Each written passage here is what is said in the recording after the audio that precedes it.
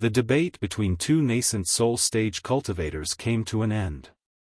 Too much information had been presented to all the cultivators in the morning. They would have to consider for a long while and sort it out despite their extraordinary computational ability. Therefore, no meetings were arranged for the afternoon. All the cultivators frowned and contemplated in their own meeting rooms. Collapsing in the depths of the soft seat, Li Yao was like an animal that hid itself in its nest when it sensed an incoming danger.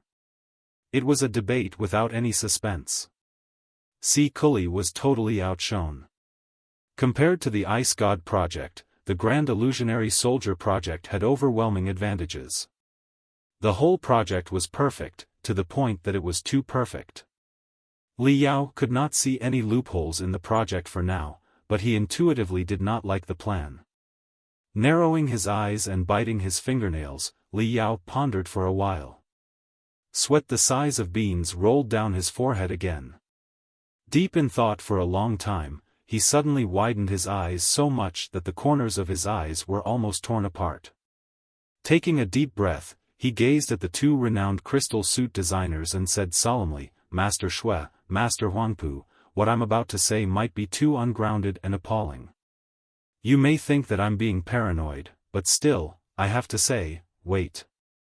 Shui Yuanxin raised his hands and interrupted him. Patting his own big head, he said, "Let me take a guess first.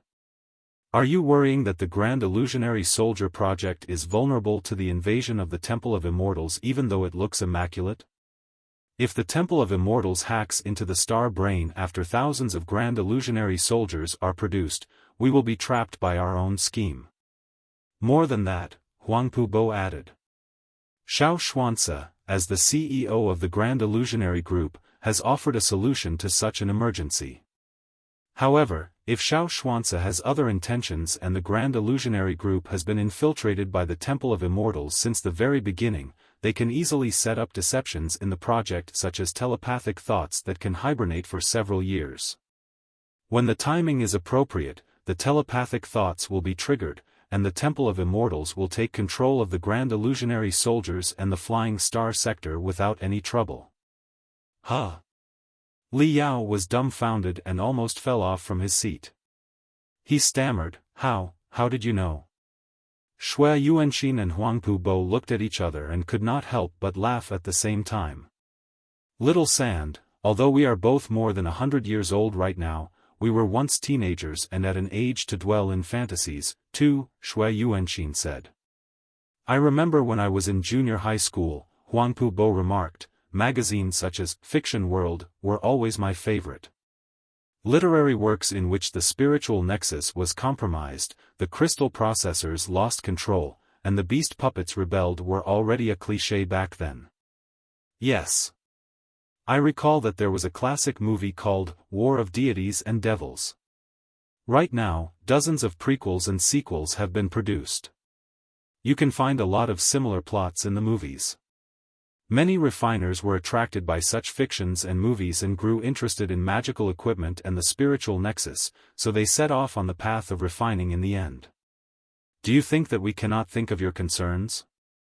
Is that so?" Li Yao scratched his hair and blushed.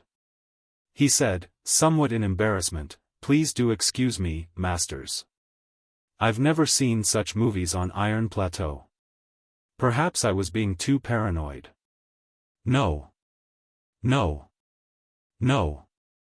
Your concerns are perfectly normal and necessary," Shui Yuanxin said solemnly.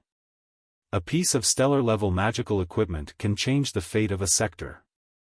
It is simply prudence to imagine the most extreme conditions.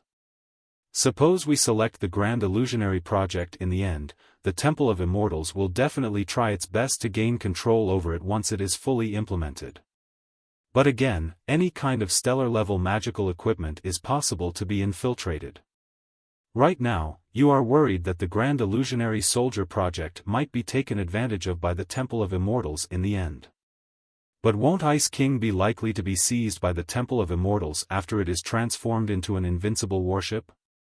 Or rather, is there any kind of stellar-level magical equipment that will absolutely be never infiltrated by the enemy? We cannot stand by and do nothing just because we fear that the Temple of Immortals might intrude and manipulate our products. Li Yao thought for a moment and said, that makes sense. Make bold assumptions, and run careful verifications, Huangpu Bo said.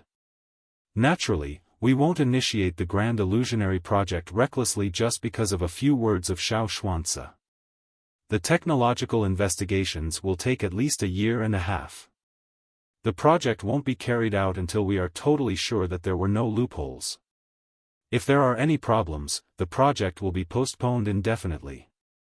Moreover, we will investigate and monitor the actual supervisor of the stellar-level magical equipment, or in this case, the Grand Illusionary Group and Xiao Xuanzi. It's not that we don't believe in Xiao Xuanzi, but the matter is too important. Any cultivator, even you, will be thoroughly vetted and traced back to your great-grandparents for complete scrutinization if they become the supervisor of the stellar-level magical equipment. Li Yao was greatly relieved. Technological investigations for an entire year? Very good and very necessary. We can do 2 years if 1 year is not enough, or 3 if 2 are not. I would rather endure the harassment of the Temple of Immortals for several more years than have such a big project carried out hastily. Of course.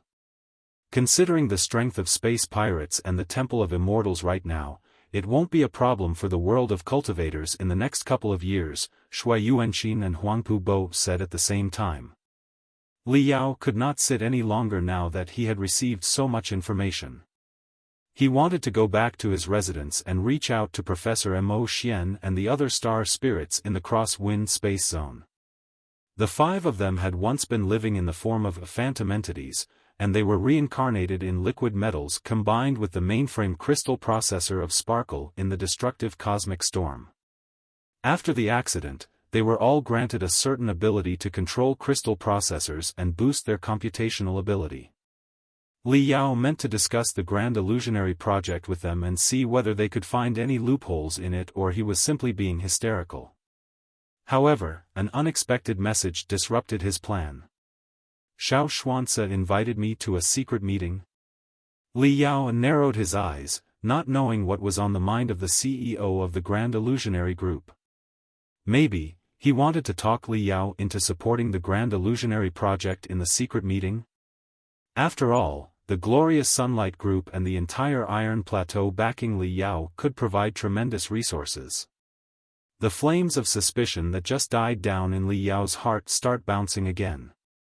He decided that something must be wrong with Xiao Xuanzi if the man was too enthusiastic about the Grand Illusionary Soldier Project and wanted to have it fully carried out no matter what. Thinking through that, Li Yao gladly accepted the invitation and planned to get in touch with Xiao Xuanzi at a short distance. Half an hour later, Li Yao began to suspect his previous suspicions. He was in a spacious meeting room 300 meters below the main hall of the Millennium meeting. Illuminated by the glittering crystal processors and ever-changing light beams, it was more like a command center. When Li Yao arrived, almost 100 cultivators were already sitting in the command center.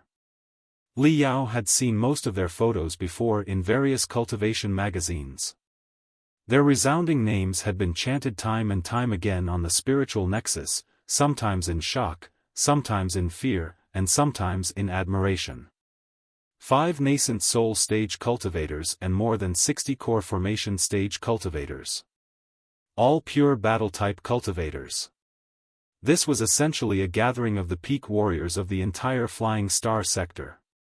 With so many super experts crowding at the same place, although everybody was cautious enough to suppress their capability to below 1%, the dominating aura from them still make the underground command center as solemn as a grave. Schwa. Schwa. Schwa. Schwa.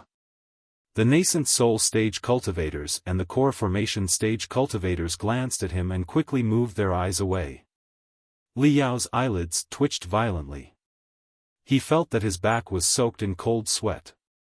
Several experts there were from Flying Star University and had communicated with Li Yao before.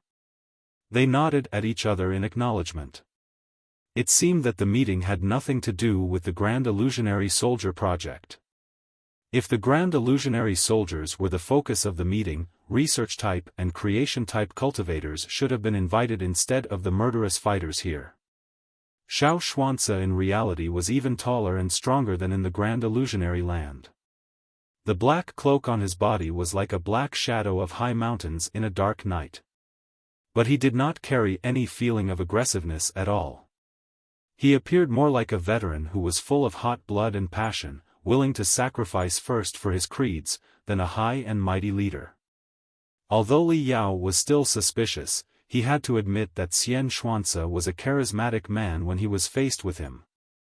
"Senior Xiao, I thought you invited me to ask me to support the Grand Illusionary Soldier project," remarked Li Yao. Cultivation aside, Xiao Xuanzi was 10 times as old as him. It was only appropriate that he address Xiao Xuanzi as a senior. Xiao Xuanzi smiled casually. "My young friend Sand, you are a representative of the Glorious Sunlight Group and Iron Plateau.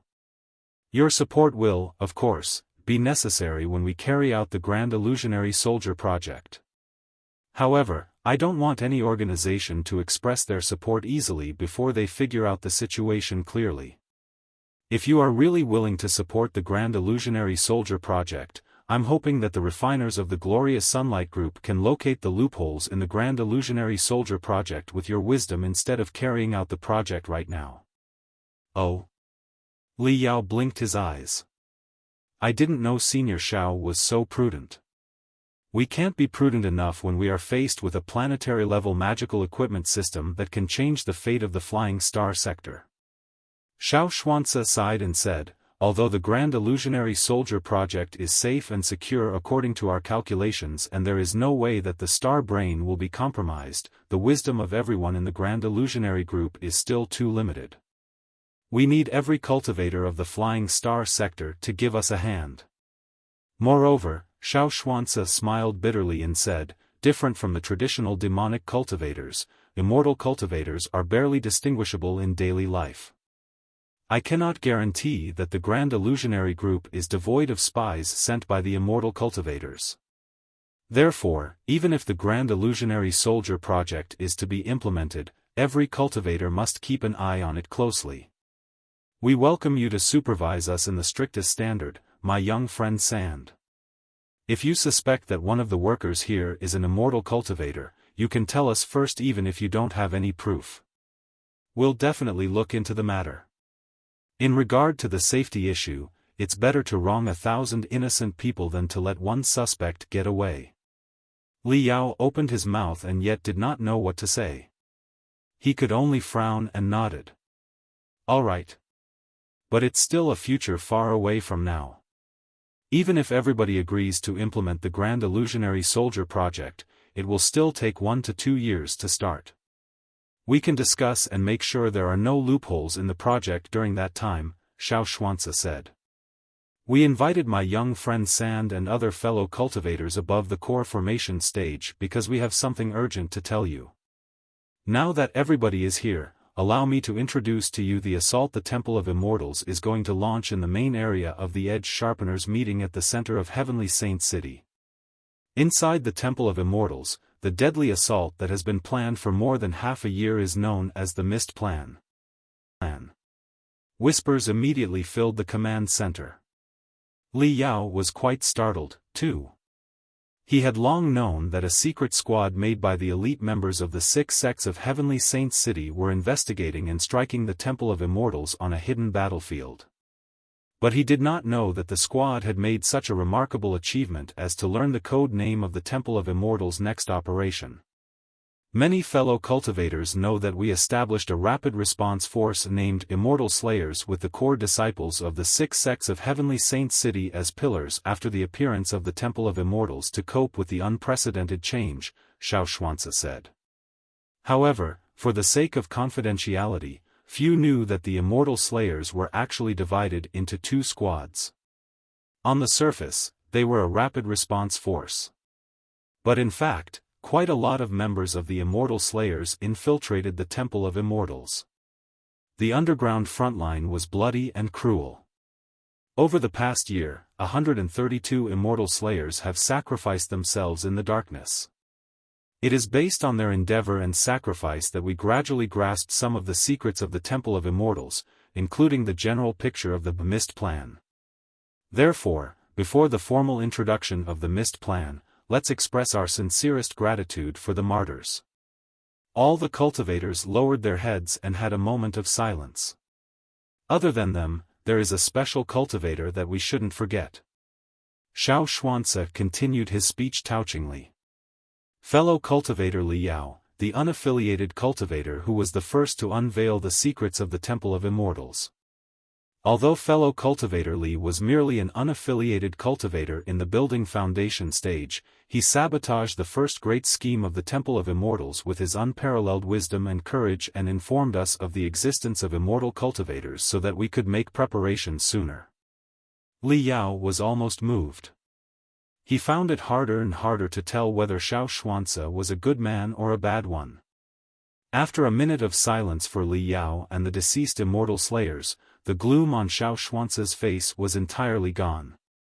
He put on a shrewd and determined face again and waved his hands, summoning hundreds of light beams behind him on which detailed profiles of the members of the Temple of Immortals were listed. Since the battle in the Iron Plateau space zone was over 1 year ago, the Temple of Immortals has never planned any big operations. They seem to have vanished in the Sea of Stars and simply asked the space pirates to continue harassing our sailing routes. We suspected that the Temple of Immortals were accumulating its strength in secret and planning an earth-shaking operation. Therefore, we dedicated a lot of manpower to investigate and finally discovered the Mist Plan. Schwa. About 10 pictures on the light beam behind Xiao Xuanzi were enlarged. Most of the pictures were quite fuzzy or captured from a special angle. It was very hard to distinguish the faces of the people in the pictures. According to our investigation, the 8 people in the pictures are all high-level killers of Spider's Thorn, an assassin group of Black Spider Tower. They are known as the 8 Blades. The 8 Blades of Black Spider are all super experts above the core formation stage. They have arrived in Heavenly Saint City and snuck in right next to us. Gasps were echoing inside the command center again. 8 core formation stage cultivators, who were adept at stealth and assassination, had teamed up. Even a nascent soul stage cultivator would have a headache if he ran into them. No wonder so many experts had been summoned for the meeting today. Xiao Xuanzi waved his hands. The light beam changed into a black shadow with a big blood-red question mark in the middle. 8 Blades of Black Spider are not leaders of the Mist Plan, despite all being in the core formation stage. 4 Kings of Immortality, Mountain, Sea, Black, Lotus. Of them, Yan Shibei, the Mountain King, was in charge of fanning the flames in the 6 tribes of Iron Plateau and has been slain by fellow cultivator Sand. Right now, the Mist Plan is probably supervised by the Black King, another leader of the Temple of Immortals. We don't have the first clue as to who the Black King is exactly. Our best guess is that he is probably Hellsword Zhuangzio, one of the 2 top experts on Spider Den who is equally famous as by Xinghe, the pirate potentate. However, Hellsword Zhuangzio is an unpredictable lone wolf all the time and wanders separately from the pirate gangs. He does not even listen to the orders of the pirate potentate by Xinghe. We truly do not know much about him. Of course, it is not appropriate to say that the pirate potentate and the Hellsword are the top 2 experts right now. According to the latest news, Feng Yuzhong, captain of Storm Prison, has advanced into the nascent soul stage recently. It is quite possible that there are 3 nascent soul stage cultivators among the space pirates. Li Yao raised his eyebrow. Feng Yuzhong was now a nascent soul stage cultivator, too? He had killed Feng Yuzhong's only son. The 2 of them were mortal enemies and would not stop hunting each other until one of them was killed. Li Yao was eager to find out whether or not he could take down a nascent soul stage cultivator with the help of the reborn mystic skeleton battle suit now that he was in the superlative height of the building foundation stage and had a capability almost 20 times higher than common cultivators in the peak of the building foundation stage. The Black King, who is possibly in the nascent soul stage, the 8 blades of Black Spider, who are in the core formation stage, and other experts hiding in the darkness that we do not know yet are the operatives of the Mist Plan.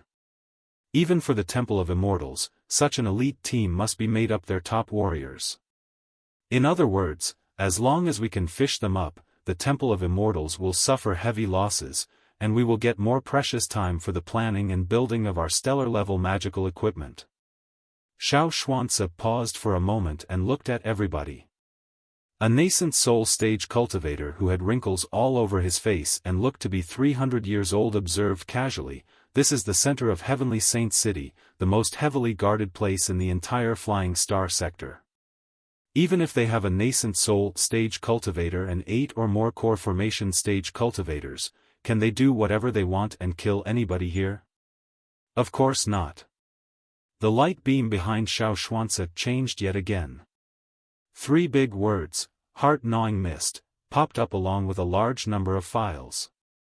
The heart-gnawing mist is the new generation poison that the Temple of Immortals condensed based on countless ancient books by mixing 9 different common poisons and purifying them with modern technology. It can attack flesh, cells, nerves, and the soul at the same time. We don't know the power of the heart-gnawing mist as of now. But by our rough estimates, 1 spoonful of heart-gnawing mist should be enough to kill tens of thousands of people when it is released into the air. The 300-year-old nascent soul stage cultivator was not moved. We've all seen better poison. Is the Temple of Immortals trying to kill so many core formation stage cultivators and nascent soul stage cultivators with venom? The heart-gnawing poison is not designed for you. Xiao Xuanzi shook his head and replied calmly, "It is prepared for ordinary people and low-level cultivators." What? Everyone, including Li Yao, was shocked. Heavenly Saint City is a star fortress. Our central area is essentially an enclosed iron ball. All the fresh air is provided by an artificial circulating system. When the Edge Sharpeners meeting began, experts, scholars, and visitors from other space zones all came to enjoy the gala. Up until the day before yesterday, the population of the central area of Heavenly Saint City was 3 times the usual, a new record. All these people need to breathe oxygen. Our air recycling system is now already overloaded. If the Temple of Immortals infiltrates one of the procedures of the air recycling system and injects abundant heart-gnawing mist, it will definitely fill the entire central area of Heavenly Saint City. What will the consequences be, if I may ask? Perhaps cultivators above the building foundation stage will be able to resist the poison. But the ordinary people and low-level cultivators are bound to be affected by the mist. At that time, the central area of Heavenly Saint City will be in chaos. All the core formation stage cultivators and the nascent soul stage cultivators will be busy rescuing the people. The Black King, and the 8 blades of Black Spider, will naturally take the opportunity to assassinate the targets whom they deem of value and who are least prepared. Even if the assassination fails, the chaos they make in the central area of Heavenly Saint City will be a major strike for people's confidence in cultivators and, therefore, shake the foundation of the world. This is the general picture of the Mist Plan. There was half a minute of silence in the command center. Although the ventilation rune arrays were fully functioning and releasing fresh air that even carried the aroma of soil after a rain, the core formation stage cultivators and the nascent soul stage cultivators all felt short of breath, as if they had already been poisoned by the mist.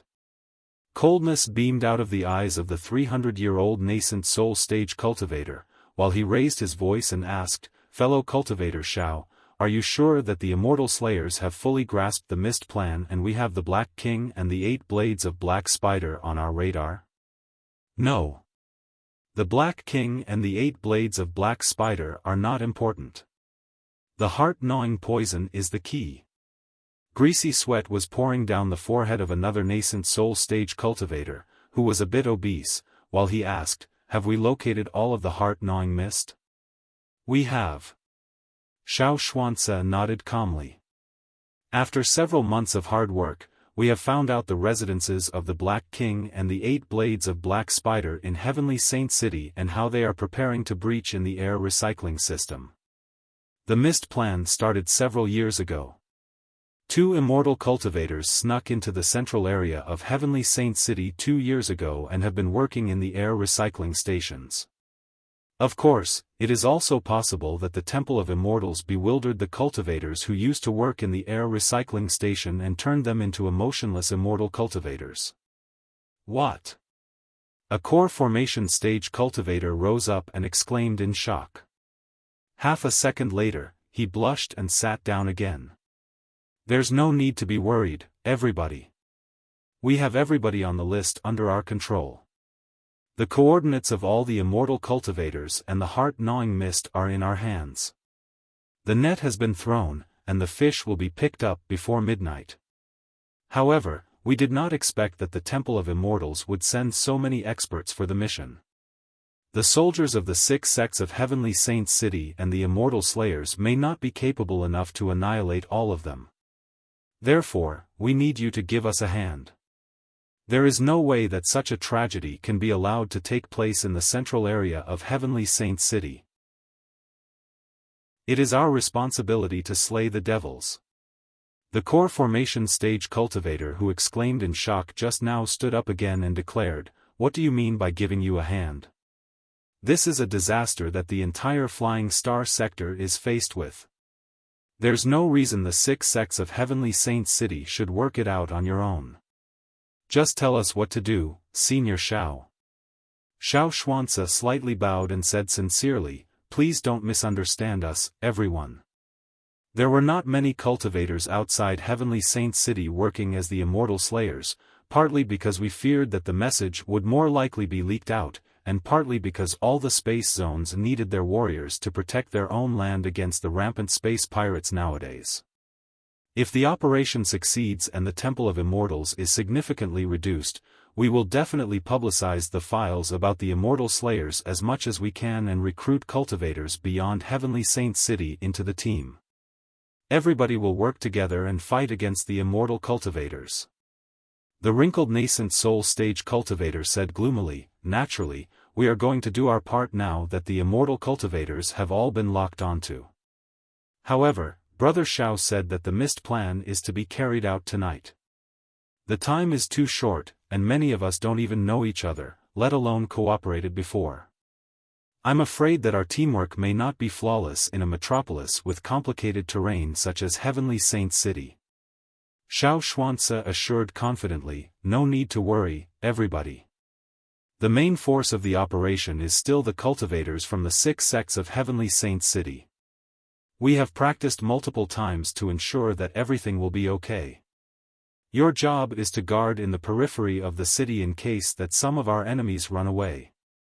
If the Black King of the Temple of Immortals arrives in person, such an expert in the Nascent Soul Stage might still be able to get away even if 3 to 5 other Nascent Soul Stage cultivators are hunting him. Therefore, we have to make thorough preparations. We have decided on your position and responsibilities according to your capability and personality. Please take a look." Shao Xuanzi clapped his hands softly. The wall on the left side of the command center suddenly split apart, revealing a large crystal processor center.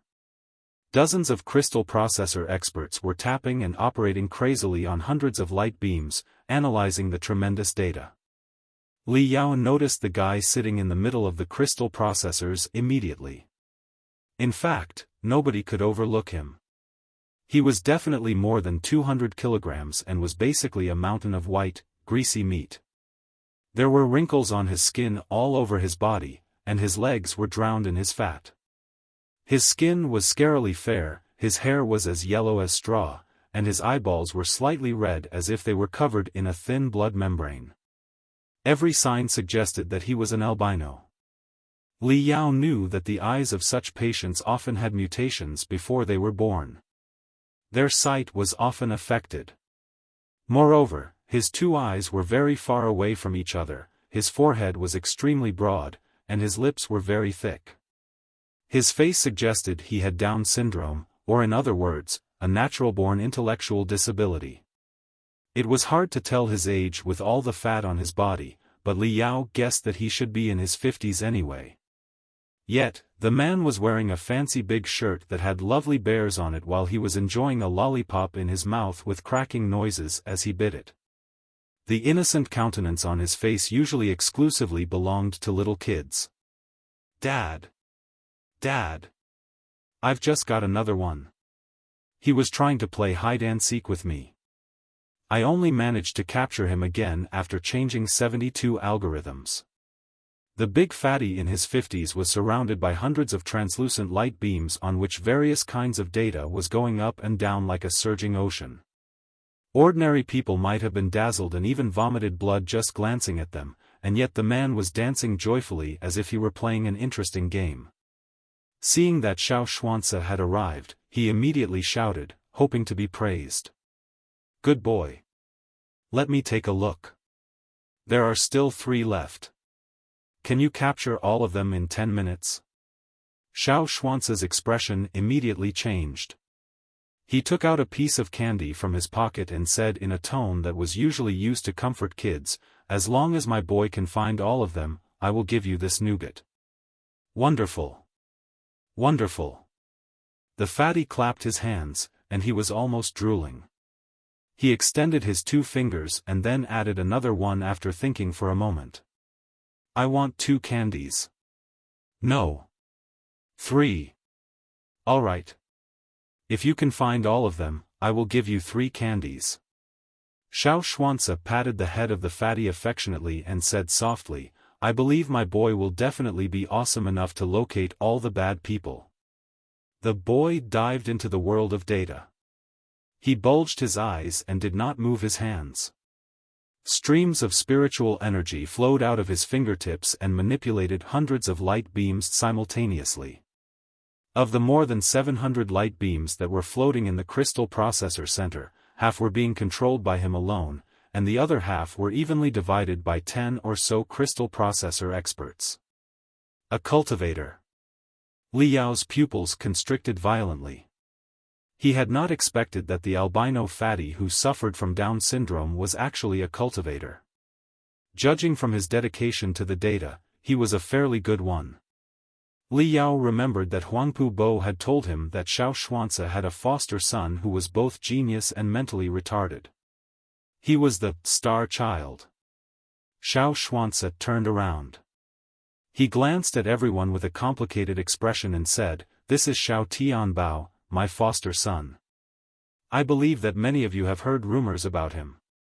Whatever other people might think, he is a truly determined man, a cultivator who is as innocent as a baby and willing to devote his everything to cultivation. In his life, there is absolutely nothing except cultivation."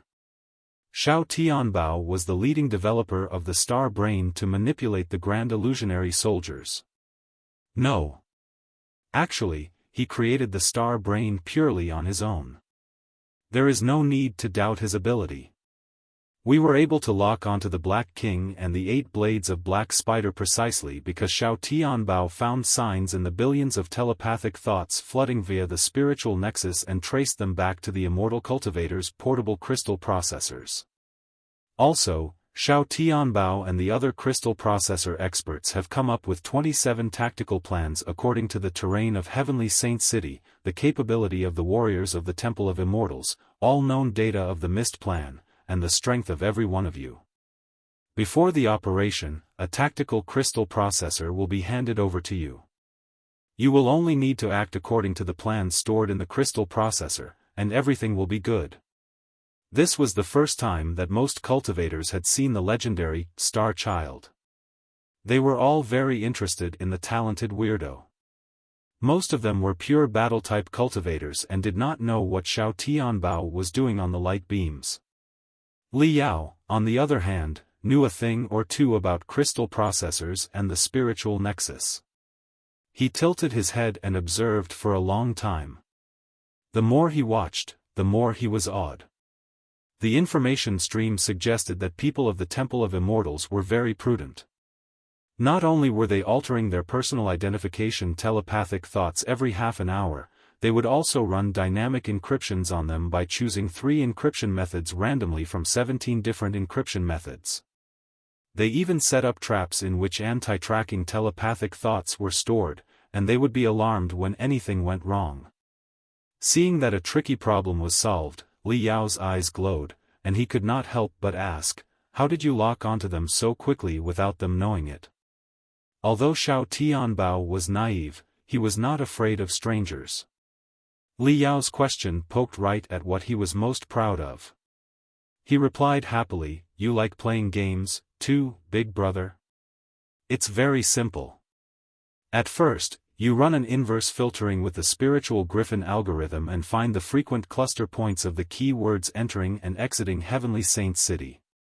Then, you plug in a hyperlink to them with the 9 algorithms of Hook Chen and locate all the discontinuous variables, before you calculate all the recurrent sets with the master instability regression method.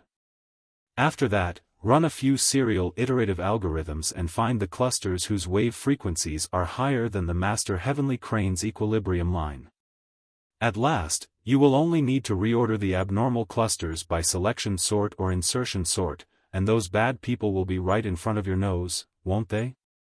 Xiao Tianbao blinked his red eyes, which were almost transparent, and looked at Li Yao in expectation of his compliment. Cold sweat was popping up on Li Yao's forehead.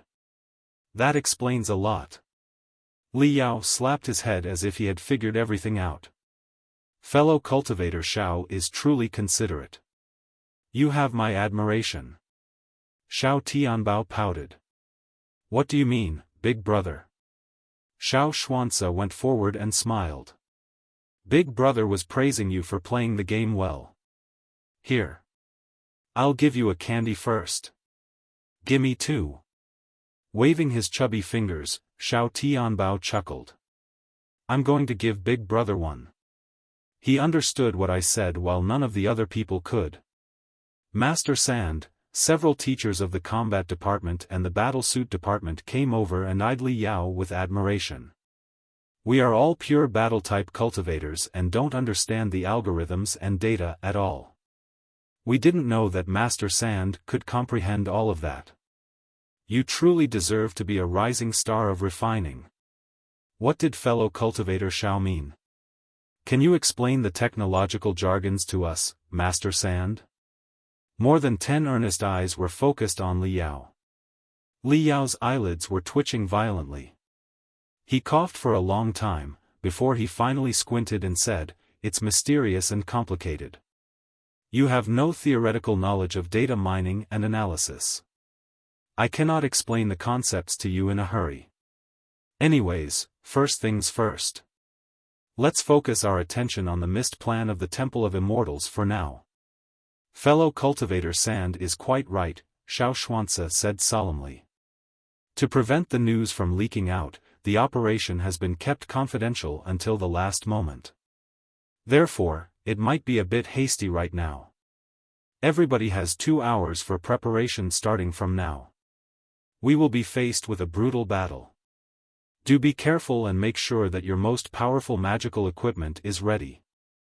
If you did not bring sufficient magical equipment with you, the 6 sects of Heavenly Saint City have prepared abundant tools, which you are free to choose from.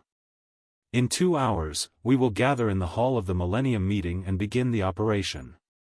The name of our operation will be Mist Clearing."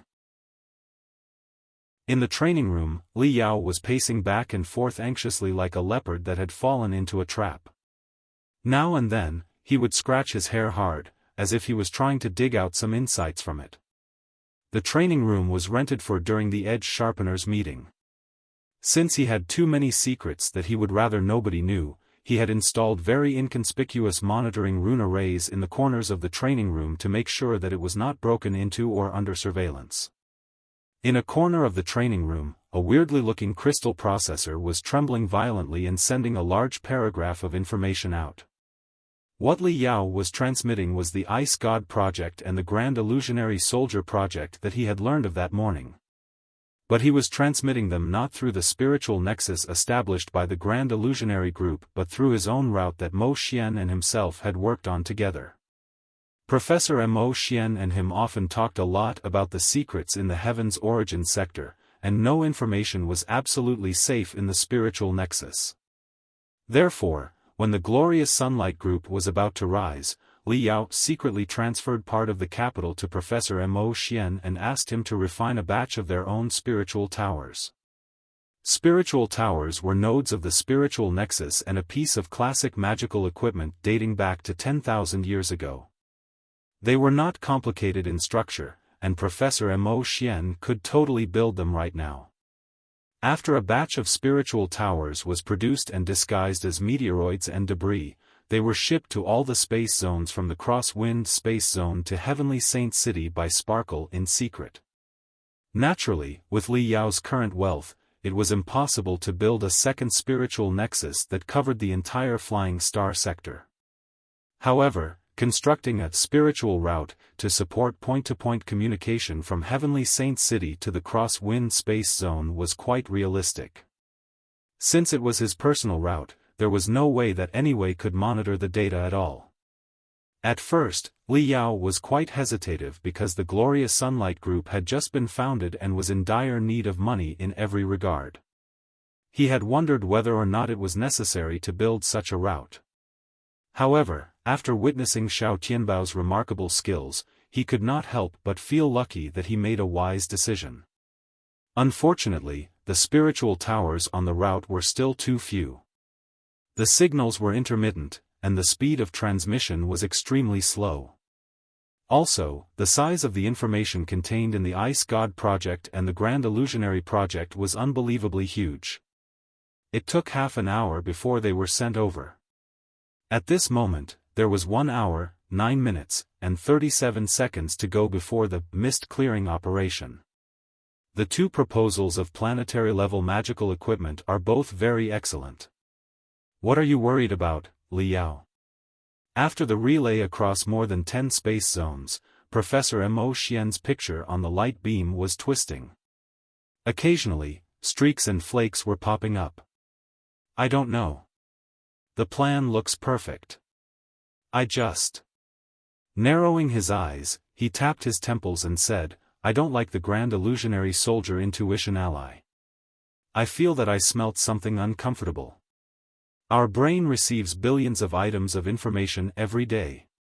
99% of that is deemed to be useless and is screened out, Professor Mo Xian said.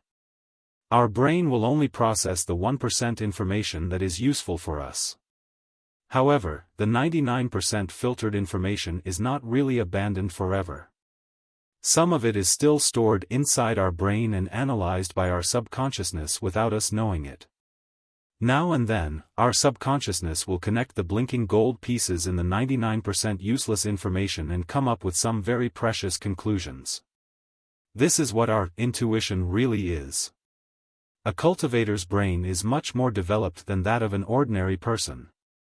The analysis and computational ability of our subconsciousness are also 100 times better than those of ordinary people.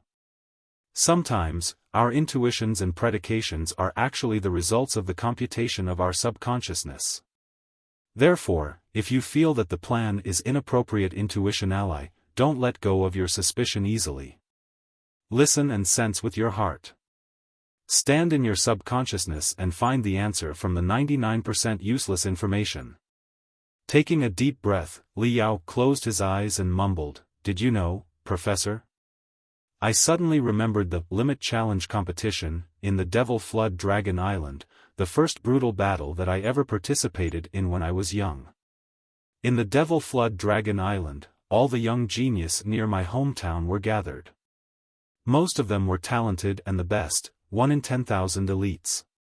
At that time, my capability was merely mediocre compared to them. However, with my talents in refining, I was able to assemble most of the magical equipment on the Devil Flood Dragon Island and sold the tools to the geniuses. What they did not know was that I left a backdoor in every piece of magical equipment, and I was the real master of their weapons. Therefore, even the geniuses whose capabilities far exceeded mine would be at the mercy of me as long as they were using magical equipment assembled by me. Professor Mo Xian said casually, I see where this is going.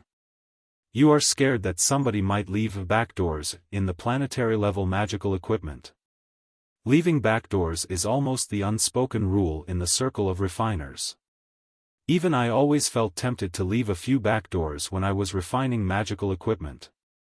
However, if you're worried that the Grand Illusionary Soldier has backdoors, there are two critical questions that need to be addressed. Firstly, the Grand Illusionary Soldier is a piece of magical equipment highly dependent on the spiritual nexus. Without the spiritual nexus, they are barely of any value for a battle and will be a waste of resources. But the Flying Star sector is too large a place, and the signals in the spiritual nexus are bound to lag when they are transmitted dozens of space zones away, not to mention the interference during transmission. Look. We are merely sending signals of picture and sound, and the transmission is already very unstable. It is terribly difficult to transmit complicated telepathic thoughts continuously. If there were really backdoors, how big would the backdoors have to be? Moreover, although most of the spiritual nexus is built and managed by the Grand Illusionary Group, the hundreds of sects scattered across dozens of space zones can influence the spiritual towers, too. They can always destroy the spiritual nexus if they realize that the Grand Illusionary Soldiers are going out of control. Once the spiritual nexus is down, the Grand Illusionary Soldiers will be wasted iron and copper. Li Yao frowned. This is also the question that baffled me most. I wouldn't be so anxious if I knew the answer. The first problem can be resolved by technological approaches, however hard. But the second problem can barely be fixed, Professor Mo Xian said. Before the Grand Illusionary Soldier project is fully activated, technological hearings and source code examinations that can potentially take 1 to 2 years will be conducted first. There are many experts that specialize in crystal processors and the spiritual nexus in the Flying Star sector. All the important sects have their own advisors, too. I've been in touch with some of them before, and they knew what they were talking about quite well. With so many experts, they can always run the test with the most simple and straightforward methods, say, infinite regress. After 1 to 2 years, loopholes will definitely be found out if there are any. You don't think that the wisdom of all the experts in the Flying Star sector combined is no match for a retard, do you? Li Yao was even more agitated. He was about to bash the wall with his head while he said, "Indeed. I thought so too. We are not making a movie right now. The experts and scholars are not stupid. They can locate any loophole and kick open any backdoor if they have 1 to 2 years." Li Yao paced to a corner of the room in annoyance, when his body suddenly stiffened. If they have 1 to 2 years. 1 to 2 years. He jumped high as if he had been struck by lightning, and his head crashed into the ceiling, which was more than 4 meters from the ground. After a crack, a giant hole was left on the ceiling, and he fell back to the ground with dusts all over his face. Lying on the ground, Li Yao stretched out all his limbs and stared at the hole in the ceiling. His soul seemed to have exploded, and shocking brilliance beamed out of his eyes. "Professor, I haven't found out the answer to your first question yet, but I've come up with a possibility for the second question. Professor, you and my 4 senior brothers are all special spectral cultivators that are combinations of phantom entities and the mainframe crystal processor of Sparkle. Crystal processors are part of you, and your understanding about them must be 100 times deeper than normal crystal processor experts. In your opinion, if the time for examination is shortened to 3 to 6 months, instead of 1 to 2 years like right now, is it possible to hide some of the loopholes?" Professor Mo Xian pondered for a moment and said, "Locating a loophole in the billions of lines of source code is like fishing for a needle in an ocean. If the time limit is 3 months or shorter, full coverage methods such as infinite regress will not be adopted. Theoretically speaking, it is possible to conceal a backdoor. However, it is just theoretical. As far as the cultivators of the Flying Star sector and the Heaven's Origin sector that I know, I don't think any of them can achieve such a goal." "That's right. That's right." Li Yao suddenly sat straight. He crossed his legs, and brutal brilliance beamed out of his red eyes despite his face still being coated with dust. Professor, the Temple of Immortals is a weird organization, is it not? In their debut 1 year ago, all their operations were smoke grenades, and their sole purpose was to raise a war between the Iron Plateau natives and the space residents. Their scheme was indeed seamless and flawless. If I, the weirdo neither from Iron Plateau nor from the space, did not show up, it is quite possible that their plan would have worked out. However, it has been an entire year after the Battle of Iron Plateau, but the Temple of Immortals has kept a low profile and resorted to normal approaches such as assaults and assassinations. Such dull and straightforward methods are completely inconsistent with the wisdom implied in the scheme when they first showed up. It is almost like an unparalleled martial arts expert who starts waving his fists idiotically after he performed the most brilliant move in the world. Maybe, the Temple of Immortals has been accumulated their strength in preparation for their thunderous attack, the missed plan, Professor Mo Xian said. Li Yao sniffed. The thunderous attack has been fully unraveled before it is carried out. That's too stupid. However, let's put the missed plan aside and look at Iron Plateau in retrospective. Professor Mo Xian, what do you think will happen if I didn't show up and a great war between Iron Plateau natives and the space residents broke out exactly as the Temple of Immortals planned? Mo Xian was deep in thought. Gold sparks were bursting out of the two deep hollows on the metal skull, while he said, if the Temple of Immortals plan succeeded, the Iron Plateau natives would have been the cannon fodder of the immortal cultivators. They would have been projected to dozens of space zones nearby via the crystal warships of the space pirates. A total war would have broken out. What else? Li Yao's eyes were shining. He spoke so fast that his voice was like rushing bullets. Then, the Flying Star sector would have faced an enormous crisis that can only be resolved by focusing all the resources and manpower available. There would be two plans for the cultivators to choose. But the Ice God project would still have been impractical, because the modification of Ice King requires at least 20 years. During the 20 years, the combat ability of Ice King will remain at 0. The Iron Plateau natives and the immortal cultivators are no fools. They would not stand by and watch the cultivators to transform Ice King but come up with a way to sabotage the project. Moreover, let's say that Ice King modifications are completed after 20 years and it's turned into an invincible starship. Don't forget that the cultivators have two targets right now, Iron Plateau and Spider Den. Awesome as Ice King may be, it can only hit one planet at most. It is impossible to destroy Iron Plateau and Spider Den at the same time. Therefore, if the war broke out, the Ice God project would have been out of the picture from the beginning. After a brief silence, Professor Mo Xian's voice turned sharp. Then, there's only the Grand Illusionary Soldier project left. Indeed, Li Yao said coldly. The Grand Illusionary Soldiers are very cheap and can be refined by the other sections. As long as some of them are produced, they will boast a certain amount of combat ability. Also, they can be deployed in every corner of the Flying Star sector. It is definitely a piece of perfect, tailor-made magical equipment for the riot of the Iron Plateau natives. No. It is also possible that the riot of the Iron Plateau natives was a scheme tailor-made for the Grand Illusionary Soldier project. Faced with the incoming Iron Plateau natives, it would have been impossible for the cultivators to run the most detailed tests within 1 to 2 years patiently. Think about it.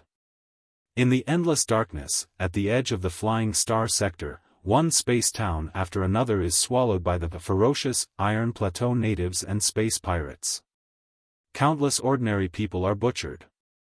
The fearsome flames of war are ignited in every part of the Flying Star sector and sweep across the world. Under such circumstances, how can you expect to examine the Grand Illusionary Soldier for 1 to 2 years? Even 3 to 6 months might be too long. If I were a leader of a sect, and the space towns in my territory were being assaulted by the Iron Plateau natives, I would definitely try to buy a batch of Grand Illusionary soldiers to solve the imminent threat whatever the cost. In such a case, the Grand Illusionary Soldier project would be implemented in haste after a short period of 1 to 2 months of examination, if it is examined at all, won't it? Professor, based on your experience, do you think it is possible to check the loopholes once the Grand Illusionary project is fully initiated? Mo Xian shook his head. That would be very difficult. Li Yao, you are not a professor in the field of crystal processors. I can only explain it to you with the shallowest metaphor. Before the Grand Illusionary project is activated, the star brain is in the original state. It is like a frozen, solid ocean. Although it is difficult to fish for a needle in a frozen ocean, it is still possible once countless experts are gathered.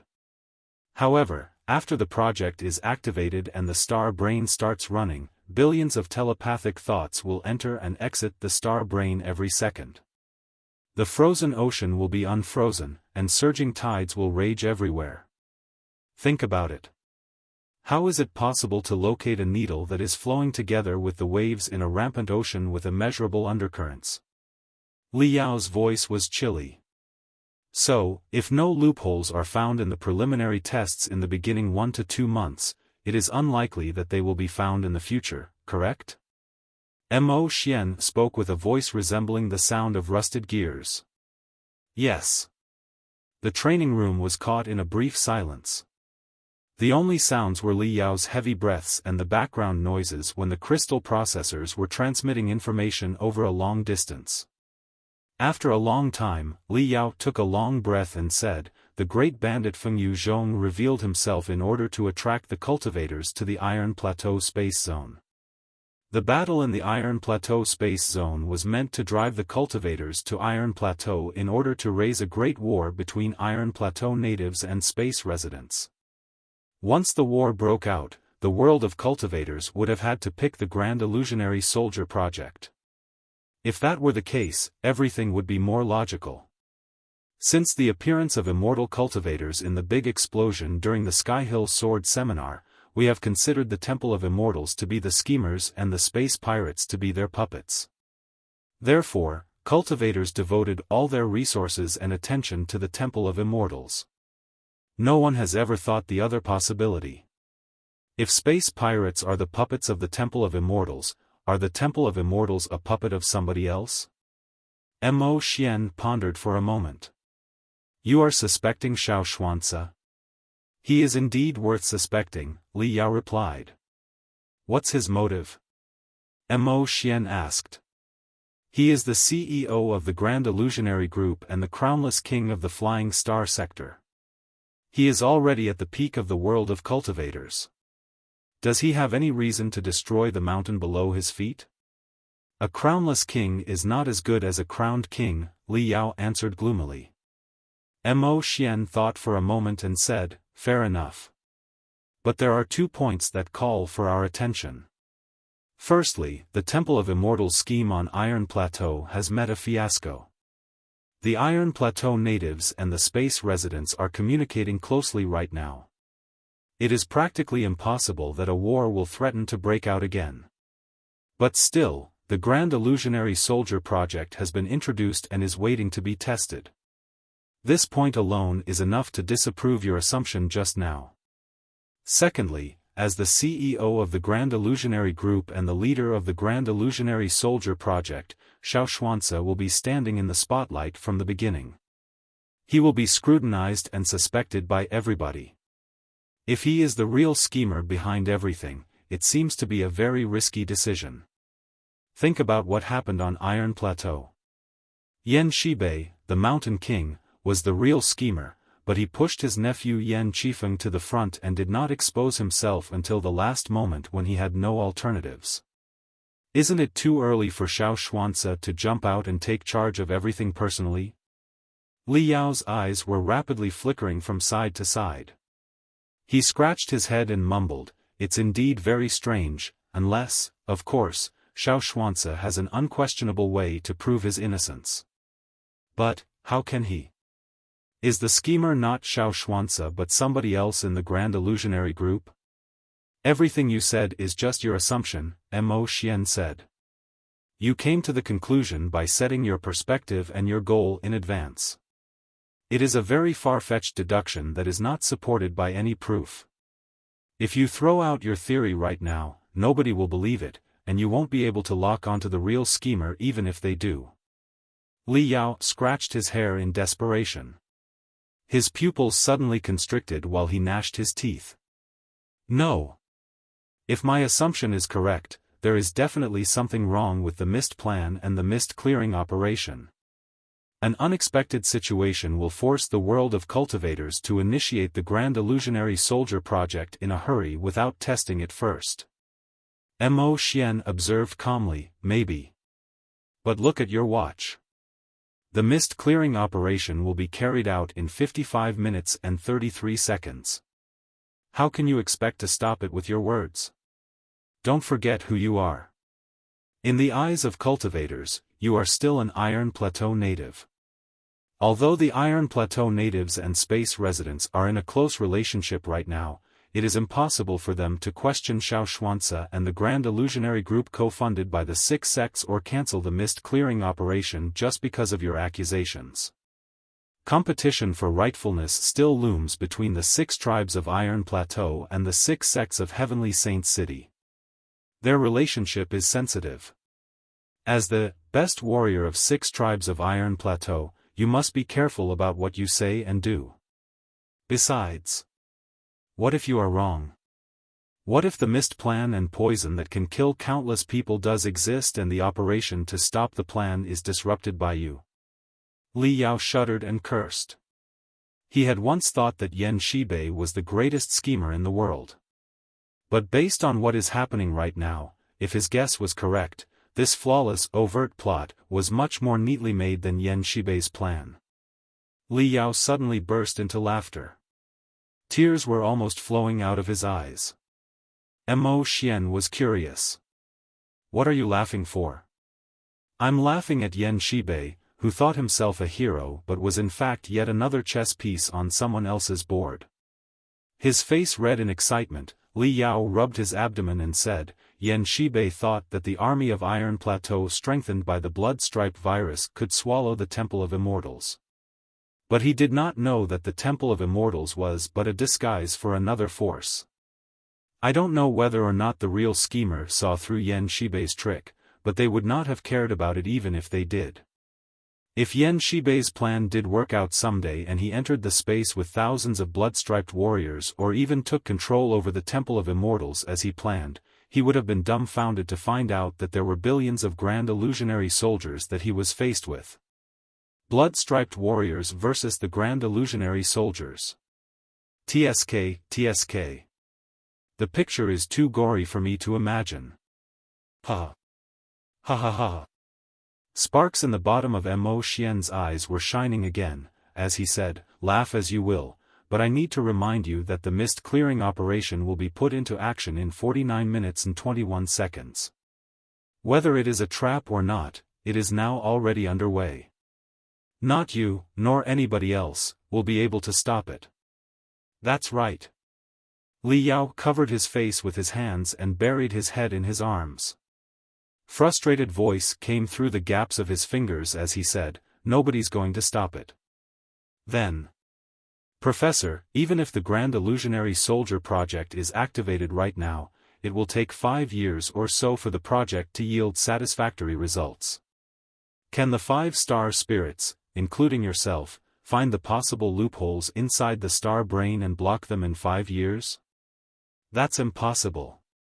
Professor Mo Xian asserted.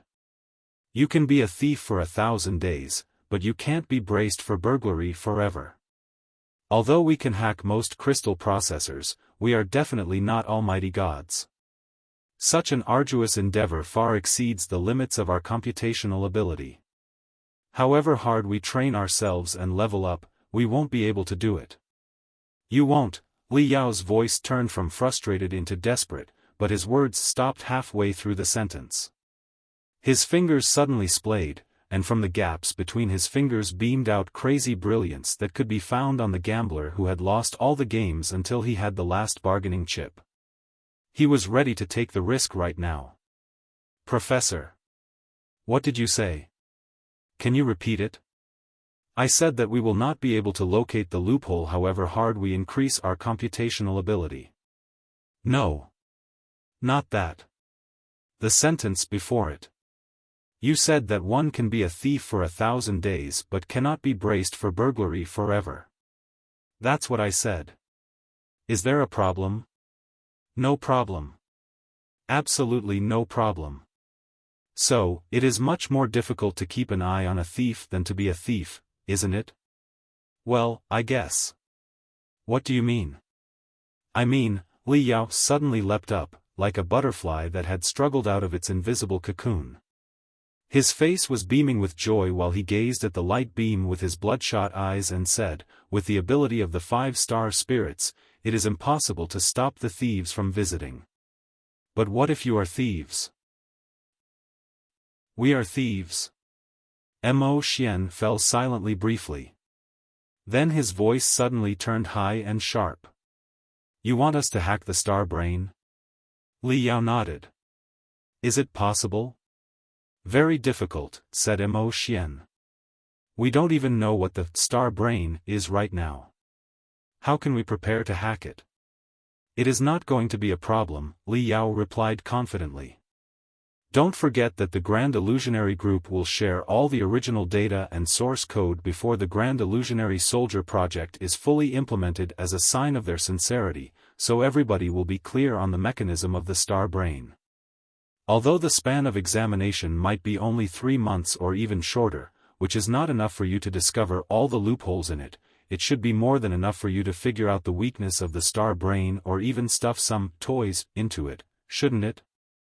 After that, you will have several years to come up with a solution to crack, infiltrate, and control the defense system based on the star brain.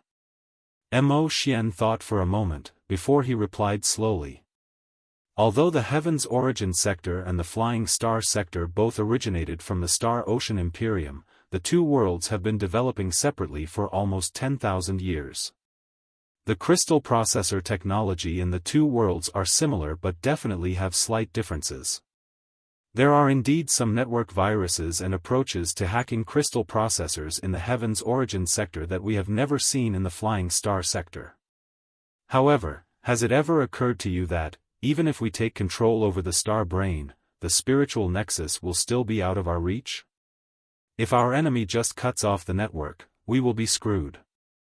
Which means that the best outcome we can get is that we will have control of the Grand Illusionary Soldiers of a space zone, if not a planet, for a very short amount of time. This is our only option right now, Li Yao said helplessly. Whatever the outcome turns out to be, let's make do with it for now. Our time is limited, Professor. The operation I'm going to take part in will possibly have 3 results. The first one. Nothing weird happens during the operation, and the missed plan is sabotaged smoothly as we planned. Everybody is happy. If so, the discussion we had just now will have been meaningless. We can all go to bed and have a nice sleep. The second result.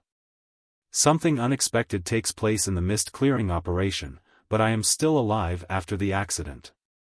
If so, we will settle what we are going to do next based on the real situation. Thirdly, if I die in the mist clearing operation, Mo Xian raised his voice. Say what? Li Yao frowned and said, listen to me first. If I die, I want you to do 2 things. Firstly, cut off the point-to-point communication from the cross-wind space zone to Heavenly Saint City immediately, keep our own spiritual towers silent, and ready the self-destruction magical equipment in them. Once anybody draws near to the spiritual towers, detonate them instantly. Nobody is to discover our secrets no matter what. Besides, whoever sends a message to you in my name, whether through the spiritual nexus or through our private route, no matter how much they know about me and how similar they are to me, that won't be me. According to our security protocol, when you see 35 threads with certain titles appearing in 27 forums at the same time, the one who reaches out to you between 7:34 p.m. to 7:41 p.m. in the standard time of the Flying Star Sector will be the real me. Li Yao and Mo Xian had their own secret code. Mo Xian would browse through 27 heated online forums every day.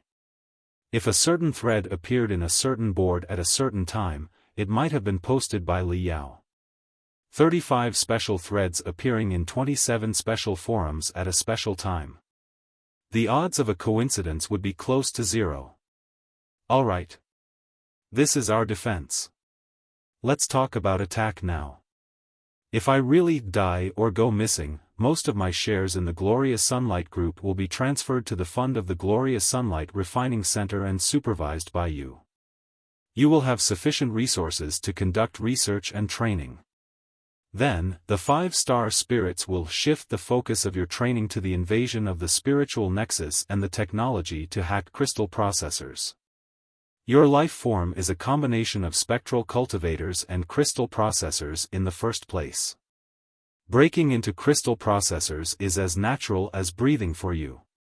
I believe that you will definitely become the best experts in the field after a few years of training. When the Grand Illusionary Group shares its original data and source code of the star brain, make a judgment yourself. If you are confident, stuff some toys into it. If you are not, it won't be a big deal. But you must try your best to analyze it with all your computational ability.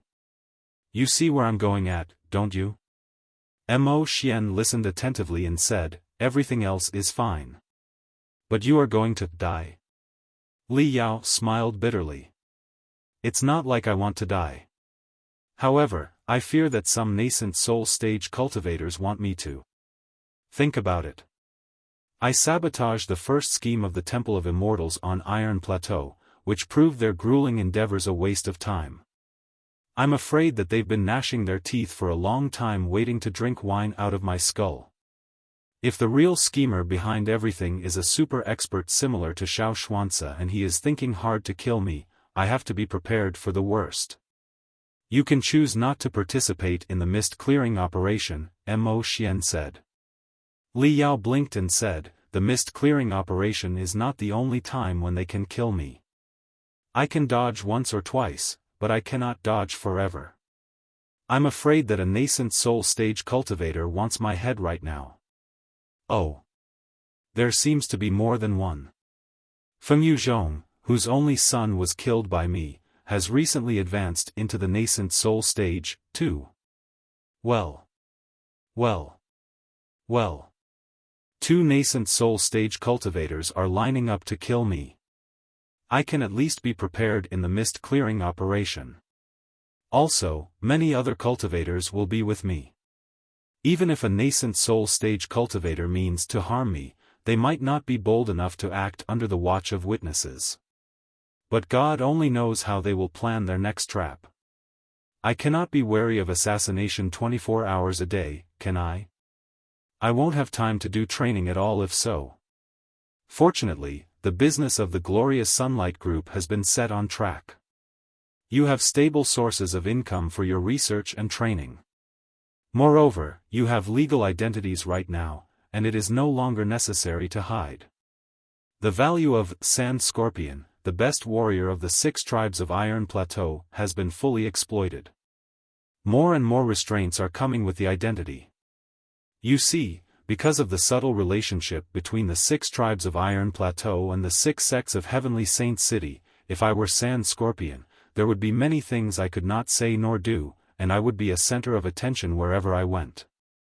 Therefore, when we were speaking of the mist clearing operation, it suddenly occurred to me that, if I absolutely had no other options and I was running to a dead end in every direction, would it not be an excellent choice to just die?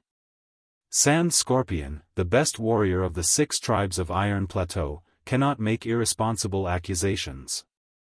But a Mr. Nobody will be free to say whatever is on his mind. If the words of a Mr. Nobody are not convincing, then... Li Yao smiled. If they come from the mouth of the big hero, Li Yao, who was the first to reveal the scheme of the Temple of Immortals, somebody is definitely going to believe it. Alright. Time is precious. The mist clearing operation is about to begin. Let's stop talking and do our job separately. The great devil we are going to deal with this time is probably Shao Xian-Ce, the crownless king of the Flying Star sector. Allow me to give a code name for our operation. Let's call it the Xian Extinguishing Plan, shall we? Mo Xian did not know how he should respond. Li Yao scratched his neck and said, "My bad, Professor. I forgot that Xian was in your name, too." Then, since the purpose of our operation is to breach into the star brain, let's just call it the Brain Concussion Plan. Li Yao cut off the communication and retreated the crystal processor into his cosmos ring. Then, he reached out to Wu Mian with the mini crystal processor on his wrist. "Master, you look well today. Anything particular that you're happy about?" Wu Mian immediately started exclaiming when he saw Li Yao. "Do I?" Li Yao scratched his face and felt that he was ecstatic, too. No. He had become increasingly ecstatic ever since he heard about the Grand Illusionary Soldier project, the Mist Plan, and the Mist Clearing operation. Untamable flames were jumping out of his every cell, as if something that had slept for more than half a year deep inside his bones was gradually waking up. "You do?" Wu Mian nodded carefully. "Over the past half year when we were in Flying Star University, I always felt that there was some sort of laziness, for the lack of a better word, in you. You did not seem energetic enough whatever you did. Even when you were fighting, the fearlessness and the burning fighting will when you confronted Yen Shibei on Iron Plateau never showed up again. But right now, it's as if you're back on Iron Plateau again, Master." "Maybe." Li Yao grinned, feeling that his every cell was moaning. He mumbled to himself, "Maybe you're right. The recent half-year in Flying Star University has been comfortable, steady, and carefree. However, it seemed to get more boring as days went on. Perhaps I am not born for a comfortable life. A different way of living is more suitable for the real me. Listen up, I'm going to be part of an event shortly. You will know what it is in the news tomorrow. I need you to do 3 things for me. Firstly, in the safe inside my training room, there are 2 jade chips and 2 cosmos rings that I prepared for you and Anan. The password for the safe is the 6th variation of the Flying Spirit 7-star array. If I don't come back in 3 days, you should open the safe, take out the jade chips and the cosmos rings, and share them with Anan. The 2 of you will motivate each other and train yourselves according to the arts inside the cosmos rings. Secondly, Master Mo, a spectral refiner of the Glorious Sunlight Refining Center, is a good friend of mine. You can trust him completely. Talk to him if you run into any trouble. Thirdly, have you read the news regarding the Grand Illusionary Soldier project?" Wu Mian nodded.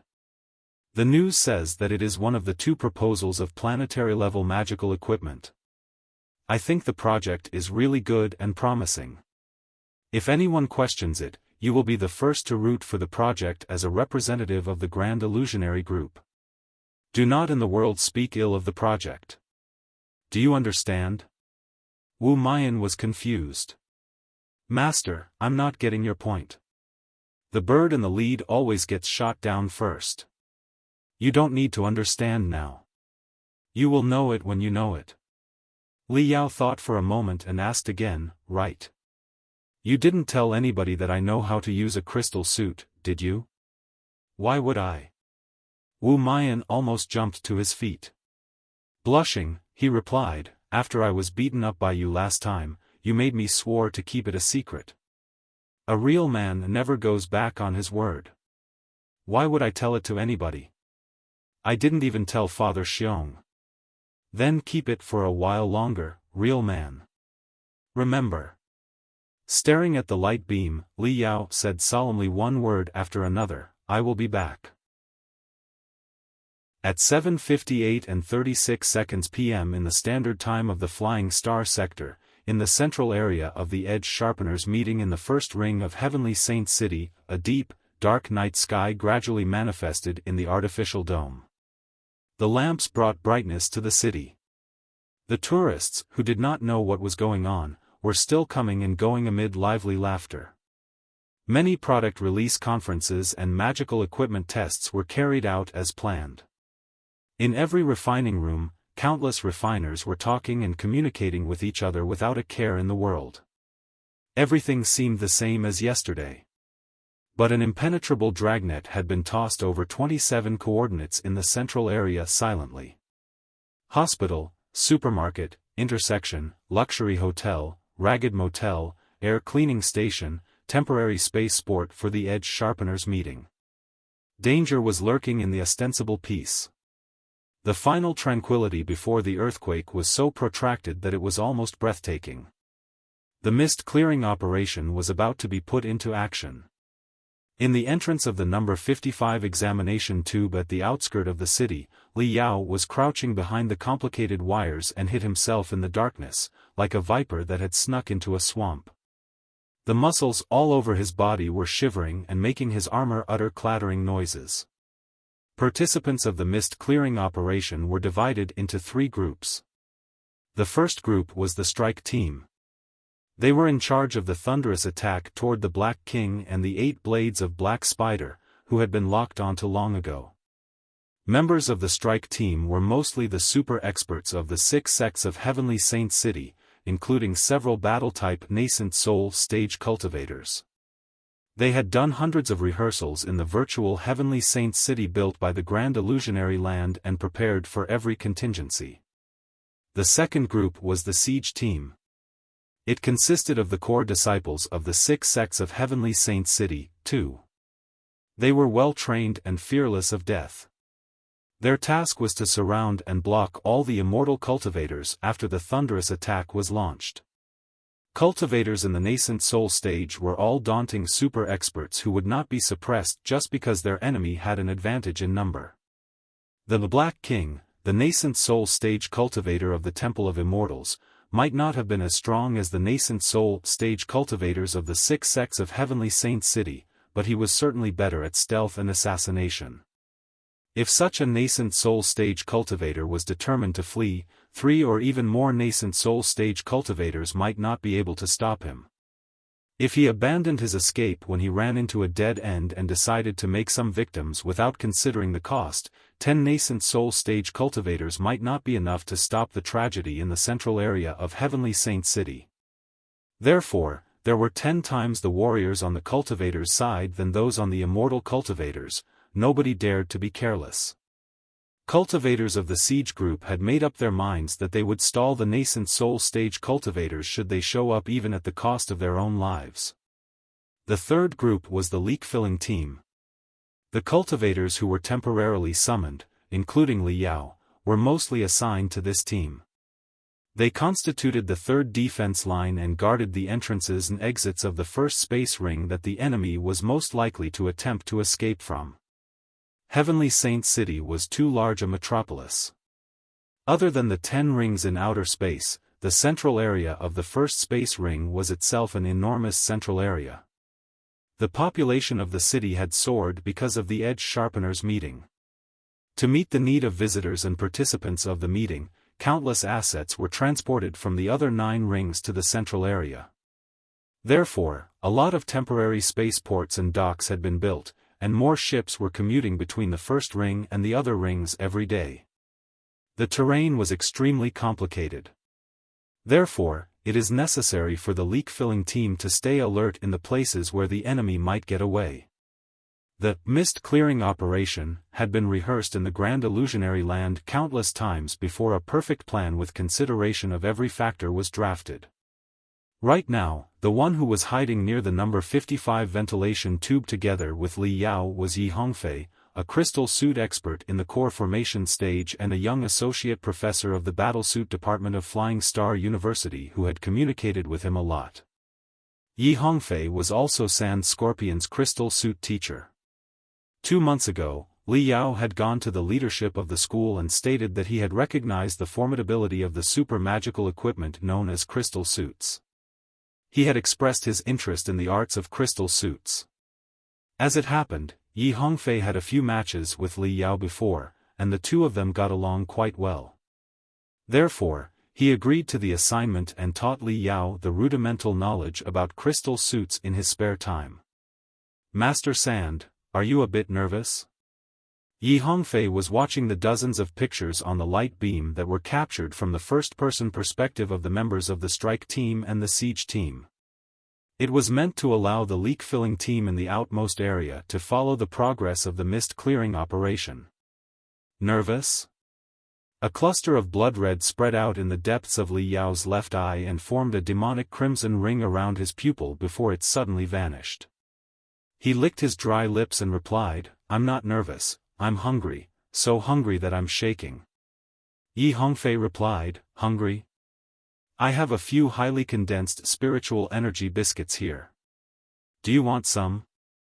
Li Yao shook his head. "Thanks, but no.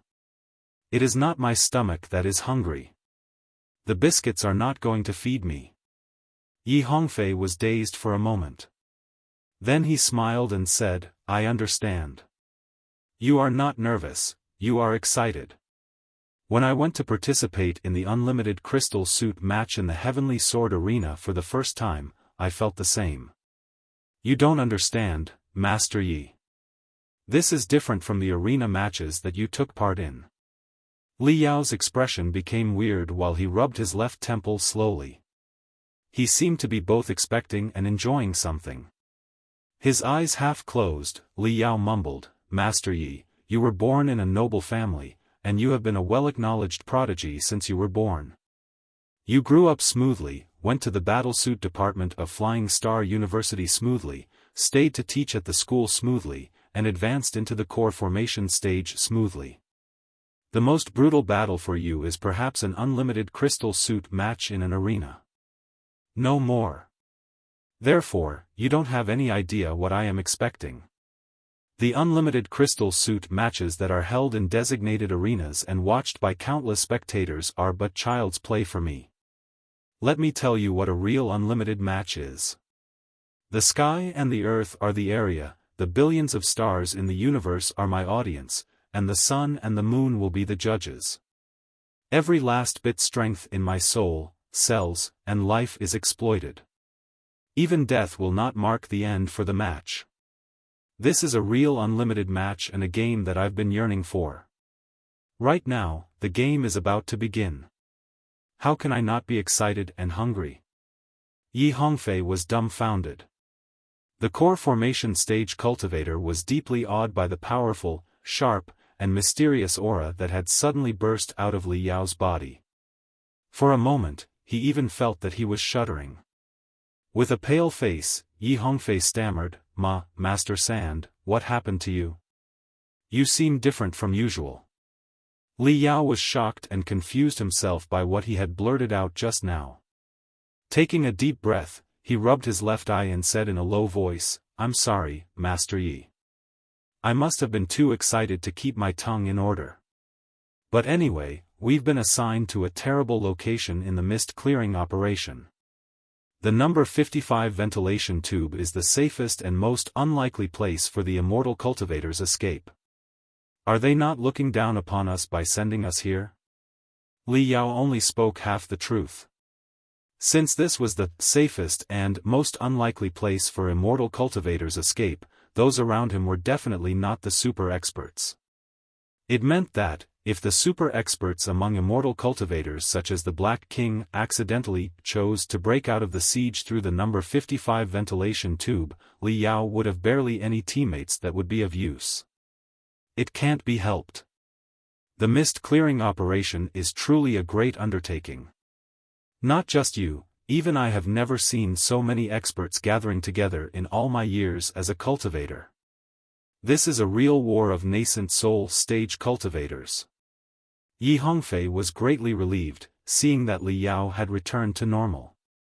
He smiled bitterly and said, "Although I am in the core formation stage, you were quite right about my lack of experience in real-life combat.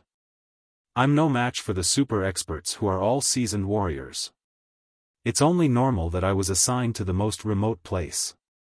Li Yao sniffed. "But my combat ability is as good as that of a core formation stage cultivator, and I have abundant experience in real-life battles. Why was I ordered to this location, too?" When he spoke the last sentence, Li Yao turned on the communication channel intentionally so that every member of the mist-clearing operation would hear it. Yi Hongfei glanced at Li Yao's face and noticed that he was perfectly normal. He scratched his nose and said, "Master Sand, let's be honest here. It's true that your secret arts are indeed powerful enough to help you wield combat ability more than 10 times that of a cultivator in the peak of the building foundation stage. Normal core formation stage cultivators are no match for you, and you may even be able to survive 1 or 2 attacks from a nascent soul stage cultivator. However, that's only true when nobody is wearing a crystal suit. Crystal suits were the greatest invention of the modern cultivation civilization. It is a super platform and the king of magical equipment. A cultivator with and without a crystal suit can have a vastly different combat ability.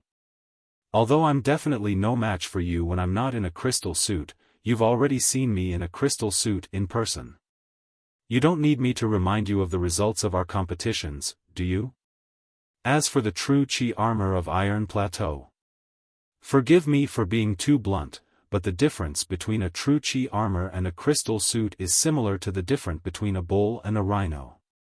They may look alike, but their enhancements for combat are worlds apart.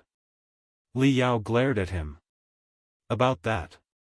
Yi Hongfei opened his hands and said, I wouldn't have put it so straight if you were not an experienced refiner who participated in the refinement of the unparalleled extension and a bunch of other crystal suits. You should have a personal understanding about the formidability of crystal suits right now, no? Otherwise, you wouldn't have gone to the leadership of the school hoping to learn the arts of crystal suit in a hurry 2 months ago, would you? However, it's only been 2 months, and you simply devoted your spare time to it instead of practicing crystal suits full-time. I was only able to teach you the rudimental knowledge. So, I'm well aware of your skill in a crystal suit. Li Yao patted the armor on his body that was carved with glamorous spiritual stripes and looked like a ferocious insect. He said, Of course, I know that my crystal suit techniques are not good enough. So, what I'm wearing is still the Sky Scorpion armor, but it is now the universe-strengthened version. This armor has been modified by Master Shui Yuanxin and me together at the cost of a great many heavenly materials and earthly treasures. A lot of features of crystal suit have been added. Also, we redesigned the internal structure of the armor based on aerodynamics with special crystal processors. It is definitely not the same as the normal armor. Yi Hongfei chuckled and managed a smile. Master Sand, you are the best warrior of the 6 tribes of Iron Plateau. Nobody will doubt your combat ability when you are in your Sky Scorpion armor. However, the battle today is too important. It concerns not only your honor as a warrior but also the lives of millions of people. Therefore, it is quite understandable that they are making such arrangements. Master Sand, it is also the Qi trainer's creed to protect ordinary people. You must know the thoughtfulness of the 6 sects of Heavenly Saint City, right? Li Yao sniffed and stopped talking. He rubbed the Sky Scorpion armor in silence. His eyes glanced over between the downtown area far away and the number 55 ventilation tube. Deep inside his brain, his computational ability soared as he drew up countless routes of escape and response strategies to cope with the Black King should the man appear. Everything was ready. The net was gradually tightened. At 8:12 and 33 seconds p.m., in the temporary market outside the main field of edge sharpeners meeting, a plain-looking young man dressed like a tourist was eating noodles slowly. 2 red-faced, drunk men who were leaning on each other staggered past him. At 8:12 and 37 seconds p.m., in a temporary hospital near the main field, several ambulances were blaring out high-pitched sirens while they carried a large number of patients who were all moaning on stretchers in agony. It was said that there was a large-scale food poisoning incident. At 8:12 and 47 seconds p.m., outside the number 2 air cleaning station on the perimeter of the central area, a team of cultivators wearing invisible suits dispersed and moved toward the station from various directions. They were like black mercury that was rolling slowly under the dark night. In a high tower not far away, the scope of a spiritual energy sniper had locked onto a worker inside the air cleaning station who was drinking tea and chit-chatting casually. According to the intelligence, the worker next to the third window to the left was a spy of the immortal cultivators. At 8:13 p.m., on the 16th floor of a luxury hotel in the northwest corner of the downtown area, two cleaners were doing their job with the dust-absorbing magical equipment on the circular corridor that was paved with extravagant carpets. A young man in fashionable clothing, hugging a chuckling girl who was wearing barely any clothes and had a pair of sexy eyes, went to his own room. It seemed that he had failed to hold back his libido. He pressed the girl to the wall and started kissing her before he went into the room. Without anybody knowing it, the two passionate lovers and the two cleaners were all near room 1608. In the 7 high buildings near the luxury hotel, experts in the nascent soul stage were monitoring the situation closely. Countless pieces of magical equipment, rune arrays, and barriers were ready and locked onto the hotel. Cold sweat was rolling down every cultivator's head. Although the trap seemed lethal, nobody could confidently say that they would be the winners. They felt that cold waves were surging forward inside their hearts even though magical equipment that had been piled up like a mountain was right behind them. It was because their target was also a nascent soul stage cultivator. At 8:13 p.m., 3 seconds were left before the activation of the mist clearing operation. One of the two drunk men in the night market suddenly fell to the ground because of an obstacle and started throwing up until his clothes were all dirty. His companion burst into laughter and did not look at the tourist who was having noodles at all. In the temporary hospital, many doctors and nurses were as busy as bees. Most of the patients who suffered acute intoxication as well as the doctors who came with the ambulances gradually surrounded one of the nurses without alarming anyone. In the high tower outside the number 2 air cleaning station, the shooter softly applied pressure with his finger on the trigger. Complicated spiritual stripes were emitting dim brightness around his long finger and gradually melted with the spiritual stripes on the sniper, making the sniper an appendix of his body and soul. On the corridor of the 16th floor of the luxury hotel, the sexy girl was moaning hungrily, but there was nothing except coldness and sharpness in her eyes, which seemed to be watching an invisible clock and waiting for the second hand to pass the last 3 slots. Tick-tock, tick-a-euro, suddenly. 1.5 seconds before the mist clearing operation was to be activated, the corridor on the 16th floor of the luxury hotel exploded. In the flooding light and heat, a lot of soul attack rune arrays targeting cultivators were triggered. The corridor immediately turned into a hell where devils were shouting and screaming. Boom! Beside the kissing lovers, a man-shaped hole was blown out of the wall of the corridor. A black shadow dashed out like a demon saber flying out of the nether world. The black shadow neither fled to the side nor leapt out of the window. Instead, he stomped on the ground and jumped up, blowing up the ceiling above his head and reaching the corridor of the 17th level. The entire hotel had been heavily surrounded with traps everywhere. However, in order not to alarm the Black King, the siege was not very close to him, nor was it very big. The corridor on the left and on the right, the stairs, the floors below and even outside the window had all been installed with the most delicate traps. The floors above had the weakest defense. The cleaners and the lovers immediately tore off their disguises. The intimidating aura of a super expert suddenly burst out of each person's body as they rushed to chase after the target.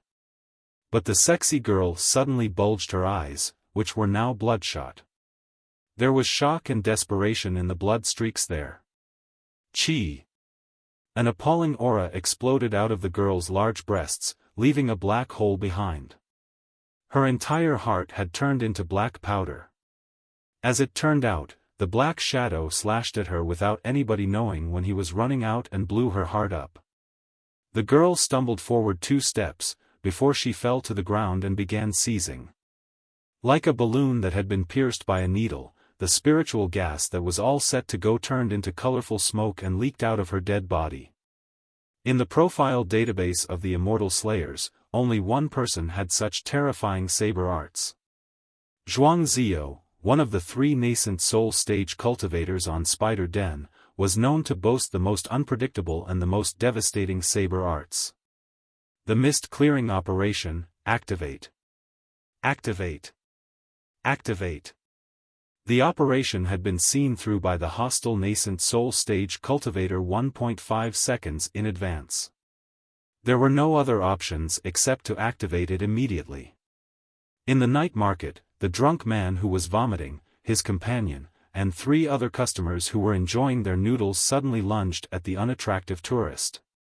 In the hospital, dozens of white sheets flew to the air, only to be torn apart by the surging spiritual energy, blossoming like flowers. Outside the air cleaning station, the shooter pulled the trigger as calmly as when he was breathing, sending out a bullet made of an entire marrow crystal with 11 attack rune arrays. In the meantime, more than 100 members of the strike team took action and decisively stuck the air cleaning station where most of the liquefied heart-gnawing mist was stored.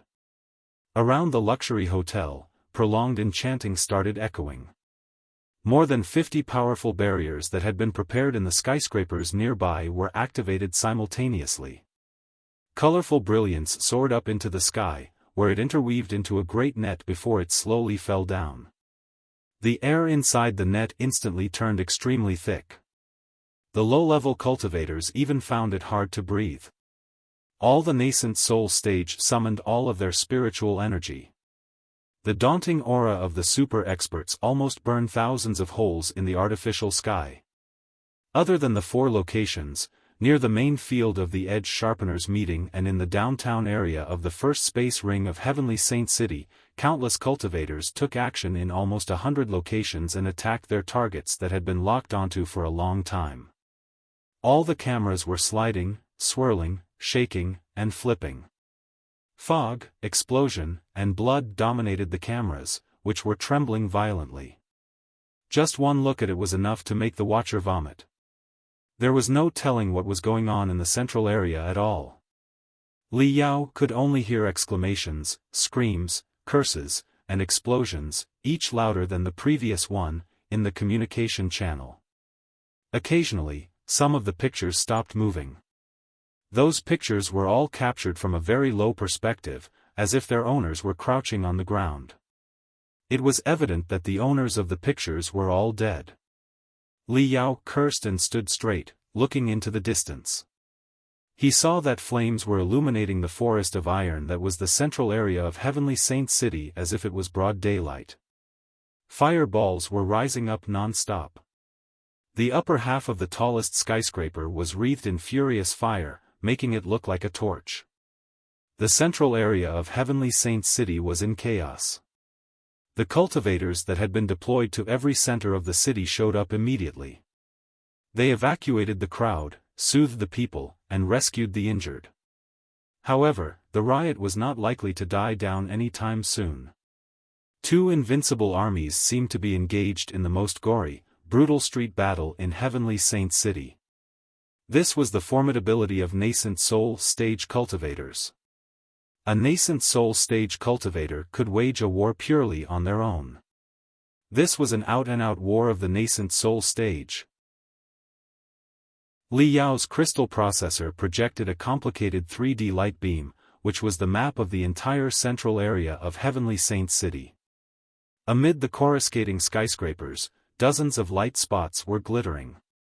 Most of the light spots were red, some of them were gold, but several were a devastating black. The red light spots meant that the battle was still going on, the gold ones meant that the immortal cultivators had been captured or killed, and the black ones meant that the cultivators had failed and that the immortal cultivators in the area had run away.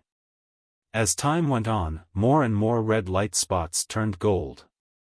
The immortal cultivators who had snuck into Heavenly Saint City, prepared for assassination or destruction, had been taken down one by one.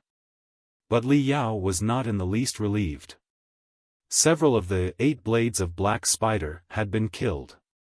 But Hellsword Xinghe, the most crucial man on their side, was still on the run.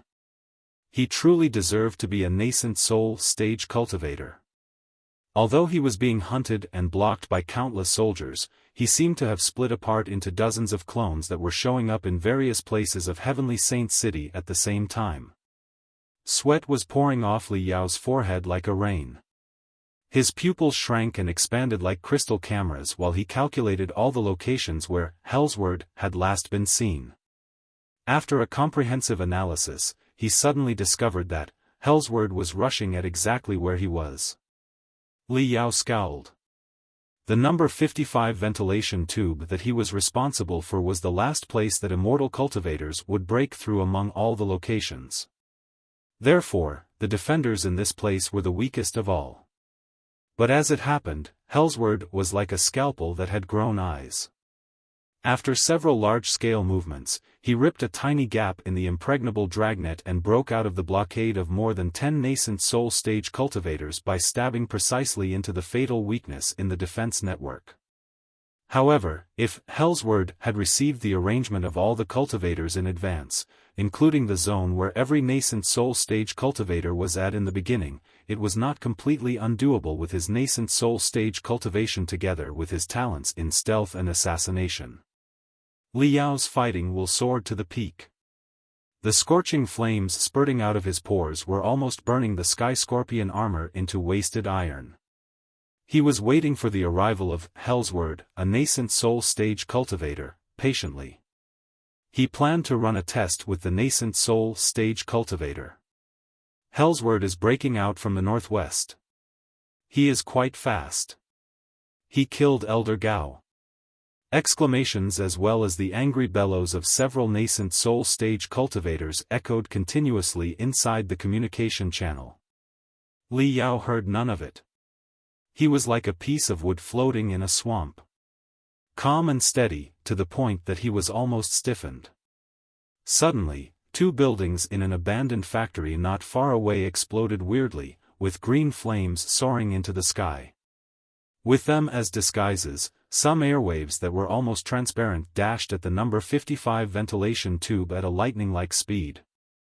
He's here. Li Yao pupils immediately shrank to the size of bright gold needles. This was the first time he ever fought a head-on battle with a nascent soul stage cultivator whose fighting will had soared to the peak. The weird airwaves passed through the abandoned factory within a breath and, taking a weird turn, blinked in front of Li Yao. Li Yao instantly felt lightheaded. The entire world turned blood red. Giant swirls in the shape of skulls filled the sky. Countless hideous devils were crawling out of the depths of the swirls and coming at him. It was a mental attack. Li Yao gritted his teeth and blinked. Then, the sky of devils was gone, only to be replaced by an overwhelming tsunami of Saber aura. It was difficult to describe the horrendousness of the Saber aura. Normal Saber aura could only be extended to 100 meters away, no matter how unstoppable it was. But the unpredictable attack in front of his eyes was launched at God knows when, and yet it could not have been more magnificent. It reminded Li Yao of the tides that were 10,000 meters high when he first landed on Boneyard. One slash was already so terrifying. Li Yao was overwhelmed by hopelessness and desperation. That's not right. But he suddenly came back to himself as if somebody had stabbed his brain with a needle. High as a nascent soul stage cultivator's cultivation might be, they could not trigger a 10,000-meter tall aura after a single slash. It was still mental attack. Hellsword Xinghe, other than being a notorious space pirate, was also a skilled meditation healer. Rumors even had it that several well-cited papers on the mysteries of the human brain on the spiritual nexus had actually been written by him. His saber arts always attacked the flesh and the soul at the same time. A casual slash built a dual illusion easily. The formidability of a nascent soul stage cultivator was partly revealed. With the solidness of Li Yao's soul, he could naturally destroy the illusions as soon as he realized it. However, beyond the illusions, Xinghe's real unstoppable attack had condensed into a streak of blackness and cut precisely into Li Yao's chest. Li Yao retreated, screamed, flew backward, and rolled on the ground. Feeling that his attack had hit the target, Hellsword accelerated to the maximum speed without looking at his victim anymore and turned into a blurred shadow, flashing into the depths of the number 55 ventilation tube. The ventilation tube was connected to various locations of the central area of Heavenly Saint City. It also led to the temporary ports and docks where he could sneak into the other 9 space rings of Heavenly Saint City. Swoosh! Swoosh! Swoosh! In 3 seconds, several colorful light flames reached near number 55 ventilation tube. All the cultivators were gnashing their teeth in regret. They were the core formation stage cultivators and the nascent soul stage cultivators who had participated in the mist clearing operation. They were only several seconds close to capture Hellsword. Fellow cultivator Sand has been killed by Hellsword. Master Sand. Yi Hongfei was greatly shocked. He did not realize what was going on until this moment and hurried to Li Yao. Pooh! Li Yao opened the facial cover of the Sky Scorpion armor and vomited a mouthful of black blood. His face was extremely pale. Before anybody could see it, Li Yao put on a vague smile. Lowering his head, Li Yao discovered that the breastplate of the Sky Scorpion armor had been torn apart like a pile of toilet paper. One slash from a nascent soul stage cultivator had declared the true Qi armor to be a total loss. I'm fine. Li Yao vomited yet another mouthful of black blood and managed to sit straight. After breathing for a while, he ripped off the broken breastplate and took out 3 layers of super bendable steel behind it. Li Yao secretly clicked his tongue in shock. As an energy absorption material, the super bendable steel boasted a defense ability 10 times higher than that of normal alloys. But the first layer of the super bendable steel did not absorb any energy at all and was directly smashed to pieces. On the second layer, a shockingly deep crack in the shape of the edge of a saber appeared in the middle. The third layer of the super bendable steel was emitting an orange color, indicating that tremendous spiritual energy was stored inside. Breaking through 2 layers of the super bendable steel and yet still dealing so much damage. The capability of a nascent soul stage cultivator in a crystal suit is truly appalling. Li Yao whistled to himself in his heart. He had finished his minor test.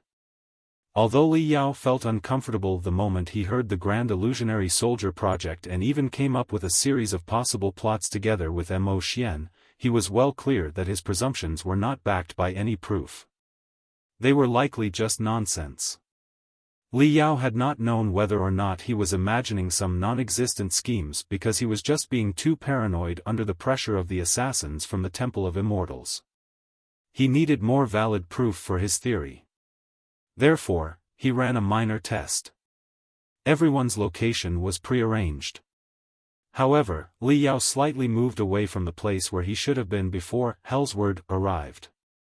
The fact that Hellsword could breach through the siege from where the defense was the weakest could have been a coincidence or based on his super intuition as a nascent soul stage cultivator, which helped him to locate the loopholes. Therefore, that was not conclusive proof. However, Li Yao had moved away from the place where he was supposed to be before he arrived and was not standing in his way at all. It meant that, of all the cultivators who were staying on alert near the number 55 ventilation tube, Li Yao was the least threatening one for Hellsword. Or rather, if Hellsword intended to attack Li Yao, he would have to deviate from his route of escape and waste almost 1 second. 1 second was more than enough to determine the outcome of a competition between nascent soul stage cultivators. If Hellsword was really of a mind to run away, why would he trouble himself by attacking Li Yao when he was being hunted by several nascent soul stage cultivators? The Sky Scorpion armor, after being modified by the great refiner Shui Yuanxin, was very similar to a crystal suit in appearance. Unless he had known the detailed profiles in advance, there was no way that Hellsword could have recognized Li Yao. Besides, the immense strength and the weirdness in the attack did not befit a casual attack at all. Every single piece of information indicated that the man had been prepared to launch the attack at Li Yao from the very beginning. This was exactly what Li Yao was trying to prove. I cleared the way for you, and several nascent soul stage cultivators were chasing you like rabid dogs. Yet, you wasted half a second and took a slight turn just in order to slash at me. This armor of mine is not particularly cool or eye-catching, and I was keeping a low profile like a dork. What did I do to piss you off? Unless, of course, Hellsword knew that Sand Scorpion would show up in this place from the beginning and decided long ago to slay the guy who sabotaged the endeavors of the Temple of Immortals while he was escaping. While proving his previous assumptions through the attack, Li Yao also planted a seed in Hellsword's heart. Normal people would always burst out the greatest strength and highest speed at the moment of life and death. But Li Yao had gritted his teeth and controlled his body so that he dodged the attack at the 80% of his maximum speed. It was a risky decision.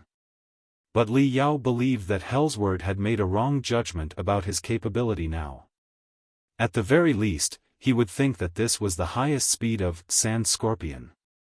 Hellsword, your strength has not diminished yet. I cannot kill you even if I equip the Mystic Skeleton battlesuit right now. However, if there's a third action after the mist plan and the mist clearing operation, will such an important man like yourself be out of the picture? You are definitely going to stir more trouble in Heavenly Saint City. The next time we run into each other, we will settle our debt, and I will be recouping additional interest. Seeing that Li Yao could still sit straight, the other cultivators who participated in the mist clearing operation were all overjoyed. Many of them took out medication drugs and magical equipment. Fellow cultivator Sand, are you all right? Li Yao's eyes suddenly split, and his face turned extremely pale and slightly green. Sweat the size of beans was smashing the ground like rainwater. His hands shivering, he ripped open the mustard seed suit on his body. In front of his chest was a black and purple bruise that seemed to have been caused by a venomous centipede. It was swollen, and it looked as if pus would burst out as soon as anybody touched it. I'm fine. Of course, he was fine. Everything was a disguise. He destroyed his skin with spiritual energy and faked the seemingly terrible wounds that in fact did not matter at all. Hellsword was best at mental attacks. Since Li Yao's soul had been cleansed by Yezi, the last thing he was scared of was a mental attack. Therefore, when he learned that the Black King, one of the 4 kings of the Temple of Immortals, was possibly the lone wolf, Hellsword, he came up with such a risky plan. If it were another nascent soul stage cultivator who was best at not mental attack but strength, speed, or computational ability, Li Yao would not have dared wear the Sky Scorpion armor and use 80% of his maximum speed at all. He would have donned the Mystic Skeleton battlesuit and summoned Black Wing to boost his combat ability long ago. Senior Kai, I'm fine. Li Yao breathed heavily and asked, what's the current status?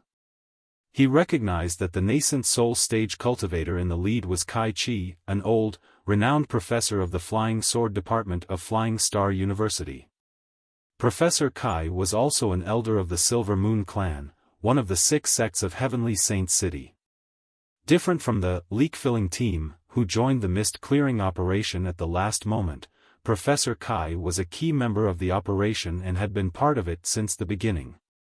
Naturally, he knew much more information than Li Yao and the rest of them did.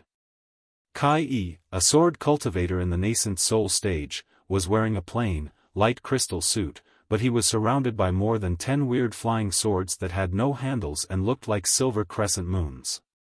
The flying swords were circling him at a seemingly low speed, and they were not emitting any dazzling brilliance. Yet, their trajectories were extremely uncanny. After just a few glances at them, Li Yao already felt short of breath. Calculating inside his brain silently, Li Yao discovered that, if the 2 of them were to fight right now, he would not be able to calculate the possible attack routes of the flying swords or dodge them at all.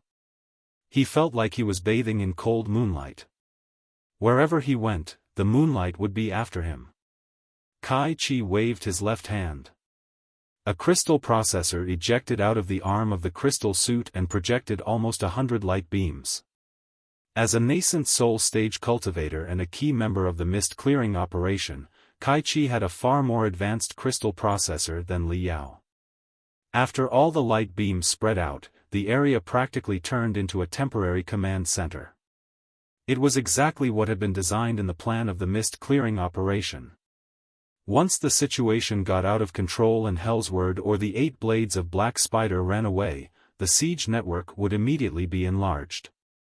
All the core formation stage cultivators, building foundation stage cultivators and refinement stage cultivators would listen to the command of the nascent soul stage cultivator that was closest to themselves.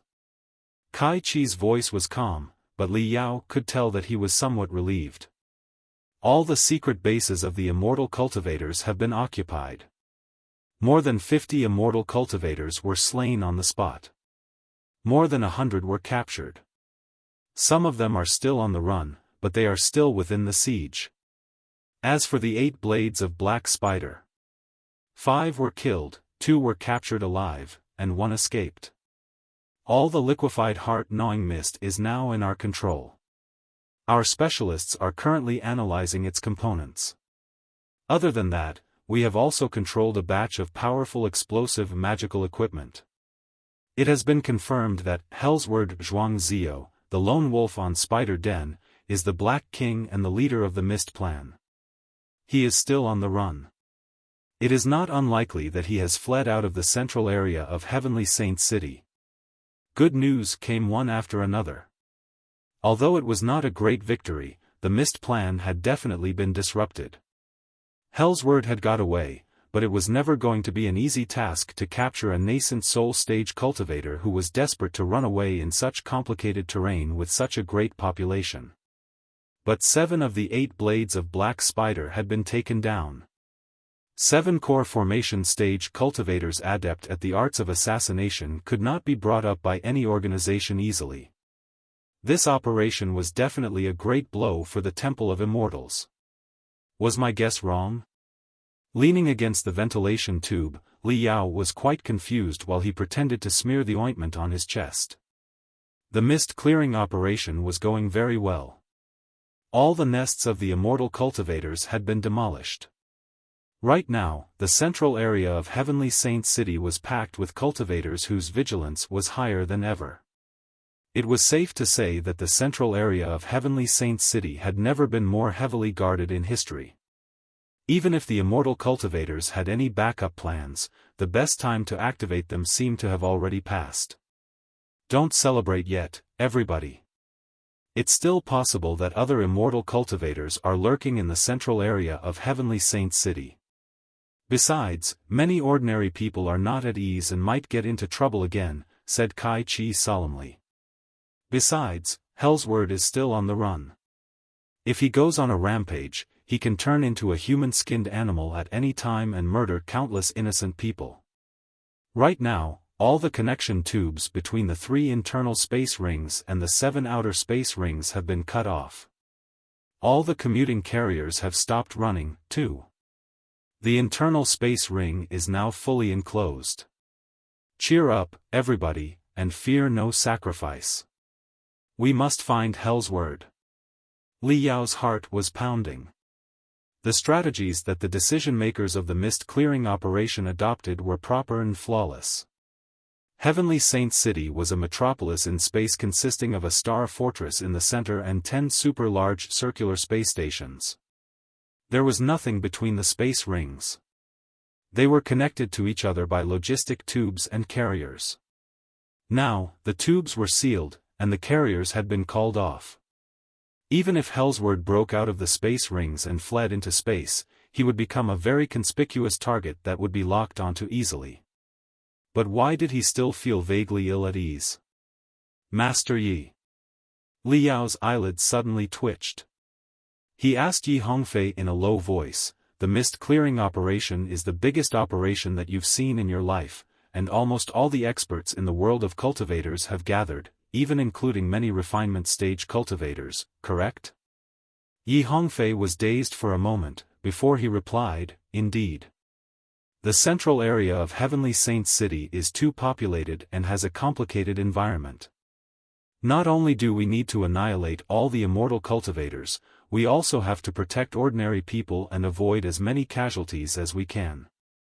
Therefore, including the 6 sects of Heavenly Saint City, almost all the organizations in Heavenly Saint City large and small have been summoned and deployed to the 3 inner rings.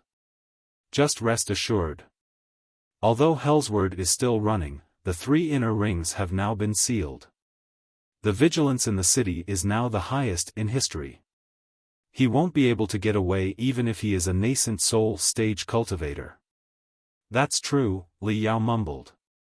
All the strength of Heavenly Saint City has been mobilized to the 3 inner rings whose connection to the 7 outer rings has been cut off. Then, what about the 7 outer rings?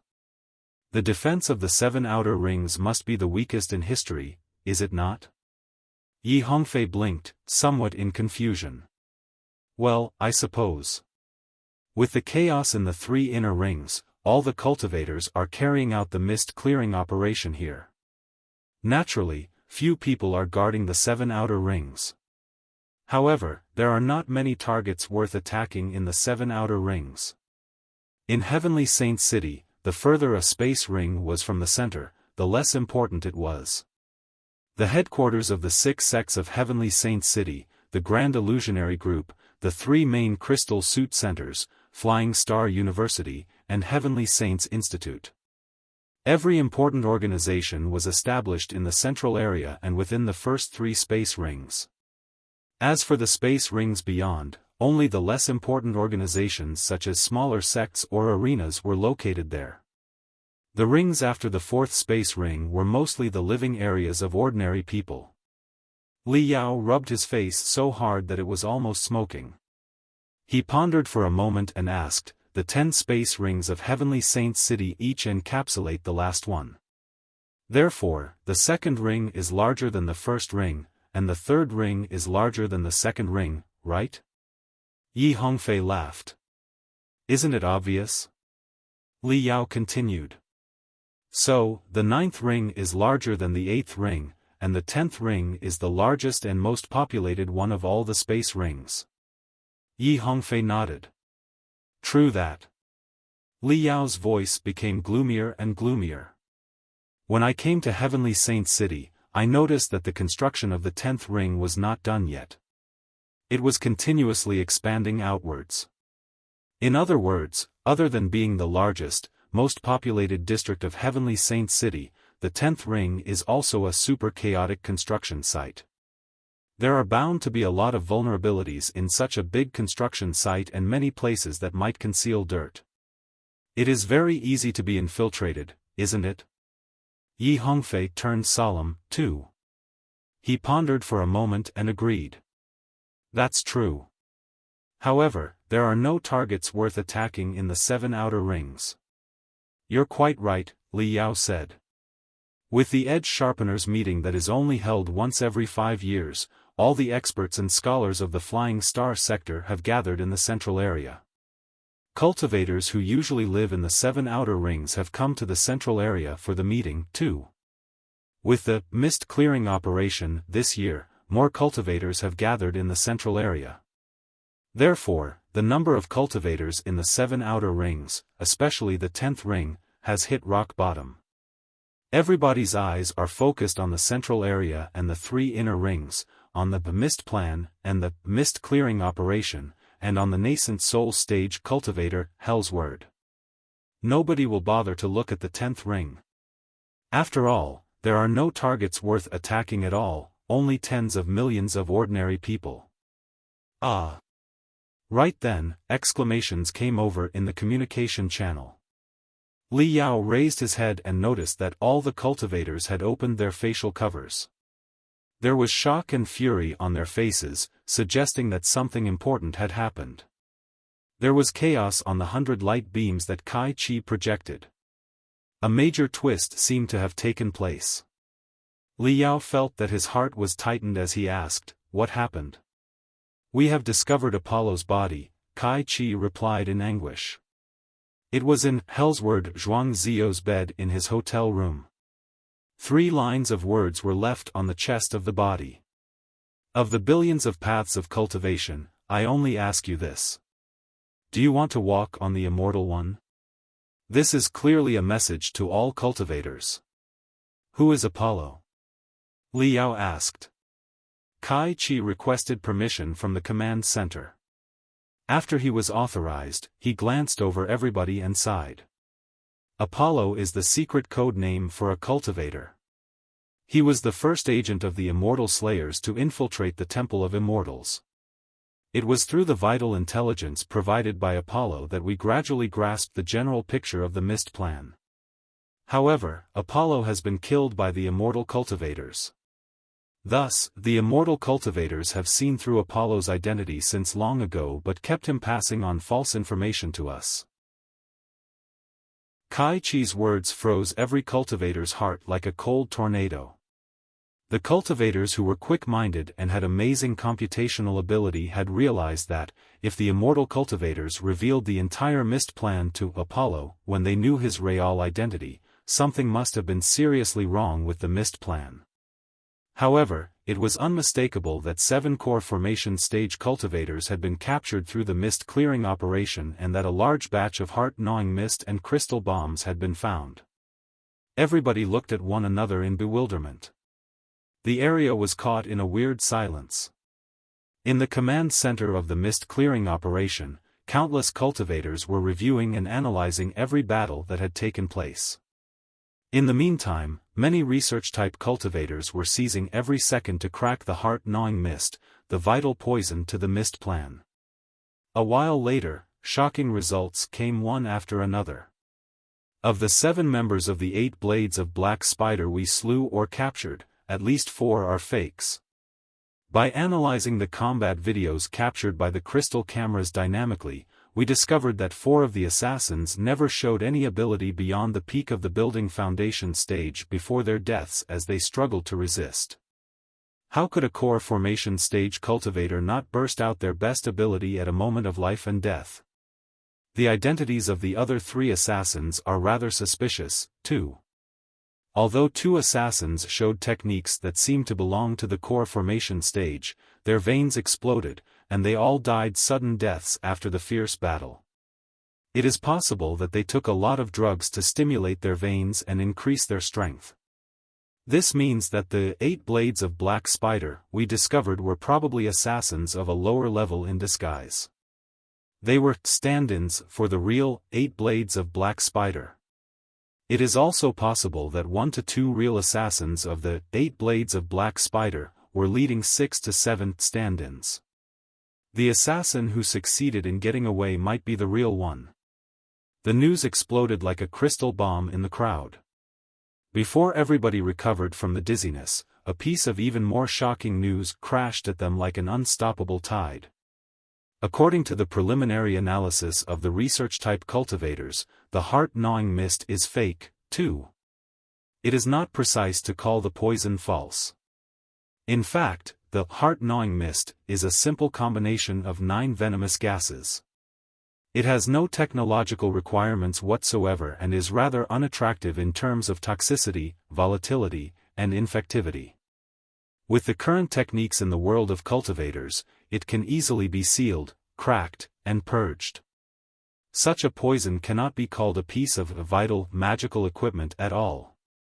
Kai Chi was both confused and frustrated. He mumbled to himself, maybe, the heart-gnawing mist never existed in the first place. It was merely a made-up super poison to misguide our investigation and to distract our attention. Stay alert, everybody. Activate your spiritual energy to the maximum and turn on all your safety magical equipment. Kai Chi suddenly raised his voice. Thunder seemed to be breaking out in the communication channel as he shouted. The Temple of Immortals forced us to mobilize all our strength with the non-existent Mist Plan, but this can't be their ultimate goal. They must have prepared something more unpredictable and dangerous for us. All the cultivators nearby, move close to me immediately. Make sure you have 2 companions at all times. Don't be alone. I repeat. Whatever strange things you find, don't investigate them alone and simply report back to me. The air seemed to be pumped away in that moment, and the atmosphere was more intense than ever. Every cultivator had a grave countenance, as if an invisible demon was crouching in the dark depths of space, eyeing them in amusement despite the thick metal city walls. Senior Kai, maybe the Temple of Immortals does have other plans, but I want to make sure of something with your first. Liao asked very calmly, is Senior Xiao Xuanzi the leader of the Immortal Slayers and the supervisor of the mist-clearing operation? Kai Chi was dazed for a moment. He frowned and said, how is it possible? Xiao Xuanzi is the CEO of the Grand Illusionary Group. He is responsible for the expansion and maintenance of the spiritual nexus. He also has to participate in the Grand Illusionary Soldier Project. He is occupied in all kinds of affairs from dawn to dusk every day. There's no time for him to handle the things regarding the Immortal Slayers at all. The Grand Illusionary Group and the Immortal Slayers are two independent systems. The former does not govern or manage the latter. As for the mist-clearing operation, he is not in charge of it either. However, we knew that Xiao Tianbao, his foster son, was an expert in crystal processors and, thus, invited him to supervise the monitoring work. Liao blinked and pondered for a moment. Then he asked again, then, if my guess is correct, some of the Immortal Slayers, especially those who infiltrated the Temple of Immortals, must be Xiao Xuanzi's true disciples or his family members, aren't they? Kai Chi looked at him strangely and said, isn't it only reasonable? Yi Hongfei pulled Li Yao's sleeve and said in a low voice, what are you trying to ask, Master Sand? Xiao Xuanzi is from the Feathered Snake's Brotherhood and was its leader for decades. Naturally, many of his disciples and family members are Immortal Slayers. Li Yao was confused. What do you mean? Did you not know? Yi Hongfei found it odd. The 6 sects of Heavenly Saint City and the 6 tribes of Iron Plateau should be similar. Our ancestors are all the remaining troops after the civil war of the Star Ocean Imperium 10,000 years ago. The soldiers belonged to different systems, and they slowly evolved into different sects according to their own features. For example, the Furious Bears Union originated from the Furious Bears Assault Team, a paratroop regiment of the Star Ocean Imperium that was particularly good at assault missions. As for the Burning Sun Alliance, it was based on the scout troops of the Star Ocean Imperium. Therefore, they possess a lot of speed-type secret arts and are best at guerrilla warfare and reconnaissance. The Feathered Snake's Brotherhood can be traced back to the intelligence department of the Star Ocean Imperium. Information collection, infiltration, interrogation, anti-interrogation. Those are all their specialties. Therefore, when the team of Immortal Slayers was established, it was only natural that most of the participants were disciples of the Feathered Snake's Brotherhood. Xiao Xuanzi was the leader of the Feathered Snake's Brotherhood for decades. He has more disciples and grand disciples in the sect than anybody can count. What's odd about there being several of his true disciples among the Immortal Slayers? Li Yao was dumbfounded and rendered speechless. He finally understood why such a marvelous tool as the Truth Cabinet was in the hands of the Feathered Snake's tribe when he was back on Iron Plateau.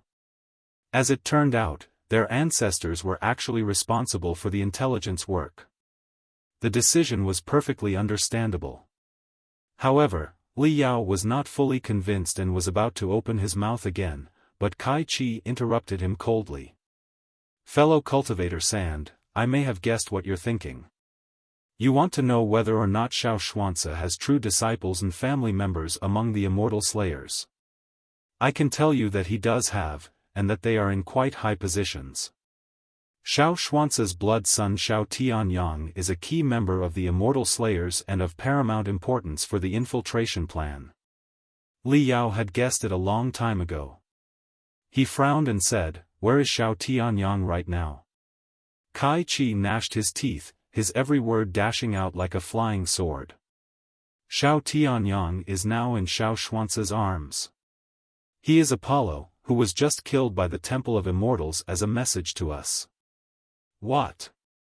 As if hit by a lightning, Li Yao took a few steps back and crashed into the ventilation tube heavily.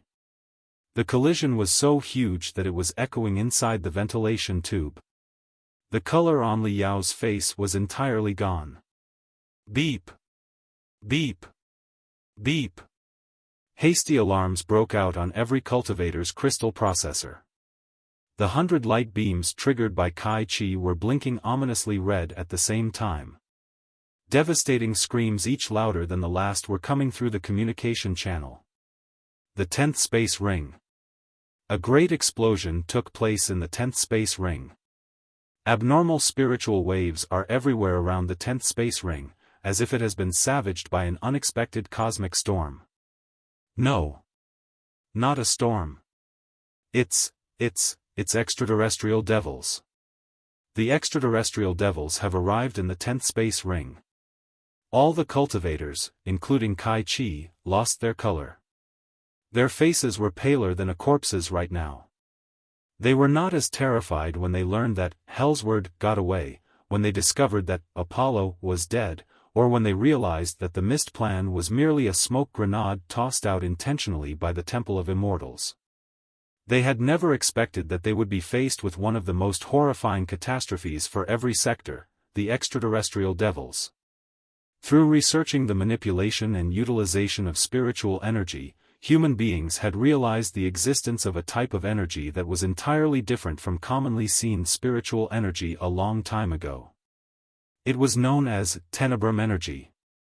However, debates remained unabated as to the essence of the Tenebrum energy even to this day. However, there was one well-accepted theory. Mankind was not the first dominator of the endless sea of stars. Before the civilization of human beings was established, countless prosperous civilizations and kings emerged in the boundless cosmos. The strong prehistoric species addressed by the ancient people as deities, or devils, failed to resist the deterioration of time and gradually went extinct over billions of years. However, although the prehistoric civilizations were doomed, the thoughts, or the will, of the experts of the civilizations sometimes lingered on like ghosts. Such thoughts that contained infinite anger, horror, desperation, regret, and brutality would wander here and there in the space. Most of the thoughts would gradually diminish as time went by until they completely vanished in the end. However, some of the thoughts would combine with spiritual energy by accident, or rather, corrupt the spiritual energy, by turning the pure, steady, and mild spiritual energy into a vastly different form that could be extremely violent. That was Tenebrum energy. Moreover, when endless Tenebrum energy was concentrated, the apparitions from the past civilizations could develop self-awareness again. Such apparitions often gathered in somewhere mysterious in the endless sea of stars. Nobody knew their purpose. But when they came, the only thing they brought was always betrayal, slaughter, and destruction. They were the extraterrestrial devils. Since human beings evolved beyond the primitive phase and started exploring the mysteries of spiritual energy, Tenebrum energy had existed in the world of cultivators like a shadow. The demonic cultivators who were willing to be corrupted by the Tenebrum energy and practice the arts of the devils for fortune, strength, ambition, or grudges had been all cultivators' mortal enemies since the era of the ancient cultivators 40,000 years ago.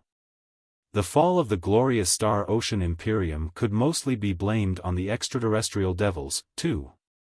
When Li Yao was little, the teacher in his school had told him that the demonic cultivators were all monsters without any humanity who knew nothing except killing.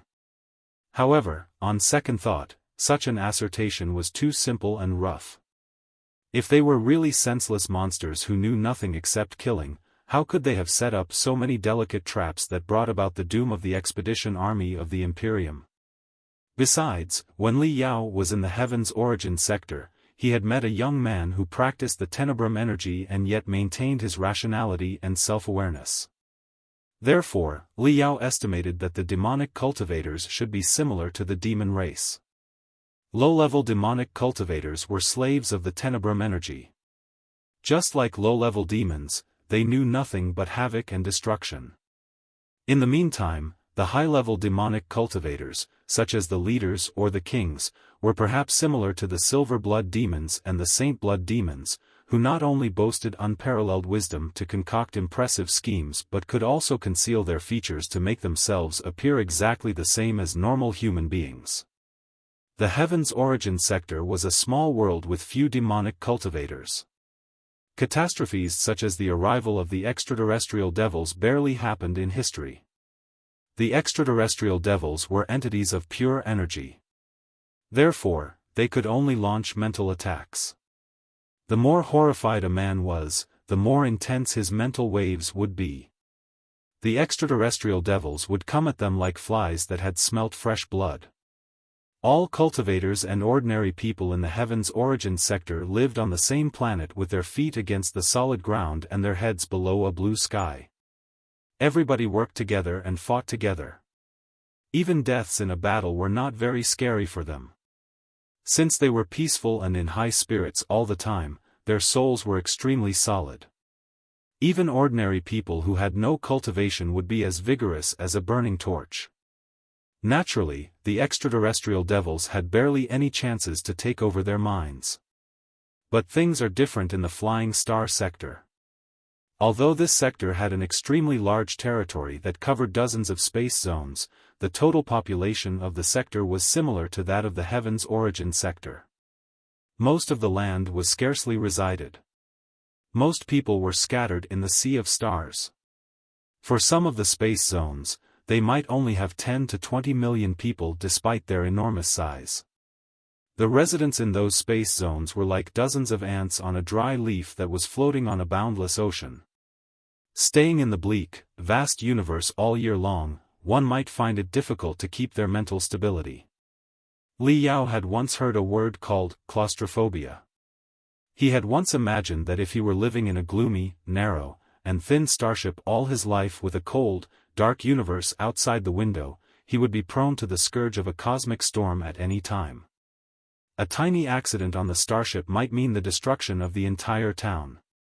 In such a living environment, even though the grand illusionary land could soothe anxiety, it was still very easy for the mental deterioration of the group to take place.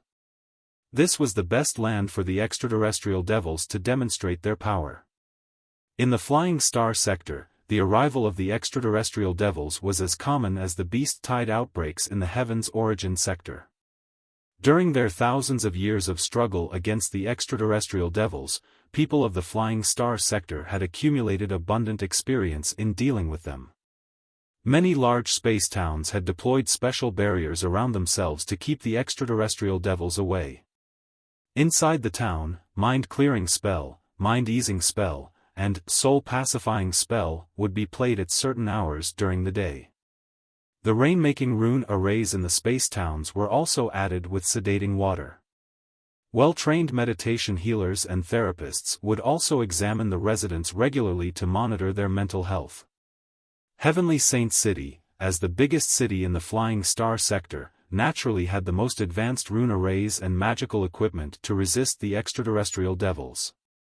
Theoretically speaking, it was impossible for extraterrestrial devils to arrive on a large scale.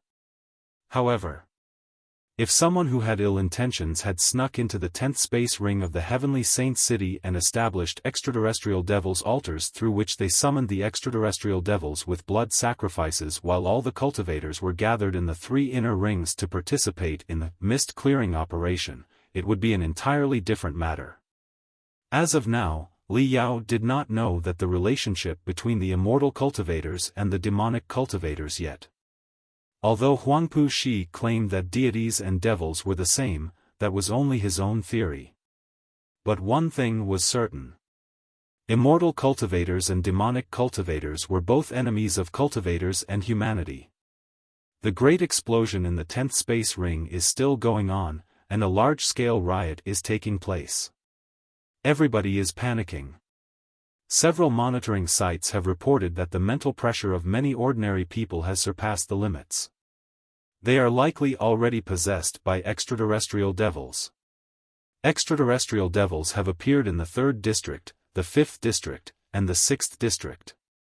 Countless ordinary people have been possessed by the devils and turned into aggressive lunatics. The intensity of the extraterrestrial devils' outbreak is the worst in the last 100 years. One message after another was passed on to Kai Chi's crystal processor. Every message was like a burning saber that was slashing every cultivator's face time and time again. In a moment, gold streams of information popped up on Kai Chi's crystal processor and poured down like a heavy rain. Kai Chi glanced at it and suddenly stood straight. For a moment, he seemed 10 meters taller. The crescent flying swords around him suddenly accelerated and turned into blurred silver shadows, wreathing him in a fatal veil.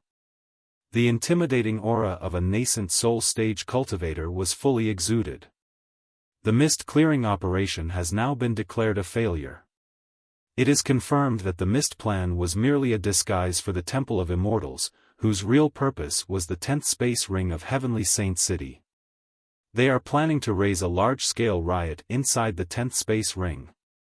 Now, all the battle-type cultivators will be divided into two roles. Some of the cultivators will stay and protect the ordinary people and the non-battle-type cultivators in the three inner rings, while the other battle-type cultivators will march toward the 10th space ring immediately to settle the riot and destroy the devils. The mission will be very risky. The arrangement of the immortal cultivators is quite thorough. They must have prepared something more than just the arrival of the extraterrestrial devils. It is most likely that many experts of the Temple of Immortals, including the top assassins such as the 8 Blades of Black Spider, are now hiding in the 10th space ring among the ordinary people who have been devilized. They will find opportunities to assassinate us while we are rescuing the ordinary people.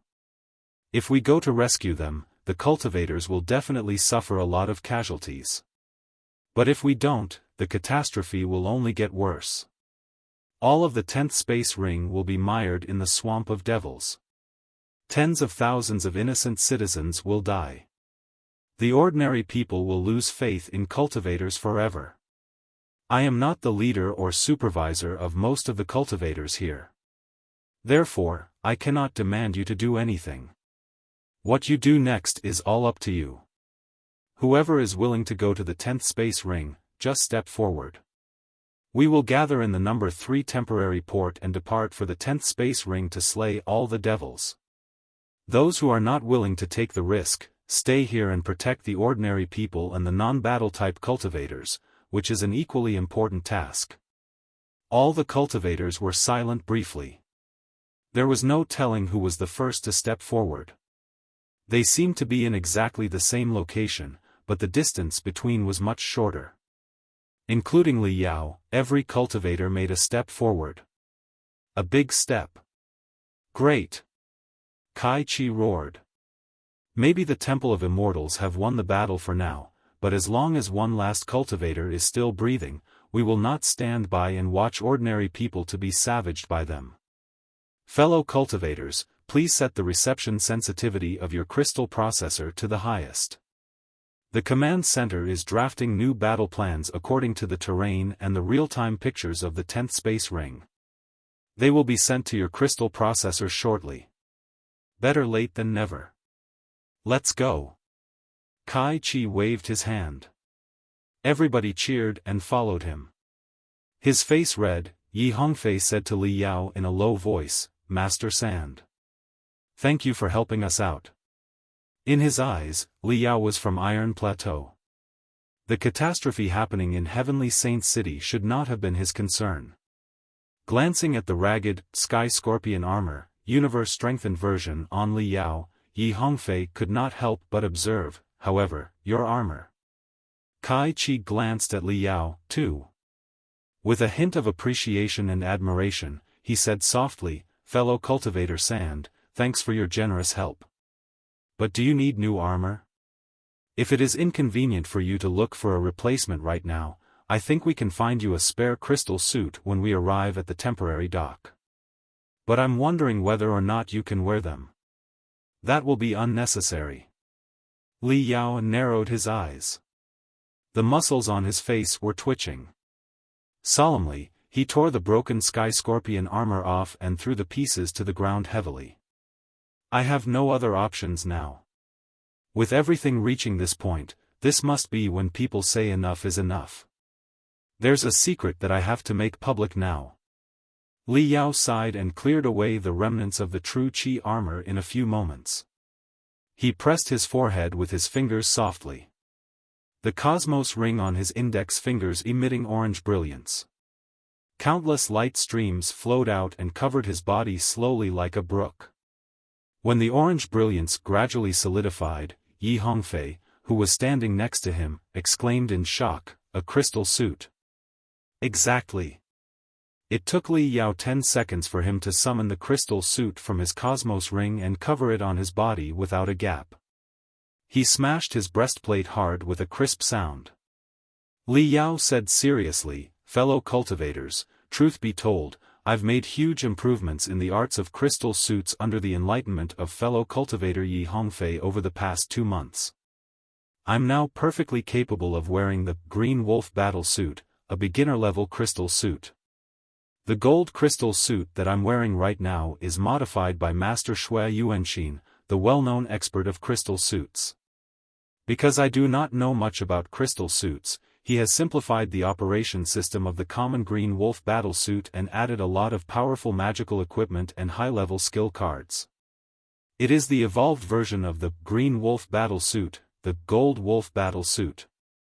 After Master Shui's modification, it has turned from a beginner-level crystal suit into a main-force crystal suit that boasts tremendous capability. Therefore, you don't need to worry that I might drag you down in the fierce battle. After I am equipped with the Gold Wolf Battle Suit, I am unimaginably strong. This is my secret weapon.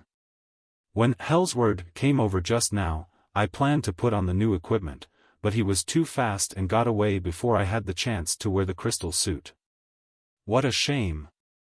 If I had put on the Gold Wolf Battle Suit earlier, I might have been able to stop Hellsword. All the cultivators were dumbfounded. It had been forever since the core formation stage cultivators and nascent soul stage cultivators last saw such a rudimental crystal suit like the Green Wolf Battle Suit. The crystal suits that they were wearing were at least 20 times as valuable as the Green Wolf Battle Suit. But the Gold Wolf Battle Suit, which was an evolved version, might be slightly better than the original. However, when Kai Chi thought of the poor performance of the Sky Scorpion armor, universe-strengthened version, just now, Kai Chi opened his mouth and held back his words after thinking for a moment. He patted Li Yao's shoulder softly and said, "Fellow cultivator Sand is indeed reliable and loyal to friends. You truly deserve to be the best warrior of the 6 tribes of Iron Plateau. I do appreciate your help. Nobody will question your capability and bravery, but the environment of the 10th ring is much more complicated than that of the 3 inner rings. When we are on the battlefield, it will be best if you can be cautious and stay with us instead of fighting by yourself, fellow cultivator Sand." The number 3 temporary port had originally been prepared for the abnormally large number of tourists during the Edge Sharpeners meeting, but it had turned into a military port. Due to the unexpected accident, the spaceport was a hive of activity. Not enough crystal warships were found in the hurry. Therefore, shuttles and civil carriers between the space rings had all been expropriated.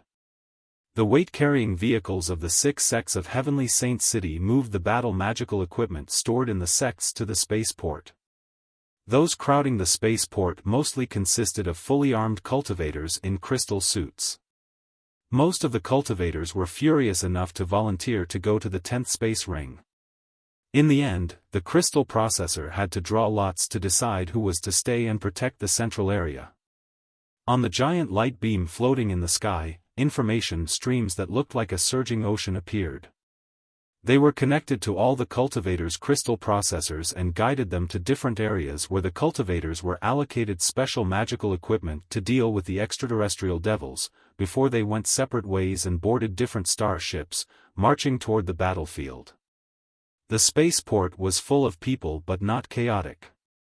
The cultivators had freed themselves from the frustration of the failure of the mist-clearing operation and dedicated themselves to the new battle. In the somewhat intense atmosphere, everybody ground their teeth hard. No one was shouting or yelling. The only sound that could be heard in the vast number 3 dock was the occasional collision of crystal suits. Master Sand, the command center has assigned us to the same team. When we arrive in the 10th space ring, you must follow me closely and do not act recklessly.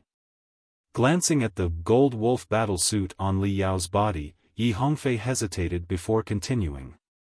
Extraterrestrial devils and demon beasts are different. We cannot deal with ordinary people who are possessed by the devils by killing them directly. Most of the devilized people are actually recoverable. Therefore, you must follow my lead. Do you understand? Li Yao did not answer the question. He frowned and said, Master Yi, it's very likely that assassins of the Temple of Immortals are now lurking in the 10th space ring, pretending to be devilized people. Right now, the devil's flames are burning in the 10th space ring, and the spiritual energy there is an utter mess. We will not be able to notice the assassins even if they show any signs. While we are rescuing ordinary people, they will find an opportunity to kill us. I'm afraid that is the real purpose of the Temple of Immortals. Yi Hongfei smiled bitterly. At a moment like this, who doesn't know that?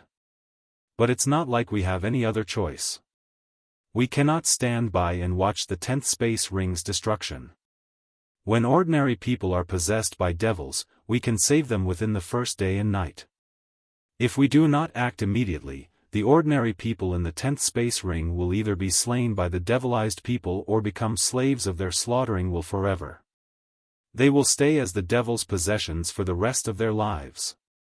Even though we know clearly that the Temple of Immortals is going to ambush us in the 10th space ring, we have to grit our teeth and try our luck. As the two of them were talking, ear-splitting metallic noises disturbed them. Li Yao raised his head, only to find a troop made of almost 100 metal skeletons, who strode close in a neat battle formation with their heads held high. The bones of the metal skeletons were all made of the best super alloys, covered by multiple layers of armor. On the surface of the armor were glamorous spiritual stripes that were emitting colorful brilliance and covered the components inside the body, which were as delicate as the parts of a watch. All the metal skeletons were carrying sharp swords and powerful firearms, with crimson flames burning in their deep, dark eyes. They were indeed ghostly and fearsome. Li Yao was somewhat shocked. He subconsciously asked, "Spectral cultivators?" "Exactly," Yi Hongfei said proudly. "This is the Spiritual Ghost Legion of Heavenly Saint City. All the battle-type cultivators of the 6 sects of Heavenly Saint City join the Spiritual Ghost Legion and continue making their contributions if they turn into spectral cultivators after their death. The Flying Star sector is always troubled by the extraterrestrial devils. Extraterrestrial devils are entities of energy, and so are spectral cultivators. Therefore, spectral cultivators are the best soldiers to deal with the extraterrestrial devils. In every big town of the Flying Star sector, such troops of spectral cultivators are stationed. Once the towns are invaded by extraterrestrial devils, they lead the charge." Li Yao was dazed for a moment. "Can spectral cultivators fight, too? As I recall, spectral cultivators are quite fragile and unstable, are they not? A body of flesh and blood was the best container for a soul. Without the body, one's soul would turn extremely vulnerable. Even though the soul hid itself in an artificial body, it was still prone to the interference of various kinds of light, heat, radiation, and spiritual waves. After a cosmic storm, it was not unusual to find that the soul of a spectral cultivator was entirely gone, never to be seen again. Therefore, most of the spectral cultivators that Li Yao knew preferred the indoors to the outdoors. They lived in anti-radiation buildings and disliked alfresco activities. The jobs they were occupied with were mostly about pure thinking and far away from the interference of spiritual energy. Even the 5-star spirits including Professor Mo Xian also fitted with the pattern. They spent most of their time in the mainframe crystal processor of Sparkle. Battle-type cultivators often took part in the research work, such as creating a new cultivation art or devising a new skill of martial arts, when they turned into spectral cultivators after their death. They rarely participated in a real-life battle personally. In other words, the spectral cultivators might boast tremendous combat ability, but they were too brittle to endure brutal clashes on a battlefield. Flames of admiration were flowing inside Yi Hongfei's eyes, as he raised his voice and commented, "They definitely are." The combat style of the spectral cultivators is often suicidal. After an arrival of extraterrestrial devils, countless spectral cultivators will perish forever. But next time the catastrophe takes place, they will charge forward without any hesitation again. Maybe, Yi Hongfei's eyes suddenly froze halfway through his speech. He gazed at Li Yao's back. As it turned out, the spiritual ghost legion just passed by the two of them. One of the spectral cultivators overheard their conversation and walked toward them. "We are cultivators." Fire was blossoming like red lotuses inside the spectral cultivator's eyes, as he clenched his coldly shining fists and touched his breastplate softly. On his chest, a weird battle emblem was painted. A rusted, lackluster flying sword and a broken saber with countless dents were crossed on a skull that was full of cracks. "We are still cultivators even though we are dead." Maybe it was Li Yao's imagination, but when the spectral cultivator made that declaration, he felt that it was not a cold metal skeleton standing before him but a handsome young warrior made of flesh and blood. He blinked, and when he looked at the spectral cultivator again, he had already turned around and joined the troop. In front of the team of spectral cultivators, an iron giant more than 4 meters tall was carrying a black flag on its shoulder. That same battle emblem, as well as the words "Spiritual Ghost," was painted on the flag, which was flapping in the wind. Spectral cultivators did not have real bodies. The artificial bodies they chose were of various forms and shapes. Some of the giants in the team were almost 5 meters tall, while some other spectral cultivators had multiple heads and numerous limbs, making them look like crazy demons. However, whatever the artificial bodies looked like, the burning fighting will in them was exactly the same as the fighting will in the cultivators who were alive. Li Yao took a deep breath and clenched his fists. Extraterrestrial devils. All right. Let's have a great battle together with the fellow cultivators both alive and deceased. In the next hour, countless shuttles, carriers, and crystal warships lunged at the 10th space ring from the central area of Heavenly Saint City. On one of the carriers, Kai Chi was briefing the situation on the battlefield to the cultivators who were temporarily under his command. In fact, most of the cultivators there had abundant experience in dealing with extraterrestrial devils. His introduction was meant for Li Yao, who was from Iron Plateau, and had never witnessed the horror of the extraterrestrial devils in person. Remember, there are 3 kinds of enemy that we need to cope with. Firstly, the extraterrestrial devils. Extraterrestrial devils are entities of pure energy. They are invisible and hard to locate. Mental attacks are their specialty. They are also able to manipulate items from afar and condense them into a certain object. However, if we spray the secret devil-revealing powder on them, the extraterrestrial devils will immediately be separated from the air. Once the extraterrestrial devils are found, try to use weapons of spiritual energy and avoid using physical bullets. As for melee weapons, the auras of your blades will deal fatal damage to the extraterrestrial devils, but the edges of the blades will be not so helpful. Secondly, the ordinary people who are possessed by extraterrestrial devils, or devilized people, if you will. Since the arrival of extraterrestrial devils just took place, the ordinary people who are possessed by the extraterrestrial devils are not bewildered too much yet. Our most important task is to restore the consciousness of these people and bring them back to the safe area. Just now, everybody has received a large number of mind-clearing spells, soul-pacifying spells, and exorcising drugs. Such runes and magical equipment are very effective in driving the extraterrestrial devils away. As long as they are not possessed by the Devil Kings, the ordinary people will recover shortly.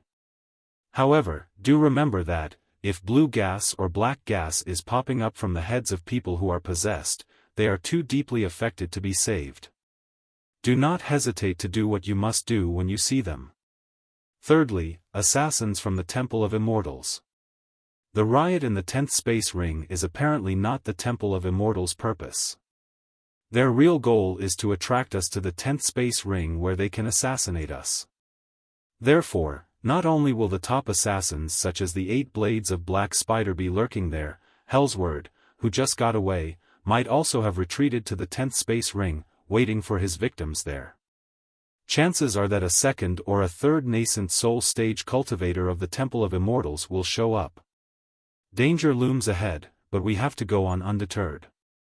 We have no other options except to try our best. Remember, stay close to me, and do not act recklessly. Report to me if you find any traces of the immortal cultivators. Your duties, the area we are responsible for, the hostile strength, our allies nearby, the distribution of devilized people, as well as any other useful information has all been sent into your crystal processors. Seize the last few minutes and absorb as much as you can. We are about to reach the 10th Space Ring. Any questions? Kai Chi looked at Li Yao. Li Yao shook his head. A hasty shriek came from the broadcast rune array. We are now in the 10th Space Ring. Kai Chi's crystal processor projected almost 100 light beams that displayed the situation of the battle in the Sea of Stars. The space between the 9th Space Ring and the 10th had turned into a weird ocean of flames. The 10th Space Ring was the most enormous circular town furthest from Heavenly Saint City. It was like a giant serpent that had bitten its own tail. Compared to the 10th Space Ring, even the biggest starship looked like a speck of dust. Explosions were taking place everywhere on the giant serpent. Gas along with colorful fire was jetting out at a high speed from the fractures. The giant serpent seemed to have been stabbed multiple times, with hot blood spurting everywhere. Broken remnants were scattered everywhere in space. Most of them were the pieces resulting from the explosions. They were mixed with broken bodies that were floating in the cold universe like hideous, miserable statues. Around 10,000 carriers had originally been docked at the 10th Space Ring. When news that extraterrestrial devils had shown up inside the Space Ring arrived, they all broke off from the Space Ring and fled in a hurry. However, even the most solid plate was not able to resist the extraterrestrial devils. Many starships fell victim to the extraterrestrial devils. After being possessed by them, the crew members immediately turned mad and attacked other crew members to gain control over the starship. Many starships deviated from their routes and collided into each other. Some of them sailed out of the port, only to turn around and crash into the 10th space at a high speed, leading to gory serial explosions. The sounds of the horrific explosions could not travel in space, a vacuum. Without oxygen, the flames resulting from the explosions could not last long either. However, the flames in space right now were in a green color. They were savaging and spreading as if they were alive. Dancing a strange dance, they swept across even more starships. Some of the green flames were twisting and wriggling into vivid facial organs and limbs. Ugly and rampant, they collected a lot of debris and absorbed it into their bodies, turning themselves into giants dozens of meters tall. Devils. Thousands of devils. The devils that were wandering outside of the 10th Space Ring, noticing that the main troops of cultivators arrived, immediately screamed and charged at them. Nothing was audible in the space, but the shrieks of the devils were not sound but a special vibration of the magnetic field that could take effect on the cultivator's soul directly. Therefore, despite the distance of tens of thousands of meters in between, all the cultivators felt that their head becoming dizzy and their breath unsteady, as if a lot of cold talons were scratching their heads softly. Due to the emergency, most of the cultivators had not boarded crystal warships but shuttles and carriers whose defense abilities were much weaker. It would be terrible if such vehicles were harassed by the devils. Right then, countless metal skeletons dispersed from the carriers and flew toward the devils. The Spiritual Ghost Legion. The weapons of the spectral cultivators were all specially made for the extraterrestrial devils. It was not bullets that were shot out of the barrels but flashing electric arcs. Their blades were extremely narrow, too, and yet they could trigger auras almost 20 meters long because of the special design. The spectral cultivators were extremely fast and were soon engaged with thousands of devils. For a moment, sparks and electric arcs were spluttering everywhere. The auras of the blades formed a shining gold dragnet that minced countless devils into pieces. The green fire raised by the devils lost support after the flashing of the sabers, and it collapsed, turning back into chaotic fireballs. The fireballs soon dispersed into thousands of shivering flickers, which struggled for a moment before vanishing amid miserable screams. However, there were simply too many devils. It was often the case that around 10 devils would battle against one spectral cultivator. They formed sharp claws and teeth with the debris of starships and tore the spectral cultivators into pieces. The spectral cultivators, whose artificial bodies broke apart, did not disperse immediately.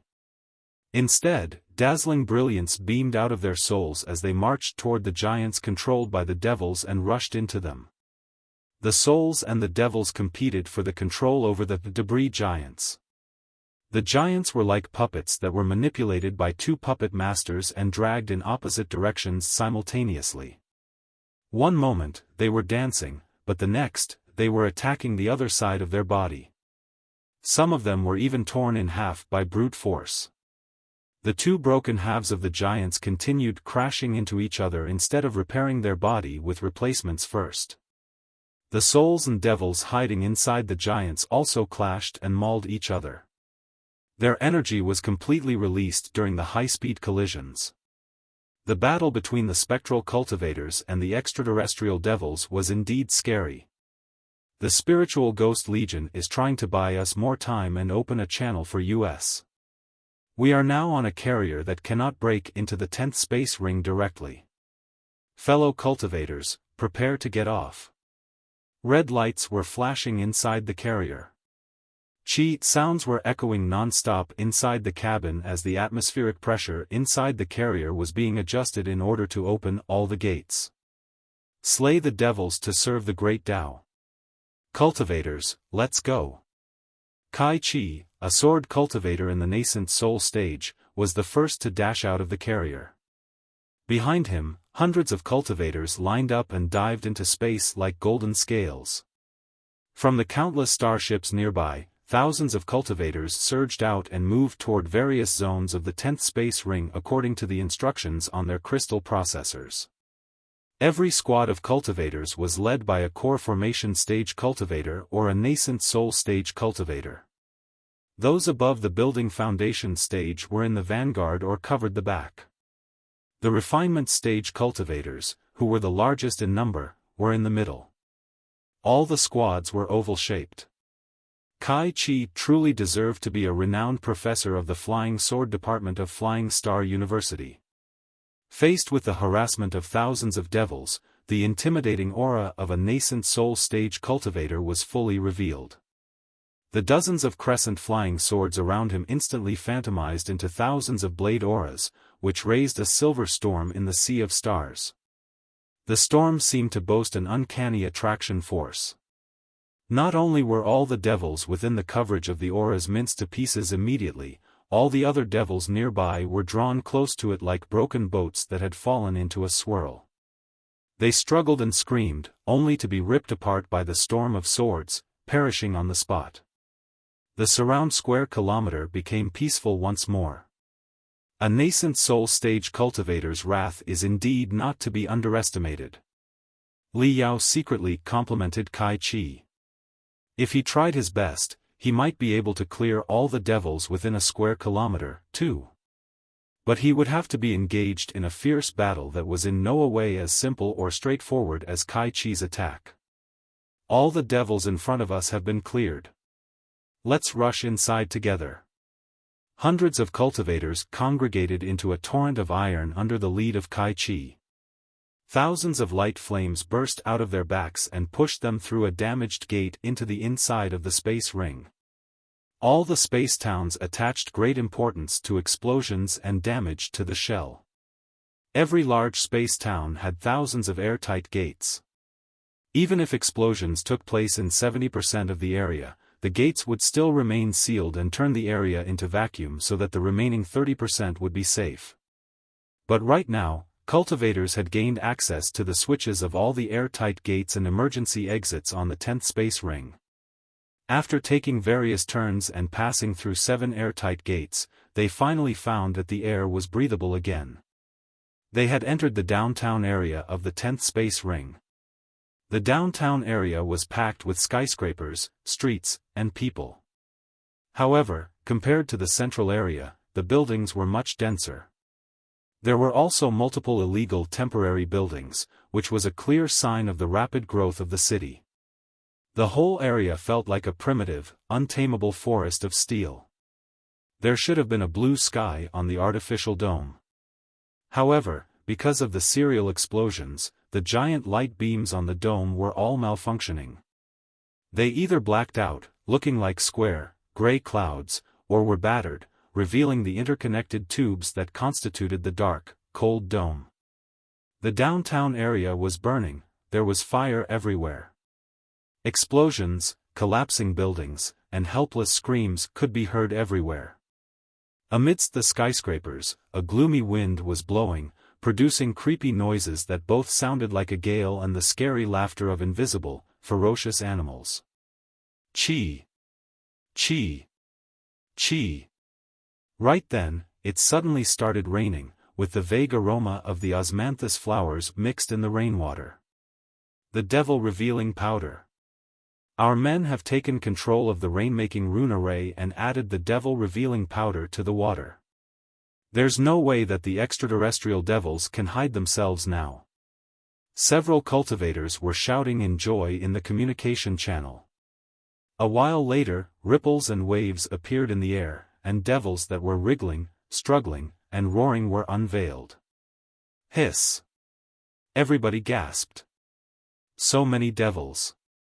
The sky of the entire downtown area was black and green, as if a dark green ocean was upside down. There were devils everywhere.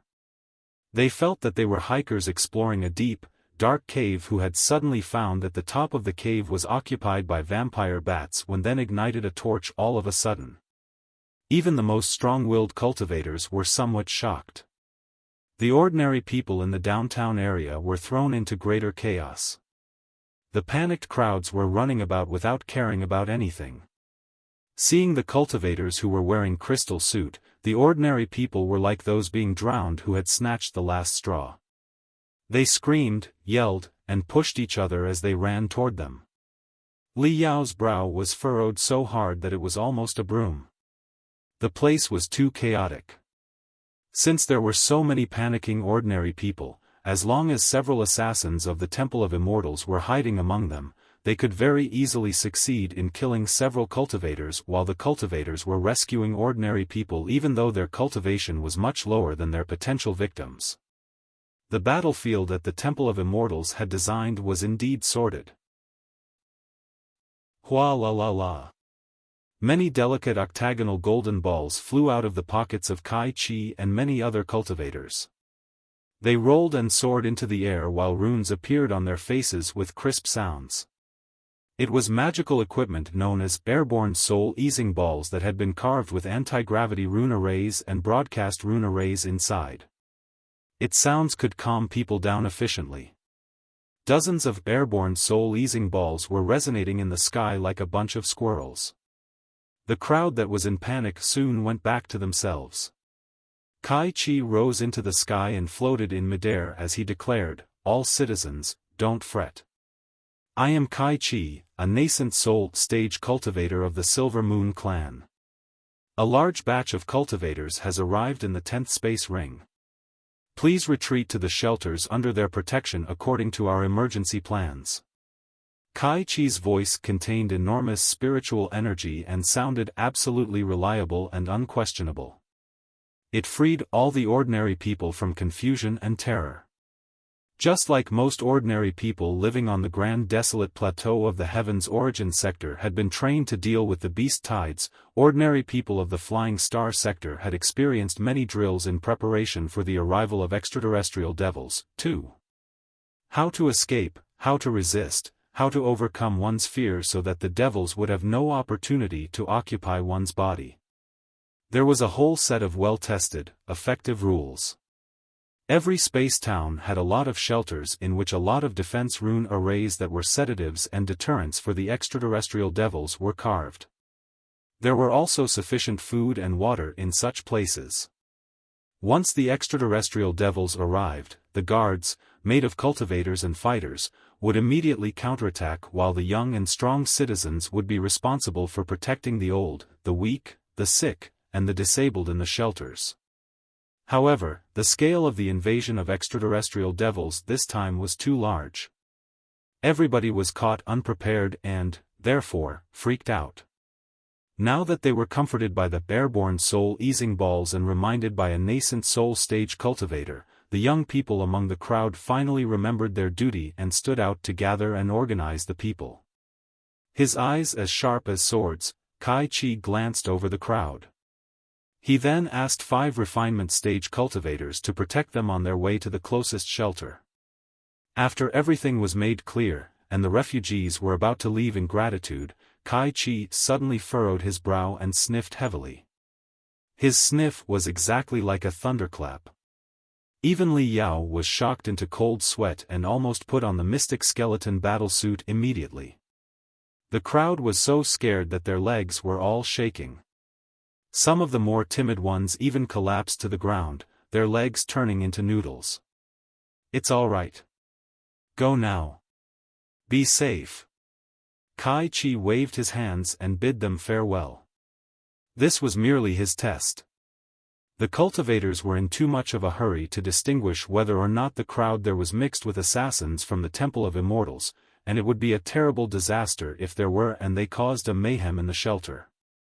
Therefore, Kai Chi initiated the test with the aura of a sharp sword while everybody was least prepared. If assassins of the Temple of Immortals were indeed with the crowd, they definitely would have jumped out because they would have thought that they had been seen through. "Let's go now. We are still in a suburb that does not have a large population. The center of the city will be more chaotic." Kai Chi had barely finished his sentence when countless people flooded out of the dense alleys again. Those people were dressing like normal citizens, but there was a gray membrane covering their eyes that completely buried their pupils as if they were cataract patients. Their clothes were mostly ragged. Thick veins were protruding out of their skin that was exposed to the air, cramping, as if strength that did not belong to themselves was coursing inside their bodies. Most of the people were drooling and oinking, their chests fluctuating. Steam was emitting out of their body, as if they had a high fever. They were all wearing an excited expression. Their physical strength far exceeded that of ordinary people. Even the old men almost 100 years old had muscles so large that their skin was torn apart. They were running amazingly fast like ferocious animals. Some of them were covered in green gas with black smoke popping up from their head. Their skin had exploded, revealing the bloody flesh below. They were on all fours and, completely ignoring the artificial gravity, leapt between the skyscrapers like apes, leopards, serpents, and tigers. Devilized people have appeared. These ordinary people have all been possessed by devils. The strength deep inside their cells has been exploited to the maximum, making them 10 times as sturdy as normal people. If we don't rescue them as soon as possible, they will be exhausted and drained within 1 day. 7-star Devil Slaying Array, activate. Before they reached the 10th space ring, all the cultivators had received a lot of magical equipment and runes to resist devils in the temporary spaceport, including materials to establish arrays. As a refiner, it was Li Yao's responsibility to build the array and activate the magical equipment. Therefore, one of the 7 stars of the array was manipulated by him. He. Kill. Kill them all. With dim lights in their eyes, thousands of devilized people were foaming and cramping while they drew close to the cultivators. Cultivators were all roaring. According to their duties that their crystal processor stated, dozens of cultivators left their companions and marched into the crowd. Freeze! Freeze! Freeze! Freeze! Freeze! They triggered barriers continuously inside the crowd. The air was solidified briefly, and invisible walls blocked the incoming senseless people. The devilized people had been ordinary people before they were possessed by the devils. How could they be match for cultivators who were wearing crystal suits even if their physical strength was 10 times higher? In a moment, they seemed to have been mired in an invisible swamp. The raging devilish aura was halted temporarily. 7 cultivators, including Li Yao, took the opportunity to surround the crowd. They stabbed 7 pieces of magical equipment into 7 locations where the people were densest. The magical equipment looked like enormous loudspeakers. The loudspeakers were more than 2 meters cubed and looked like a small building. 8 stabilizing feet were under each loudspeaker. There was no doubt that the loudspeakers were extremely powerful. On the surface of the loudspeakers, through the honeycomb-like vibration membranes, one could see clearly hundreds of broadcast rune arrays carved inside. Inside each broadcast rune array was a glittering crystal. Right now, the spiritual energy inside the crystals had all been triggered. The 7-star devil slaying array is too aggressive. Many of the people here might end up with broken eardrums, but it is an emergency right now, and we don't have time to bother about that. Let's just treat them later after the crisis at hand is resolved. Mystic music taming the soul, 7 stars slaying the devils, activate. Li Yao and the other 6 cultivators poured immense spiritual energy into the enormous loudspeakers. Boom! Thunderous noises broke out of the 7 big loudspeakers at the same time. Although he was standing behind the loudspeaker protected by his crystal suit, Li Yao still felt dizzy because of the blast. 2 caterpillars seemed to have crawled into his ears and were making their way forward, making him both itch and hurt. He even felt short of breath. His soul seemed to be dashing out of his body through his skull. What a powerful piece of magical equipment! Li Yao breathed for a while. He looked carefully and discovered that the 7 crossing loudspeakers precisely covered all the devilized people. Many of them sat to the ground because of the unexpected outburst. Their ears were all bleeding while they were wearing confused expressions. On the top of their heads, countless greenish devils flew out. The devils were not able to resist the high-frequency sound and were pushed out of their bodies. Boom! Boom! Boom! The explosive sound of the 7-star devil slaying array was still echoing as if it were in a valley. But its volume was becoming weaker and weaker, until in the end it turned into a piece of mind-refreshing music. A shock in the beginning and a comfort in the end. Most ordinary people who were not deeply possessed were immediately woken up, the gray membranes in the bottom of their eyes gone. They lost all their strength and collapsed to the ground. However, people who were deeply possessed were not awoken. Instead, they seemed to be infuriated by the 7-star devil slaying array. Their teeth and fingernails extended exponentially, and their skin all broke apart, turning them into pure monsters. The devils that were pushed out of the ordinary people's bodies and hovering in the sky burst into fury, too.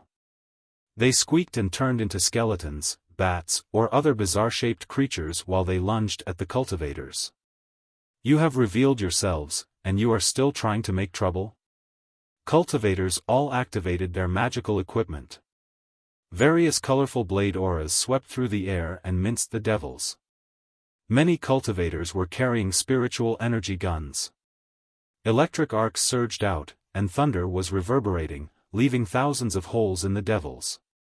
The devils disappeared as fast as they arrived. With the joint effort, cultivators extinguished them instantly as if they were candles in the wind. Hurry and save them. By the calculation of the mainframe crystal processor of the command center, it was made sure that every squad of cultivators had members good at melee attacks, remote shooting, scouting, and defending at the same time. Naturally, cultivators who were adept medics were part of every squad, too. Therefore, many cultivators immediately charged into the crowd and launched their techniques of recovery in order to at least restore their ability to walk. They also retrieved boxes of nutrition drugs from their cosmos rings so that the ordinary people who had just got rid of the devils and were still in shock could resume their strength quickly. A batch of devils had just been wiped out, but the devils hovering in the sky of the downtown area were not in the least diminished. With a gloomy face, Kai Chi bellowed, "Don't be too confident, everybody. Devils feast upon fear.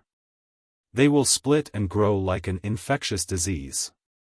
It is very likely that they will revive so long as one of them exists. What we have just annihilated were the most insignificant devils, and we already used a lot of spiritual energy and materials. As we move close to the downtown area, the devils will be stronger." According to the information sorted by the command center, a lot of devilized people are gathered in the Lofu supermarket. It is very possible that an altar designed to attract the extraterrestrial devils is inside the supermarket. It is our mission to rescue the devilized people and destroy the altar. Clean up your magical equipment and calm down. Let's move forward, cultivators. The closer they drew to the downtown area, the more devilized people they met. The toughness of the devils increased significantly, too. The devils they met in the beginning would be executed by a single slash, but the devils they met later had black smoke that looked like armor all over their bodies. Even if they were cut into multiple parts by the sword auras, they would be reborn after a bout of hideous laughter as long as they did not perish on the spot. Hundreds of cultivators including Li Yao defeated 4 large-scale hordes of the devils and rescued 7 batches of ordinary people who were possessed by devils. But they had consumed a lot of their supplies in doing so. Under the management of Kai Chi, not many of them were hurt. However, the magical equipment of most people had been well worn, and the spiritual energy inside their bodies had declined greatly. The majority of their crystal suits had been compromised by the devils and were damaged. Not many dents could be seen on the surface, but the colors of the crystal suits were much more lackluster than in the beginning. The faces behind the iron armor were paler than before, too. This is not going to work out. The Temple of Immortals is clearly draining our strength with the extraterrestrial devils, Li Yao said to Yi Hongfei. The closer we get to the center of the city, the more dispersed we will become.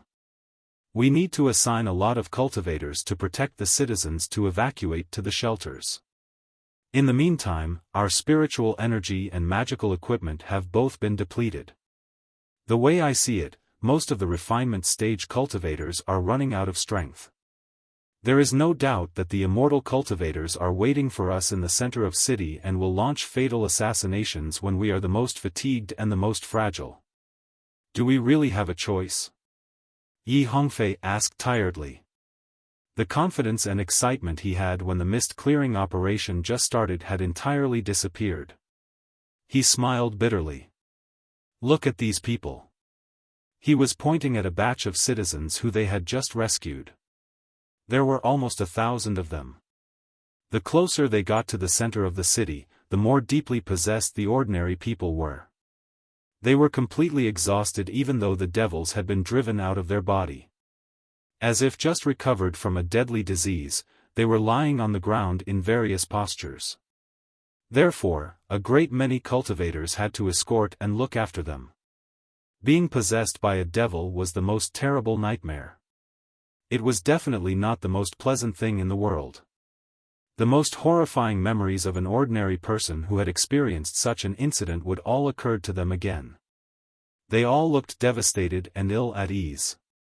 Even the young and the strong were sweating and breathing hard, not to mention women and children.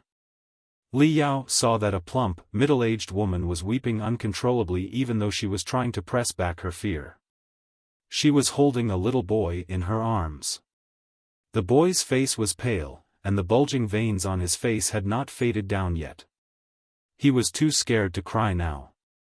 A cultivator carried a stiffened old man out of the crowd and placed him aside carefully, before he covered him in a white sheet and sighed. He's been possessed for too long. All his physical energy has run out.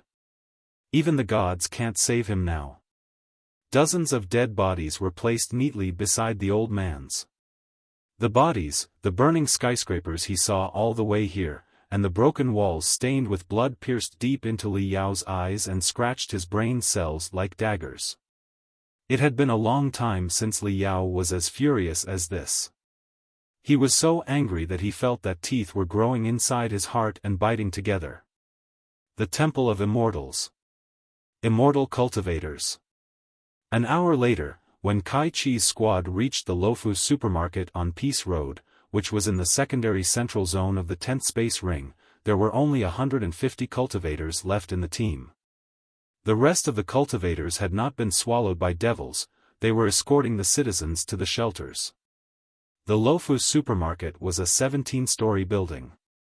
The bottom 4 floors were a supermarket, and there was a movie theater, a grand illusionary land entertainment center, a magical equipment experiencing center, and other recreational facilities on the floors above.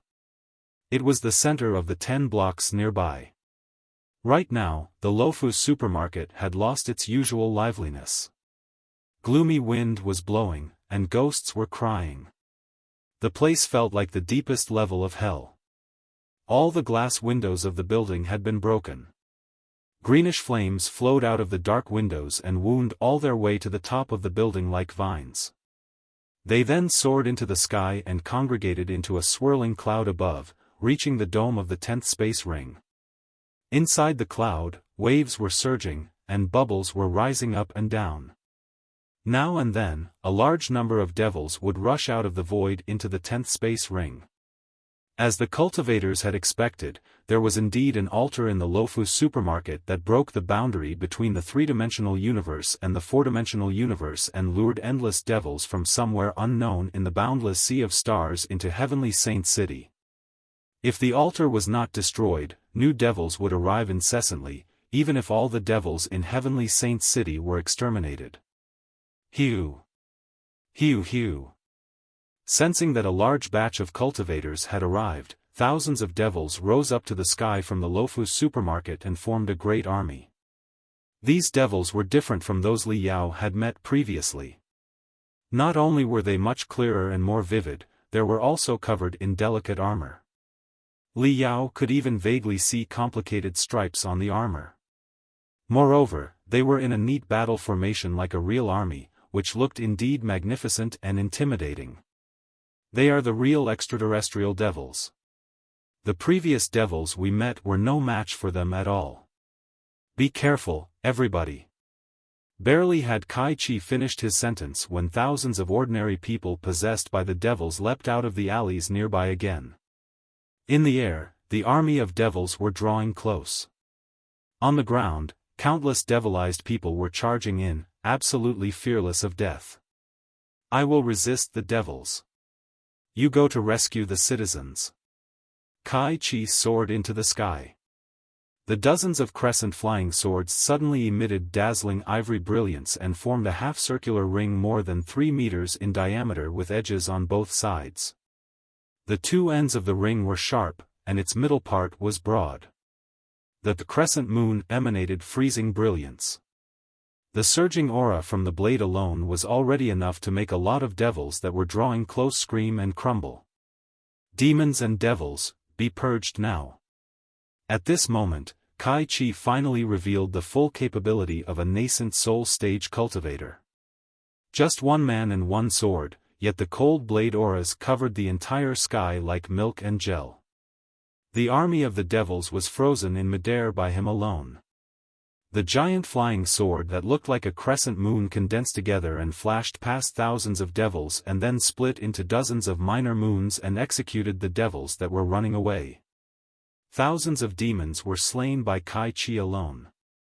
The smoke shivered like chopped meat, but before it had the chance to be condensed again, storms of swords came again and tore it to pieces completely. Li Yao and the other cultivators felt that their blood was boiling just watching the fight. They took the opportunity to deploy the arrays and rescue the people. Hiss!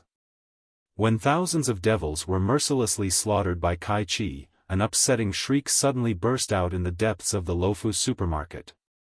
A streak of greenness soared into the sky, and hundreds of tentacles darted about the area. Caught unprepared, almost 100 devils were tied up by the tentacles and absorbed into the greenness, vanishing from sight. After swallowing hundreds of devils, the greenness expanded and suddenly constricted into the elegant shape of a human. The young man seemed plain and looked like a smiling young man. However, its appearance put a lot of pressure on all the cultivators. The higher their cultivation was, the more terrified they were. High-level cultivators with keen senses such as Li Yao seemed to be seeing mountains of corpses and seas of blood. Skeletons were screaming right next to their ears, which seemed to have been pierced through by gold needles.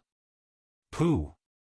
The chest of the young man suddenly fluctuated as he spat out a mouthful of green fire, which split into dozens of streams and darted at the cultivators. The cultivators all dodged, but 2 of them reacted slower and were hit by the devilish fire. Ah! The devilish fire instantly turned into a green cloak and wreathed the 2 cultivators. Although they were protected by crystal suits, the 2 cultivators were still dancing and shouting crazily inside the flames. An uncanny scene happened. The screams were suddenly transformed into weird laughter after several seconds. The devilish fire crawled into the crystal suits through the gaps as if they were small bugs and merged into their bodies. A while later, miserable chuckles echoed inside the crystal suits. The 2 cultivators both slight bent down, their hands and feet cramping crazily. The spiritual energy around their bodies became more furious, chaotic, and irrational. Not good, the negative emotions deep inside their brains, including their fear, hatred, jealousy, and everything else, have been magnified to the maximum. They have been swallowed by their own dark side and possessed by the devil. They are now demonic cultivators. This devil right in front of us is the real king of the devils here. I'm going to deal with it. Half of you will resist the army of the extraterrestrial devils, the other half will go into the supermarket and destroy the altar. If the altar remains intact, countless more devils will arrive in this world. Beep! 2 different colors were blinking on everyone's crystal processor. They were organized into several teams according to their cultivation and characteristics. As the situation of the battle changed, everybody would get to know their latest mission instantly. Li Yao and Yi Hongfei looked at each other and accelerated to the maximum speed in the blink of an eye. They bypassed all the devils and devilized people and charged into the broken supermarket after a few jumps. Inside the supermarket, the air was so stinky that it seemed as if it would condense into blood at any point. They felt that they had entered the stomach of a titanic beast. Crimson, evil murals were everywhere on the walls nearby. One look at them was enough to make one's head dizzy and remind them of their gory and terrible memories. The scent of blood is very strong here. The devil's altar should be on the 2nd floor. Yi Hongfei was carrying a sword in each hand, but sword auras were coming out from both ends of his swords. He led the charge and sprinted toward the stairs while he minced 2 devils that were lurking below the stairs into pieces along the way. Li Yao's nostrils flared, and his eyes stopped briefly at the ceiling. Then he sprinted to the northwest corner of the 1st floor and rose up like a rocket, crashing through the ceiling into the 2nd floor. Boom! After a huge explosion, dust was sent everywhere. The 2nd floor was the food area of the supermarket. Almost 1,000 shelves used to be kept here. But right now, the center of the 2nd floor had been cleared. A great altar made of bones had been established there. More than 10 crimson giant pillars were standing around the altar. They looked both like totems and gargantuan candles. On the candles, mysterious lights were blinking, and their flames interweaved with each other into an enormous net whose threads were all wriggling as if it were a living thing. Countless bright green vesicles were formed on the net. There were more than 1,000 of them. As the giant net shivered, the vesicles fluctuated, too. Their color turned from a bright, translucent green into a deep green. In the end, they were as dark as ink, and it seemed as if liquid would leak out at any point. Pa! A dark green vesicle suddenly exploded, unveiling several devils that were wearing solid armor and surrounded by intense evil flames. The common devils could arrive into the world of human beings through the cloud in the sky. But the stronger devils could not be teleported directly. They had to be bred around the altar before they were finally born. The flight of stairs up which Xinghe had marched into the second floor was guarded by hundreds of devils. However, none of the devils expected Li Yao to be so unreasonable as to crash into the second floor directly from the floor below their feet. Pa! Li Yao snapped his fingers. Floating 6-barrel Vulcan machine guns appeared from his Cosmos ring one after another. 4. 8. 12. 16. 16 floating 6-barrel Vulcan machine guns formed a 4x4 matrix in front of Li Yao. The heads of the barrels were all glimmering mysteriously. The agitated bullets and spiritual energy were roaring inside the magazines. The devils were not afraid of real entity bullets, but Li Yao never had the habit of using only bullets.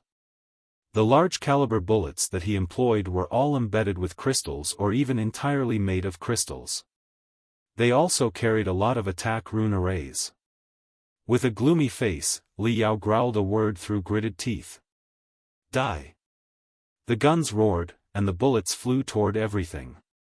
Lines of fire interweaved with each other. Thunder was echoing, electric arcs were shining, freezing wind was blowing. Surging sword and saber auras dominated the area. 6 floating 6-barrel Vulcan machine guns blew out a fire network almost 100 meters in radius, covering more than half of the supermarket. All the devils within the range of Li Yao's barrage were fleeing or being minced apart directly. The devil's altar and the fetuses of devils that were not mature yet all turned into twisted smoke and perished. Boom! Boom! Boom! Boom! Boom! Boom! Boom! Li Yao savaged everything and went on a killing spree. Xinghe, who had reached the second floor just now, was utterly shocked by such brutal firepower. He quickly retreated down the staircase, in case he became the victim of the best warrior of the 6 tribes of Iron Plateau, when the guy was killing too happily to think about who he was attacking. The room temperature increased by almost 50 degrees, it felt like a boiling cooker. The ground was riddled with bullet holes and looked like a honeycomb. The floor had been significantly weakened, to the point that one might have fallen onto the first floor accidentally if they stepped on the wrong area. Li Yao moved forward slowly, searching every corner with a pair of cruel eyes. Cracking noises were echoing non-stop as he stomped the devil's altar into powder. It was not until this moment that Xinghe craned his head carefully. His shocked voice came over in the communication channel. Master Sand, that's quite impressive. Li Yao was briefly silently before he replied casually, in fact, I'm more of a shooter. Xinghe was rendered speechless. He leapt on the second floor with his double-edged sword and searched for remaining enemies together with Li Yao. Hiss! A devil that had been hiding in the gaps of the wall suddenly lunged out, intending to crawl into his crystal suit while Li Yao was turning around. But Li Yao seemed to have eyes on the back of his head. One of his 6-barrel Vulcan machine guns pierced forward from an unbelievable angle into the devil's chest. Open fire. Explode. Over. Right then, Li Yao vaguely heard a baby's cry in the place where Xinghe was searching. Li Yao was dazed for a moment. His pupils constricted violently, and his eyebrows stood up like needles. Master Yi, don't. Li Yao suddenly turned into a streak of brightness and passed through the entire supermarket in a breath. In a temporary warehouse in the northeast corner of the supermarket, dozens of broken bodies were piled up. Intermittent cries of a baby were echoing from the depths of the corpses, but the volume of the cries was dropping, as if the baby could not hold the weight of the dead bodies any longer. Xinghe was digging into the mound of bodies.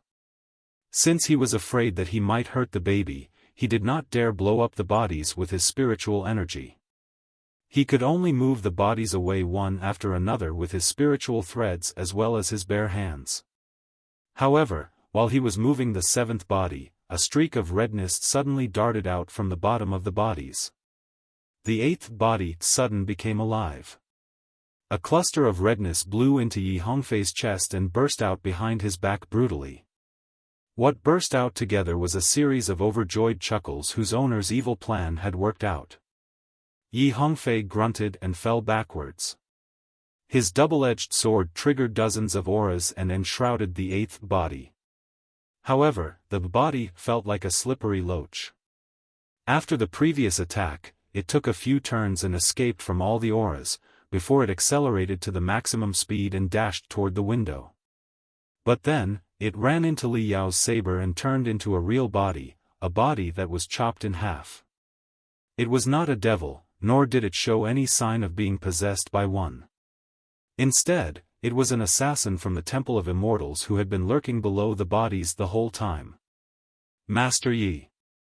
Li Yao bellowed and gave Yi Hongfei a hand, only to find a big hole on the left side of his chest. More than half of his heart had been blown away. Blood was spurting out more magnificently than a volcanic eruption. Yi Hongfei's facial cover opened, revealing a pale face. He sealed his fractured veins forcefully and condensed membranes with his spiritual energy to cover his broken heart. Finally, his face regained some color, and he mumbled feebly, "Baby. A baby's down there. There are no babies here." The baby's cries came to a sudden halt after the assassin of the Temple of Immortals died. Li Yao liquefied his spiritual energy and poured it into the dead bodies like mercury. He scanned carefully for a long time and was certain that none of the dead bodies were in the size of a baby. Naturally, it was safe to say that the cries of the baby had been faked by the assassin. "There are none?" Yi Hongfei was dazed for a moment. He breathed heavily in relief. "That's good. That's good." His voice gradually faded out. "Master Yi, hang in there." Li Yao gritted his teeth and retrieved a red pill that had wrinkles all over its surface and looked like a nut. The pill was named Great Red Pill. It was a present that the Silver Moon tribe had offered him when he was back on Iron Plateau. It was said that the pill could revive the deceased and was the best medication for injuries. Only one pill could be made after several years of refining the cores of 4 apocalyptic beasts as well as hundreds of other heavenly materials and earthly treasures. Therefore, such pills were extremely precious. Even Li Yao had only one such pill himself. He had planned to save his own life with the pill at a certain time. However, he stuffed the pill into Yi Hongfei's chest without any hesitation. The great red pill shivered the moment it touched blood. Streaks of redness were flowing out of all the wrinkles as if it were a budding seed or a sponge that was absorbing water. The shocking wounds were sealed until no gap was left. Woo! Yi Hongfei took a long breath and felt that a hot spring was flooding into his chest and solidifying his soul. He knew that the rich man from Iron Plateau must have used very precious healing drugs for him. Yi Hongfei lowered his head and smiled bitterly. I'm sorry, Master Sand. It is funny that I told you to be careful while in fact I'm the reckless one here. You were quite right. I'm in serious lack of real-life combat experience. Even such an easy trap fooled me." Li Yao was both anxious and angry. He said gravely, "Master Yi, did you not guess that this was very likely a trap made by an assassin?" Yi Hongfei coughed a mouthful of blood out and replied softly, "I did. But what if it were real? I knew it could be a trap, but what if the assassin of the Temple of Immortals had captured a real baby? But I know that there are no babies here now. That's good. That's good." Li Yao did not know what to say. He felt that his nostrils were itching as if many ants had crawled inside. At this time, the follow-up squads finally broke through the devils and devilized people outside and charged into the supermarket. "Master Yi, this is not going to work out," Li Yao said in a hurry. "The command center has to change the strategy. The closer we get to the downtown, the more traps appear. We will suffer a lot of casualties in the end even if we successfully save all the ordinary people in the 10th space ring. Yi Hongfei's eyelids gradually fell down. He was silent for a long time, before he replied softly, Master Sand, the strategy is not going to be changed. The slogan of Qi trainers is, born in Iron Plateau, die in Iron Plateau. For cultivators, we can also live in space and die in space. Yi Hongfei passed out. Li Yao held him in a daze for a long time. He handed him over to the cultivators who were good at healing when the reinforcements arrived. Li Yao stood up straight inch by inch and walked toward the window. After every step, the floor below his feet would break. Countless pebbles were rising around him slowly as he moved forward and dropped to the ground after he passed by. Li Yao had not been so furious for a long time. He was so angry that he found it hard to tame his spiritual energy. Endless vigor seemed to have been stored inside his body like a tsunami that was about to break out. Beep! Beep! The crystal processor uttered hasty alarms. Hellsword Zhuangzio, the hostile nascent soul stage cultivator, has shown up again and killed a cultivator at the high level of the building foundation stage instantly. Hellsword. Li Yao spoke the name in a coarse voice. Walla. In the surrounding 5 square meters, the floor exploded into broken stones the size of fists. The broken stones were then turned into powder that looked like sand a second later. They condensed a brewing storm around Li Yao. Inside the storm, an immense aura was flowing out of Li Yao's body, wreathing the beginner-level gold wolf battlesuit in a soul-stirring air. Thousands of gold streaks were beaming out of the gaps of the crystal suit. In that moment, an invisible string inside Li Yao's head seemed to snap. He made an extremely insane decision. Today, whatever price he had to pay, he would slay a nascent soul stage cultivator. Swoosh! Without any hesitation, Li Yao dashed toward the center of the city like a hungry wolf. Fellow cultivator Sand, what are you doing? Kai Chi, the sword cultivator in the nascent soul stage, sensed Li Yao's furious spiritual waves and was greatly shocked. They have heavily wounded Master Yi, Li Yao shouted. I'm going to avenge him. After saying that, he cut off the communication directly. If Kai Chi had been able to see Li Yao's face, he would have discovered that Li Yao's countenance was somewhat twisted and totally different from his voice. His voice was coarse, crazy, and rash. But his countenance was extremely tranquil. His eyes were as deep and dark as a cold spring. His lips that were as thin as sharp blades. In a small alley some 10 blocks away, Li Yao returned both the gold wolf battlesuit and the mustard seed suit into his cosmos ring. Glancing around for a while, his eyes stopped at a clothes store on the left side of the street. A while later, Li Yao was rushing through the streets, in panic, dressed like a common citizen with blood smeared on his face. At this moment, the catastrophe of devils finally escalated into the second phase. In the first phase, the cultivators were faced with only devils and devilized people. But as the squads entered deep into every district of the 10th space ring and rescued more and more citizens, they were more and more scattered, and their traces were gradually grasped by the immortal cultivators who were lurking in the darkness. The attack on Yi Hongfei was only the beginning.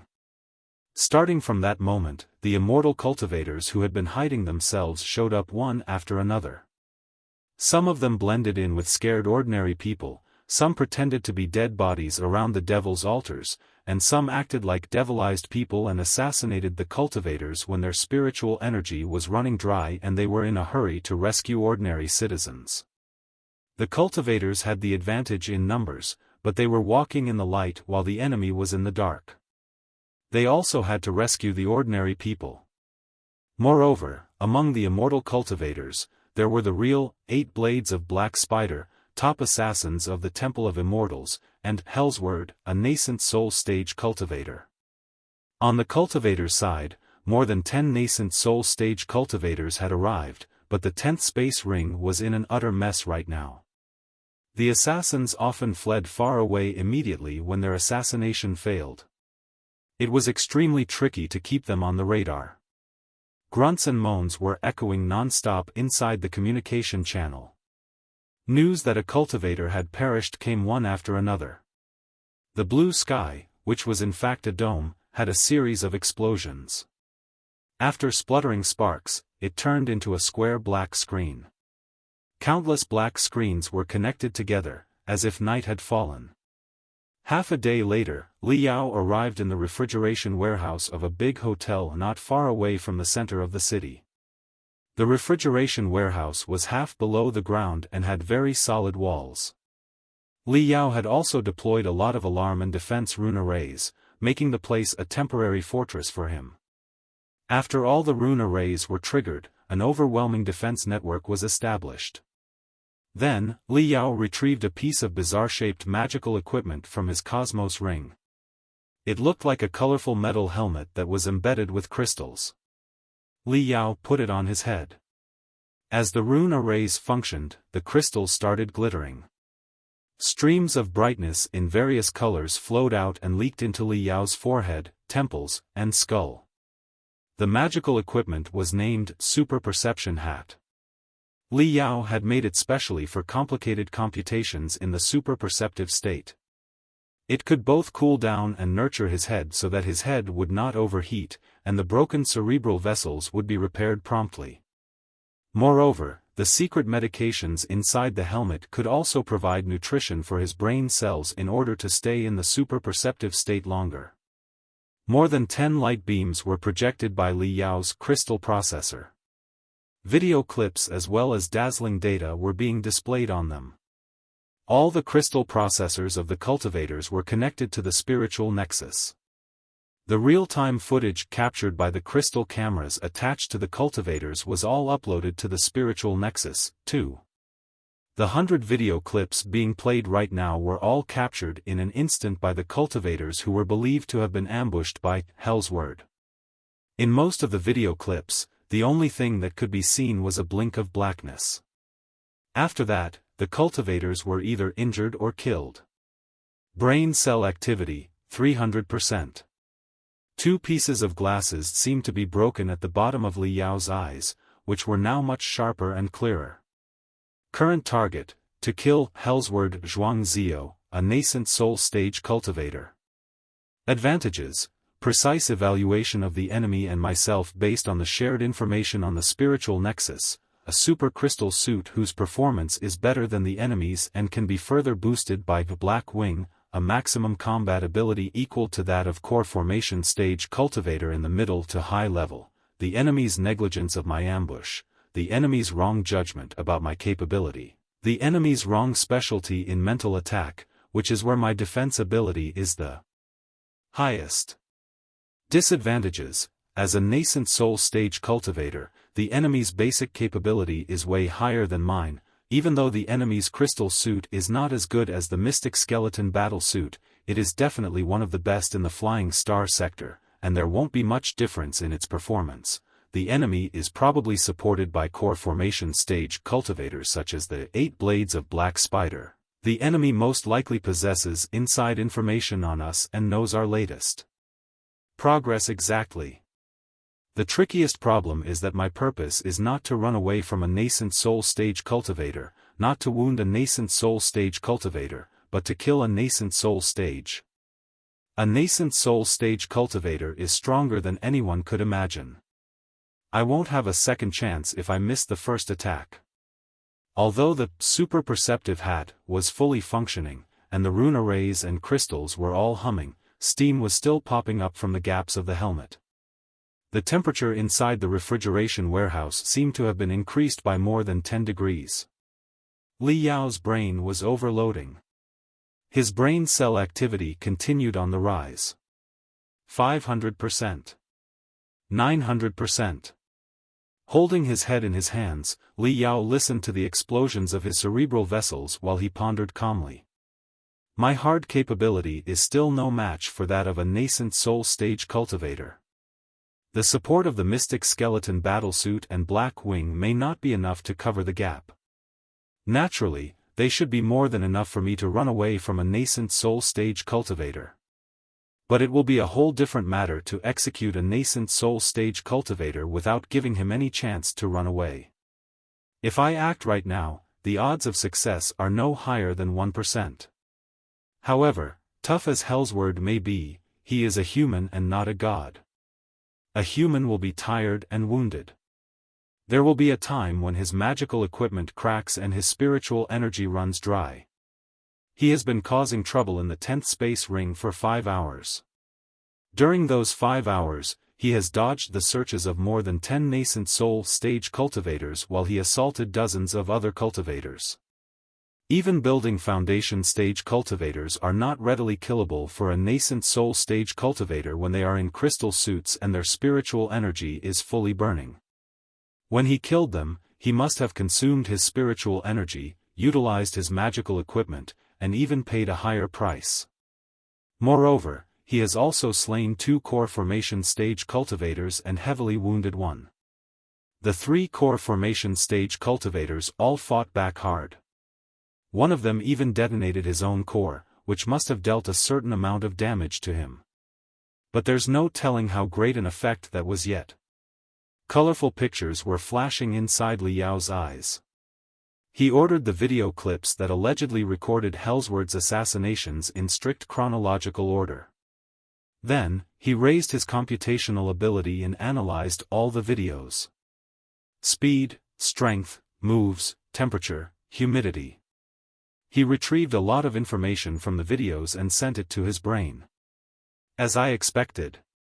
The 3rd building foundation stage cultivator that Hellsword assaulted was on par with the 17th building foundation stage cultivator. They were both in the middle level of the building foundation stage, both focused on physical strength in their cultivation, and both adopted similar moves to deal with the enemy because they were from the same sect. In the first attack, it took Hellsword 1.21 seconds to finish the battle, while it took him 3.44 seconds in the second assassination.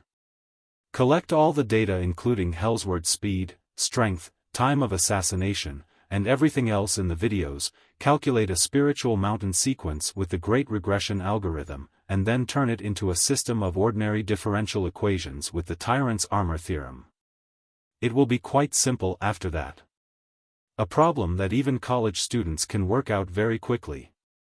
Set Hellsword's combat ability in the beginning as 100, with the independent variables and dependent variables both calculable. What is the rate of the decline of his combat ability in the 5 hours, and what is the number of his current combat ability according to the trend? Let's solve the equation set with convergent approaches. I'm getting a series of convergent sequences of numbers. When the polynomials are expanded 3 times, it will be the trend of the decline of Hellsword's combat ability. According to the trend, Hellsword's speed is only 79.2% of his original speed during the last assault. His agility is only 71%, and only 68% of his absolute strength still remains. His tactical choices are getting more and more conservative, and he has been acting more and more prudently.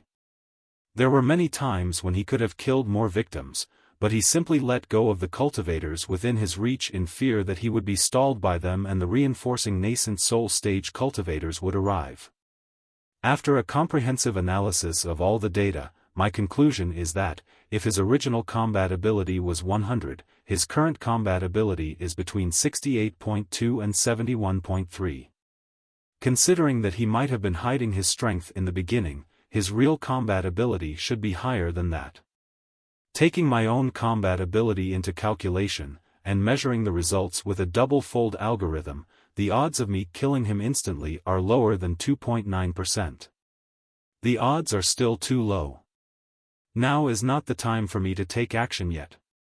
Right then, new information popped up in the crystal processor. Elder Thousand Crane, a nascent soul stage cultivator of the Furious Bears Union, had a battle with Hellsword just now. They exchanged 3 moves and were both injured. Hellsword ran away.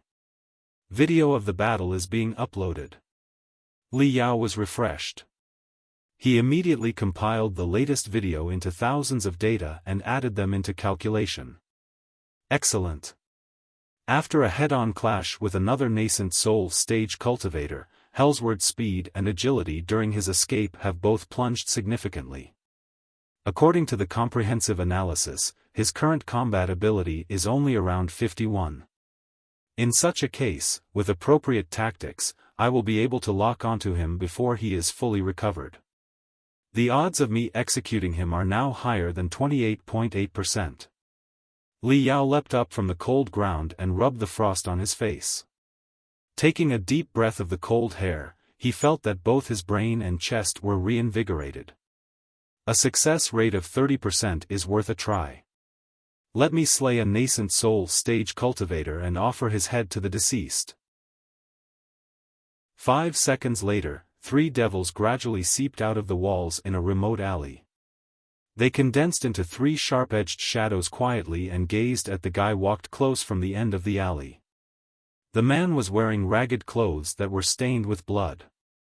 He was walking in a hurry and watching the crystal processor on his wrist every now and then, like a white-collar worker who was late for work. The weird image was utterly incompatible with the burning city. Although the devils did not have much thinking ability, they did feel that it was somewhat strange. However, before they dwelled on the uncanniness any longer, their instincts to assault and slaughter drove them to utter blood-breathing shrieks as they lunged at the man. Suddenly, the 3 devils were frozen in midair in a hilarious posture as if a spell had been cast upon them. Even their shrieks came to a sudden halt, like roosters whose throats had suddenly been cut off. Surrounded by the 3 devils, Li Yao tapped on the crystal processor and searched for the latest information about Hellsword. As he expected, there was no more news about the enemy. According to the model of Hellsword's capability that Li Yao had constructed, as time went by, the nascent soul stage cultivator was slowly recovering bit by bit even though he was not taking any medication. Right now, the success rate that Li Yao estimated had dropped to 28.1%. But he did not dare dream that Hellsword would be silly enough to confront another nascent soul stage cultivator so that he could take the advantage. At this moment, Hellsword's combat ability was approximately 55% of the original. It was a very perfect number.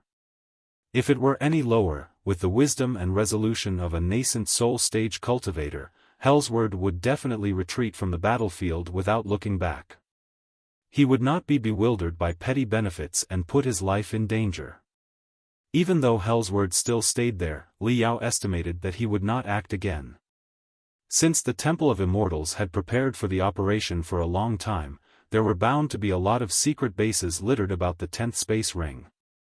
Hellsword would definitely try to avoid the hunting of the hostile nascent soul stage cultivators and sneak into the secret bases for his recovery. Then, he would decide whether to continue his assassination or retreat as quickly as possible according to the status of his recovery and the situation of the battle in the outside world.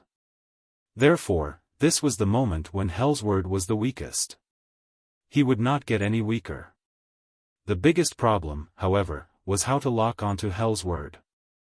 Although he only had half of his combat ability left, a lone wolf like him who had made as distinguished accomplishments as those of pirate gangs all by himself must be really good at hiding and stealth.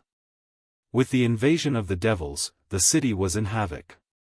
More than 10 nascent soul stage cultivators might not be able to locate Hellsword even if they joined hands. It was even less likely for Li Yao to find him. However, he could not find Hellsword, but it did not mean that Hellsword could not find him. Let's make a gamble, Hellsword, Li Yao mumbled with a vague smile tugging at the corners of his lips, but there seemed to be 2 clusters of freezing ice inside his eyes. Common bait would definitely not be tempting enough for Hellsword in his current status. However, Li Yao believed that he was different. Firstly, he had sabotaged the Temple of Immortals' first big operation on Iron Plateau and facilitated the reconciliation and communication between the Iron Plateau natives and the space residents. Secondly, of the 4 kings of the Temple of Immortals, Yen Shibei, the Mountain King, had been killed by him. If Hellsword was the real Black King, he would surpass the deceased Mountain King and the other two kings after he killed Li Yao, even though he had never thought of avenging the Mountain King. Lastly, and most importantly, Li Yao had just been assaulted by Hellsword half a day ago. When one entered the nascent soul stage, be they cultivators or immortal cultivators, they would all become perfectionists more or less and hate not finishing what they had started. At least, that was so for Li Yao. The target whom he failed to kill was now waltzing about in broad daylight right before his nose again. Li Yao believed that such humiliation and temptation would be too much even for a nascent soul stage cultivator. Hellsword, the prey that ran loose a moment ago now feeds itself to your mouth. Will you take action or not? Li Yao thought through the 13 traps that he had devised before and made sure they were the best he could do for now. He nodded his head in satisfaction, then, crack. He took off the crystal processor distributed by the command center and, browsing through the key information for the last time, crushed the crystal processor. The crystal processor immediately exploded and turned into dust. Li Yao cut off all communication with other cultivators and became all by himself again. Although the crystal processor could provide him with a lot of valuable information, other people might have been able to track and lock onto him through methods such as hotspot sensation and telepathic thought mining as long as he was within the coverage of the spiritual nexus. Right now, Li Yao was almost sure that the immortal cultivators had infiltrated the world of cultivators on a deep and large scale. He found it impossible to tell whether those behind the spiritual nexus were cultivators or immortal cultivators. Therefore, he decided to believe in nobody and rely solely on himself. A man and a sword were enough to roam the universe. The real strength of the immortal cultivators is much lower than that of cultivators, but since they are hiding in the darkness, they can always make plans, set up traps, or launch assaults without any concern. When the cultivators form a large troop ready to strike them, they can always dismiss themselves and vanish into thin air. Darkness is their most powerful magical equipment. But now, I have such magical equipment, too. The cultivators are in the light while the immortal cultivators are in the darkness, but I will sink into places that are darker than darkness. I will strike the immortal cultivators just like how they strike the cultivators. Li Yao closed his eyes and took a deep breath. The air was stinky, mixed with the scent of gunpowder and rust. It smelt both cold and sweet and reminded him of the days long ago in the magical equipment graveyard when he stared at formidable enemies from the dark corners of the trashes with the sharp blades made of wasted iron in his hand. No. Not enemies. They were food. The vulture's food. Licking his lips that had fractured because of his excitement, Li Yao smiled and walked out of the alley. It was not until he was 10 footsteps away that the 3 devils that were frozen in midair resumed the ability to move around. They were dazed for a moment and were about to lunge out again, but they were torn into thousands of shreds within a breath before they had the chance to scream. Li Yao waved his hands as if he had just slapped 3 flies. In an underground parking lot at the center of the city, hundreds of shuttles were packed to the brim with shuddering citizens. The atmosphere was very intense. Many people wanted to cry, but they feared that the devils outside might notice them, so could only bite their hands, trying to control their emotions. A dirty old man was squatting in a corner. His white hair was messy and stained with dry leaves and mud. He was wearing a coat that was riddled with holes, and he did not move for a long time. There was no telling whether he was alive or not. Such devastated old men were everywhere after the arrival of the extraterrestrial devils.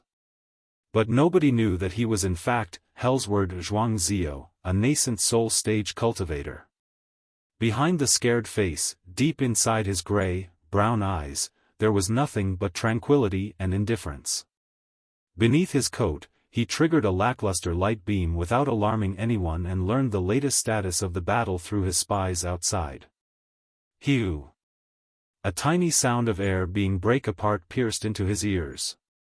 Hellsword sniffed, knowing that a hostile nascent soul stage cultivator had just flown past him on a flying sword. But so what? He had compressed his capability to the minimum with the soul converging technique. Unless the 10 or so nascent soul stage cultivators surrounded the parking lot and examined the refugees one by one, there was no way that he would be found. The terrible wound on his waist was temporarily sealed, and his shattered liver was stuck together by his spiritual energy, which stopped his combat ability from further declining. After he took a few pills, his spiritual energy and soul power had recovered a lot, enough for him to fight new battles. After successfully slaying 2 core formation stage cultivators, 17 building foundation stage cultivators, and countless refinement cultivators and having a head-on clash with another nascent soul stage cultivator, he would say that it was not a bad result at all. This place was 3.4 kilometers away from the nearest secret base of the Temple of Immortals. Inside the secret base, there were fully equipped med bays and deep sleep capsules. His combat ability would be restored to above 95% within 3 hours. But Hellsword was still waiting for an opportunity. Several nascent soul stage cultivators were doggedly searching for him everywhere. He would be seeking death if he revealed himself. After all, the wounds on his body were not fatal. He could just wait there patiently. As a lone wolf, he was always patient, and he knew the power of darkness best. In a moment, reports of his subordinates came over. Master Elder, 2 members of the 8 Blades of Black Spider exposed themselves on purpose and attracted the attention of all the nascent soul stage cultivators.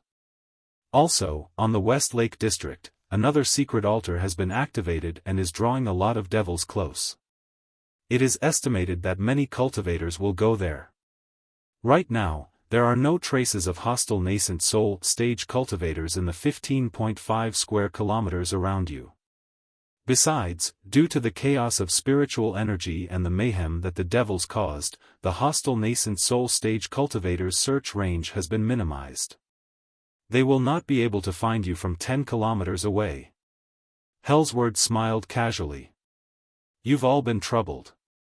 Ask the 8 Blades of Black Spider to tread lightly.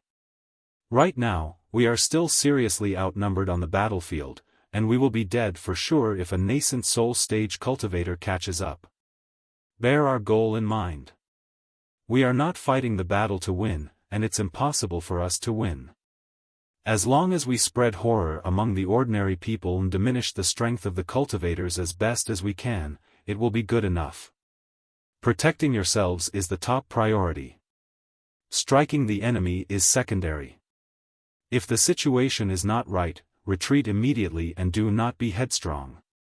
After all, we have planted the seed of terror in the hearts of ordinary people and low-level cultivators, and we have achieved the purpose of the battle.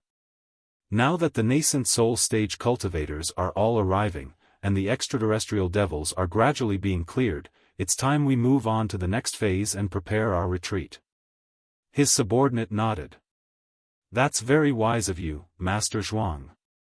Hellsword coughed hard and stood on his feet slowly, leaning against the wall. He went to the deeper part of the parking lot, ready to return to the secret base. Right then, a new message on the light beam attracted his attention. Sand Scorpion, the best warrior of the 6 tribes of Iron Plateau, has shown up alone. Hellsword's facial expression remained absolutely unchanged. He asked his subordinate, where did he show up? Is it a trap? Are there any nascent soul stage cultivators near him? It doesn't seem like a trap, his subordinate replied. We have basically locked onto all the hostile nascent soul stage cultivators that have entered the battlefield. The summoning of extraterrestrial devils in the West Lake District is the largest one in our plan. Most of the nascent soul stage cultivators have directed their attention to it. Meanwhile, Sand Scorpion is going in the opposite way of all the hostile nascent soul stage cultivators. He seems to have burst into fury and is on a killing spree without a destination. The key information has been transmitted to your crystal processor via the dark net. Communication was of paramount importance for space pirates during a hunt. In order to not be monitored by the spiritual nexus of the cultivators, they had gradually developed certain technology to establish a temporary network on a battlefield during their thousands of years of struggle. The temporary networks were unpredictable and hard to capture. They boasted strong anti-jamming abilities, too, and were also known as the Dark Net. The light beam in front of Hellsword's eyes was changing its content at a frequency of 10 slides per second. His eyeballs were flickering up and down non-stop as if a vibration rune array had been installed in them. 5 seconds later, Hellsword narrowed his eyes and issued his command. Ghost Sting, Grey Fox, and Thorny Shadow, stop your assassination immediately. Hellsword then gave his orders to those 3 members of the 8 Blades of Black Spider. Sand Scorpion has shown up. He is an important target who is of the highest value relative to his capability. Before, he was hiding in Flying Star University where there are a lot of experts. It was quite difficult to deal with him. Our previous assassinations all failed. Even a core formation stage cultivator on our side was compromised. It will be best if we take the guy down before our retreat. Ghost Sting and Grey Fox, your task is not to assassinate him but to cruise and stay on alert in the 10 square kilometers around him. As long as there are signs that the hostile nascent soul stage cultivators are going towards Sand Scorpion, remember, so much as signs, abandon the assassination immediately and retreat in separate directions. Thorny Shadow, you will do the job. Although Sand Scorpion is not weak, he is still wearing a beginner-level crystal suit. There's no evidence that he is an expert in crystal suits. Therefore, his capability must have declined a lot. On the light beam, a man whose face was covered in black fog nodded. Understood, Master Zhuang. Pausing for a moment, he asked again, somewhat in hesitation, Sand Scorpion slew the Mountain King. Do you not want to take him down in person? Hellsword coughed for a moment. Then he smiled and said, I'm seriously wounded right now, and I need to take a rest in the base. You can claim the credit. Hellsword cut off the communication. On the light beam, he saw the 3 assassins of the 8 Blades of Black Spider in the core formation stage rush at Sand Scorpion's location. Hellsword smiled and walked out of the darkness, too. He did not move toward the secret base but snuck toward the direction of Sand Scorpion. Ho! Ho! Ho! Ho! On a blood-drenched street, amid the burning debris of the city, Li Yao, wearing the gold wolf battle suit, was on a rampage with 1 super anti-ship saber more than 2 meters long in each hand. Such a terrifying weapon was designed for super-muscular cultivators. It was said that it could chop the plate of small starships in half, which said volumes of its formidability. That was not all of it. Around Li Yao, 16 floating 6-barrel Vulcan machine guns were moving everywhere, unleashing a storm of burning bullets. 2 sabers and 16 guns drove almost 1,000 squeaking devils away. Li Yao's crazy laughter leaked out of the gaps of the gold wolf battlesuit. The flames of spiritual energy around him were fluctuating wildly, not steady at all. All signs suggested that he was delirious. From the dark windows on the high buildings nearby, 3 sniper rifles secretly protruded out and locked onto him. When the bullets of the 16 floating 6-barrel Vulcan machine guns ran out, the last devil was ripped apart, and Li Yao was the most relaxed. The 3 sniper rifles were triggered at the same time. 2 black bullets and a rushing electric arc dashed to his front from 3 different angles instantly. Li Yao seemed to have grown eyes on the back of his head. He was long prepared for the attack. His body blinked weirdly, and 2 bullets passed through his shadows, collided, and exploded. The electric arc hit precisely on Li Yao's breastplate. Li Yao did not shake at all even though the electric arcs were covering his body. He stowed the 16 guns into his cosmos ring as quickly as a lightning, while he turned into a streak of brightness and leapt forward in zigzags to avoid the snipers, sprinting for the turn of the street. Voila! When he reached the corner of the street, for melee combat crystal suits suddenly appeared from the debris, the collapsed buildings, and the wells. Two heavy crystal suits that looked like shields lunged close and tried to stall him without worrying about the damage sustained, while the other two light crystal suits stabbed two sharp daggers at the gaps below the abdomen of the gold wolf battlesuit, one from the left and one from the right. Li Yao roared. The wolf head embedded on the breastplate of the gold wolf battlesuit suddenly opened its mouth. A cluster of spiritual energy, which had been stored for a long time, rushed out and left a shocking giant hole in the chest of the first heavy crystal suit. Meanwhile, he shook his left hand. The lengthy saber broke into pieces and rained upon the assassin on the left side. There was a short sword about half a meter long in Li Yao's hand. A sword in a saber. As it turned out, the anti-ship saber was merely a sheath that contained a deadly weapon. The shorter the distance of a battle was, the more dangerous it would be. The assassin had drawn close to Li Yao, and it was difficult to wield the anti-ship saber at such a distance. However, it was the perfect range of attack for a short sword. The attention of the assassin was distracted by the pieces of the broken saber. When he was back to himself, he felt his chest turn cold. The short sword pierced deep into his heart and exploded brutally after a beep sound. Crystal bombs were planted inside the short sword that would be triggered as soon as it entered a body. Although it could only be used once, it was definitely a sordid and deadly weapon. The entire stomach of the assassin together with the left side of his chest were blown to smithereens. Within a breath, both assassins had been killed. The remaining two assassins were dazed for a moment, not knowing what to do. Li Yao sneered and leapt forward, preparing to execute the two of them. However, from the shadows of the two assassins, the two dead bodies, and even Li Yao himself, weird phantoms suddenly dashed out. It seemed that their shadows were all alive. They formed sharp venomous stings and pierced at the vital parts on Li Yao's body. Li Yao was caught unprepared by the attack. He dodged 3 stings, but the other 2 still stabbed into his flesh. He grunted miserably. The 5 phantoms condensed in midair into a crystal suit that was almost pure black. The crystal suit was made of special light absorption materials. Everybody's vision was blurred and could not see the details of the crystal suit. It looked like a black sketch. The 2 stings that stabbed into the gaps of the gold wolf battlesuit were thin daggers that extended out of the arms of the black crystal suit. That was the performance of Thorny Shadow, a top assassin of Black Spider Tower and one of the 8 blades of Black Spider. Li Yao seemed to be in agony.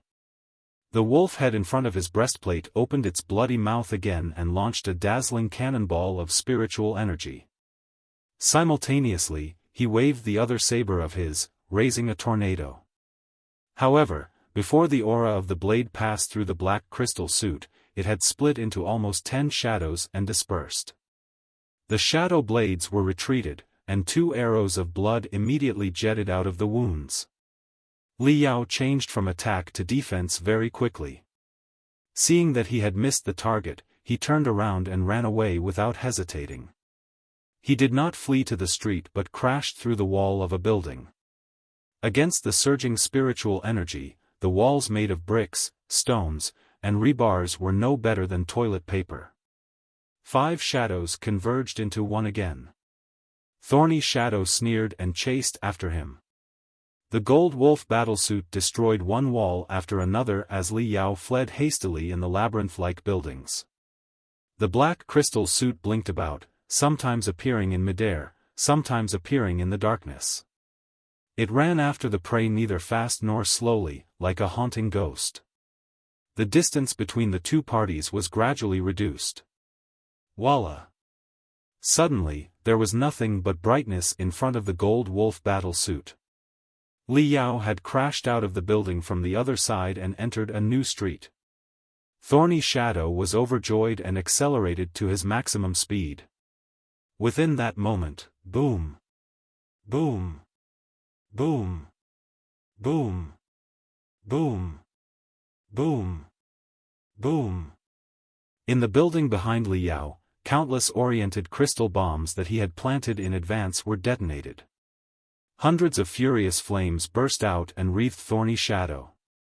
The crystal bombs naturally dealt little damage to the assassin, who was in the core formation stage. However, they exposed his location and jammed his crystal cameras and crystal processor. Caught unprepared, his speed and reaction were both slower than they should have been. In the chaos, Thorny Shadow felt that an undersea volcano was erupting violently. Countless hot streams and magma were spurted out and raised a hurricane on the surface of the ocean. The alarms that his crystal processor sent almost deafened him. The speed, agility, and strength of his target improved exponentially.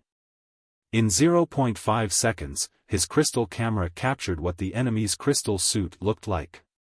The enormous size, the cold weapons, and the intimidating aura.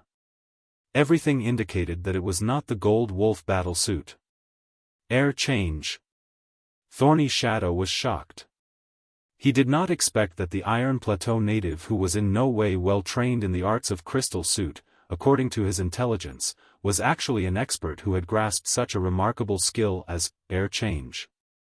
His opponent had put on a faster, stronger, more fearsome crystal suit in the blink of an eye. In that moment, Thorny Shadow realized that it was a trap, a fatal trap specially prepared for the 8 blades of Black Spider. It was a pity that his epiphany came too late. Schwa.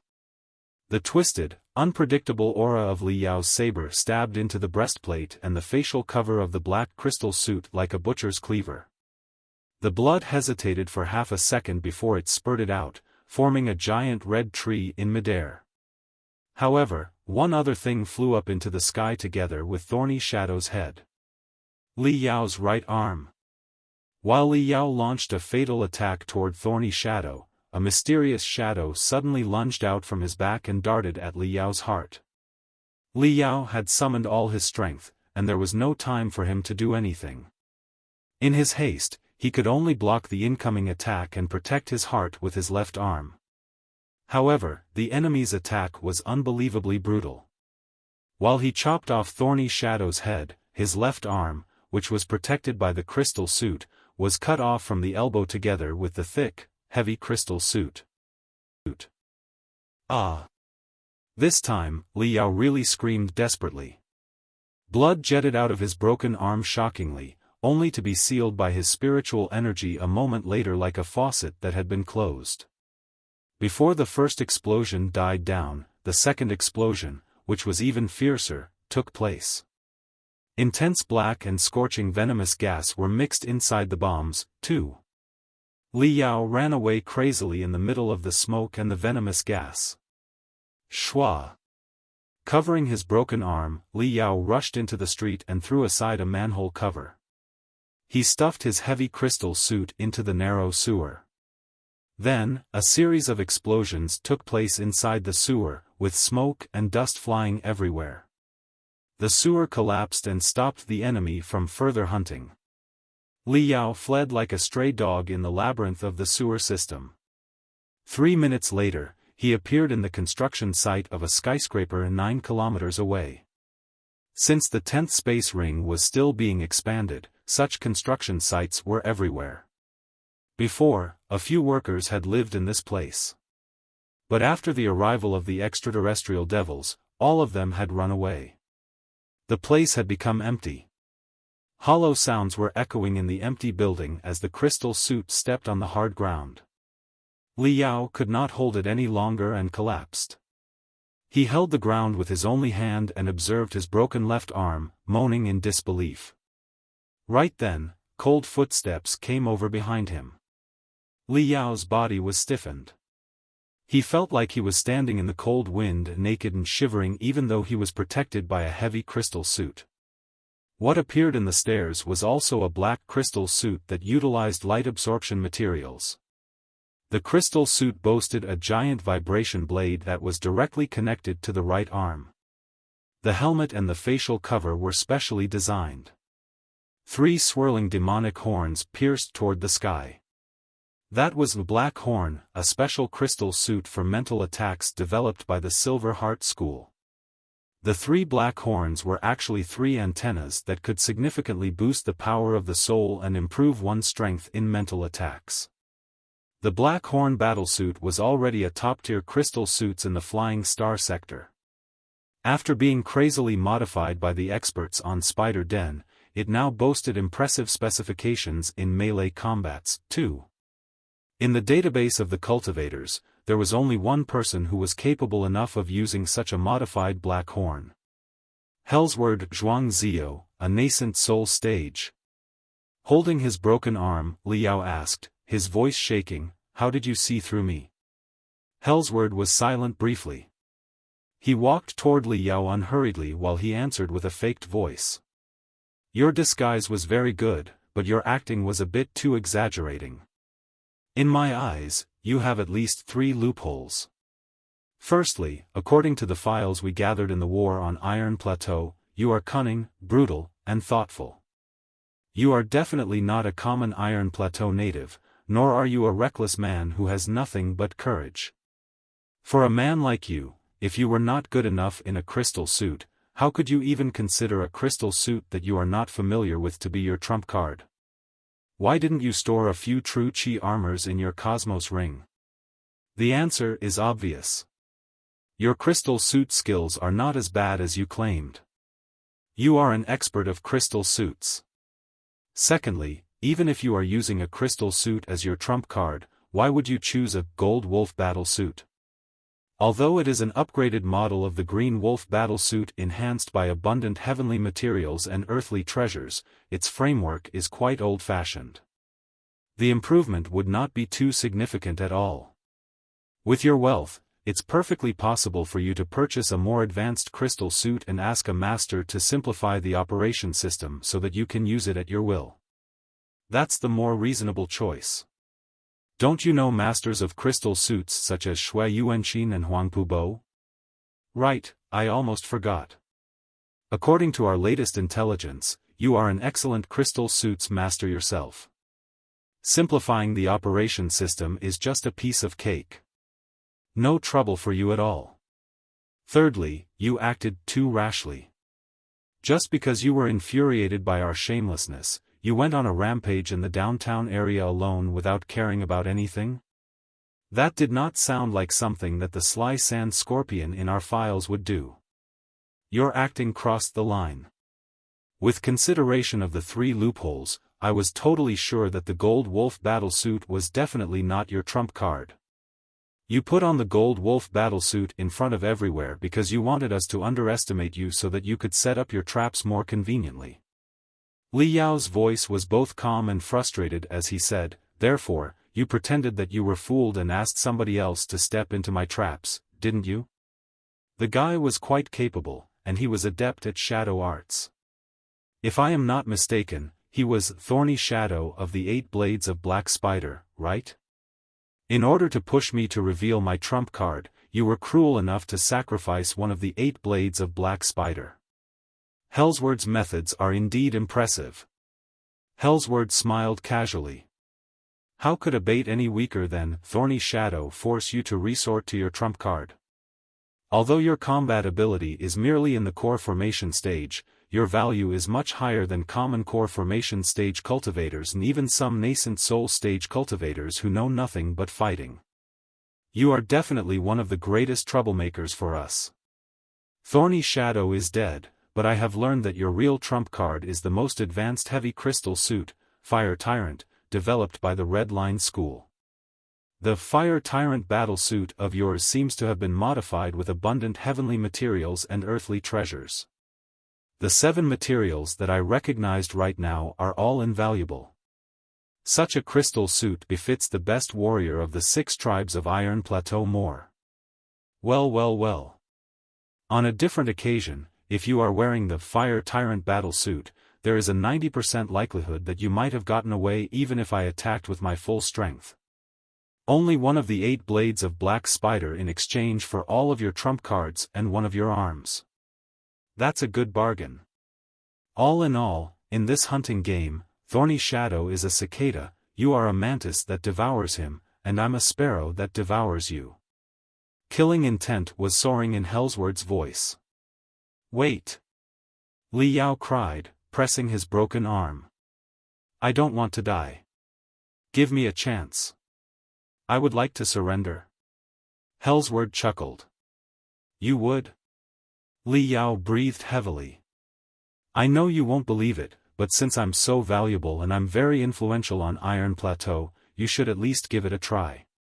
After all, one of my arms has been chopped off, and all my trump cards have been seen through. I can never get away from the hands of a nascent soul stage cultivator like you, can I? Hellsword nodded and stepped forward softly. It seems so. Li Yao breathed heavily and struggled to his feet.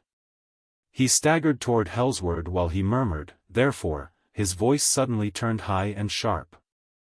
Let's die together. Before the sentence was concluded, the crystal bombs that had been planted in every corner of the construction site were detonated at the same time and turned the building into an ocean of flames. The points of the explosion had been carefully selected so that the power of the explosion could be gathered and sweep across everything. After Li Yao made the declaration, however, he did not lunge forward hoping to perish together with his enemy. Instead, he stomped on the ground and fell to the floor below. The floor where he had been standing on had already been weakened beforehand. It was stomped into dust without any trouble. All the declarations such as "die together" were deceptive moves. He was still trying to run away. However, the serial scheme was all within the expectations of Hellsword. The nascent soul stage cultivator had seen through everything since a long time ago. He. This construction site is indeed a place of escape that you have prepared. I knew that you wouldn't surrender. But so what? After 2 minutes of chit-chatting, another 4% of my liver has been repaired. It will be more than easy for me to slay a building foundation stage cultivator who claims to be in the superlative height. The moment the explosion took place, Hellsword stomped on the floor as if he had seen it coming and fell onto the floor below almost at exactly the same time as Li Yao did. Before he reached the ground, Hellsword had already lunged at where Li Yao was falling, accelerated by the power rune arrays. His right hand turned into a streak of blackness and stabbed at the chest of the Fire Tyrant battlesuit at an amazingly high speed. Even the super bendable steel is not going to save you today. Pooh! His right hand pierced into the chest of the heavy crystal suit easily as if it were tofu. However, the weird feedback made Hellsword's pupils shrink suddenly. In the next second, the Fire Tyrant battlesuit exploded in midair. Until this second, everything had been under Hellsword's control. But he did not expect that the Fire Tyrant battlesuit would explode, nor did he expect that it was not smoke and fire that came with the explosion but glue. The super sticky glue made of 28 kinds of resins and the body fluids of demon beasts. With Hellsword's cultivation, even though the super sticky glue was showered over his face, his movement was not hindered much at all. Then, all the glue was burnt into ash by his spiritual energy. However, at exactly this moment, Hellsword saw feathers. Thousands of black feathered, condensed by the purest spiritual energy, were deep, light, and sharp and danced in midair like snowflakes from the dark ceiling. 6 enormous wings of spiritual energy covered more than half of the floor, turning it into a dark abyss. In the center of the dark abyss was a crystal suit that looked like a black hole. 3 crimson crystal cameras were in an upside-down triangular distribution. Gloomy rays were emitting from there, as if they were laughing silently. Isn't the speed of his air change 2.59 seconds? How did he put on a different crystal suit in less than 1 second? What is this damn crystal suit exactly? The sprinting speed of the black hole-like crystal suit was definitely more than 7 times the speed of sound, because Hellsword did not hear any sound. But for some reason, he felt as if he could hear the shriek of a vulture. At the moment of life and death, Hellsword summoned the unparalleled capability of a nascent soul stage cultivator. He twisted his body into such an unbelievable angle that his bones and his crystal suit were all cracking. Several rune arrays on his crystal suit broke down in that moment because it could not withstand his explosive strength. Within that moment, at the cost of destroying rune arrays, breaking bones, and battering his liver, Hellsword moved half a step to the right and avoided the crying Saber in Li Yao's right hand. In the meantime, his left leg kicked at Li Yao's abdomen in a weird curve, while a short blade that was lighter and thinner than a feather ejected silently from the tip of his foot. In the database of space pirates and cultivators, it was recorded that the lone wolf Zhuang Zio was called Hellsword because the name of the marvelous weapon with which he secured his fame was Hellsword. However, except for dead people, few knew that Hellsword was not the eye-catching vibration saber on his right arm but the invisible venomous dagger hidden below his foot. While the Hellsword rushed out, Hellsword summoned all his soul power and triggered the strongest mental attack of his life. Hew! For a moment, countless ghosts were lunging out from the dagger, as if the attack knocked down the wall between hell and the human world. However, Li Yao's speed increased again and surpassed the limits in Hellsword's calculation instantly. The dangling arm on the left of the crystal suit that seemed empty before was now back to life like a snake that had crawled out of a crevice. When countless black feathers interweaved into flames and flashed past Hellsword's eyes, there was only one thought in the nascent soul stage cultivator's brain, which was almost boiling now. Didn't I now chop off his left hand? Why does he still have it? Schwa! Two black crystal suits turned into translucent shadows at the same time and passed through each other. In midair, the raging ghosts and the unpredictable black feathers collided like a storm. The ghosts, in their desperate screams, vanished into black smoke. The flying black feathers were melted like snow under the sun, too. However, the 999 black feathers were physical entities. They entangled the left arm of the mystic skeleton battlesuit without a gap and formed a weird-shaped saber that looked like a giant feather. It was Feathered Dragon Saber, a piece of tailor-made magical equipment that Li Yao, Professor Mo Xian, and the other spectral cultivators from the Heaven's Origin sector had invented based on the feature that Li Yao's spiritual energy could be transformed between the gas form and the liquid form freely at will. The saber was refined based on the scraps of ancient magical equipment, the bones of skeleton dragon and the apocalyptic beasts, and the pieces of the boiled blood wind-slashing saber. Because of its modular structure, with a telepathic thought, Li Yao could turn the saber into 999 sharp feathers and hid them in thousands of illusions of black feathers formed by his spiritual energy, so they could attack the enemy from utterly unpredictable angles. The last remnants of the shadows of the ghosts were gone. The construction site returned to peace again. Wind was blowing past the empty floor, raising a storm of dust that looked like a fog.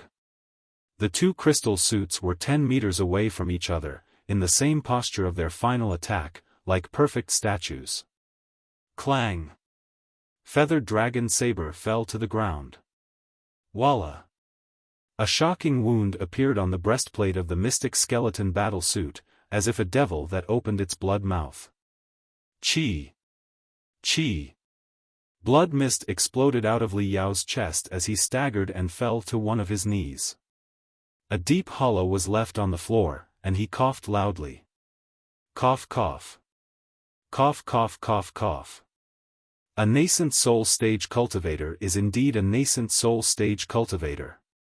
His face as pale as paper, Li Yao breathed heavily for a long time. He managed to constrict his muscles and sealed the veins near his wound. Then he gritted his teeth to stand up and walk toward Hellsword. Hellsword was absolutely still. Including the Sky Scorpion Amor, I've used 4 sets of suits altogether and deployed 13 serial traps. All the crystal bombs and magical equipment on my body are now gone. I didn't know that, cough cough. Cough cough cough cough, Li Yao coughed hard and walked to Hellsword's front. He stood face to face and helmet to helmet with the nascent soul stage cultivator. Hellsword could kill him easily as long as he raised his hand. Yet, he kept still and did not move at all. Li Yao breathed hard and managed to finish the sentence. I didn't know that I would have to pay such a high price in order to kill you. Li Yao opened his fingers and pressed the helmet of Hellsword's crystal suit.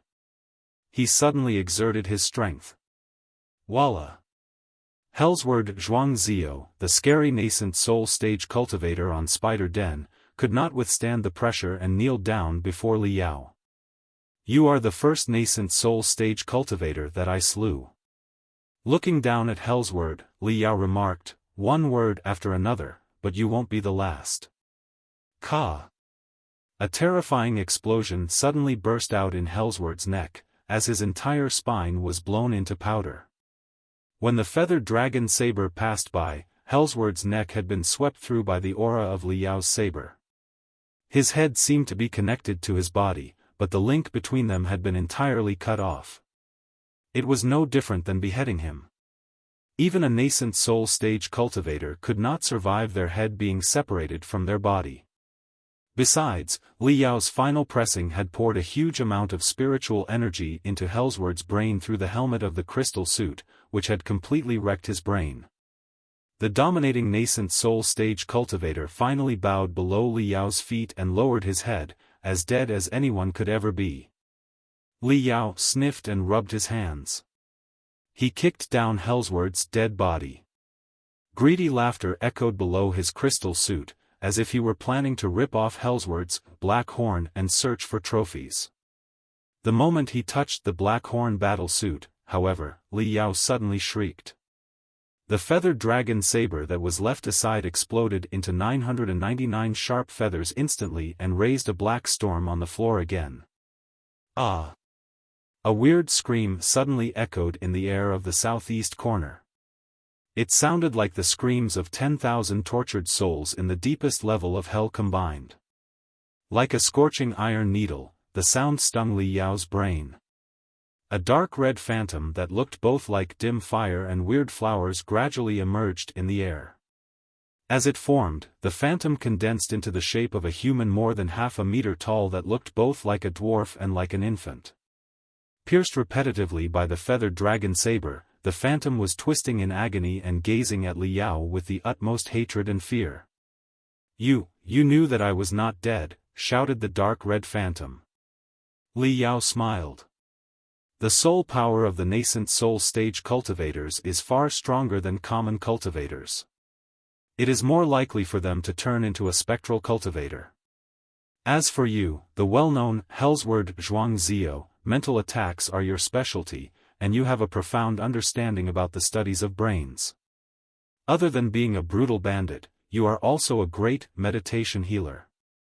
Therefore, it is even more likely for you to turn into a spectral cultivator than common nascent soul stage cultivators. I was merely testing, and I didn't expect that you would jump out so quickly. Hellsword was squeaking in anger like fire onto which oil had just been poured. The flames of the phantom suddenly rose and almost licked the ceiling. It was a pity that he had just died, and his soul had only managed to escape from his body through secret arts. His current state was very unstable because he was not a real spectral cultivator yet. His capability was only 1% compared to when he was alive. Although Li Yao was heavily wounded, the guy was still much stronger than he was. He could only stall for a while longer so that his soul could stabilize. With a few minutes, he would be transformed into a spectral cultivator from a wandering ghost. By then, Hellsword pretended that he was deeply regretful and shouted, "What I chopped off just now was a false hand." Of course, it was a real hand. For a lone wolf like you, it would have been impossible for you to not notice the difference between cutting into muscles, veins, and bones and chopping off a false hand, right? Li Yao opened his hands and replied, "It's just that the hand was not mine." Hellsword was so furious that he was shaking violently. He shrieked, "So, your target since the very beginning has not been the 8 blades of Black Spider but me? Crazy. You are crazy. Your maximum combat ability is in the core formation stage at best, and you are insane enough to hunt a nascent soul stage cultivator. Maniac. You are an out-and-out maniac. If you don't have anything constructive to say, let's begin," Li Yao replied calmly. He waved his right hand. Spiritual energy flooded over like a tide and formed a shining silver hand, grasping Hellsword's ghost by the throat. When the wolf grows old, the crows ride him.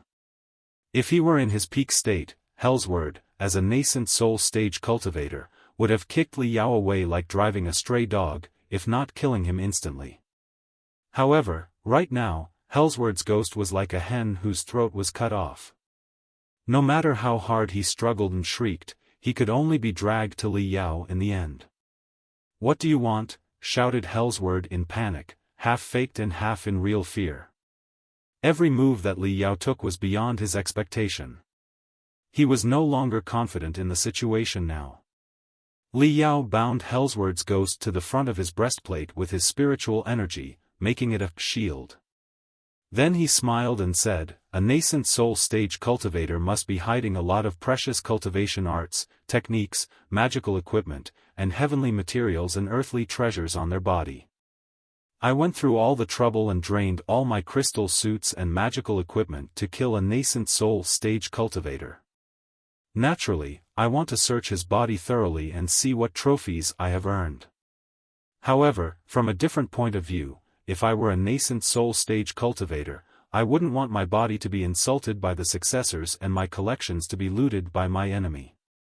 Therefore, I would certainly set up all kinds of traps inside my crystal suit and even hide aggressive magical equipment inside my body.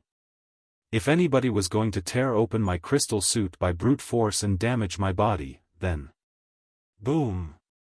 They would pay a good price. In the meantime, I would also deploy numerous self-destruction programs in all my Cosmos rings. If anybody opened the Cosmos rings by force, the programs would be automatically activated and turn the Cosmos rings into useless stones. The hunters are coming close, and my time is limited. As a nascent soul stage cultivator, you are probably not scared by my threats and interrogation. So, I will save the nonsense and simply use you as my shield. If there are any traps on your crystal suit and your body, you will be the first to take their blow once they are triggered. After all, I am protected by this super crystal suit that boasts amazing specifications, with a lot of additional layers of super bendable steel at the critical areas. With the ghost of a nascent soul stage cultivator as my shield, I will not necessarily die even if the traps are triggered. However, you are in front of me, and you have no crystal suit or clothes to protect you. The adventure might not be as safe for you, no? Wait. Stop now, shouted Hellsword, who was struggling crazily. But Li Yao did not care about him at all. He crouched on one of his knees. The feathered dragon Saber flew back to his left arm, but almost 100 feathers were left and protruded to the front, forming 3 sharp claws. Taking a deep breath, Li Yao raised his left arm high and was about to stab the claws into the breastplate of Hellsword's crystal suit. No. There are traps in my crystal suit and my body. They will explode if you tear them apart, screamed Hellsword desperately, having no other options. I don't like to force people to do anything. The claws extended by the feathered dragon Saber scratched on Hellsword's crystal suit in screeching noises, as Li Yao replied casually, "Say it or not, the choice is all yours. I will get the trophies either way. I will. I will." Hellsword was about to burst into tears. If he had teeth right now, he would be biting them so hard that they would have crumbled to nothing. It was true that powerful magical equipment and attack rune arrays had been deployed on his crystal suit and his body. The enemy was bound to trigger the traps once they looted them. His original plan had been to hide in the darkness as a ghost and attack Li Yao's brain when Li Yao was wounded while searching his body. But he did not know that the best warrior of the 6 tribes of Iron Plateau was so cunning that the guy not only guessed that he might become a ghost but also took him as a shield. Is this maniac really an Iron Plateau native who has more bronze than brains? Hellsword felt like crying. Deep in thought, he quickly worked out a new scheme now that the previous one had failed. He listed all the traps hesitantly. Below the left side of the breastplate, there is a poison vesicle that is controlled by a rune array. If it is touched, it would explode and vaporize all the venom. The solution is: the helmet cannot be ripped off, too. If it is ripped off by brute force, the entire super-compressed crystal reactor will explode. The power of the explosion should be enough to blow up the entire building. Hellsword suddenly turned obedient and revealed all the traps on the Black Horn battlesuit. He had thought that, even if he pointed out all the traps, it would take Li Yao 20 minutes or even longer to dismantle such a complicated and precise crystal suit. Yet, Li Yao's hands turned into two clusters of black mist in which countless black feathers were flying. After a series of clanging sounds, the Black Horn battlesuit turned into the most fundamental components and covered on the ground in less than 1 minute. Looking at his dead body, Hellsword's ghost shuddered and further concealed his killing intent. Li Yao eyed the magical equipment on the ground in great satisfaction and complimented, "You do have a lot of treasures with you." The Black Horn battlesuit is already one of the most expensive crystal suits of the Flying Star sector, but judging from the plugins here, the money you spent on modifications is almost twice its original price. Hellsword was furious, but he noticed the greed in Li Yao's voice. He thought of something and suddenly asked, "I would like to surrender." Li Yao could not help but chuckle. "I said exactly the same thing a few minutes back, and we both saw what happened next, didn't we?" "I know you find it hard to believe, but I'm different from you," Hellsword replied quickly. "You are a big hero with no fear of death, but I am just a selfish immortal cultivator. I will do anything in order to survive. What I'm about to say is exactly the same as you said. As a nascent soul stage cultivator, not only am I familiar with many secrets on Spider Den, I am also aware of the details of the Temple of Immortals. I am very valuable and definitely worth giving a chance.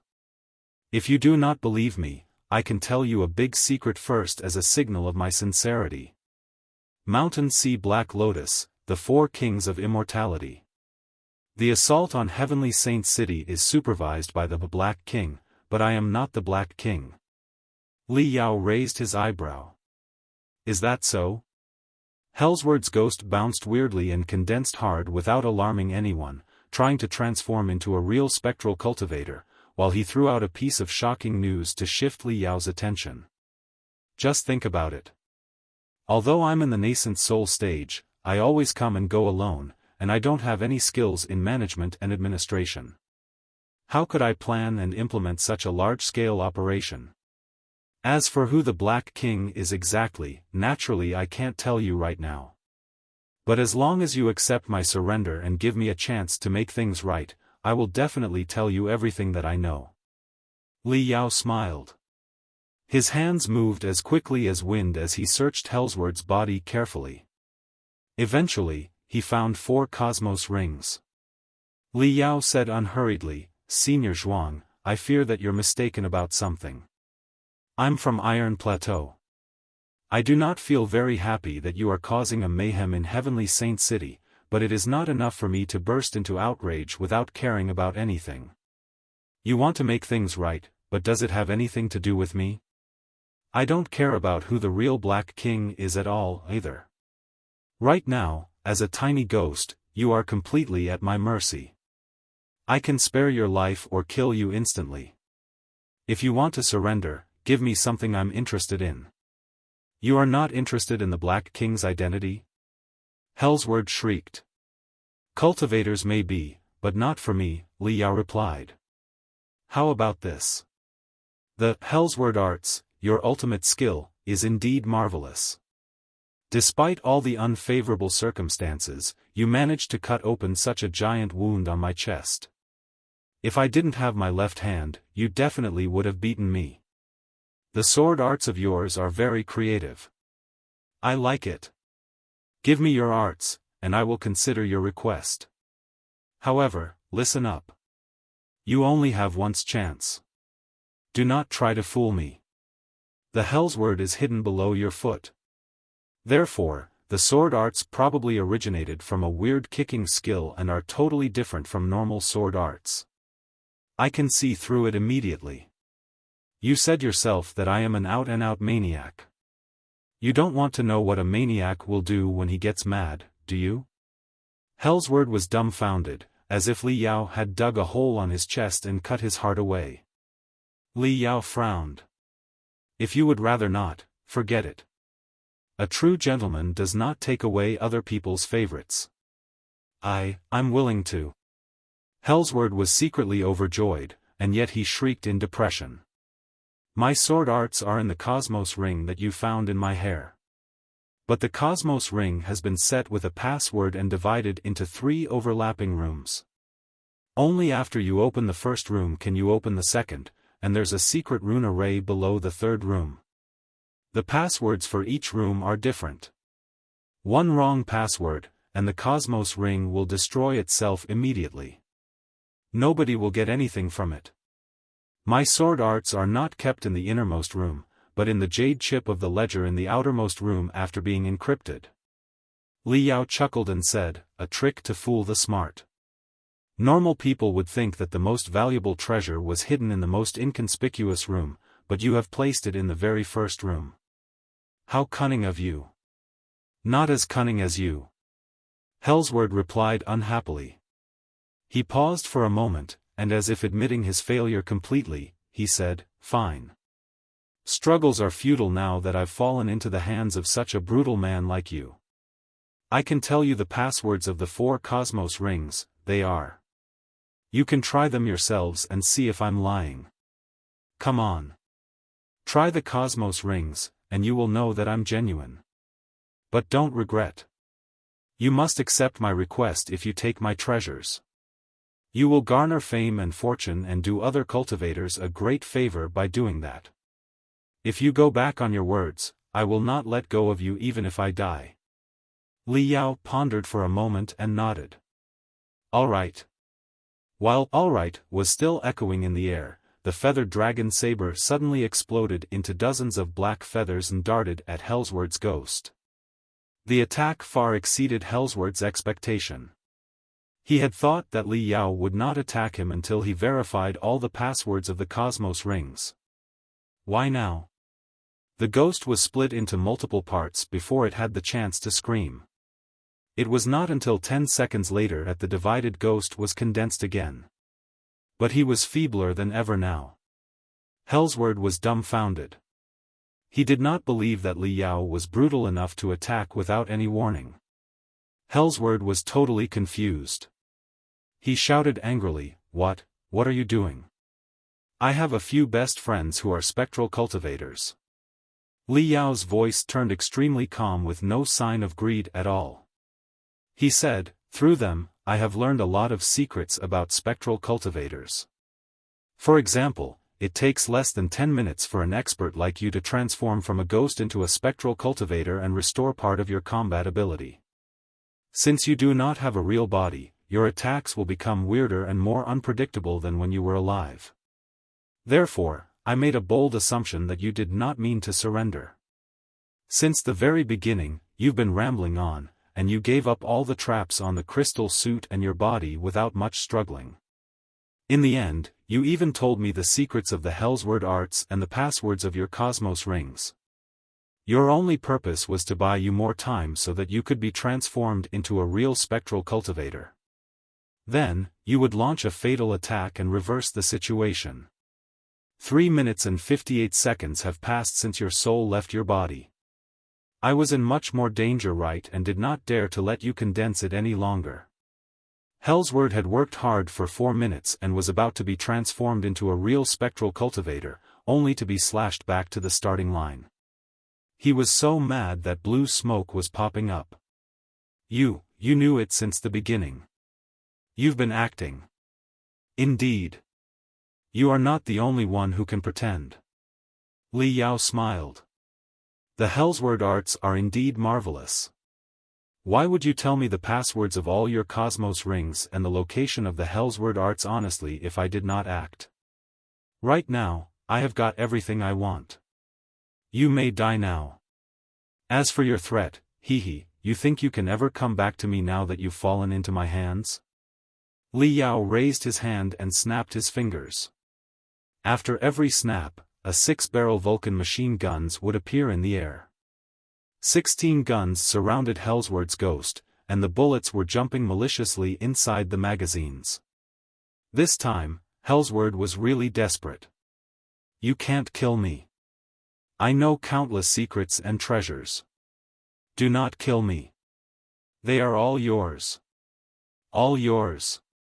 Li Yao heard none of it. His right hand snatched one of the guns while he examined the bullet clips and the barrels. Don't kill me. You can imagine the immensity of the Temple of Immortals. We will have the entire Flying Star sector under our control eventually. You will have nowhere to run. Join us.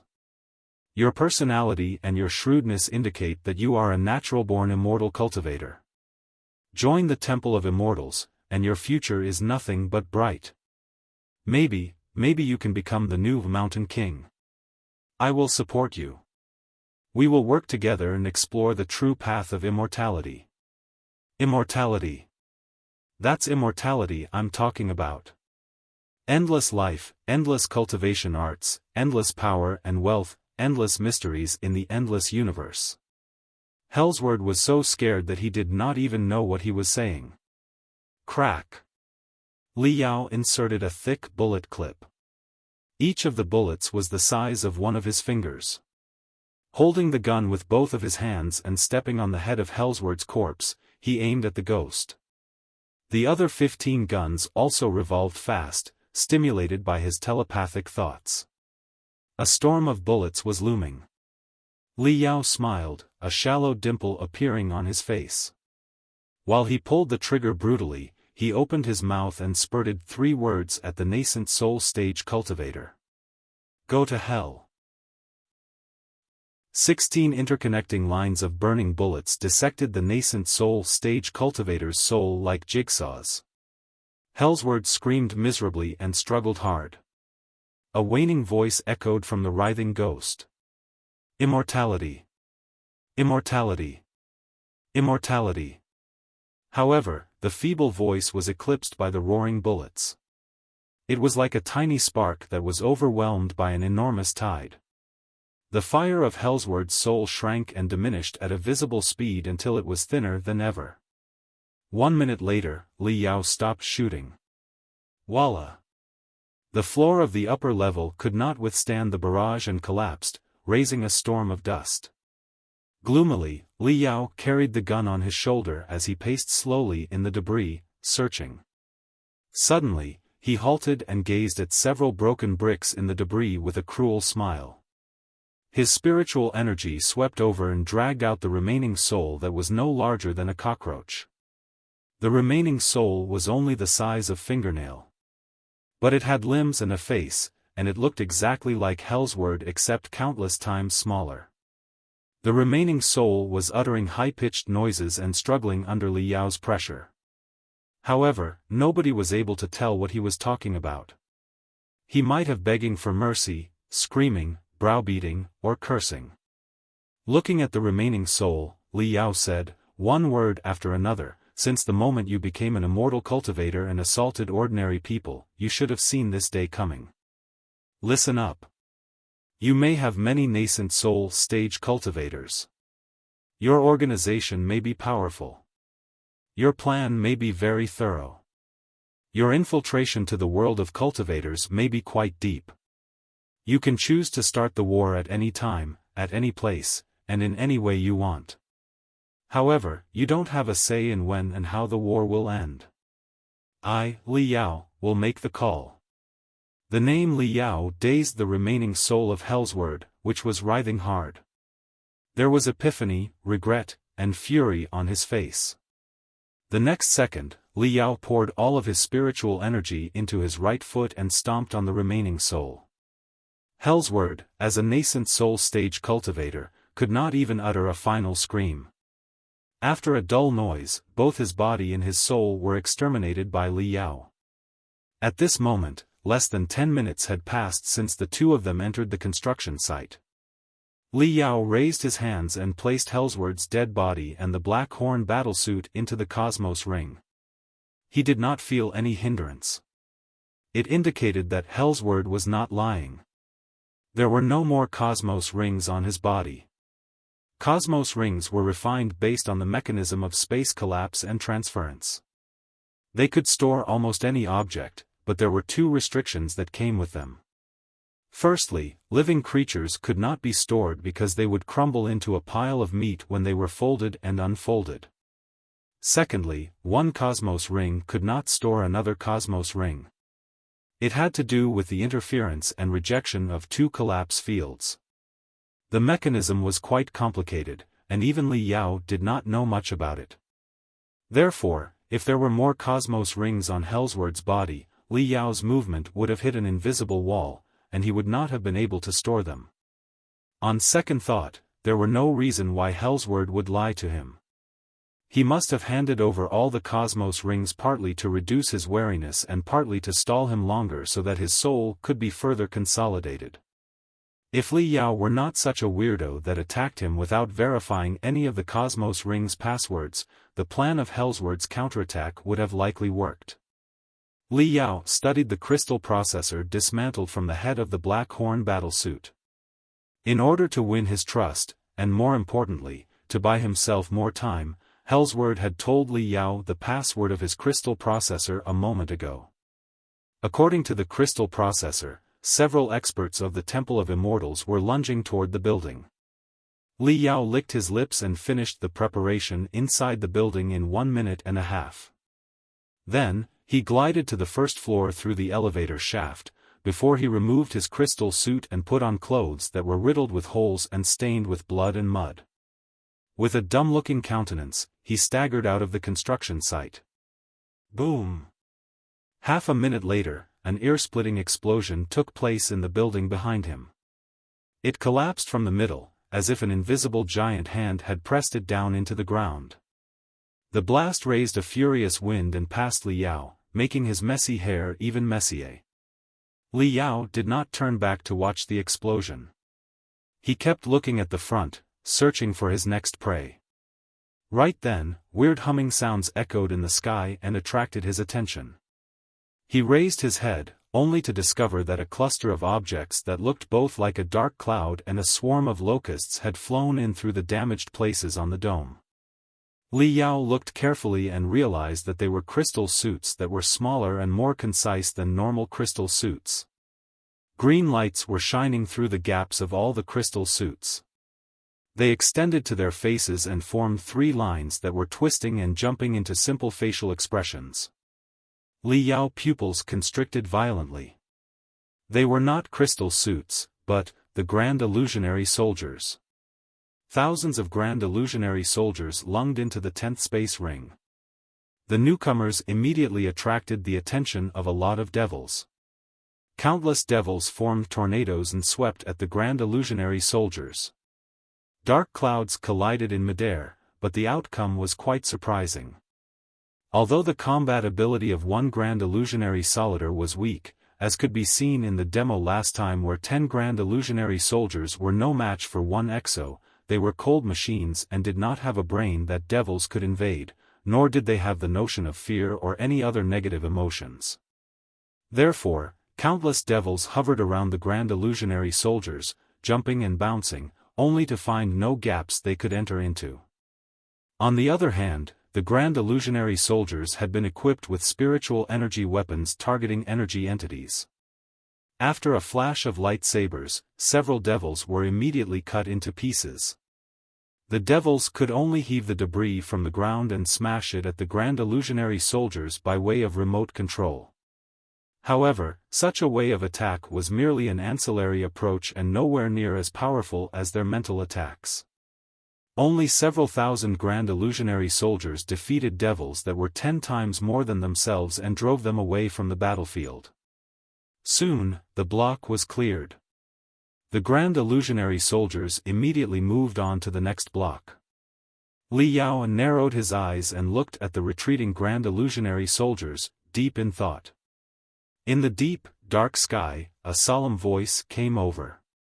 Citizens of the 10th space ring of Heavenly Saint City, don't panic. I am Xiao Xuanzi, a nascent soul stage cultivator and the CEO of the Grand Illusionary Group. I, as well as all the other cultivators in Heavenly Saint City, have devoted ourselves to the battle to slay the devils. Not just that, prototypes of the Grand Illusionary Soldiers, the latest invention of the Grand Illusionary Group that is still being tested, have been deployed. 6,000 Grand Illusionary Soldiers are now fighting against the extraterrestrial devils. Please stay safe in the shelters. We will clear all the devils and rescue you shortly. In countless shelters of the 10th Space Ring, all the citizens waved their arms and exclaimed silently. Hooray! Cultivators have arrived with their latest magical equipment. We are saved. We are saved. The 6,000 Grand Illusionary Soldiers, after clearing 4 blocks collectively, dispersed in various directions. The Grand Illusionary Soldiers were the best tools to deal with the extraterrestrial devils. They played an important role in every battlefield. In the fierce battles, the Grand Illusionary Soldiers, which were made of common materials and therefore were very weak, suffered tremendous damage, too. However, the slaughter machines that did not know fear, pain, or exhaustion would crawl on the ground and lunge at the devils in the sky boosted by the power rune arrays even though their legs were broken. The picture of the Grand Illusionary Soldier fighting until the last breath left a deep impression on cultivators and ordinary citizens alike. An hour after the Grand Illusionary Soldiers were deployed to the battlefield, the chaos in the 10th Space Ring was basically under control. The Temple of Immortals scheme was already doomed. Lurking alone in the darkness, Li Yao stared at a small shop whose gate was closed. According to Hellsword's crystal processor, it was a secret base of the Temple of Immortals. Cultivators have utilized new magical equipment never seen before. The extraterrestrial devils are about to be annihilated. Carry out Plan C and evacuate immediately. After the assault of Heavenly Saint City, cultivators will definitely seek retaliations crazily in the near future. Don't wander about in the outside world and return to Spider Den as soon as you can. On the dark net, messages and commands were continuously sent, detailing the closest routes of escape for the immortal cultivators and the space pirates that were scattered everywhere in Heavenly Saint City. The 10th Space Ring was too large, even larger than many asteroids. At this moment, riots and explosions were still taking place everywhere. Countless starships anchored in the docks were leaving and fleeing away from the place. The cultivators were too busy saving the people to bother about them. The 10th Space Ring was now filled with debris both inside and outside. Once the starships passed through the debris, they would be like water drops in an ocean, and it would be impossible to lock onto them. The starships anchored in the hundreds of space ports of the 10th Space Ring seemed to have come from various space zones of the Flying Star sector for the Edge Sharpeners meeting. However, a lot of the space pirate starships were actually mixed in them. Once they were loaded with space pirates and immortal cultivators, they would soar into the sky and run away from Heavenly Saint City. Spider Den? Li Yao chewed on the name. Spider Den, the home camp of all the space pirates and the most terrifying place of the Flying Star sector, might be where the secrets of the Temple of Immortals were buried. Why would the cultivators who were supposed to protect ordinary people end up being cruel, lawless space pirates? Where did the Temple of Immortals come from? How were immortal cultivators and demonic cultivators related, and how were they different? Li Yao scratched his chin. He knew where he should look for his answers now. 1 month passed after the battle in the 10th Space Ring. Heavenly Saint City was the center of the world of cultivators after all. When large batches of cultivators crowded into the 10th Space Ring and slaughtered the devils together with the Grand Illusionary Soldiers, the only thing awaiting the extraterrestrial devils was doom. One altar was destroyed after another, and the devils vanished into black smoke following each other. However, since the environment of the 10th Space Ring was too complicated and too many citizens had been possessed by the devils, it took 3 days and 3 nights to finish off the remaining devils that were hiding among the broken walls and sewer systems, and it took another 10 days before the last devil was finally killed. During that time, most immortal cultivators retreated from the 10th space ring successfully and ran to space with the help of space pirates, before vanishing into thin air through space jumps. The aftershock of the arrival of the extraterrestrial devils still echoed in the dozens of space zones of the Flying Star sector 1 month later. During the unprecedented catastrophe, not only had the ordinary citizens living in the 10th space ring suffered heavy casualties, the cultivators who went to reinforce them had also witnessed a huge loss. Almost 100 experts in the core formation stage were injured or even killed. As for those below the core formation stage, there were too many to count. Many cultivators had gone missing during the chaos. It was very likely that they self-detonated and died together with their enemy. Sand Scorpion, the best warrior of the 6 tribes of Iron Plateau, was one of them. After more than half-month of extensive searches, there was still no trace of him. Cultivation was a dangerous profession. Every cultivator had a habit of buying a huge amount of insurance and leaving a will. The will not only applied to the cases where the cultivators died, but also took effect and the cultivators went missing, became mentally deranged, or secluded themselves for a long time. When the cultivators returned, recovered from their mental derangement, or broke their seclusion, the testament would expire immediately. It was based on the special circumstances of cultivators. After all, even the strongest expert was not certain that they would be perfectly safe during their daily training and that they could maintain their rationality forever.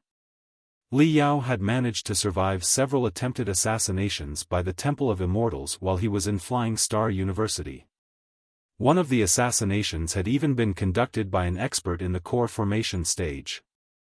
Therefore, he had made detailed arrangements to make sure that the Glorious Sunlight Group would not be affected when something happened to him. In the central area of Heavenly Saint City, in the corridor outside the main meeting room, Xie Anan was pacing back and forth anxiously until she saw a grave young man. She hurried to run to him, almost tripping herself over. "What about it? They said that they'd found traces of Master. Is it true?" Wu Mian was much more solemn than a month ago and much more mature for his age. He bit his lips hard, and his eyes were slightly red. He breathed heavily for a moment and nodded, but then he shook it after thinking for a moment. Xie Anan bulged her eyes. "What happened? Say something." "The rescue committee found Master's crystal suit." Wu Mian took a long breath before he continued. It was not the Gold Wolf battle suit but the debris of a Fire Tyrant battle suit, a crystal suit that is 10 times more advanced than the Gold Wolf battle suit. Xie Anan almost jumped to her feet when she heard the first half of the sentence, but she felt her head go dizzy when she heard the latter half. "Debris? How bad is the debris?" "Very bad." Wu Mian gnashed his teeth. "More exactly, it is not debris but some tiny pieces." Xie Anan stumbled a few steps back. Her face lost all color, and she asked, her voice shivering, "How did they know that it was Master's crystal suit?" Wu Mian replied gravely, "Master Shui Yuanxin and Master Huangpu Bo ran detailed analysis on the scraps of the crystal suit and found traces of a special manual forging method from them. Such a method was of Master's own invention. He was the only one in the entire Flying Star sector who knew it. You should be clearer about that than I am." Xie Anan's face was even paler. She mumbled, but they didn't find Master's body, did they?" "Of course, there was no body." Wu Mian smiled bitterly. "Experts of the rescue committee found Master's Gold Wolf battle suit 10 kilometers away from where the scraps were found. They came to a conclusion after preliminary investigation and analysis. The Gold Wolf battle suit that Master showed in front of everyone was not his real trump card. His real trump card was the Fire Tyrant battle suit, which was 10 times stronger. The Gold Wolf battle suit was modified by Master and Master Shui Yuanxin together. But Master also hid a Fire Tyrant battle suit in secret and strengthened its key parts with his special technique. Maybe he even lowered the difficulty of operation. Nobody knew anything about it. It was not a spur-of-the-moment thing that Master went to the central area of the 10th space ring. He made thorough plans, hoping to catch a big fish with himself as the bait and slay the fish with the Fire Tyrant battle suit. But as it turned out, he indeed caught a big fish, but the fish was so big that it was essentially a whale. What? Xinghe exclaimed. Wu Mayan continued his story. Master and the big fish fought hard for a while and found that he was no match for the enemy.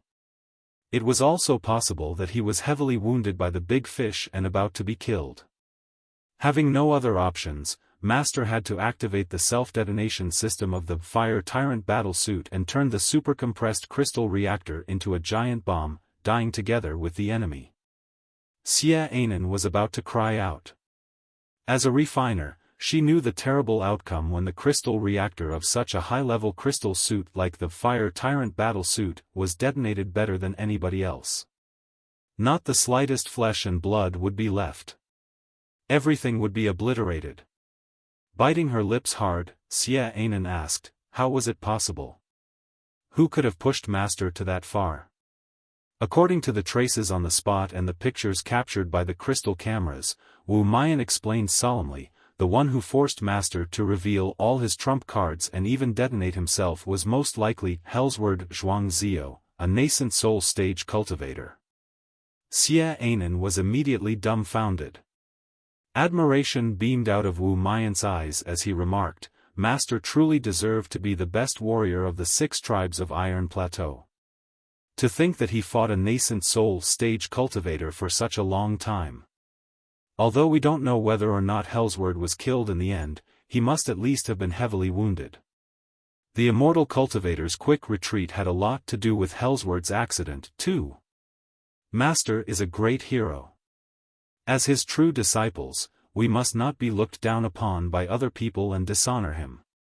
Regardless of whether Master is missing or dead, we must train ourselves hard and disseminate his knowledge. Xinghe nodded her head in a daze. Tears were running on her cheeks. Wu Mayan sighed and said, a lot of experts are still running the analysis right now. If Master's opponent was really Hellsword Xinghe, he will be the greatest hero of the entire Flying Star sector. A detailed report will be published after the investigation. I believe that all our questions will be answered in the report. Now, let's go back to the meeting. In the hall of the Millennium meeting, tens of thousands of people were seated in the super-large room established by the half-step Grand Illusionary land like a deep well. Other than cultivators, a lot of ordinary people attended the meeting, too. They were either the representatives from other space zones or the survivors of the 10th space ring. Right now, a memorial for the deceased during the catastrophe of extraterrestrial devils was being held. The memorial was the end of a disaster but the beginning of their revenge. Xiao Xuanzi, CEO of the Grand Illusionary Group, was floating in the middle of the vague smoke in the center of the Grand Illusionary land. He seemed to be 100 years older than 1 month ago. His face and skin that was not covered by his ivory robe were covered in wrinkles and aged marks, as if he could not withstand the loss of his son. With a heartbroken face, he was making a speech. During the disaster, I lost my dear son. But my grief is not just for him. I was not the only one who lost a son. Thousands of fathers and mothers lost their dear sons and daughters, thousands of wives and husbands lost the one they were supposed to grow old with, and thousands of innocent kids lost their parents, who loved them most and who sheltered them from the wind and storm. Thousands of families will not laugh as much in the future. I'm not just grieving. I feel ashamed, too, so ashamed that it is beyond description. I am guilty. All cultivators are guilty. We underestimated the immortal cultivators, or the demons who call themselves immortal cultivators. We did not know that they would be insane and inhuman enough to attract extraterrestrial devils to such a populated metropolis as Heavenly Saint City and cause such a tragedy. If we had realized the brutality of the immortal cultivators sooner, if we had activated the planetary-level magical equipment projects earlier and entered a war state earlier, and if we had refined the strongest grand illusionary soldiers with real heavenly materials and earthly treasures instead of common metals when we initiated the Grand Illusionary Soldier project, the catastrophe might not have happened at all, and even if it did, we would have been able to save more people. How I wish I knew a technique that could alter the flow of time, even at the cost of all my techniques and the last bit of my soul power. But it is a pity that history cannot be changed, and the deceased cannot be revived. Our regrets are entirely useless. Useless. The one thing we can do right now is not regret, not grieve, not devastate, but take revenge. Revenge. Revenge. Revenge. Nobody shall be unpunished after slaughtering so many ordinary people. The fear and destruction they imposed on ordinary people will be paid back 10 times and 100 times more fiercely tomorrow. Let's take action, cultivators of the Flying Star Sector. Xiao Xuanzi opened his arms. An intimidating aura flowed out of his body and boiled all the spectators' blood, although none of them were watching him in person. He declared, "I beg everyone to join me and summon all the resources available to destroy the Temple of Immortals whatever the cost." Together with the declaration, 100 grand illusionary soldiers appeared in the darkness behind Xiao Xuanzi. Illuminated by the dim light, they appeared particularly high and mighty. Different from the prototypes that had appeared in the 10th space ring a month ago, these grand illusionary soldiers were much tougher and more agile. Bright gold flames were flowing on their surface like the hair of ferocious animals. Better late than never. After all the prototypes of the grand illusionary soldiers were damaged or destroyed in the 10th space ring a month ago, all my colleagues in the Grand Illusionary Group worked day and night and built 100 new Grand Illusionary soldiers with tremendous heavenly materials and earthly treasures without caring about the cost. The stronger, steadier, and more aggressive Grand Illusionary soldiers will be the standard model to be manufactured in place of the earlier prototypes. Meanwhile, I, Xiao Xuanzi, would like to make an announcement in front all the fellow cultivators and compatriots of the Flying Star Sector. In order to destroy the Temple of Immortals, I will donate all my belongings to establish a fund under the name of my son Xiao Tianyang. The fund will be dedicated to the production of the Grand Illusionary soldiers. It's a great misfortune that one son dies when one is old. But I believe that my son Xiao Tianyang's soul will live in thousands of Grand Illusionary soldiers in such a way and keep on fighting the good fight. Compatriots and fellow cultivators, my personal strength is limited. The Grand Illusionary Soldier project needs your support. The future of the Flying Star Sector needs your support. We are running out of time. What happened in the 10th space ring was unfortunate, but it might have been fortunate too. It happened to be in the periphery of Heavenly Saint City, and a lot of cultivators were nearby during the Edge Sharpeners meeting. Therefore, we reacted immediately after the arrival of the extraterrestrial devils and stopped chaos soon after. However, what if the extraterrestrial devils do not visit Heavenly Saint City but drop by your hometown or a remote space zone? An entire space town might be absorbed by the devils in a day and a night. Until the last innocent victim is possessed by the devils, not enough warriors will be able to rescue them. The Grand Illusionary soldiers are the bane for the extraterrestrial devils. Only the Grand Illusionary soldiers can rescue the Flying Star Sector. Xiao Xuanzi's words raised whispers in the small, independent meeting rooms. The Grand Illusionary soldiers were different from traditional planetary-level magical equipment such as the Ice God Project. The super projects such as the Ice God Project, which meant to build a planet into a piece of magical equipment, required a huge investment and a long working period. There would be too many unexpected factors during the project. If so much as only 1/10 of the sects objected to it, the project would immediately be suspended. In comparison, every sect and every space town could decide whether or not to join the Grand Illusionary Soldier project on their own. It could be implemented immediately as long as 1/10 of the sects were willing to give it a try. It was the greatest feature for such a piece of cloud magical equipment. Xiao Xuanzi glanced at the light beam and replied, many fellow cultivators asked whether or not they could refine the Grand Illusionary soldiers on their own. Allow me to repeat myself. The Grand Illusionary Soldier Project is a real non-profit project. The Grand Illusionary Group are pushing the project at a great cost and risk willingly. In fact, the productivity of the Grand Illusionary Group is limited. It is impossible for us to produce all the Grand Illusionary soldiers. Therefore, we welcome all the exos, refiners, and experts of crystal processors in the Flying Star sector to contribute your wisdom to the research of more advanced models of the Grand Illusionary soldiers, as long as these models can be connected to the enormous database Star Brain provided by the Grand Illusionary Group. If you want to purchase them from the Grand Illusionary Group, you can buy them at the price of the cost to help us cover the necessary cost of labor, transportation, and waste of materials.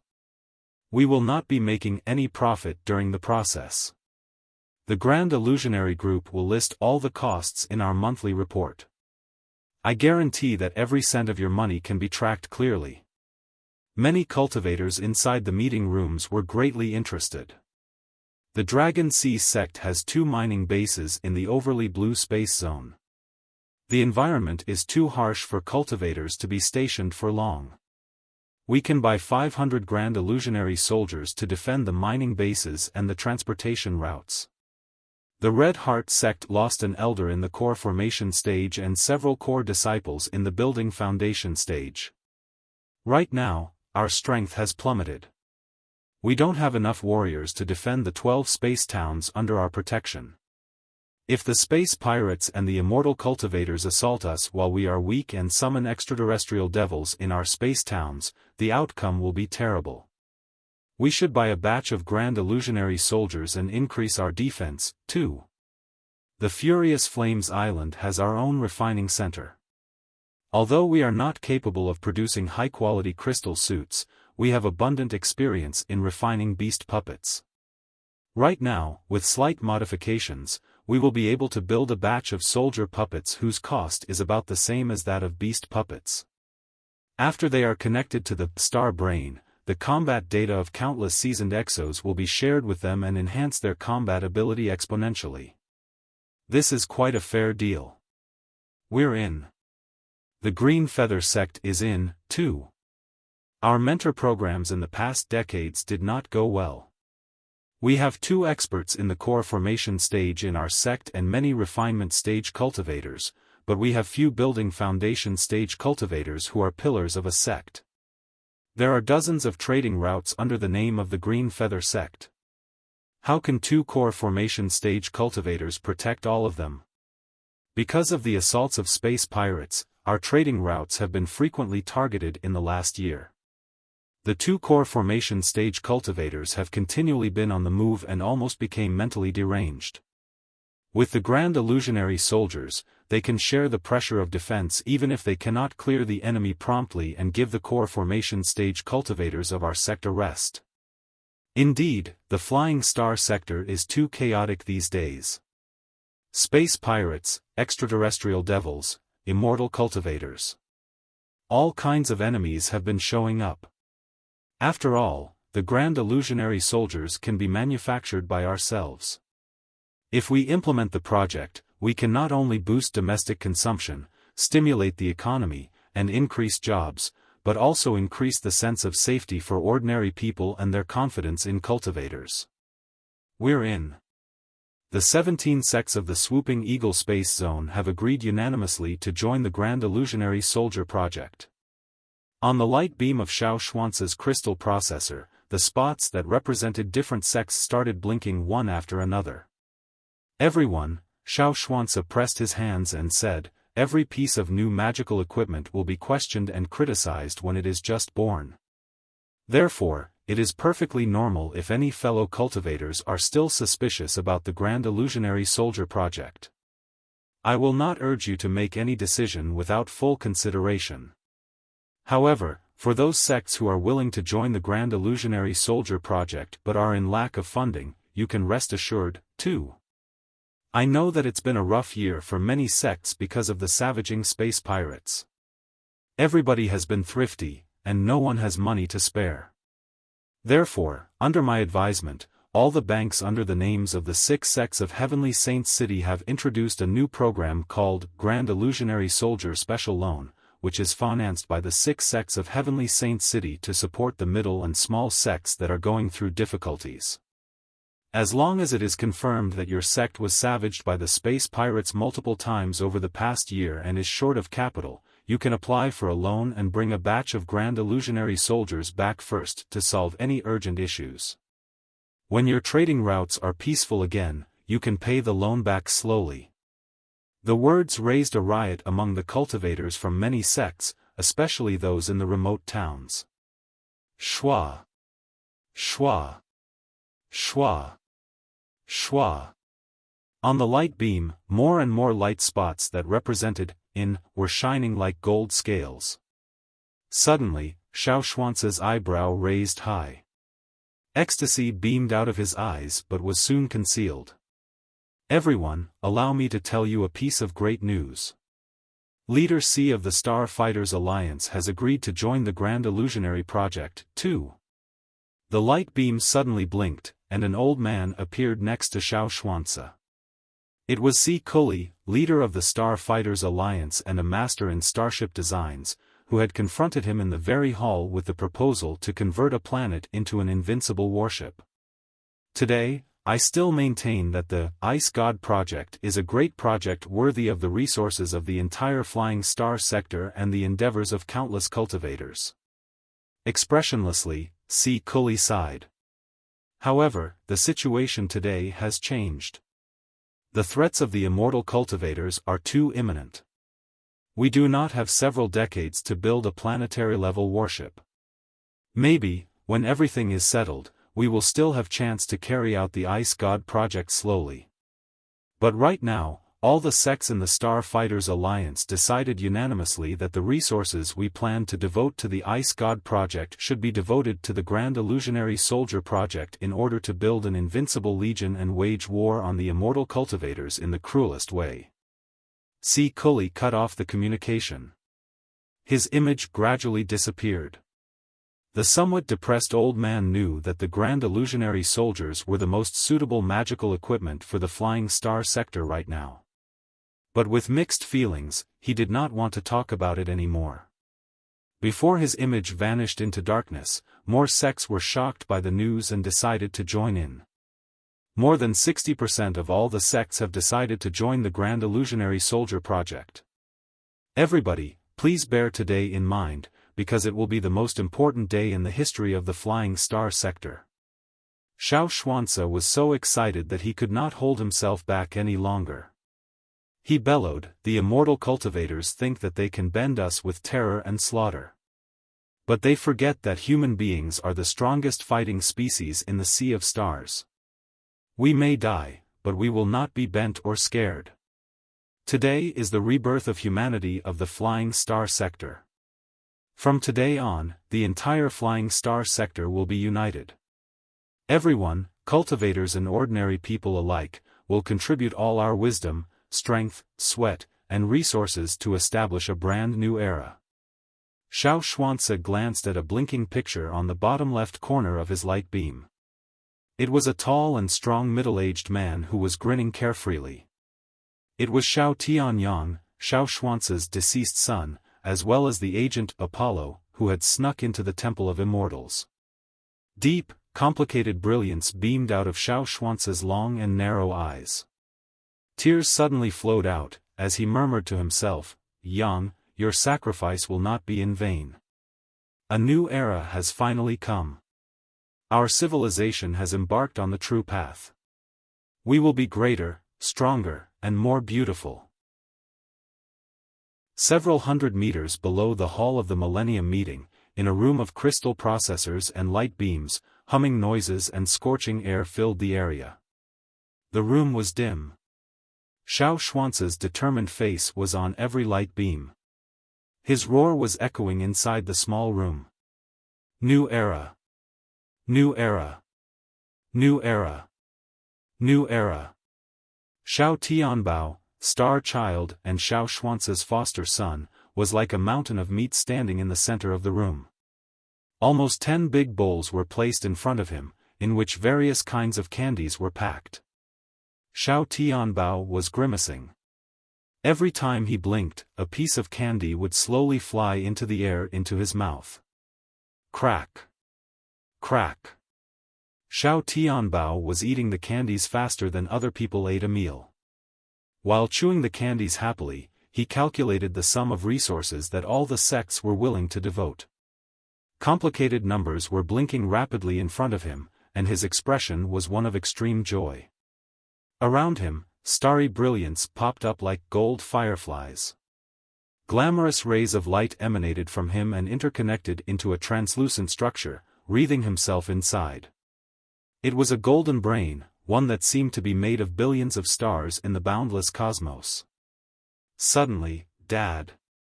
Xiao Tianbao suddenly burst into tears because he had bitten his own tongue. 3 days later, at the edge of the Flying Star sector, in an unknown place, the Black King was pacing anxiously like a black viper that had fallen into a trap. His bloodshot eyes hiding behind the black mask seemed as if they would spurt venom at any moment. It's been a month. You finally responded, Lotus King. Ripples spread out on the light beam before the Black King and gradually formed a phantom that was wearing a white robe. The phantom was wearing a mask just like him, except that the mask was shaped like a blossoming lotus.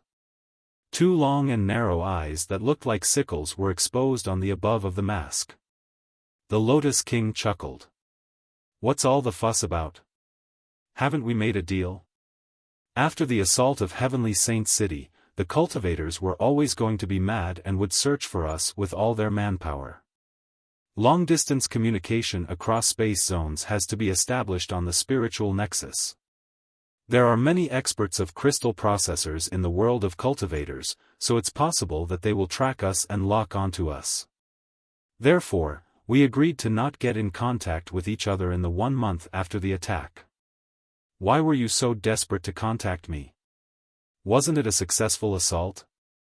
The Black King gnashed his teeth. Successful? Of course, the Lotus King replied casually. We tricked the cultivators with the mist plan at first. Then, the extraterrestrial devils arrived in Heavenly Saint City, the heart of the Flying Star sector, for the first time in the thousands of years.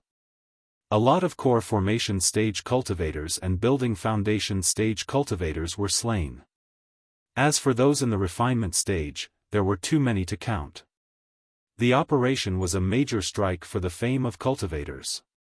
We planted seeds of doubt and fear in the heart of countless cultivators and ordinary people. Of course, it was a very successful mission. But we've lost a nascent soul stage cultivator. The Black King burst into fury and smashed the desk hard, as if he were trying to cross the space and smash the Lotus King's head into pieces, while he said, "We failed to reach out to Hellsward when we were retreating." There was no response when we sent messages to him through the dark net. In fact, there has been no response from him even to this day. In the meantime, cultivators have confirmed that Sand Scorpion, the best warrior of the 6 tribes of Iron Plateau, detonated the crystal reactor of a Fire Tyrant battle suit at a close distance during the battle with Hellsward in hope of dying together with him.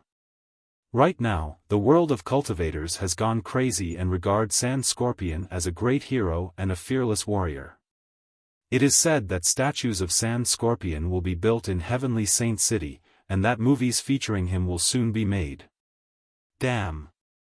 In such a case, they must be very confident about their conclusion. The Lotus King observed calmly, I've read the report myself, but they didn't find Hellsward's crystal suit and his body. The Black King glared at him. It's simple. Hellsward was heavily wounded during the explosion and was not able to retreat with us. He could only hide himself and treat his wounds first. But it's been more than a month. Even the most serious wounds should be partly recovered now. We agreed on a secret code. As long as he posted several absolutely normal threads on certain websites, we would know his situation immediately. But until now, there's been nothing. Then, the only possibility is that he was so heavily wounded that he died eventually after he fled from the battlefield. A nascent soul stage cultivator. Nascent soul stage.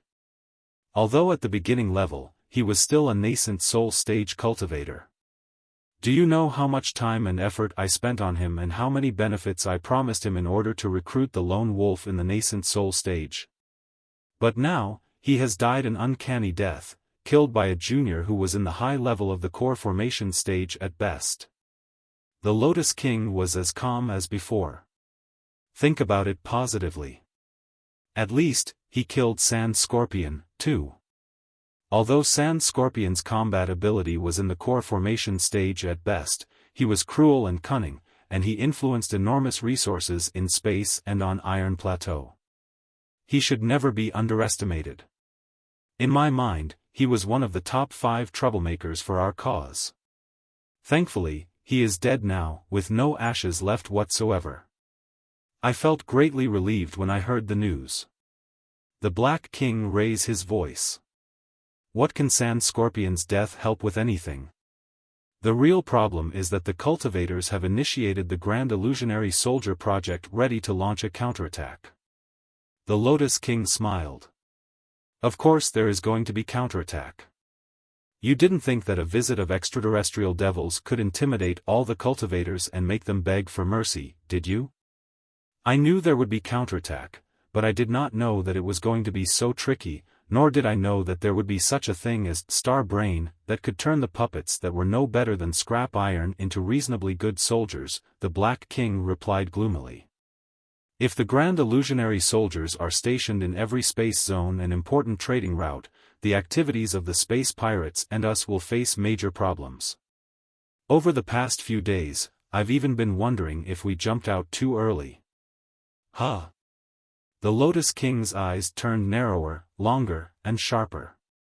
Tactically speaking, the Black King said, we secured one victory after another. We stagnated business, we ambushed towns, we assassinated cultivators, and we even savaged Heavenly Saint City, the heart of the Flying Star sector. However, the world of cultivators is too large, and there are too many cultivators.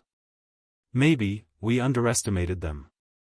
We exposed ourselves too early and infuriated them too early. Have we been too radical from a strategical point of view? Should we have kept hiding in the darkness for another several hundred years before we took any action? The Lotus King leaned forward, as if he was crawling out of the virtual light beam to the Black King's face. He asked coldly, one word after another, are you questioning our path? The Black King's body shook slightly before he burst into fury and yelled, of course not. The immortal cultivators are the only direction of mankind's evolution. I have never doubted that. That's good. The Lotus King retreated and said, anyways, the battle of Heavenly Saint City has passed. For now, let's focus our attention on Spider Denver. We must control the entirety of Spider Den and every space pirate. The Black King sniffed. Control the entirety of Spider Den? The place is a total mess right now. Xinghe is an out-and-out lunatic and does not know what is good for him at all. He refused the great path of immortality. The man is destined to be a bandit for the rest of his life. Now, Hellsword is dead, too. Before, of the 3 nascent soul stage cultivators, namely Hellsword, Fengyuzhong, and Xinghe, we had 2 under control. But Hellsword is dead. Fengyuzhong is a newly risen nascent soul stage cultivator. Even though he is supported by us, it will be an arduous task for him to defeat Xinghe, the seasoned nascent soul stage cultivator and the notorious, wealthy, pirate potentate, who has dominated Spider Den for 30 years. Spider Den is much more than a nest for space pirates, the Lotus King said.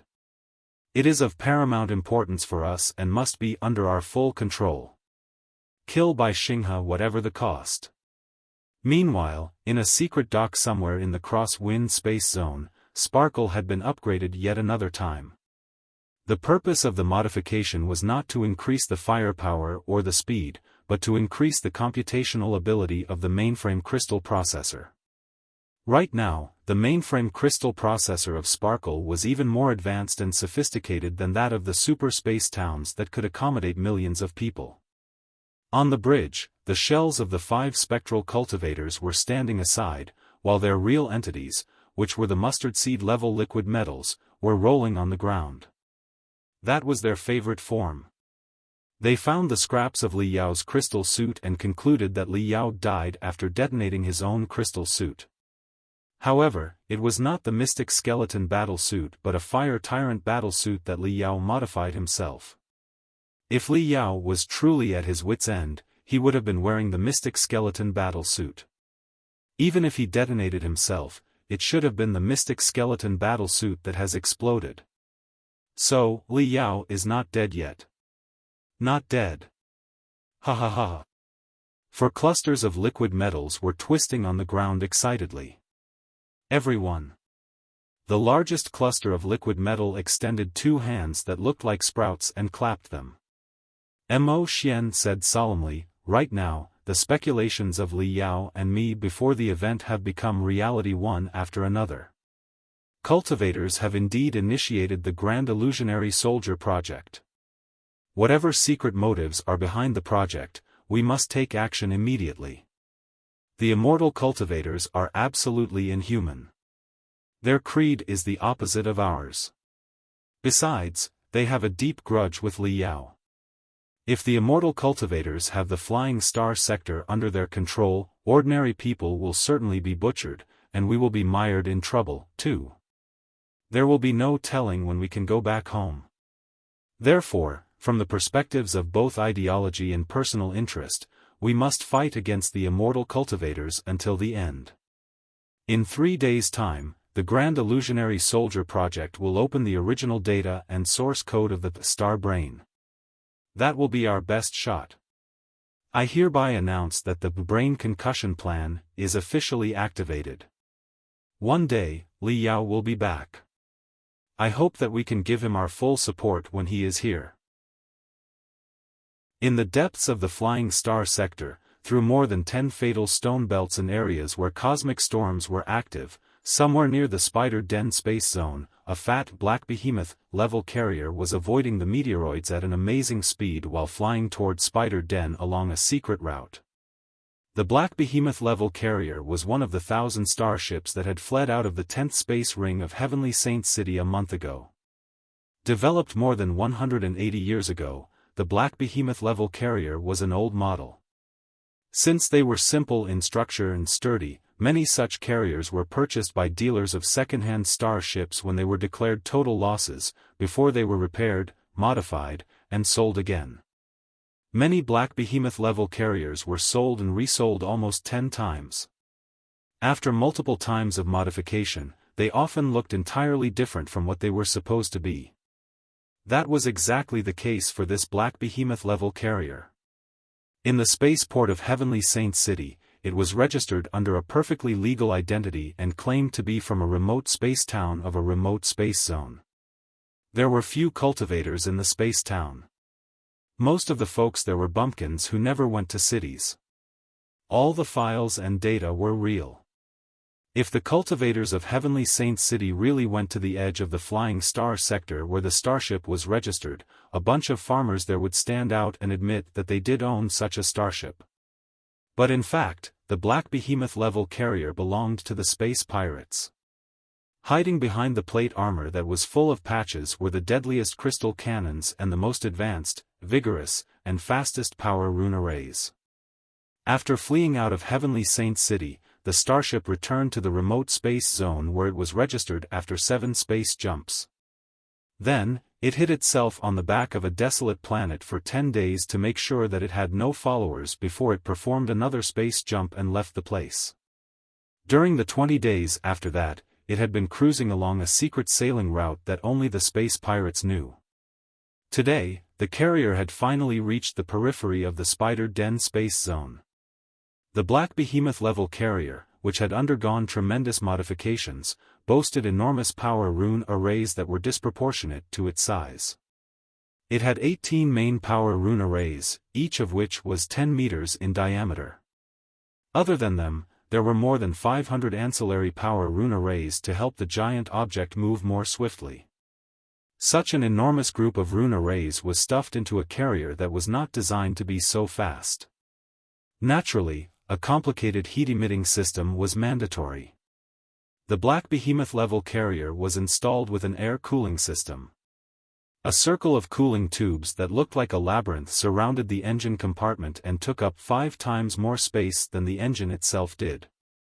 As different power rune arrays functioned or halted, the tubes would spurt burning air currents hundreds of degrees high one moment and then freeze into a frigid hell of -100 degrees the next moment. It was truly the roughest place in the world. It appeared that no creature could survive in such a cruel world.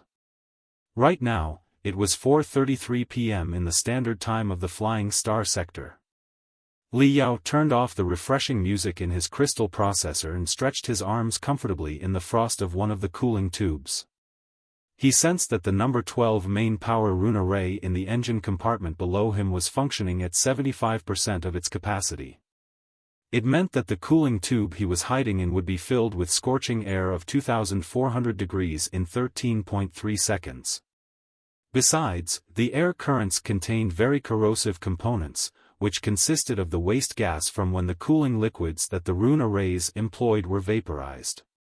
Even with the protection of the Mystic Skeleton battle suit, he would not be able to last for half an hour in such a high temperature and such fatal venomous gas.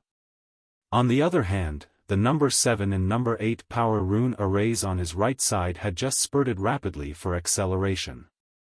According to the pattern that he discovered over the past month, the 2 power rune arrays would rest for at least an hour and function at only 30% of their capacity. It meant that, as long as he passed the intersection 37 meters behind him in 10 seconds and changed his position, he would be granted with at least another 49 minutes of peace. Of course, that was only if the carrier did not run into any accident. Li Yao still felt scared as he remembered the scene 3 days ago when the carrier was in a cosmic storm. At that time, all the power rune arrays had been activated to the maximum. Sweltering venomous gas had raged inside the cooling tubes without any pattern. He could only improve the activity of all the cells on his body to their maximum while holding back the excruciating pain of his bottom being roasted. He rushed among the cooling tubes and searched for a chance of survival in the deadly flames. Compared to the adventure 3 days ago, the heat right now that was licking his face was merely a cool breeze during an autumn dusk. Before the entire cooling liquid was consumed by fire, Li Yao turned into a streak of blackness and zigzagged to a new area that was temporarily safe. He. Sensing that burning air currents had rushed past him as if they were doing him a massage, Li Yao felt that his every cell stretched out like unfolding tea leaves that were put into hot water. He could not help but smile. He had been lurking for a month in the cooling tubes of the carrier. Over the past month, he would move in the cooling liquids every hour to dodge the hot stream and venomous gas in order to look for new place of survival. Sometimes, he had to sprint every few minutes and search for the small area that was safe when 99% of the cooling tubes were filled with flames. However, for some reason, struggling in such a harsh environment made Li Yao feel cheerier than when he was living a peaceful, carefree life in Flying Star University.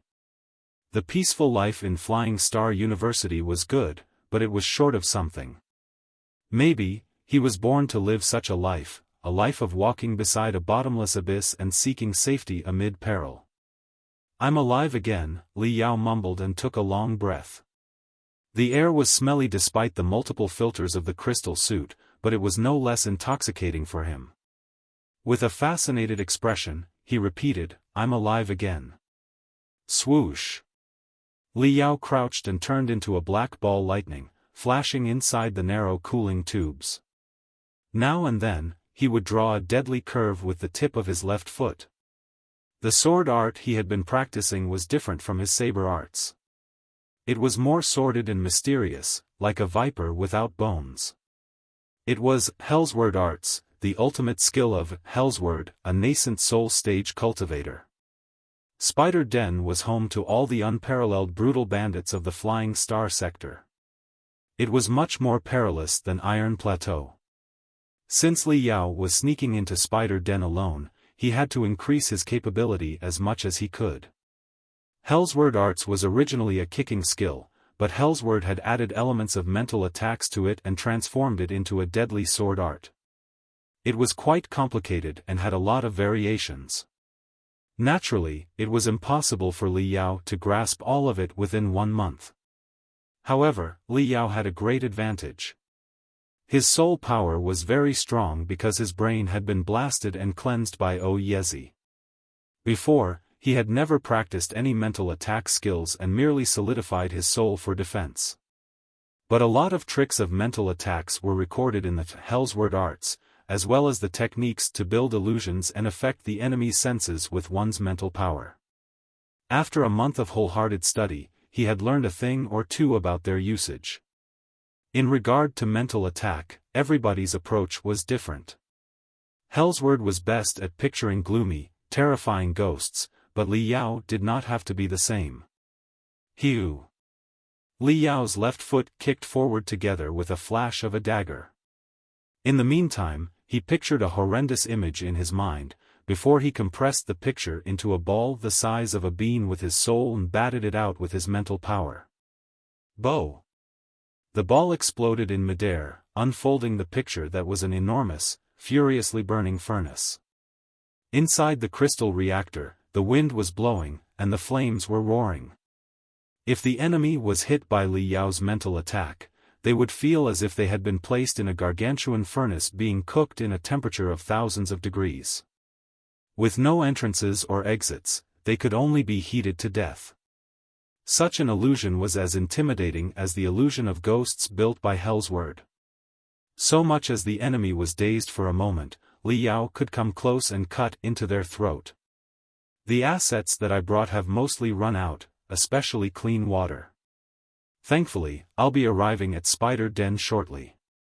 There's no need to look for water now. In the Battle of Heavenly Saint City, I used up all my crystal bombs and materials for magical equipment. I looted some materials from Hell's Word's Cosmos Rings, but they do not meet my needs right now. It is great that I stored the Star Basher and the Divine Anvil inside my Cosmos Ring and carried them with me earlier. With enough materials, I will be able to build a batch of desirable magical equipment on my own. It's not difficult to sneak into Spider Denver. The tricky problem is how to approach the heads of the space pirates so that I can investigate the secrets of the Temple of Immortals. Li Yao opened Stormy Sword, Fengyu Zhong's notebook, on his crystal processor and started reading carefully. The notebook recorded Fengyu Zhong's lifelong expertise. It was an extremely thorough tutorial for robbery that he had prepared for his only son, Fengyu Ming. Other than the hunting methods, Stormy Sword also recorded a lot of rules, anecdotes, and analysis of the major forces on Spider Denver. It even listed the most ferocious and cunning bandits on Spider Den and rated them according to how dangerous they were. Those people were all brutal bandits that Fengyu Zhong would rather his son not mess around with. After slaying Fengyu Ming, Li Yao had looted the Space Pirate 101 from him. At that time, he had no idea that the book would prove to be so useful later. Normal people would think that, since space pirates committed all kinds of crimes, Spider Den, their home camp, must be a chaotic and lawless place. However, according to Fengyu Zhong's notes, that was far from the truth. Although countless brutal bandits were gathered on Spider Den, a set of effective rules of darkness had been established after thousands of years of cruel competition. Restricted by the rules, few open fights had ever broken out on Spider Den, although competitions in secret were not uncommon. At first glance, Spider Den was a peaceful and ordered place. But it was quite understandable on second thought.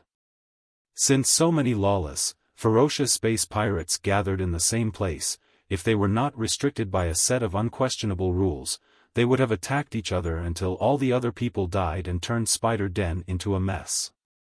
It would have been impossible for them to go out and rob other starships at all. Li Yao heard that many seasoned bandits allowed their subordinates to do all kinds of cruel things during their operations. However, when they were back to their nest, or even the villages near the nest, they would abide by strict rules and forbid their subordinates from even touching the belongings of the villagers. As the saying went, the fox preys farthest from his hole. It was not because of their sense of justice but a necessity for their survival. It was exactly the same for Spider Denver. Under the tough rules of darkness, the space pirates were divided into 3 classes. The bottom class, as well as the class that boasted the largest number, was made of people who could barely be called space pirates. They were the reserves of the space pirates. Some of them were fighters and cultivators who committed felonies such as murder or robbery and violated the laws of their space zones. They had nowhere to run to except Spider Denver. Some of them were the victims who had been kidnapped and brought back to Spider Den after all of their belongings had been looted by space pirates. Having no other options, they turned from victims into persecutors. Some of them were the offspring of the space pirates on Spider Den over the past hundreds of years. Living in such an environment, they learned nothing other than the arts of robbery. After they grew up, they often had no alternatives except to walk on the path of darkness, too. Those people were in the bottom of the food chain of Spider Denver. They had to prove their capability in places such as underground arenas in order to be hired by a certain pirate gang. After all the space pirates were risking their lives when they were doing their job. Even if the newcomers were not real experts, they had to prove themselves to be brutal and fearless of death in order to participate in the hunting game. After they were picked, they were still not counted as real members of the pirate gang. The pirate gang was merely taking them to loot the lambs together. Most of the trophies belonged to the pirate gang that took them for the mission. It was considered the ticket fee for keeping them aboard. It was the unspoken rule of Spider Denver. There were no other ways. Without a starship, even a nascent soul stage cultivator would barely loot any victims in space. After a few life-and-death battles, the survivors of the newcomers would become official members of the pirate gang. Then, some of the trophies would be allocated to them, and they could exchange them for more advanced cultivation arts and techniques on the black market. For the people in the bottom class, it was sort of the starting line of their career. But there were some weirdos among them who went on their own when they had the chance to join a pirate gang. They would board other space pirate starships but not work together with them. Such people were the lone wolves among space pirates. Hellsword Zhuangzio was one of the best of them. However, most people still preferred to join a pirate gang. They would then be in the middle class of the space pirates and become real bandits. Real space pirates and reserve space pirates differed in whether or not they had their own starships. With a starship, they could perform free hunting and would be the owner of most of their trophies. It was vastly different from the shrimps of the bottom class. But these bandits were still not at the top of the food chain of Spider Denver. Above their heads were the real dominators of space pirates. Space pirates came and went like the wind, their paths unpredictable. They were only limited by 2 factors. Firstly, supply bases, where they could repair and modify their starships, refill their fuel, and purchase new crystal suits. Secondly, intelligence and money laundering network, or in other words, large-scale black markets. It would be better if extravagant places for entertainment were in such places where they could forget the risk of everyday life in cold, dark space. Both factors could be found on Spider Denver. They were controlled by the real dominators of the space pirates. Take Pirate Potentate by Xinghe for example. Under his control, he had 40% of the docks on Spider Den, almost 10 crystal suit centers, and a secret arsenal allegedly left by the Star Ocean Imperium. Although most of the magical equipment in the arsenal was now debris, some of the units were still functional and could boost the performance of modern magical equipment when they were activated. If the starship of a space pirate was damaged, they had to repair it in the docks that belonged to Bai Xinghe in most cases because some of the maintenance facilities could not be found anywhere else. Naturally, Bai Xinghe could ask for whatever price he wanted. After he earned a huge amount of money from the brutal bandits, the bandits could only swallow their anger and express their gratitude. That was the real space pirate of the space pirates and the king on Spider Denver. The three classes were clearly divided. The bottom class did not have their starships. The middle class had their starships but could not maintain or supply them. The top class had starships and could maintain, modify, and refine crystal suits on their own, to the point that they were almost an army. There were 9 such dominators who boasted their own docks and crystal suit centers on Spider Denver. They formed an organization named 9 Dragons Union to enforce the rules of darkness. The rules were simple. Everybody was free to do whatever they wanted on Spider Den. Assassination, robbery, betrayal, massacre or anything they wanted could be done. But no matter what they did, no evidence was to be left behind. Without evidence, even if all of Spider Den knew that a certain massacre was done by a certain space pirate, nobody would bother about it. On the contrary, they would praise the space pirate for their marvelous skills in secret. However, if the victims luckily survived the accidents and brought undeniable proof with them, then the 9 biggest pirate gangs would say sorry and eliminate the unfortunate criminal. It was not because of the crime he committed, but because he was idiotic enough to leave an eyewitness after the crime. Restricted by such rules, the dark society of Spider Den had functioned smoothly for 1,000 years even though countless brutal bandits were gathered in the place. Over the past 30 years, the leader of the 9 Dragons Union had always been Pirate Potentate by Xinghe. It was not the first time that Li Yao had seen the name by Xinghe. In the entire Stormy Sword, the name appeared 136 times. In most paragraphs where Bai Xinghe was mentioned, Fengyu Zhong wrote with a tone mixed with hatred, jealousy, fear, and respect. At the end of the notebook, Fengyu Zhong even specially wrote a biography for Bai Xinghe and recorded his marvelous rise on Spider Den, hoping to set a role model for his son. In the biography, Fengyu Zhong even mentioned Yan Xingjian, the legendary ancestor of space pirates 500 years ago. In the history of the Flying Star sector, Yan Xingjian was a rarely seen capable man. He had originally been the elder of the Heaven Wolves Fortress, one of the 6 sects of Heavenly Saint City, and the vice-commander of the joint fleet of the 6 sects of Heavenly Saint City. His boss and his wife were both disciples of the Silver Moon clan and were involved in a relationship. After learning of the matter, Yan Xingjian made thorough plans without alarming everyone. He butchered his wife, his boss, and every other member of his boss's family before he joined Spider Den with a bunch of loyal followers and became one of the most troublesome bandits in the world. 500 years ago, the Flying Star sector was short of anything but heroes. The cultivators formed a super fleet of almost 1,000 starships, hoping to take over Spider Den and annihilate all the space pirates. When the fleet drew close, all the space pirates panicked. It was Yan Xingjian who organized the mobs who were essentially loose sand and waged a war against cultivators for several years until a cosmic storm destroyed a lot of the starships on the cultivators' side. The assault was thereby aborted, and the myth that Spider Den is never to be breached from the front was left. From then on, Yan Xingjian was respected as the emperor of all space pirates. It was even said that he boasted the technique of summoning cosmic storms.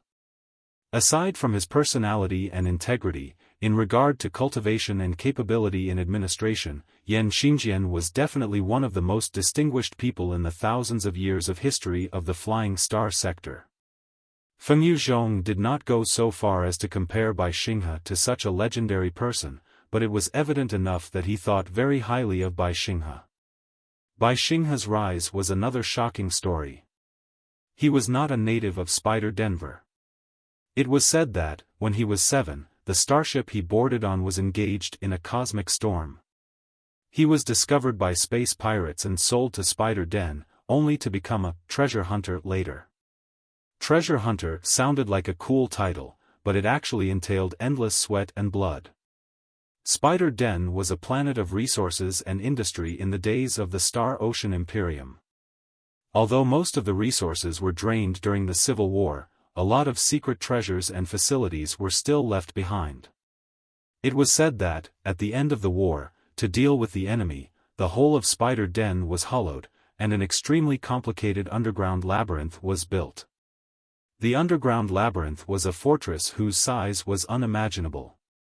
Countless arsenals and shelters were built inside, and tremendous invaluable secret treasures as well as unbelievable cultivation arts, techniques, and training facilities were hidden.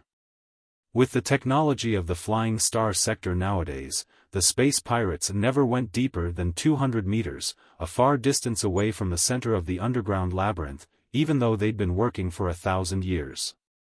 Traps, secret tunnels, and automatic defensive magical equipment had been deployed in the deeper parts of the labyrinth so that the guards could continue the fight after they retreated into the fortress when the enemy invaded. The space pirates wanted to excavate the arsenals, magical equipment, and techniques and did not want to be hurt by the traps. Therefore, they would hire treasure hunters to explore the underground. Sometimes, when nobody answered their call, they would buy slaves for the mission.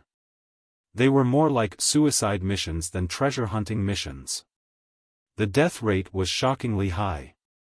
The treasure hunters were essentially experimental mice. It was said that Xinghe had the ability to soften his bones. Also, since he was only 7 years old, his body size was small, allowing him to crawl into tunnels no larger than mouse holes. He was the best treasure hunter. For 5 years, he worked as a treasure hunter. He crawled below the ground of Spider Den and narrowly escaped death countless times, as if he were blessed by a deity.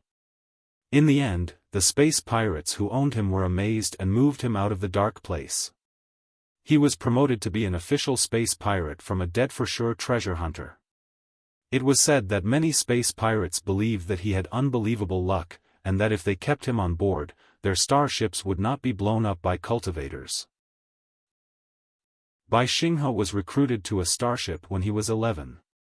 Talented as he might have been, he was merely an ordinary person and could only serve as a sailor.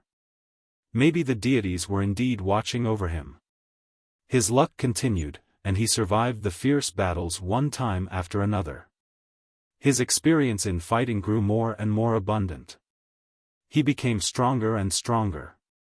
When he was 14, his spiritual root was awakened, and he became a cultivator.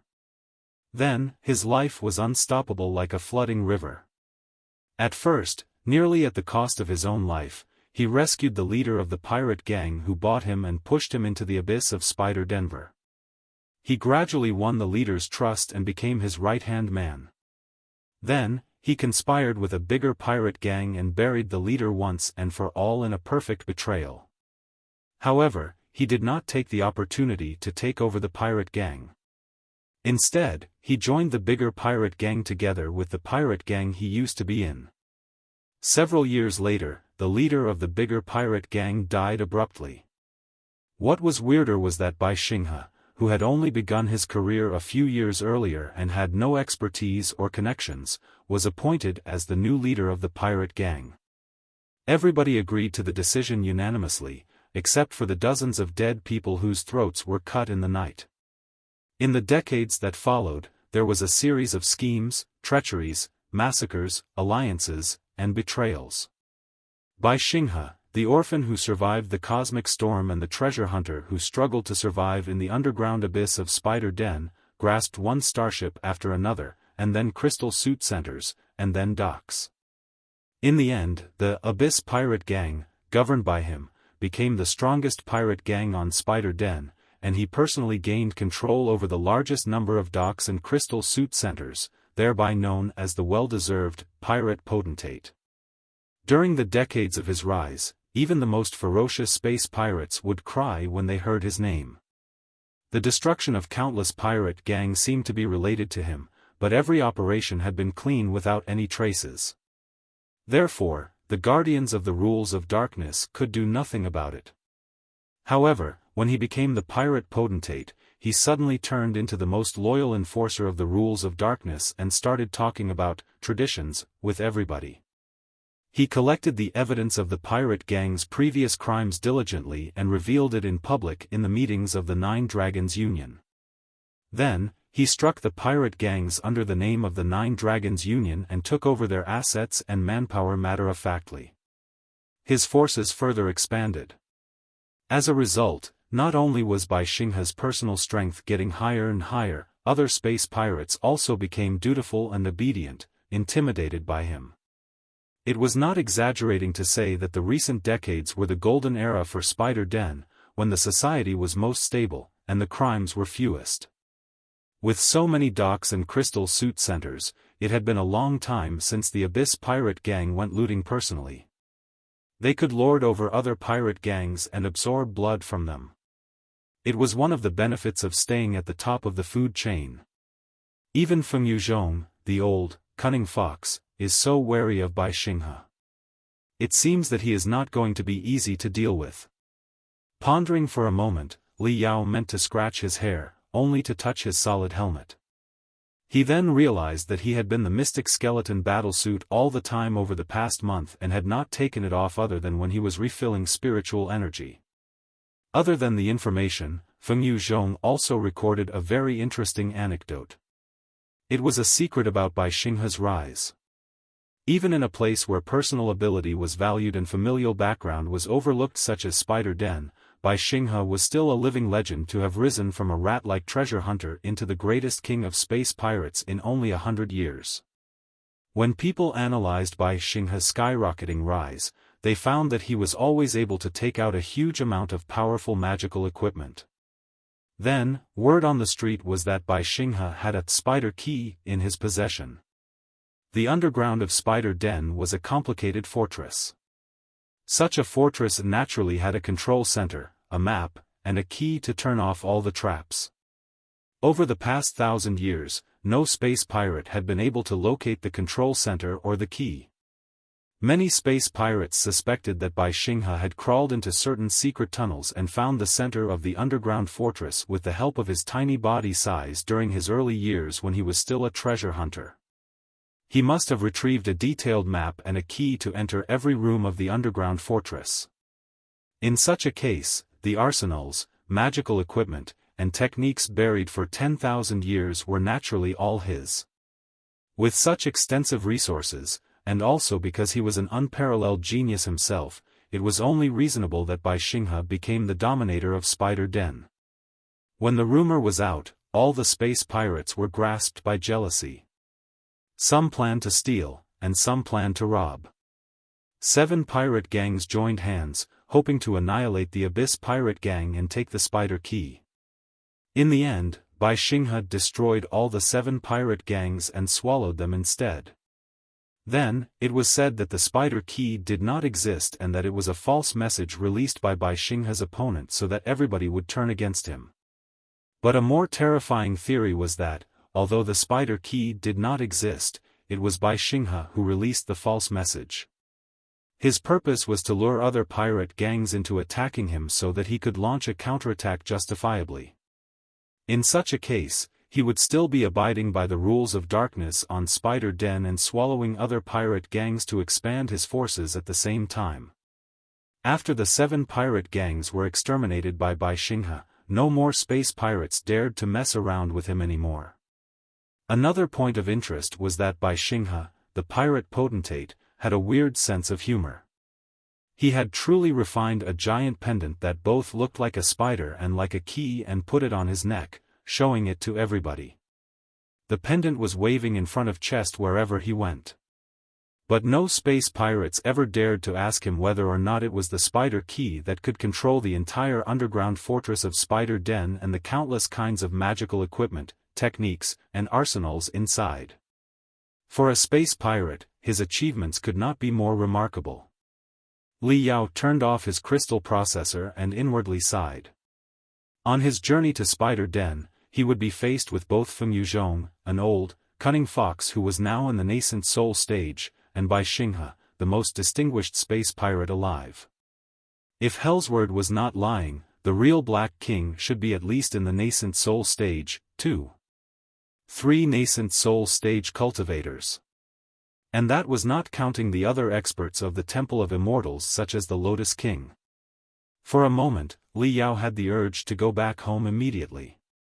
This trip to Spider Den will be different from my visit to Iron Plateau. I must change my style and focus more on investigation without alarming anyone.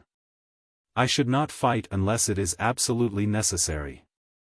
I must keep a low profile. Otherwise, if 3 nascent soul stage cultivators are angered by me, the outcome won't be good. Li Yao scratched the iron skull of the crystal suit and pondered. The carrier has cruised in the Sea of Stars for more than a month and crossed multiple stone belts. Many parts on the carrier have been damaged. When it arrives in Spider Den, it will certainly be examined in a certain dock. At that time, I will sneak out and hang around with the reserve space pirates in the bottom class who are waiting to be employed. The question remains, how am I going to approach the leadership of Spider Den? While Li Yao was thinking hard, the cooling tubes all started shivering slightly.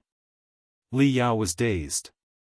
He leaned against the wall of the tube and heightened the sensitivity of his soundwave reception rune array to the maximum, only to hear ear-splitting roars from every direction.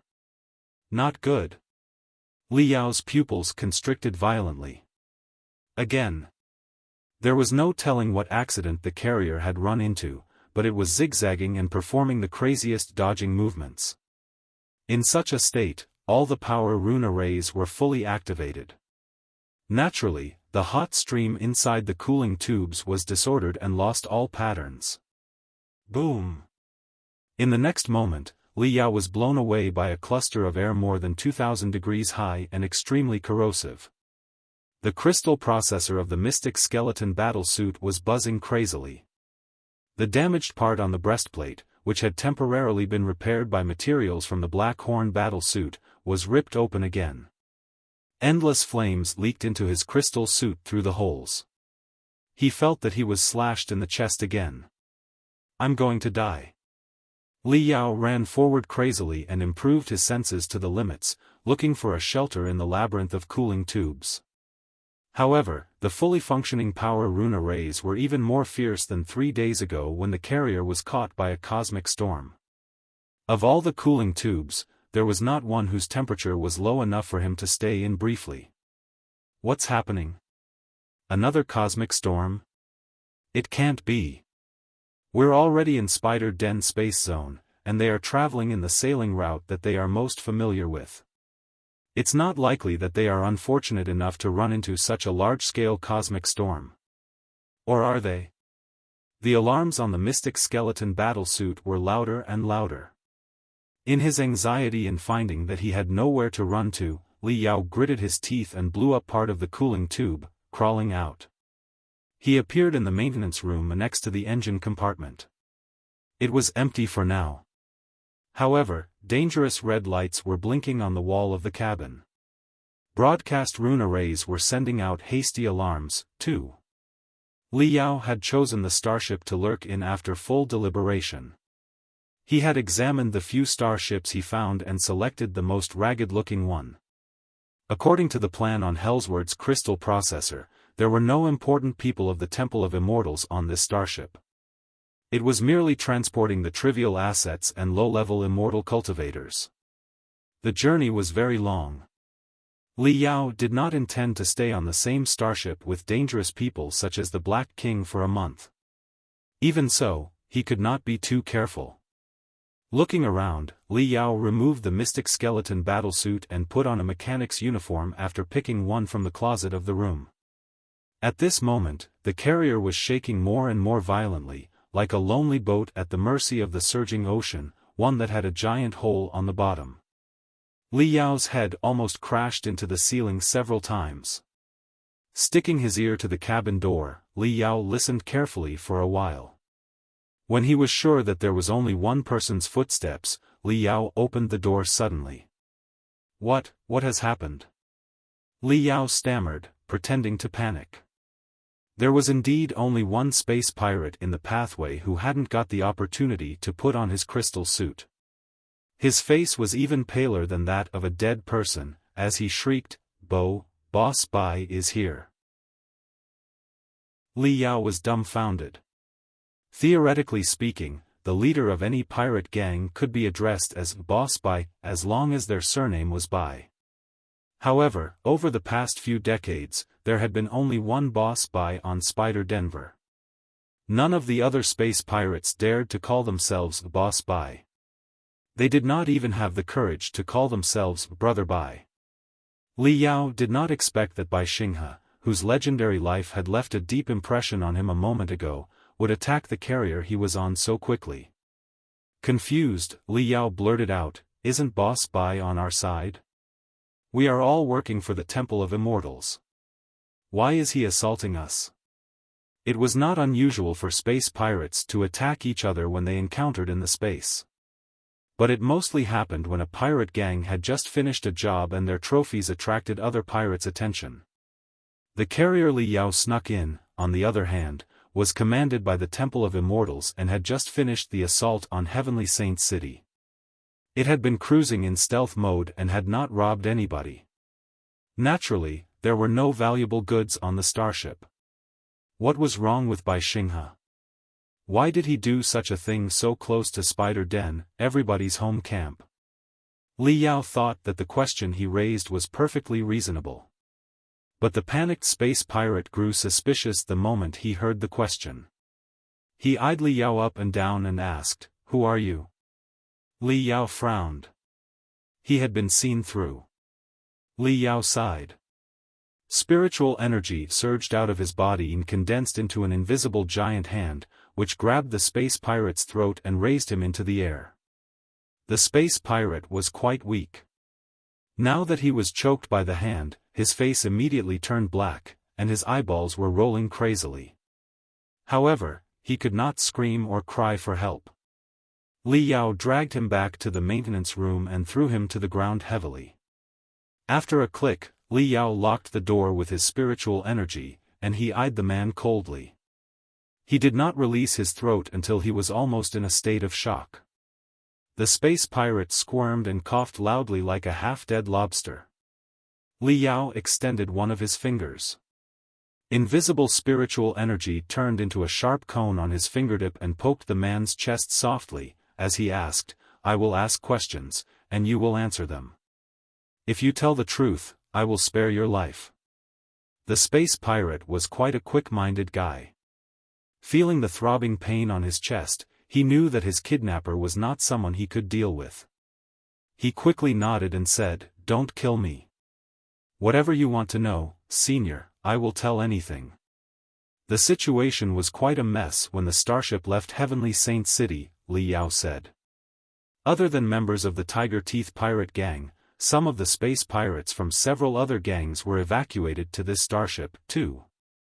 It's impossible that you know the hundreds of space pirates. Why did you grow suspicious about me? Is there anything wrong with the question I asked? The space pirate breathed heavily for a while and felt like crying. Everybody on Spider Den knows that Boss Bai and Feng Yuzhong, who only rose to fame recently, do not see eye to eye with each other. Two tigers cannot live on the same mountain, and two kings cannot rule Spider Den at the same time. Before, Hellsword Zhuangzio, the other nascent soul stage cultivator on Spider Den, had many conflicts with Boss Bai, too. They reached a deal in the end. Hellsword would be a lone wolf and never establish his own pirate gang. In return, Boss Bai would provide a huge number of resources for Hellsword every year. With such a deal in place, the two space pirates in the nascent soul stage were at peace again. But it is different for Feng Yuzhong. He has always been ambitious, and now with the support of the Temple of Immortals, he has swallowed quite a few pirate gangs over the past year. His strength is 10 times higher than before. Naturally, clashes between Boss Bai and him are inevitable. Although the two of them had not begun fighting yet when we left Spider Den, it was perfectly normal for them to lose patience and decide to attack the other party. Therefore, it is quite abnormal that you were so surprised. Your second question is even more weird. Li Yao raised his eyebrow. I said everybody was working for the Temple of Immortals. Isn't it so? Of course not. The space pirate smiled miserably. Everybody on Spider Den knows that other people work for Boss Bai. Boss Bai does not work for anybody. Li Yao was dazed. He pondered for a moment and realized that he had been wrong about something all the time. From the moment he first came into contact with the immortal cultivators, space pirates had been their accomplices. Feng Yuzhong was personally involved in the immortal cultivators' first scheme and was a loyal dog for them. In the Battle of Heavenly Saint City, a lot of space pirates had participated and helped with the transportation. Therefore, Li Yao had the impression that all the space pirates were partners of the immortal cultivators. But it appeared now that space pirates and immortal cultivators were not necessarily on the same boat. At the very least, Bai Xinghe, the pirate potentate, did not seem to be a guy willing to bow to somebody else, according to his life experience. Thinking for a moment, Li Yao asked, "Is Boss Bai in a bad relationship with the Temple of Immortals? What are their conflicts?" The space pirate replied helplessly, "What can the pawns such as us know about the specific conflicts? But over the past year, there have indeed been a number of rumors saying that Boss Bai does not like the immortal cultivators of the Temple of Immortals, who jumped out of nowhere." Li Yao was going to ask the reason, but he swallowed the question and realized that he was being silly. An emperor would not allow somebody else to covet his empire. Who was Bai Xinghe?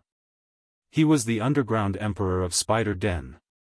As the pirate potentate, Bai Xinghe suddenly discovered that an enormous organization was lurking right under his nose. It had ill intentions and concocted various evil plans. Li Yao felt that it was alarming enough if he were Bai Xinghe. Didn't the Temple of Immortals try to buy over Boss Bai? Li Yao asked. The space pirate quickly replied, "Maybe. But Boss Bai buys other people. How can anybody buy Boss Bai?" In short, over the past year, Boss Bai has not thought highly of many things that the Temple of Immortals did. It is said that they had conflicts in secret many times. The Temple of Immortals' full support for Feng Yuzhong had a lot to do with those conflicts, too. Li Yao pondered for a moment and thought everything through. For such a distinguished man as Bai Xinghe, it was extremely difficult to buy him. The price would be very high, and even if he was bought, it would be hard to manipulate him. Nobody could anticipate if he would swallow the Temple of Immortals instead. Therefore, the Temple of Immortals decided to bring up their own pirate potentate. In the past, Feng Yuzhong was also a well-known brutal bandit in the circle of space pirates. But he did not have his own docks or crystal suit centers. In other words, he was only among the best ones in the middle class of space pirates. Such people were the most ambitious and the easiest to buy over.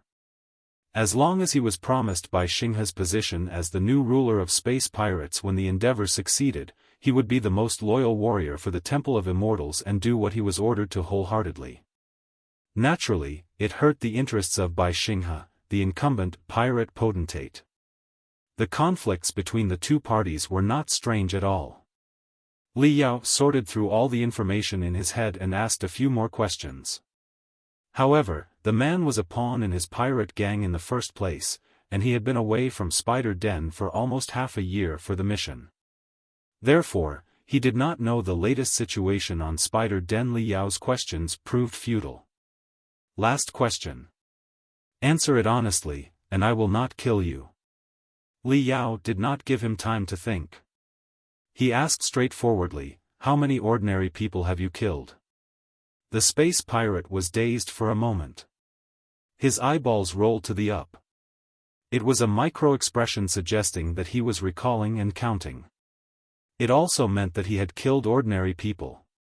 Li Yao's lips curled. His eyes turned cold. The space pirate shuddered and shouted crazily, "You said you wouldn't kill me. You said you wouldn't kill me." Scratching his chin, Li Yao smiled. "Do I look like someone who honors his words?" 5 minutes later, Li Yao appeared among the overlapping wires of spiritual energy above the cabin that stored the escape capsules. Unless absolutely necessary, Li Yao did not want to run into space in an escape capsule, especially at a moment when Bai Xinghe's starships were possibly patrolling nearby. The explosions gradually died down, and the carrier became stable again. Li Yao hid himself and released Neltharion silently. He attached half of his telepathic thoughts to Neltharion and commanded it to fly along the pathway in stealth mode.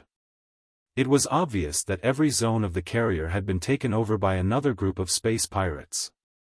The intruders were well trained and looked sharp. Intense killing intent was flowing out of their eyes. It was not simply boldness on the surface, but a toughness deep to the bones indicating that they did not care for the lives of other people or their own. Faced with the intruders, the space pirates on the carrier did not have the courage to fight back at all. They all sat in the corners of each cabin with their hands on their heads. Li Yao thought of something. The intruders were likely from Xinghe's Abyss pirate gang. Right then, a large batch of space pirates crowded toward the bridge. Since Neltharion was no larger than a finger and it was in the stealth mode, it followed the space pirates into the bridge easily. In the middle of the bridge, there were two space pirates, one standing and the other on his knees. The standing pirate was wearing colorful casual clothes. He was slightly bald, and his hawk nose protruded forward high. A blinking, eye-catching pendant in the shape of a spider was hanging on his neck. It seemed that he was not here for a fight, but for a vacation. He stared at the space pirate who was kneeling before him in pure boredom. There was pity and scorn in his indifferent eyes. The space pirate who was on his knees was wearing a glamorous coat made of bear hide, with a bear head sewn onto its shoulder. He could not have looked more intimidating. Yet, sweat and tears covered his face. He was going to move forward and hold the other person's leg, but he did not have the courage and simply cried. "Boss Bai, I was wrong. I was really wrong. Please do spare me." The two words of Boss Bai nearly made Li Yao's heart skip a beat. He did not know that the legendary pirate potentate would assault the carrier in person. No wonder the bridge had been taken over so easily. If he had known that Xinghe, a nascent soul stage cultivator, was in this place, Li Yao would never have dared to send Neltharion in. However, it was easier to come in than to get out. The cabin door had been closed. Members of the Abyss pirate gang was everywhere. Li Yao did not dare to move at all, fearing that Xinghe would discover him. He could only hide Neltharion in a corner and eavesdropped anyway. Li Yao knew the space pirate who was begging on the ground. He was Luo Jinhu, the owner of the carrier and the captain of the Tiger Teeth pirate gang. The man was an expert in the beginning level of the core formation stage. His name was on the wanted list of Heavenly Saints City for his countless crimes. However, such a brutal bandit in the core formation stage was like a stray dog whose 3 legs had been broken before by Xinghe. He was crying buckets and could not have looked more miserable. Many pirate gangs answered Fengyu Zhong's call to assault Heavenly Saints City under the lead of the Temple of Immortals. "Do you know why I came to talk to you instead of anybody else?" asked Xinghe politely. His voice was neither coarse or sharp. It sounded comfortable and reliable, and it made those who heard his words feel refreshed. His smile was natural and genuine, too, as if he were really chit-chatting with one of his followers. However, for some reason, with his saber-like hawk nose, the words gave everybody a creepy feeling. Li Yao felt scared even though he was merely observing through Neltharion, as if his spine was clenched by a pair of cold hands that he could not get rid of. Luo Jinhu, captain of the Tiger Teeth pirate gang, was shuddering in fear, not knowing what to do. Clap. Clap. Clap. His hands on his back, Xinghe started pacing. Weird sounds came from his feet while he walked. It was then that Li Yao noticed that the pirate potentate was wearing a pair of slippers below his fancy beach shorts. What an awesome man! Li Yao secretly complimented. Casual clothes, beach shorts, and slippers. In such a next-door neighbor style, the man had crossed the sea of stars and taken over a hostile starship. He stood before a brutal bandit in the core formation stage casually, and the brutal bandit was sweating as if sitting on a thorny carpet. That was truly the demeanor of a nascent soul stage cultivator and the dominating aura of the pirate potentate. Li Yao was fascinated by his attire and made up his mind that he would wear exactly the same when he advanced into the nascent soul stage someday. Roaming space in beach shorts and slippers. That was what a real expert should do. 31 years ago, your pirate gang was ambushed by other space pirates, and you had only one starship left. Who helped you defeat your enemy? Bai Xinghe paced behind Luo Jinhu and patted his shoulder neither softly nor heavily, while he asked casually, 22 years ago, you killed the son of the surpassing cloud sect and were hunted by 3 exo-societies. Who helped you escape and rescued you? 17 years ago, who provided a lot of resources for you to advance into the core formation stage? Luo Jinhu was shaking even more violently. Despite the long distance, Li Yao could almost hear the trembling noises of his bones. Bai Xinghe sighed softly and said, I know that the Temple of Immortals revealed itself and Feng Yuzhong rose up quickly over the past year. He seemed like the new king of space pirates. Therefore, many people joined his cause. It is not strange. However, I did not expect that you, Luo Jinhu, would betray me, too. Betrayal is nothing unusual on Spider Denver. My heart did not hurt much, either. I merely wondered whether or not my sight had impaired because of my old age. Therefore, I paid a visit to your starship personally to see if you are really a traitor. Do you think you are a traitor? I'm not. Bai Xinghe's accusation was like 3 burning stings that stabbed into Luo Jinhu's coccyx. Luo Jinhu jumped to his feet after a shiver while he shouted, Boss Bai. Brother Bai. I've always borne the great favors that you did me in mind. What am I if I betray my brother? But you know that my business hasn't been running well over the past 2 years. I lost 2 armed carriers in the South Mouth Space Zone. One of my old brothers in the high level of the building foundation stage was heavily wounded and required a lot of resources to recover. Our income failed to meet our needs. This time, the Temple of Immortals offered a very high price. Therefore, we agreed to be hired by them and went to Heavenly Saint City. It's all about business and does not hurt Boss Bai's interests.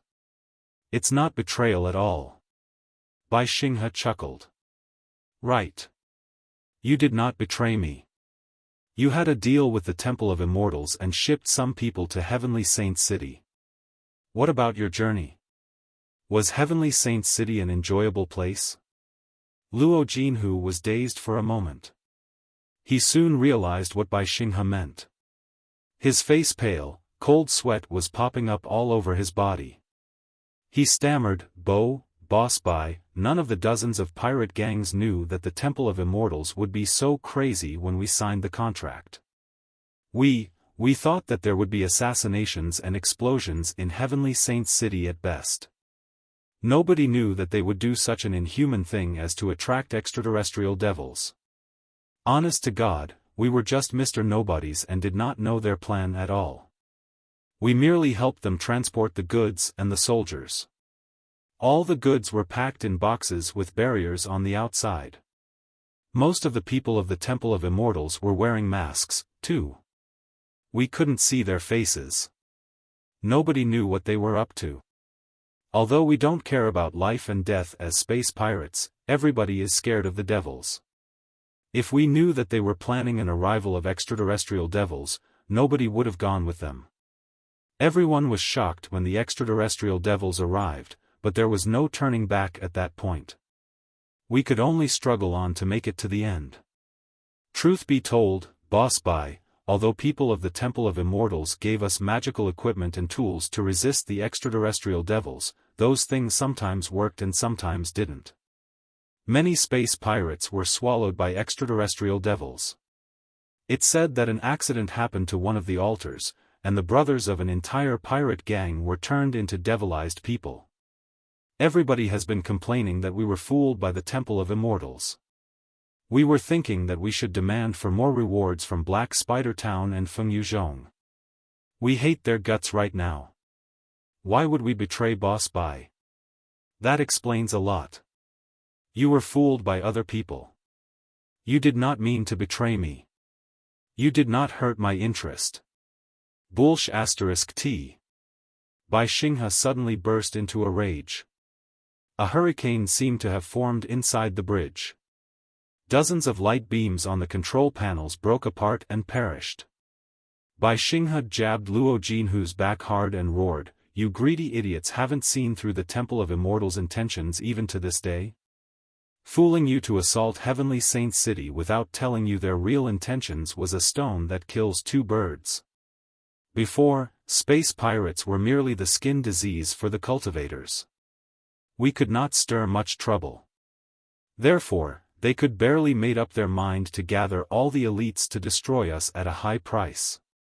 But now, space pirates, extraterrestrial devils, and immortal cultivators have been combined.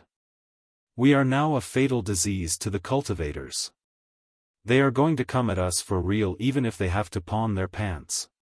From the moment the extraterrestrial devils arrived, the space pirates who were part of the battle have been labeled as the Temple of Immortals and added to the must-kill list of cultivators. You are not going to get away. No. Not just you. Cultivators won't care exactly which pirate gangs participated in the Battle of Heavenly Saint City and which ones didn't. They will form a great army and attack Spider Denver. They will slay all the space pirates and eliminate every one of us. Do you want me to explain the matter to the cultivators then? I'm truly sorry, fellow cultivators. Although I have committed a great number of crimes, I never took part in the Battle of Heavenly Saint City or the arrival of extraterrestrial devils. I am different from the Temple of Immortals. How about you letting me go, fellow cultivators? Does that explanation sound good to you? Is it good, huh? You idiots can always kill yourselves if you want to, but why did you have to drag me down with you? And you said you did not hurt my interest or betray me? Why didn't you tell me earlier if you didn't intend to betray me? If you had any trouble, I could have helped you. Have I never refused your request? Why did you choose to act on your own? Why? Luo Jinhu's spine was almost broken because of the jabbing. He collapsed to the ground like a dead dog, breathing heavily. After the catharsis, Bai Xinghe's countenance suddenly changed. He became calm and casual again, like a totally different person, before he asked, how old are you? Luo Jinhu was dazed, not having any clue why Bai Xinghe was asking that. He managed to reply, 103. Oh. Bai Xinghe smiled, as if the harangue just now had nothing to do with him. He remarked, 103 years old and in the core formation stage, you can almost be called an adult now, and you still believe in Bullsh *T like immortality? In a gloomy face, Luo Jinhu replied, of course I don't believe such crap like immortality, even I'm not that foolish. Then what was their bait? Bai Xinghe's face turned cold again, as he asked, if you needed money or goods, you could have asked for my help. But since you signed a contract with the Temple of Immortals without telling me, they must have offered you something more valuable, something that I could not provide. What was it? Luo Jinhu hesitated for a moment. He gritted his teeth and confessed, Boss Bai, truth be told, both me and our brothers of the other pirate gangs make our living in the most dangerous way every day. Unpredictable notions such as immortality can only fool 3-year-olds. We won't buy that anyway. Besides, the people of the Temple of Immortals do not look like seniors who have lived for hundreds of years. However, Boss Fengyu, the bastard Fengyu Zhong said that the Temple of Immortals was a vast organization.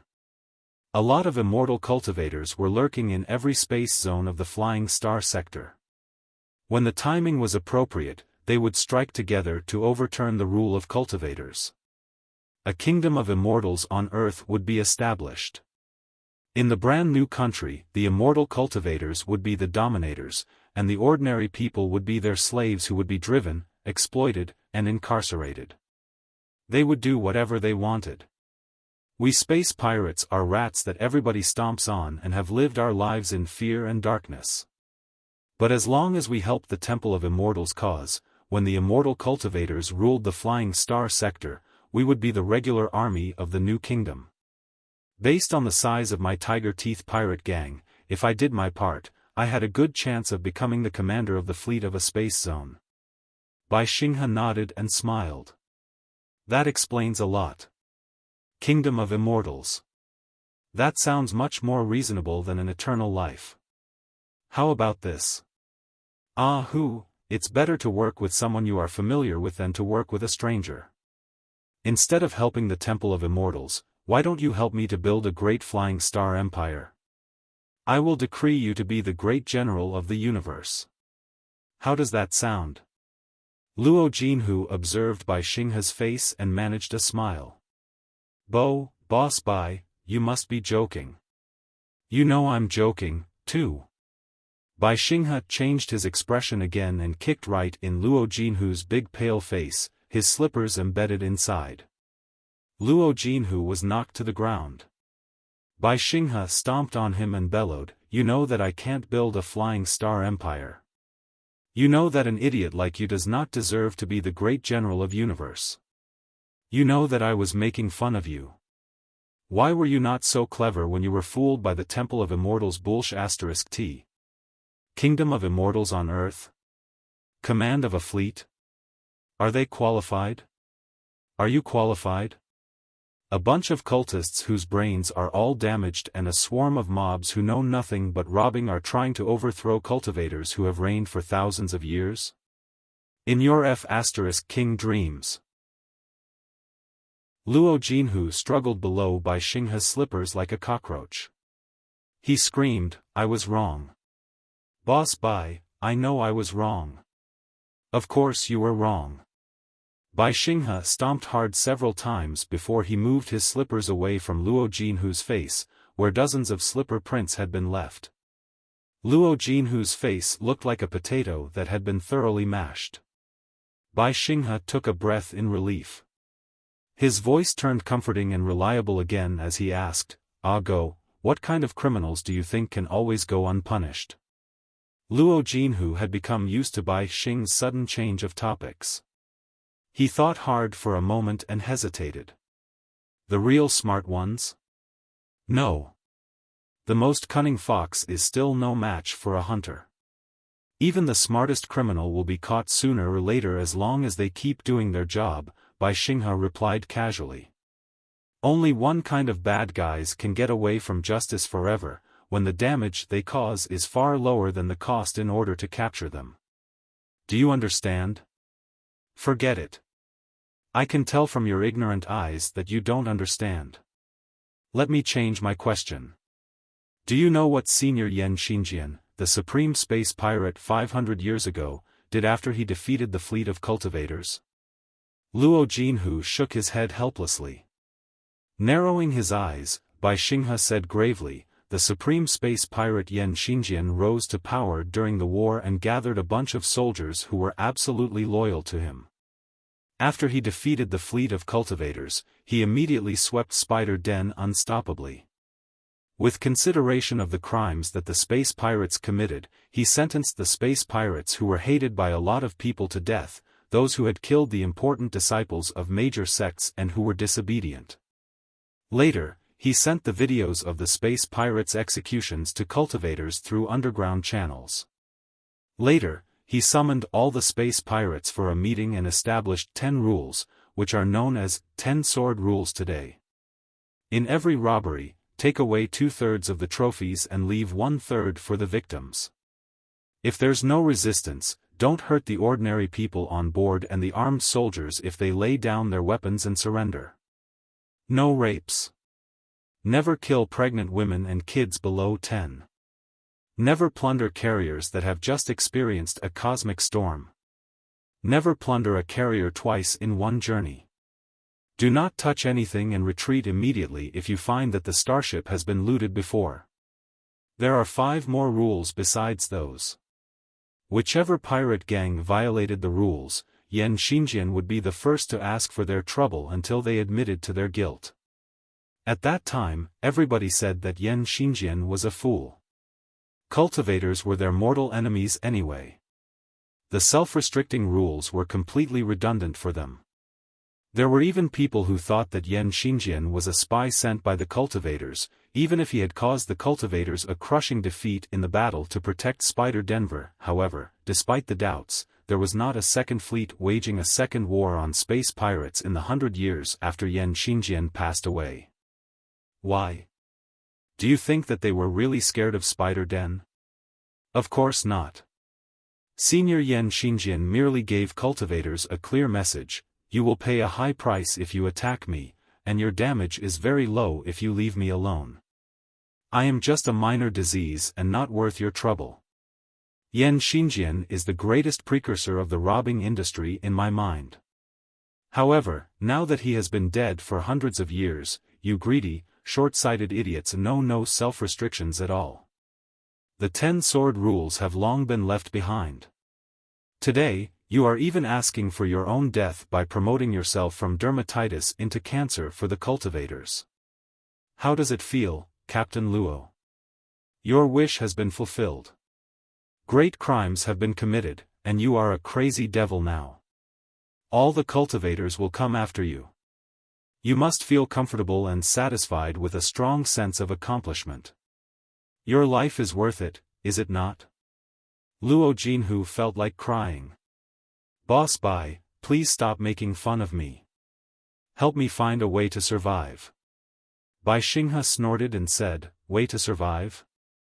We have only 2 ways ahead of us.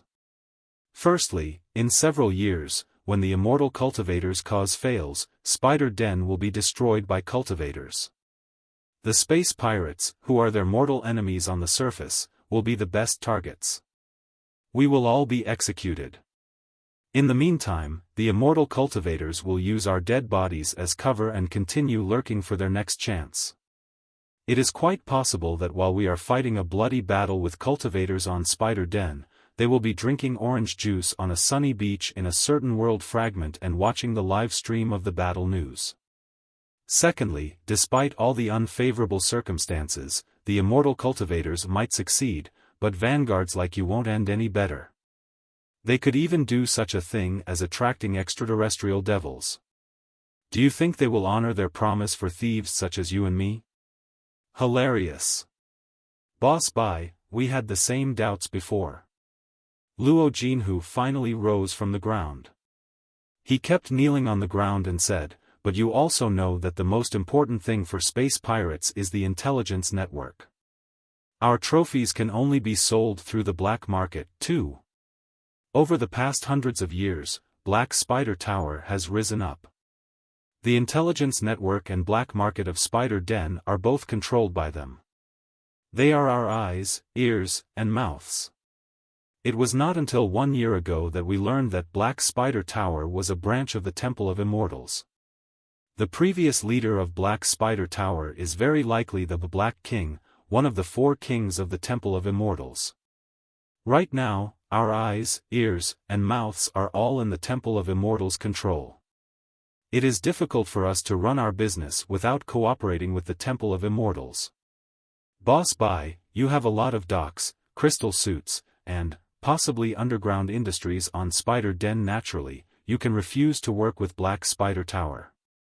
But we are too poor and need to do a job every few days. We have to sell the stolen goods in exchange for resources. Without Black Spider Tower, our ears are deaf, and our eyes are blind. Our source of income will be cut off. How are we going to feed ourselves? Therefore, we were accidentally trapped by them. It is impossible to do without them now. We can only sell ourselves to the Temple of Immortals. Bai Xinghe was silent briefly. He patted Luo Jinhu's shoulder and said solemnly, I know your difficulties, too. Otherwise, I would have crushed you instead of wasting so much time talking to you. These bastards are indeed clever. They've weaved such a giant net on Spider Den with Black Spider Tower. Even I fell into the net without knowing it. A year ago, when their real faces were revealed, the space pirates were already on their boat. The only choice we had was to sell ourselves to them. However, there are two ways of selling ourselves. Luo Jinhu was dazed. 2. Bai Xinghe extended 2 fingers and waved his index finger as he said. Firstly, sell ourselves like Feng Yuzhong. Bite and ball for the Temple of Immortals.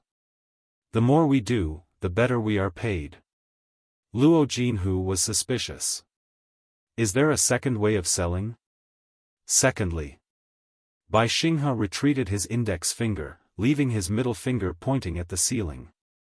We tell the Temple of Immortals to give us certain benefits here and now. Otherwise, we will sabotage their cause even at the risk of our own lives. It is easier to wreck something than to complete it. The nascent soul stage cultivators are no gods. There are many things we can't accomplish. However, in this world, there are few things that a nascent soul stage cultivator cannot wreck if they are determined to, even at the cost of their own life. Bai Xinghe smiled. How could I? They are very capable and have a lot of trump cards. There are several nascent soul stage cultivators in their pocket, too. How do I dare to piss them off? I will merely annihilate Feng Yuzhong. Luo Jinhu almost choked. Bai Xinghe narrowed his eyes and said coldly, do you know the difference between me and Feng Yuzhong? The rabid dog only had several starships a year ago and barely any industries on Spider Denver. Spider Den has never been his. If he is the one to sell it, naturally, he will sell it at a low price. If Spider Den is worth $10,000, he will still be making profit if he sells it at $100. In such a way of selling, none of the pirate gangs will end up well if they join him. They will all become cannon fodder. Some of them more advanced and some rudimental, but cannon fodder all the same. I am different. Spider Den is mine. If it is worth $10,000, I'm going to sell it at $100,000, $1 million. Right now, we are selling ourselves, not cabbages. Tell me, do you want the rabid dog to sell you, or do you want me? Luo Jinhu breathed heavily. I understand, Boss Bai. You are going to take down Feng Yuzhong. When he is down, the Temple of Immortals can only count on you. You will certainly sell us at a great price. Bai Xinghe smiled kindly.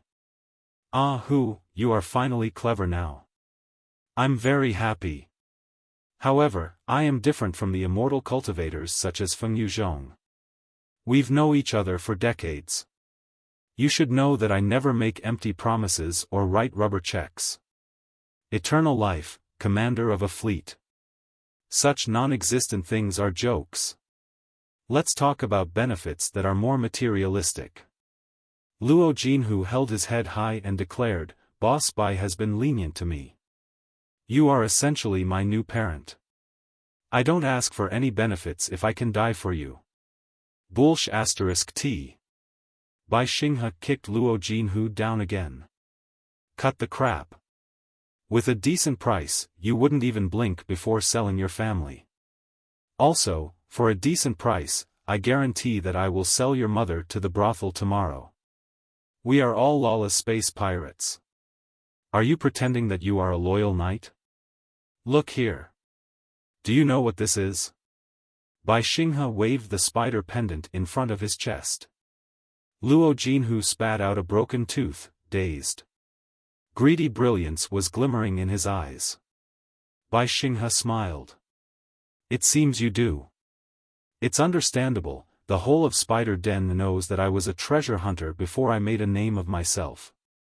It is said that I once entered the control center of the underground fortress of Spider Den and retrieved a detailed map. With the map, and the spider key that can open all the secret tunnels, I have in my hands the arsenals, magical equipment, and techniques of Spider Den. The spider key might not be real, but I definitely have my trump cards, considering that I could build such a large business from scratch in only 100 years, right? Luo Jinhu's voice changed, like a girl who saw a diamond weighing 4 kilograms. Boss Bai, what do you mean? Shaking the spider key, Bai Xinghe said softly, tell you what, in the civil war of the Star Ocean Imperium 10,000 years ago, Spider Den was so much more than a simple industrial planet. A great secret was buried deep below the ground. The secret has nothing to do with you. But the magical equipment and techniques scattered around the secret might have a lot to do with you, right? Luo Jinhu swallowed and cried in joy, Boss Bai, are you planning to? Bravery comes with a high reward. Bai Xinghe retracted his spider key and raised his voice, I'm not going to lie to you now. Supported by the Temple of Immortals, Fengyu Zhong's forces are quickly expanding. A lot of pirate gangs have joined him. I'm not confident that I can win the fight. Although I'm not willing to share my trump cards with everybody, wealth, magical equipment, and techniques are merely belongings. They are only useful when I'm alive. Therefore, I will call for a secret meeting in a few days. All the space pirates who decide to back me will share the cultivation arts and secret treasures I brought out from the arsenals of Spider Den. Half of them will be split before the battle, and the others will be divided evenly after Fengyu Zhong is dead. All the goods will be examined beforehand. They are definitely real. This is what Boss Bai is going to do. I, Bai Xinghe, always buy people and sell people honestly. While talking, Bai Xinghe took out something from his pocket and tossed it to Luo Jinhu's. It rolled on the ground crazily. Li Yao observed through Neltharion and discovered that it was a vintage jade chip as well as 5 shining silver metal balls. Bai Xinghe said, I know that you've been training with the Tiger Stripe Divine Fire art over the past few years, but it is hard to improve when you reached the 6th level. This jade chip was excavated by me from the underground arsenals. It is the devilish tiger crushing bones art that an elite troop of the Star Ocean Imperium trained with 10,000 years ago. It is quite similar to the Tiger Stripe Divine Fire art that you have been training with, and you should find it very easy to get started. Your combat ability will be significantly improved if you train yourself hard. The cultivation art itself is not very attractive. Right now, there are many similar versions on the spiritual nexus. Everybody is free to practice them as long as they do not fear mental derangement. However, what was stored with the devilish tiger crushing bones were 9 pills that were made of the cores of dozens tiger-type demon beasts. Even in the elite troop 10,000 years ago, only those who made great contributions had the privilege to take them. There were 9 pills corresponding to the 9 levels of the devilish tiger crushing bones. Take one after you advance into each level, and you will bring out all the potential of the art and wield the strength of a tiger slayer. Here are the arts of the first 5 levels and 5 pills. Train with them first. After Fengyu Zhong is down, I will give you the remaining arts and the last 4 pills. Luo Jinhu exclaimed in joy and was so excited that he did not know what to say. Bai Xinghe patted his shoulder and lowered his body, whispering, we are all in the robbing business. Our way of making money is quite dangerous. It is very important that we seize the day. Only your own strength is real, everything else is false. Cut off the heads of those who claim that they can live forever and mince their body into pieces. Can they stay alive? Even if you are appointed as the commander of a fleet, other people can blow up your head with a flying sword easily if you are not strong enough. Isn't that right? I can neither grant you an eternal life nor appoint you as a fleet commander, but I do have a lot of arts and pills that can improve your cultivation. Boss Bai. Luo Jinhu's eyes were burning with greed. His neck was almost twice as thick while he put the arts and the pills back into his pocket carefully. He then shouted, I don't have anything to say except that I'm all yours, Boss Bai. Damn it. Let's fight the rabid dog Fengyu Zhong hard. Kill him and let the Temple of Immortals know who the real boss of Spider Den is. Even the immortal cultivators must bow and cooperate with Boss Bai. When you decide to take action, Boss Bai, just give me a call. The men and the guns of the Tiger Teeth pirate gang will fight until there are none left. Bai Xinghe smiled. All right. I'll see how you fight your battle, then. Remember, I can always tell who is fighting for me for real, who is merely cheering for me, and who is colluding with my enemy behind me. For those who fight for me for real, no matter how heavy the losses they suffered during the battle are, I will compensate all of them. Other than that, it's also possible that I will bring them to the secret arsenals that I discovered below Spider Den. Luo Jinhu's eyes beamed with interest. Are you serious? Bai Xinghe chuckled. He raised his right hand and curled his finger. A brutal bandit almost 3 meters tall, who looked like an iron tower in his crystal suit, bowed and handed over a cup of cold juice respectfully. Bai Xinghe sipped the juice and sighed in satisfaction. Luo Jinhu was dumbfounded, not knowing what was going on. In a moment, 2 space pirates escorted 2 prisoners to the bridge and threw them between Bai Xinghe and Luo Jinhu as if they were dead pigs. Both prisoners were from the Tiger Teeth pirate gang. Although they were not tied up, barriers had been imposed upon them. The wrists and ankles were twisted weirdly, and their chins were essentially 2 balls as their jawbone had been battered. They could not utter a single syllable now. The moment they saw Bai Xinghe, they started writhing crazily. The utmost fear beamed out of their eyes. Bai Xinghe smacked his lips and said casually, "These 2 are the core members of your gang. One of them is the accountant who manages the entire flow of your capital.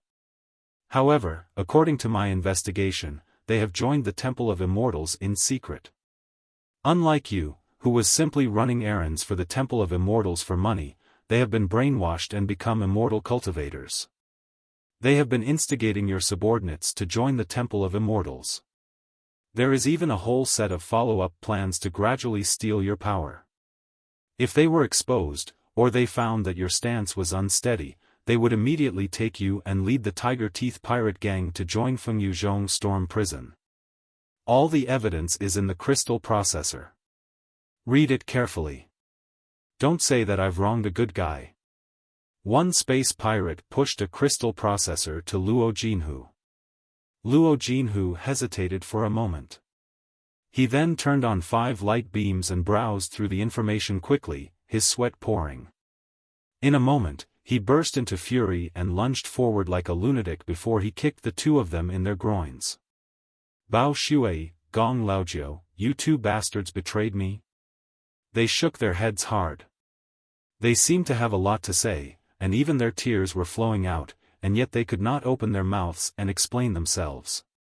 Bai Xinghe narrowed his eyes and enjoyed the juice, as if he did not care about what was happening at all. Luo Jinhu rolled his eyes. He gritted his teeth and stomped on the ground. Opening his hands, he condensed his spiritual energy on his fingertips into sharp talons before he stabbed them into the 2 prisoners' chests and crushed their hearts. The 2 immortal cultivators, who dreamed for an eternal life, were killed immediately. Luo Jinhu heaved a long sigh of relief. He wiped his cold sweat and said dutifully, "Thank you for digging out the 2 bastards for me, Boss Bai. From today on, I will only listen to your command. I will do whatever you ask me to and kill whoever you want dead." Bai Xinghe finally put on a smile of comfort.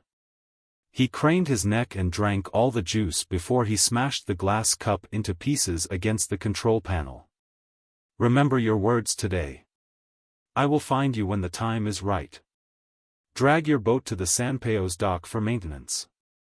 As for the damage on the starship, just find an excuse to cover them. After all, you've slain 2 immortal cultivators. The Temple of Immortals will doubt you however hard you explain yourself. Therefore, you might as well save the trouble."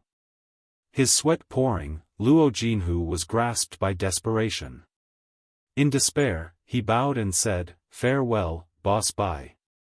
However, if I can be so bold to ask, how did you know that spies of the Temple of Immortals are in the Tiger Teeth pirate gang, Boss Bai?" Bai Xinghe replied without looking back, "Idiot. You don't know the answer to such a simple question? Of course it's because my own spies are in the Tiger Teeth pirate gang, too." Ha ha ha ha ha ha. In the laughter, the Abyss pirate gang vanished like an ebbing tide. Soon, all the intruders were gone. Luo Jinhu, a core formation stage expert, was shuddering in fear, alone in the bridge. No. Technically speaking, someone else was crouching among the tubes in the rear part of the carrier and shuddering with him. After making sure that Bai Xinghe had indeed left the carrier, Li Yao took a long breath in relief. He warmed up limbs that were somewhat numb now and noticed that his mustard seed suit was soaked in cold sweat. Although the two of them were merely talking, Li Yao felt that he had witnessed a fierce fight between top experts, and he was completely overwhelmed by Bai Xinghe. No wonder Feng Yuzhong, as an old cunning fox himself, is so wary of him. Bai Xinghe, the pirate potentate, is truly impressive. The captain of the Tiger Teeth pirate gang, Luo Jinhu, is clearly not as innocent as he claimed to be. It's possible that he joined the Temple of Immortals long ago. When Bai Xinghe dragged the two immortal cultivators out, Luo Jinhu's surprise was half-faked. He must have known their identities from the start. Maybe the two immortal cultivators were the officers of communication between him and the Temple of Immortals. Bai Xinghe clearly knew that, too. But he pretended that he didn't and blamed everything on the two immortal cultivators. Moreover, he broke their jaws beforehand and made them unable to talk. They could only serve as scapegoats. After the two immortal cultivators died, whatever deals Luo Jinhu had made with the Temple of Immortals would be no more. In less than 20 minutes, Bai Xinghe coerced Luo Jinhu into killing two immortal cultivators personally with both a carrot and a stick, and he made the guy take his side again. From now on, Luo Jinhu can only work hard for him. He truly deserves his fame. A man who has dominated Spider Den for decades is definitely not to be underestimated. Hellsword Zhuangzio was also in the nascent soul stage cultivator, but he was a pure fighter and far from a charismatic leader such as Bai Xinghe. However, it was not within Bai Xinghe's expectations that a freak named Li Yao happened to be lurking inside the carrier. As a result, Li Yao heard a lot of secrets he was not supposed to know. It appears to me that Bai Xinghe is in a subtle relationship with the Temple of Immortals. He might not wage a total war on the Temple of Immortals, but if he takes down Feng Yuzhong, he will both stabilize his position as the ruler of Spider Den and have more bargaining chips when he negotiates with the Temple of Immortals. That part should be true. Bai Xinghe and Feng Yuzhong are going to have a fight. Great shows will begin on Spider Den soon. It will be an opportunity for me. For a moment, Li Yao even considered whether or not he could sneak to Bai Xinghe's side. He had one trump card, which was his identity. As the murderer of Feng Yuzhong's only son, Li Yao was Feng Yuzhong's mortal enemy and would in no way cooperate with him. Therefore, if his real identity was revealed, Bai Xinghe might not necessarily kill him. It was even possible that he would extend his hand to Li Yao and deal with Feng Yuzhong together. However, Li Yao disapproved of the plan just a second later. Bai Xinghe was indeed too scary. Li Yao could not tell which of his words were true and which were false even at this moment. Li Yao knew exactly what the outcome would be if he stepped too close to a ruthless tiger. His intuition told him to keep his distance from strong experts such as Bai Xinghe. I might as well land on Spider Den first before I decide what to do next. 10,000 years ago, Spider Den had been an ordinary planet at the edge of the Flying Star sector, far away from the star and without atmosphere, until one of the fleets of the Star Ocean Imperium landed accidentally to avoid a cosmic storm. While waiting for the prolonged cosmic storm to pass, one of the bored cultivators in the Imperial Army, who was adept at the spiritual energy of the Earth class, considered roaming below the surface great entertainment. But when he performed his techniques again and cruised below the ground as if he were sailing, he hit an invisible wall. The cultivator, who was almost buried alive, after being dug out, shouted to his rescuers without even having the time to care about his swollen head.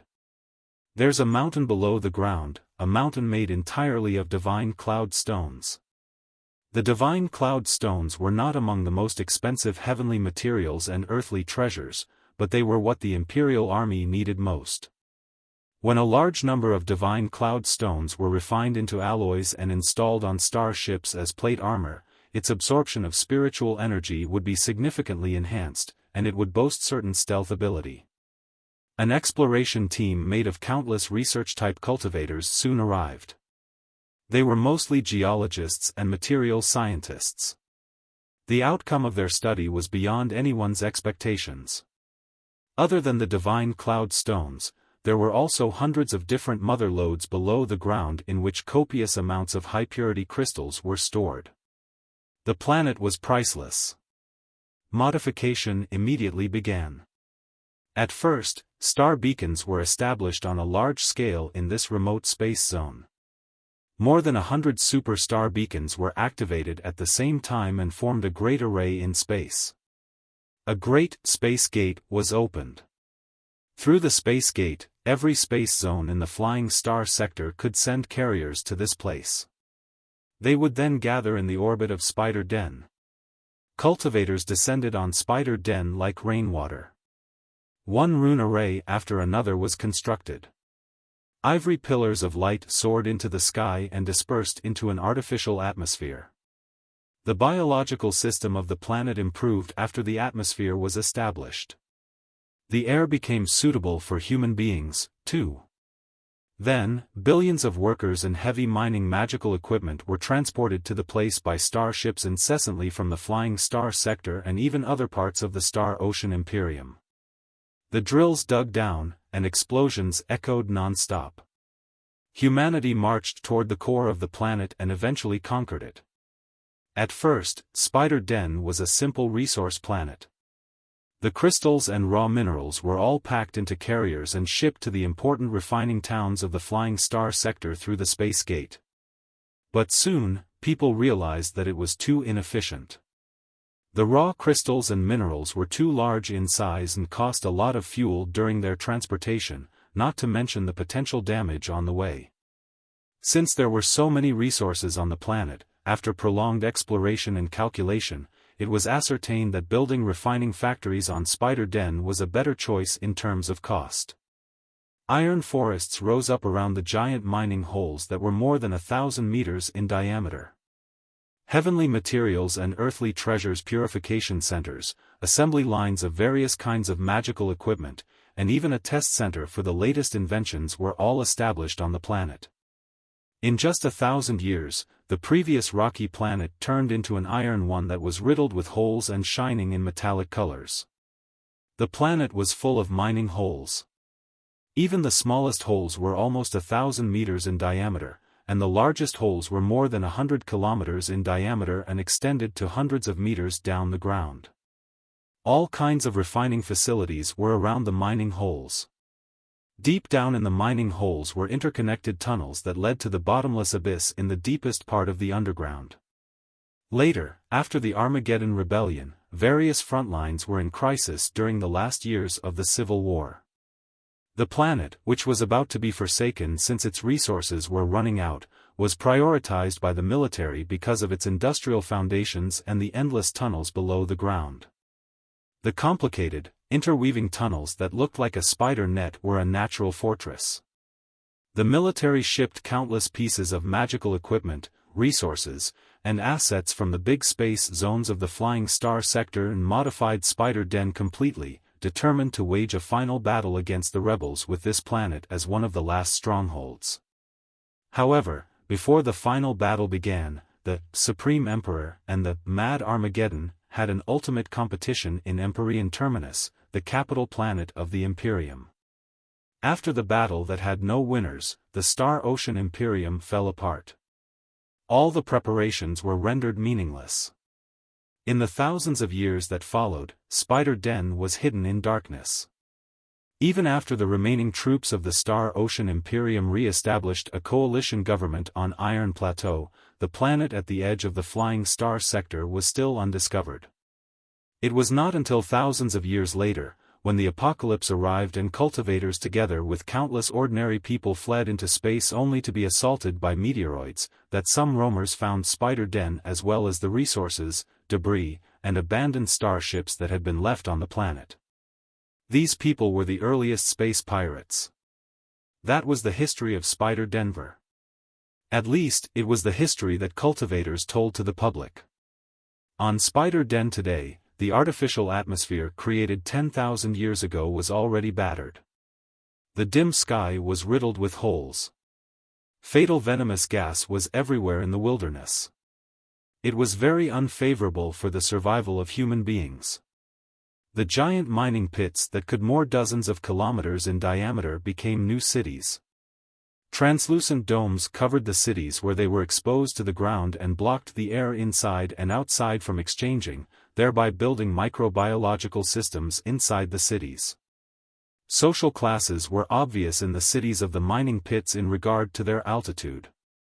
Those who lived in the highest places, which were closest to the ground and could enjoy sunlight, however rarely, were the rulers of space pirates that had their own bases, docks, and crystal suit centers and could make profit without doing anything such as buy Xinghe. In the deeper part of the mining pits were neighborhoods hiding in the tubes and the conveyors. They were places of entertainment ere the space pirates enjoyed wine and whores. The largest black market of the Flying Star sector was hidden in such places, too. The middle class in the food chain of the space pirates, namely those like Feng Yuzhong in his old days who did not have their own bases, would often vacation and enjoy themselves there while having their starships maintained after a job. In the bottom of the mining pits, there was no sunlight at all. Every street could only be illuminated by the rune arrays. The largest number of space pirates lived in this place. Most of those who were struggling there were not strong enough. They were not qualified even if they would like to be space pirates and could only live off the charity that the upper levels donated to them. However, they were not the most miserable people on Spider Den, because they still had hope. In the world of darkness, the pirate gangs large and small would hold competitions regularly and select the stronger ones as the new blood of their organization. With any luck, one day, they could be roaring in space on a starship, even if they had been nibbling stones 10,000 meters below the ground the day before. What was more miserable than them were the slaves deeper inside the tunnels and the treasure hunters who were exploring the underground fortress. Although most of the resources on Spider Den had run dry, that was only for the army of the Star Ocean Imperium's needs. The scale of space pirates was much smaller than the Imperial Army, and so was their demand for resources. If they did not care about the cost, they could always exploit some resources from the dried-up mother lodes. As for the underground fortress, there was no need to stress its importance. Since Bai Xinghe's rise over the past 100 years, rumors about the secret treasures that the Star Ocean Imperium left in the depths of Spider Den had become more prevalent. The pirate gangs all worked harder to explore the underground. However, the underground fortress was like a stomach that was forever hungry. The lives of countless treasure hunters were devoured, and still a second Bai Xinghe was not born. At this moment, in Silverwing City, the fifth largest city on Spider Den, 1,600 meters below the ground, Li Yao, in an old coat and with his hands in his pockets, was unhurriedly walking across a rusted bridge. Below him was an abyss of raging black smoke. Above his head was a colorful forest of steel. Wind that carried the stink of rust and blood swirled up from the bottom of the pits and passed by him, raising his coat high and revealing a dagger and the handle of a gun tucked into his trousers. He looked completely different right now. After Li Yao reformed his facial muscles with his spiritual energy, his face was longer, and his jaw was slightly protruding. His eyes were sunken and bloodshot. There was not 1 second when his eyeballs were still, they were scanning the environment around him all the time. His back was slightly hunched. His shoulders were narrowed, and his arms were lengthened. When he put his hands back to his pockets, they looked like 2 folded sabers. Everybody could tell that such a guy must have murdered countless people and was a brutal, ruthless man. That was the new image that Li Yao came up for himself after reading through the entire book of Stormy Sword. After sneaking out of the dock of space pirates, he showed up on the streets of Silver Wing City in the daylight with the brand new appearance. Li Yao was not worried that somebody would question who he was. This place was Spider Den, the holy land of criminals in the Flying Star sector, as well as the well-acknowledged dirtiest place in the world. Countless desperados were smuggled to Spider Den through various channels after they committed unpardonable crimes in their hometown. Some of them killed people who must not be killed, some stole things that nobody was supposed to steal, some were looking for an opportunity for revenge, and some had unimaginable secrets in their hands. Moreover, the thousands of pirate gangs were in a complicated relationship, too.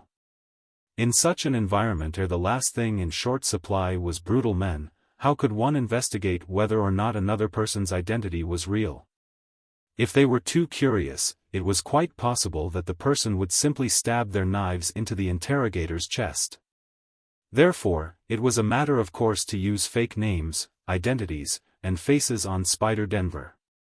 It was both a basic courtesy and the need of survival to not ask about someone else's background and real identity. I didn't know that the previous leader of Black Spider Tower was the real Black King. No wonder Black Spider Tower and the Temple of Immortals cooperated so flawlessly, and it worked so hard for the Temple of Immortals. As it turns out, the two of them are essentially the same thing. Black Spider Tower is a branch of the Temple of Immortals. Black Spider Tower controls the intelligence and the money laundering networks of the space pirates. Just like Luo Jinhu said, when Black Spider Tower is controlled, most space pirates are controlled.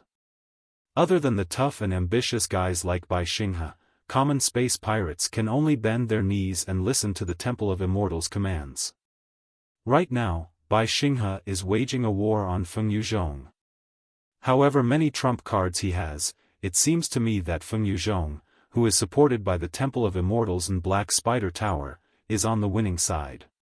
From the perspective of a cultivator, naturally, I hope the war to be bigger and to last longer so that the strength of both sides will be more wasted. It will be best if both parties suffer heavy losses during their competition. With that in mind, my strategy is to help the weak side. For now, it seems that I should help Bai Xinghe. However, Bai Xinghe is not an ignorant man. He is the brutal and cunning pirate potentate. Although he seems to have strictly abided by the 10-sword rules coined by Yan Xinjian, the supreme space pirate, I'm quite sure that he won't hesitate to kill anybody when it is necessary. I need to think carefully as to how to help the brutal bandit. But in order to intervene in the strife, I have to know the details of the strife no matter what and try to place myself in a relatively important position. While Li Yao was pondering, a great explosion suddenly took place above his head. He looked up, only to discover that the buildings on the upper levels close to the ground were lit up with sparks. The next moment, countless tubes, shelves, and bridges rained down amid roaring noises. Li Yao's pupils shrank violently. Like a blurred shadow that was blown away by wind, his body suddenly dispersed and condensed into a real identity in the pathway close to the edge of the pit. Screeching noises were echoing behind him, as the objects from the sky smashed the corridor that he had been walking on. Many space pirates who were also passing by were crushed to a pulp. In a moment, the corridor was cut off. Countless space pirates fell into the abyss in screams together with the broken bridge. More than half a minute later, faint collisions came over from the depths of the black smoke. Another battle. Damn it. I thought that I would have several peaceful days after I returned to Spider Denver. But I'm now living in fear every day. It's even more dangerous than floating in the space. Yesterday, Black Moon fought Senior Fungus.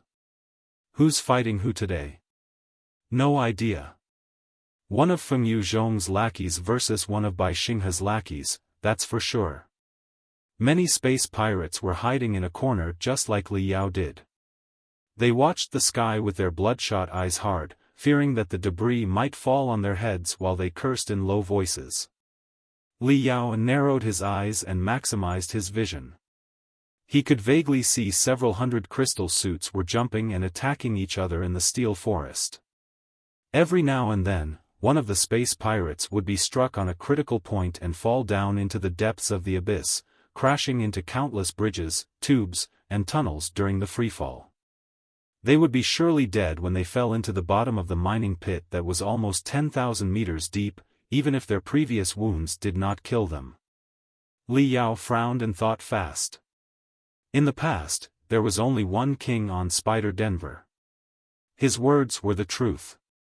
It was possible for order to be maintained.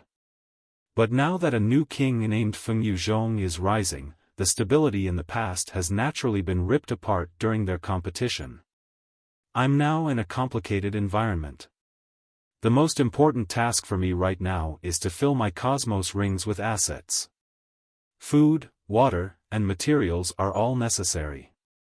Also, I need to get a reasonably good crystal suit. My Mystic Skeleton battlesuit and Hellsword's Black Horn battlesuit are both too eye-catching and must not be revealed easily. After thinking the matter through, Li Yao looked around and noticed a bunch of space pirates crouching in a corner.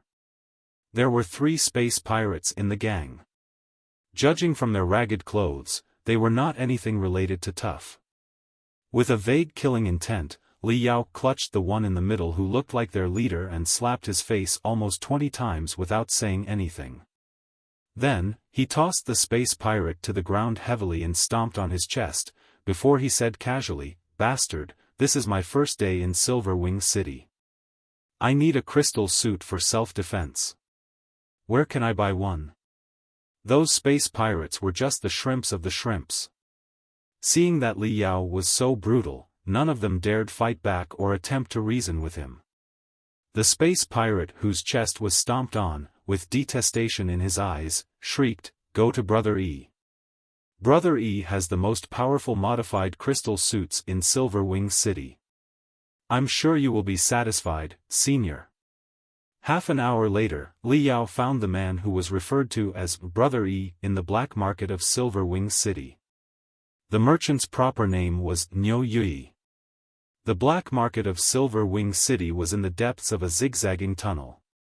In the dim lights, a lot of holes were dug out on the walls. Countless merchants of the black market were sitting inside them in boredom. They were all carrying their mini crystal processors and would display their goods through light beams. When their customer was satisfied, they would go to somewhere secret for the real exchange. Most of the goods were naturally magical equipment, cultivation arts, and materials. But many merchants also sold the latest information and introduced jobs to different space pirates as intermediaries. Niu Yui was exactly such a merchant who sold magical equipment, information, and, when the price was good enough, his own wife, without batting an eye. I need a modified crystal suit, at least as powerful as the Fire Dragon battle suit. Heavy firepower is preferred. Money is not going to be a problem. Li Yao retrieved a silk bag from his cosmos ring and opened a gap. Brilliance immediately darted out. Inside the bag were high-purity crystals.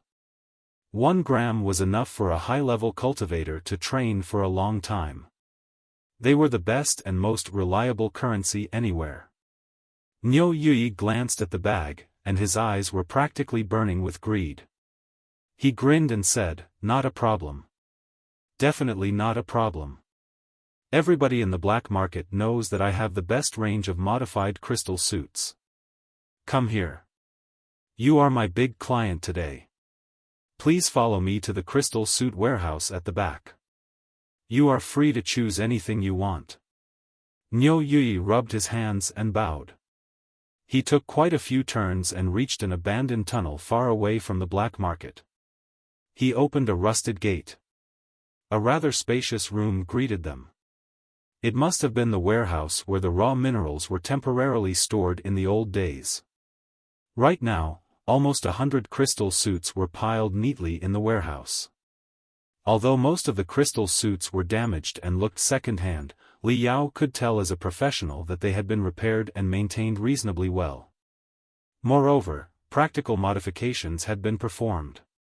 They were definitely very helpful. Creak. Niu Yui closed the gate of the warehouse and smiled. One of your friends must have introduced you to my business. I am the most well-known trustworthy man in the black market of Silver Wing City. Since this is our first deal, price is not important. What is important is that you are satisfied. Just examine them and pick one. Take your time. Li Yao put his 2 fingers on the surface of the crystal suit and touched it carefully, inferring the technology level of the crystal suits by the camouflage on the shell. He asked without turning back, I'm told that you sell information, too? I've been doing business in space for 2 years. How is Spider Den so chaotic nowadays? It was not like this in the old days. Niu Yui grinned. You've got keen eyes, sir. Today is different from the past. Spider Den is now no longer the peaceful paradise for space pirates. Right now, everything is a mess. A minor battle every 3 days, and a major one every 5. Many great space pirates were not killed in space but died uncanny deaths in their homes. Since it's been a long time since you were here, it is indeed necessary for you to learn the latest situation. Of course, mess has merits, too. The messier the world is, the more flourishing our business will be, and the more new pirates can replace the old ones, isn't that so? I can tell from your appearance that you are a capable one. I have a number of missions to introduce to you. The major pirate gangs today like the foreign space pirates best, those who are capable and do not have deep ties to Spider Den such as yourself. If you are willing to take the risk, it is not unreasonable to assume that you will soar into the heaven in just one leap. Li Yao snapped a blinging crystal the size of a bean to Niu Yui's feet, while he said coldly, tell me the news first. If I'm satisfied, I'll give you another one. As for my choice of crystal suit, let's hear your story first. Common sense is unnecessary. Tell me the important things. I know that the Temple of Immortals supported Feng Yuzhong to be the new king of pirates and had a major conflict with Bai Xinghe. The 2 parties are in an intense relationship today and will start a total war at any moment. But I'm baffled why the Temple of Immortals did not deal with Bai Xinghe when it just revealed itself last year. Niu Yui picked up the crystal, observed it and whistled, before he replied unhurriedly, the Temple of Immortals is indeed impressive, but Boss Bai is not a guy to be underestimated either. When the Temple of Immortals first showed up, all the space pirates were shocked. Many people did not trust them. Boss Bai was one of them. He even cursed them in public many times. Li Yao raised his eyebrow. And the Temple of Immortals did not take care of him? Niu Yui smiled. That was the first clue of Boss Bai's wisdom. As the saying goes, the dogs that bite don't bark. With Boss Bai's capability and personality, he was bound to be discontented about the Temple of Immortals either way. If he showed no response and even acted cooperatively when he learned of the Temple of Immortals' existence, there must have been something wrong with him, and he must have been planning something in secret. Isn't it so? Li Yao pondered and replied, that's true. Boss Bai pretended that he was angry and yet had to cooperate with the Temple of Immortals because of their tremendous capability, Niu Yui said. As a result, the Temple of Immortals' suspicion was reduced a lot. Then, Feng Yuzhong rose under the support of the Temple of Immortals and swallowed a lot of other pirate gangs.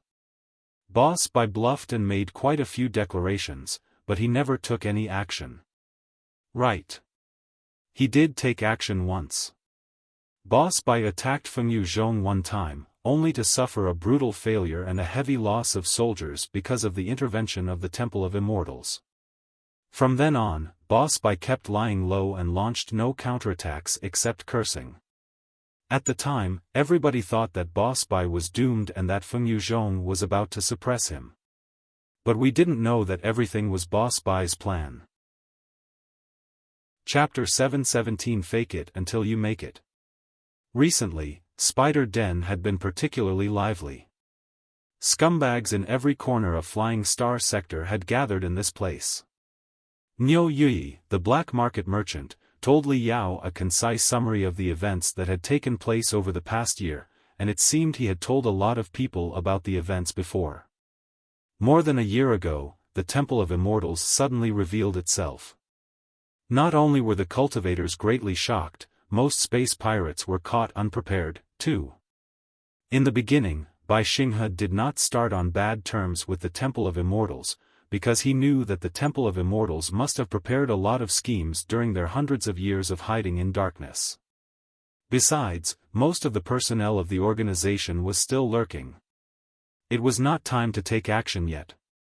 Therefore, he pretended to be a guy who tried to defend his position and yet did not have enough strength. He was very stubborn about the Temple of Immortals recruitment on the surface, but he kept a close relationship with Black Spider Tower, a branch of the Temple of Immortals. A lot of his business operated through the channels of Black Spider Tower. When people of the Temple of Immortals reached out to him and invited him to join it, he did not turn down the offer, although he did not agree on the spot, leaving room for negotiation.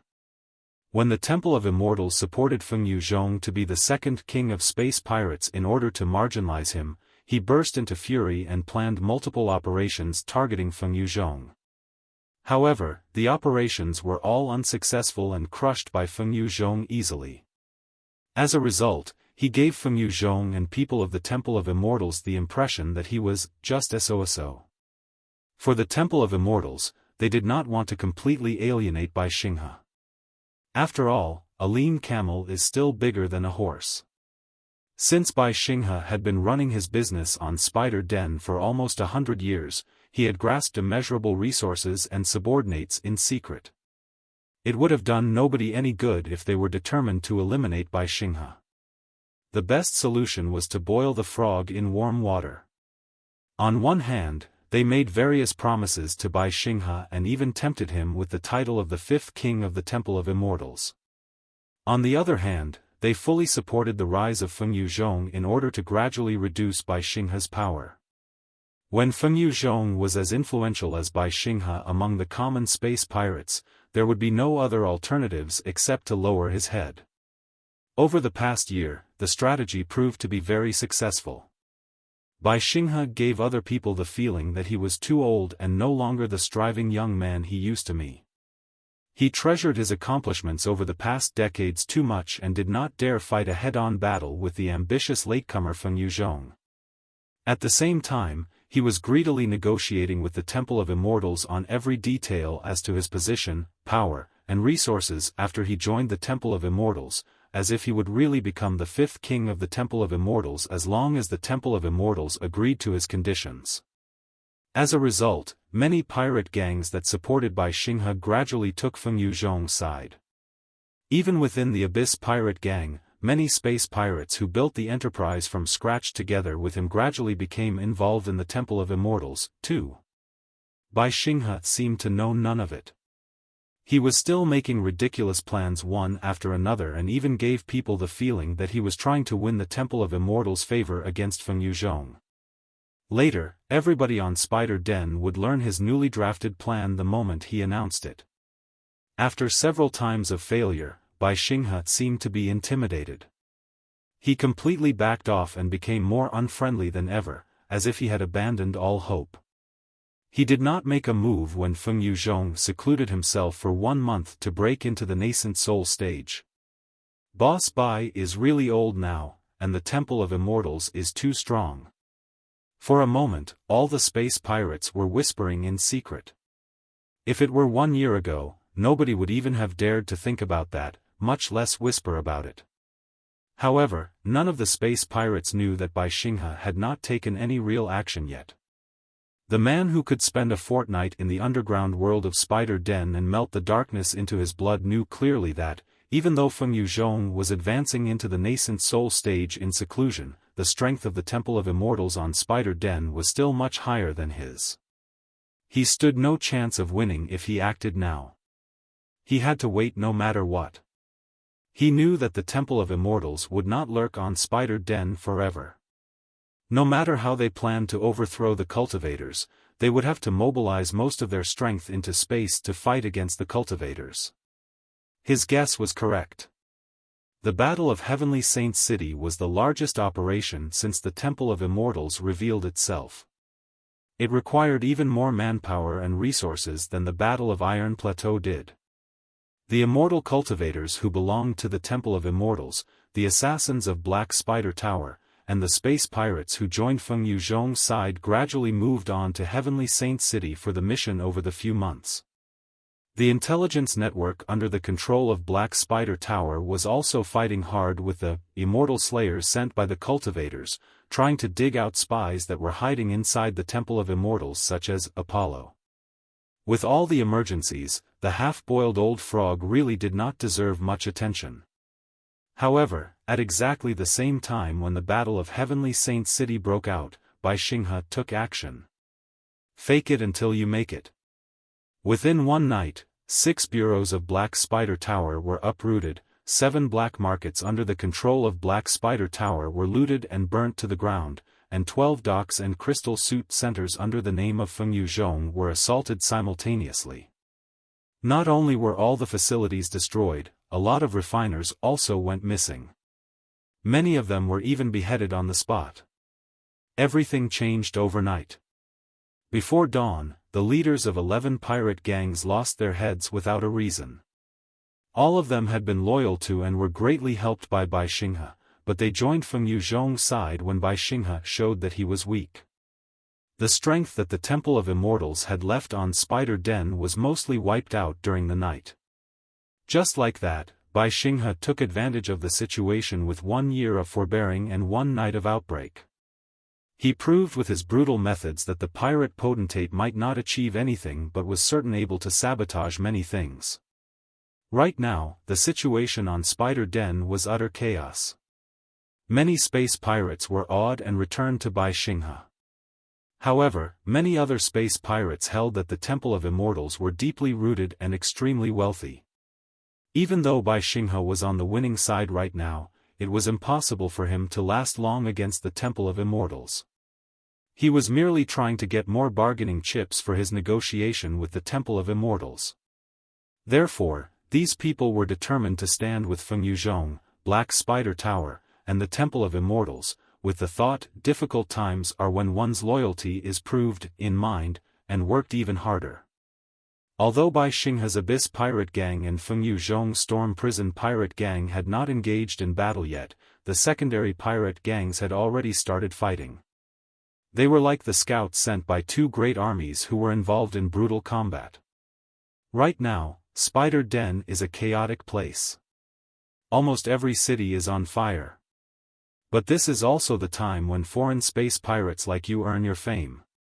Many pirate gangs are hiring talents with a decent price. Daily contracts and result-based contracts are all available. If you distinguish yourself and Boss Bai or Feng Yuzhong notices you, your future will be nothing but bright. Niu Yui spoke touchingly, as if he were really thinking of Li Yao's interests. Li Yao asked, showing neither approval nor disapproval, "You know a guy?" "Of course." Niu Yui smiled. "Although I cannot introduce you to the Abyss Pirate Gang or the Storm Prison Pirate Gang, I do know some guys in the middle-sized pirate gangs on both sides." "Is that so?" Li Yao blinked and asked, "I wonder, which side is more likely to win?" "I have never liked to stand on the loser's side." Niu Yui replied, "In terms of odds of success, Feng Yuzhong's side is obviously higher. He is supported by Black Spider Tower and the Temple of Immortals after all. However, Boss Bai has his own advantages, too, which are the secret treasures below ground." Li Yao's eyes suddenly shone as he asked, "What secret treasures?" The gate of the warehouse had been closed, but Niu Yui still looked around to make sure nobody was eavesdropping, before he lowered his voice and said, "You must know a thing or two about Boss Bai's rise even though you are not a native of Spider Denver. But I'm afraid you don't know the details. It is said that Yan Xinghe, the supreme space pirate from 500 years ago, went deep down underground and found the control center of the underground fortress of Spider Den before the fleet of cultivators arrived. It was only because he activated the defense system of Spider Den to 50% that the army of cultivators was stopped. In his early days as a treasure hunter, Boss Bai found Yan Xingjian's notebook by accident and learned his knowledge. He then grasped all the secrets below the earth of Spider Den. Think about it. In the Star Ocean Imperium 10,000 years ago, the military constructed Spider Den as the last castle of the Flying Star sector. Unbelievable resources, cultivation arts, and magical equipment were buried inside. Bring several items out, and everybody will benefit a lot. Li Yao sniffed. Even though Boss Bai received the heritage of Yan Xingjian, how can everybody know such a big secret? Niu Yi replied, his face unchanged. It is hard to tell if the story is true, but the cultivation arts and magical equipment that Boss Bai presented are definitely real. In short, Boss Bai has decided to bring out all his belongings to fight a last battle. This is basically the situation right now. If you join Feng Yuzhong's side, you will be more likely to win with the support of Black Spider Tower and the Temple of Immortals, but your gains will be relatively fewer. Many of their promises are empty and can only be redeemed a long time in the future. If you stand on Boss Bai's side, naturally, the chances of winning are slim, but you will receive your rewards on the spot and won't need to wait at all. Since you are planning to buy a high-end crystal suit like Fire Dragon Battle Suit, I assume you are an expert perhaps in the building foundation stage. Both sides are running out of hands and are in desperate need of experts like you. Think about it. I'll introduce you to them and give you a 70% discount on the intermediary fee. Li Yao snapped the second crystal to him and said, cut the crap. I want to know the top 10 pirate gangs that are based in Silver Wing City or often come here for maintenance and supplies, especially the information about the 3 biggest. Their leaders' relatives, the relationship between them. I want to know every detail. It's the same rule. If I'm satisfied, I'll give you another crystal and buy a crystal suit of the highest specifications from you. Perhaps I will need your help in my business in the future, too. Now, let us begin. Niu Yi swallowed hard and glanced at the gate of the warehouse subconsciously, but he soon retreated his eyes and elaborated. The 2 biggest pirate gangs in Silver Wing City are naturally Split Sun and Wild Tide. The 2 pirate gangs have been in a bad relationship due to a conflict some 20 years ago. Quite a few people on both sides have been killed in the fierce battles. Their hatred toward each other is unresolvable right now. Before, when Boss Bai was on the top of everybody, they did not dare start an open fight on Spider Denver. More than 1 year ago, when the Temple of Immortals revealed itself, the leader of the Split Sun pirate gang joined their side without any hesitation. On the Wild Tide pirate gang side, since they are deeply involved in Boss Bai's business, they failed to join the new giant promptly, and as a result, they were suppressed by the Split Sun pirate gang and had a rough year. A few months ago, the majority of the soldiers of the Split Sun pirate gang were summoned by the Temple of Immortals to Heavenly Saint City. Few of them were left on Spider Denver. After Boss Bai suddenly declared war on the Temple of Immortals, the Wild Tide pirate gang took the opportunity to fight back and seized almost all the assets that the Split Sun pirate gang left in Silver Wing City. Most of the space pirates in the Split Sun pirate gang were killed or driven away. They have indeed gotten their revenge. However, during the past half-month, the space pirates who were sent to Heavenly Saint City have mostly returned. The strength of the space pirates on the Temple of Immortals side has grown significantly, too. They must be planning a counterattack right now. The fierce battle that took place above our heads just now should be the main force of the Split Sun pirate gang, who just returned from Heavenly Saint City, attacking the Wild Tide pirate gang. However, a piece of complimentary news. It seems that the attack plan was known by the Wild Tide pirate gang earlier. The Split Sun pirate gang will probably suffer a heavy loss and won't take back their assets. Li Yao nodded. Tell me their important members and the zones where they are most active. Niu Yi widened his eyes and licked his lips, beginning a long speech. After he talked for 10 minutes, dull knocks on the door echoed. Niu Yi suddenly grew nervous. He gestured Li Yao and, holding the sword he carried, shouted, "Who is it?" The stranger out of the door replied, "Old 8. I'm here to take my crystal suit." Niu Yui was relieved. He nodded at Li Yao, indicating that it was all good, and said in a low voice, "It's a friend. He's here to take a crystal suit that has undergone maintenance." Li Yao moved slightly and got out of the way. Niu Yui opened the door slightly. 3 gloomy, muscular men walked in one after another. They seemed a bit surprised and frowned when they saw Li Yao, too. "This is a client my friend introduced to me, and an expert possibly in the building foundation stage. We are all good friends here," Niu Yui said in a hurry. "With the chaos in Silver Wing City, there's really no need to give yourselves additional trouble, is there, everybody? Hold on a second. I'm going to bring your crystal suit in a moment." While talking, he locked the gate of the warehouse again. Wiping the rust with his clothes, the merchant walked toward the crystal suit shelves. The 3 newcomers glanced at Li Yao and soon shifted their attention to the crystal suits in the warehouse. One of the space pirates, who was slender and had a cross-shaped scar on his face, said, "Old E, I was talking about the brand new, racing fire strengthening plugin for power rune arrays. Don't you dare mess around with us with the second-hand goods you recycled from the battlefield. If we find out that you did, we'll skin you alive." "How could I?" Niu Yui immediately defended himself in great dissatisfaction. "Everybody in the black market of Silver Wing City knows that I'm always the most honest one in business. Otherwise, the 3 of you would not have asked me to maintain your crystal suits, would you? I guarantee that it is an authentic, brand new, racing fire. If you so much as find one scratch on it, tear me apart." "That's good," the space pirate said coldly. "We all have examination magical equipment with us. Open the cover of the power rune arrays on the crystal suit. We will take a closer look." "Of course."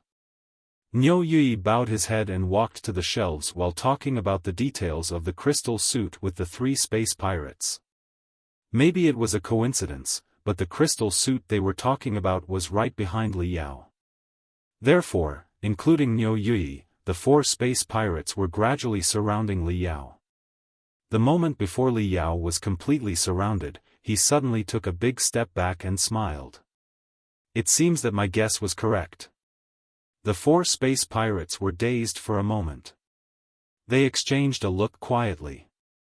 Niu Yui managed a smile and said, "What do you mean, sir?" His hands behind his back, Li Yao said unhurriedly, "Just now, I captured a space pirate and humiliated him right in front of his friends. But then I asked him who the most reliable crystal suit merchant in Silver Wing City was, a question that indicated that I am a stranger to the city. I assumed that, since he hated me and did not know my background, although he did not dare to fight back on the spot, he would definitely try to seek retaliations in other ways. Therefore, the guy he introduced me would most certainly be the most untrustworthy and the most unsafe crystal suit merchant in Silver Wing City. It was quite possible that the guy would be the most dishonest, cunning, and dangerous one. Besides, the crystal suit merchant might also have some bad habits. For example, when he noticed the tremendous wealth that a non-native customer accidentally showed, he would try to kill the customer and loot his corpse. I also assumed that, since the crystal suit merchant was always doing such clandestine jobs, the nest of his operations must be very inconspicuous.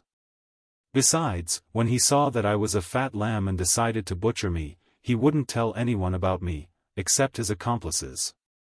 Therefore, nobody would know anything that happened in his nest for the time being. More importantly, Li Yao glanced at the crystal suits on the shelves and remarked, "The crystal suits you have in stock are too lousy. I'm interested in none of them. But since you are always robbing other space pirates, and it's inevitable that you run into some tough guys occasionally, your own crystal suits must be more advanced than the crystal suits displayed here, mustn't they?" Li Yao's words made the lips of the 4 space pirates dry. The space pirate who had a cross-shaped scar on his face narrowed his eyes, with intense killing intent flowing out. Niu Yui, on the other hand, rolled his eyes and mumbled, "You've known that I would rob you since the beginning, and you still came with me?" His sweat suddenly poured down and he nearly collapsed to the ground, while he shrieked, "Senior, spare, there was no time." His three companions were not as quick-minded as him. Seeing that their identity had been exposed, they started retrieving their crystal suits from their cosmos rings. Li Yao sighed and shook his head. "You really shouldn't have worn nothing when you entered the warehouse just in order to ease my wariness." It took him 1 second to finish the sentence, not enough time for the 3 space pirates to fully equip their crystal suits. In that time, Li Yao had vanished. Like an unpredictable cloud, he turned into black smoke and flashed past the 3 space pirates. Niu Yui's eyes widened. He could not see any trace of Li Yao at all and could only sense Li Yao's existence by the movements and reactions of the 3 space pirates.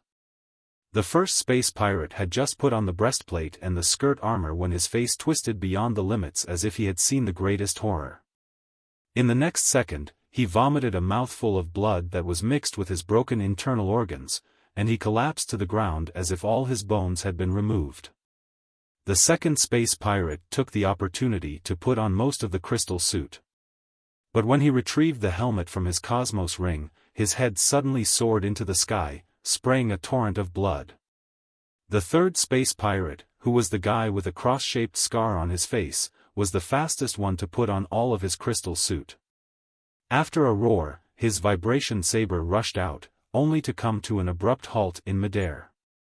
He turned into a frozen statue, unable to move anymore. Niu Yui was horrified. He gazed at the space pirate for a long time before he finally discovered that dozens of threads thinner than hair seemed to have stabbed into the gaps of the third space pirate's crystal suit. The threads were almost transparent. There was no telling what they were made of. Had the blood not been leaking out along the threads and condensing into pearls, he would not have recognized that there was such a piece of weird magical equipment at all. The dozens of threads did no damage to the crystal suit but killed the space pirate inside instantly. And the source of all 3 deaths was, right behind him. Niu Yui nearly defecated in his pants. He kneeled down on the ground and shouted at the top of his voice, "Spare my life, Senior. Take whatever crystal suits you want. Whatever you want to know, I will tell you everything that I know, no more and no less." Li Yao's casual voice came behind him. "You didn't finish your introduction just now. I'll give you 5 minutes. Go on." Niu Yui took a long breath. His tongue had never worked harder in his entire life. Li Yao listened attentively while checking the time. When 5 minutes were over, although Niu Yui had not finished his introduction, he still stopped talking for the sake of his own safety.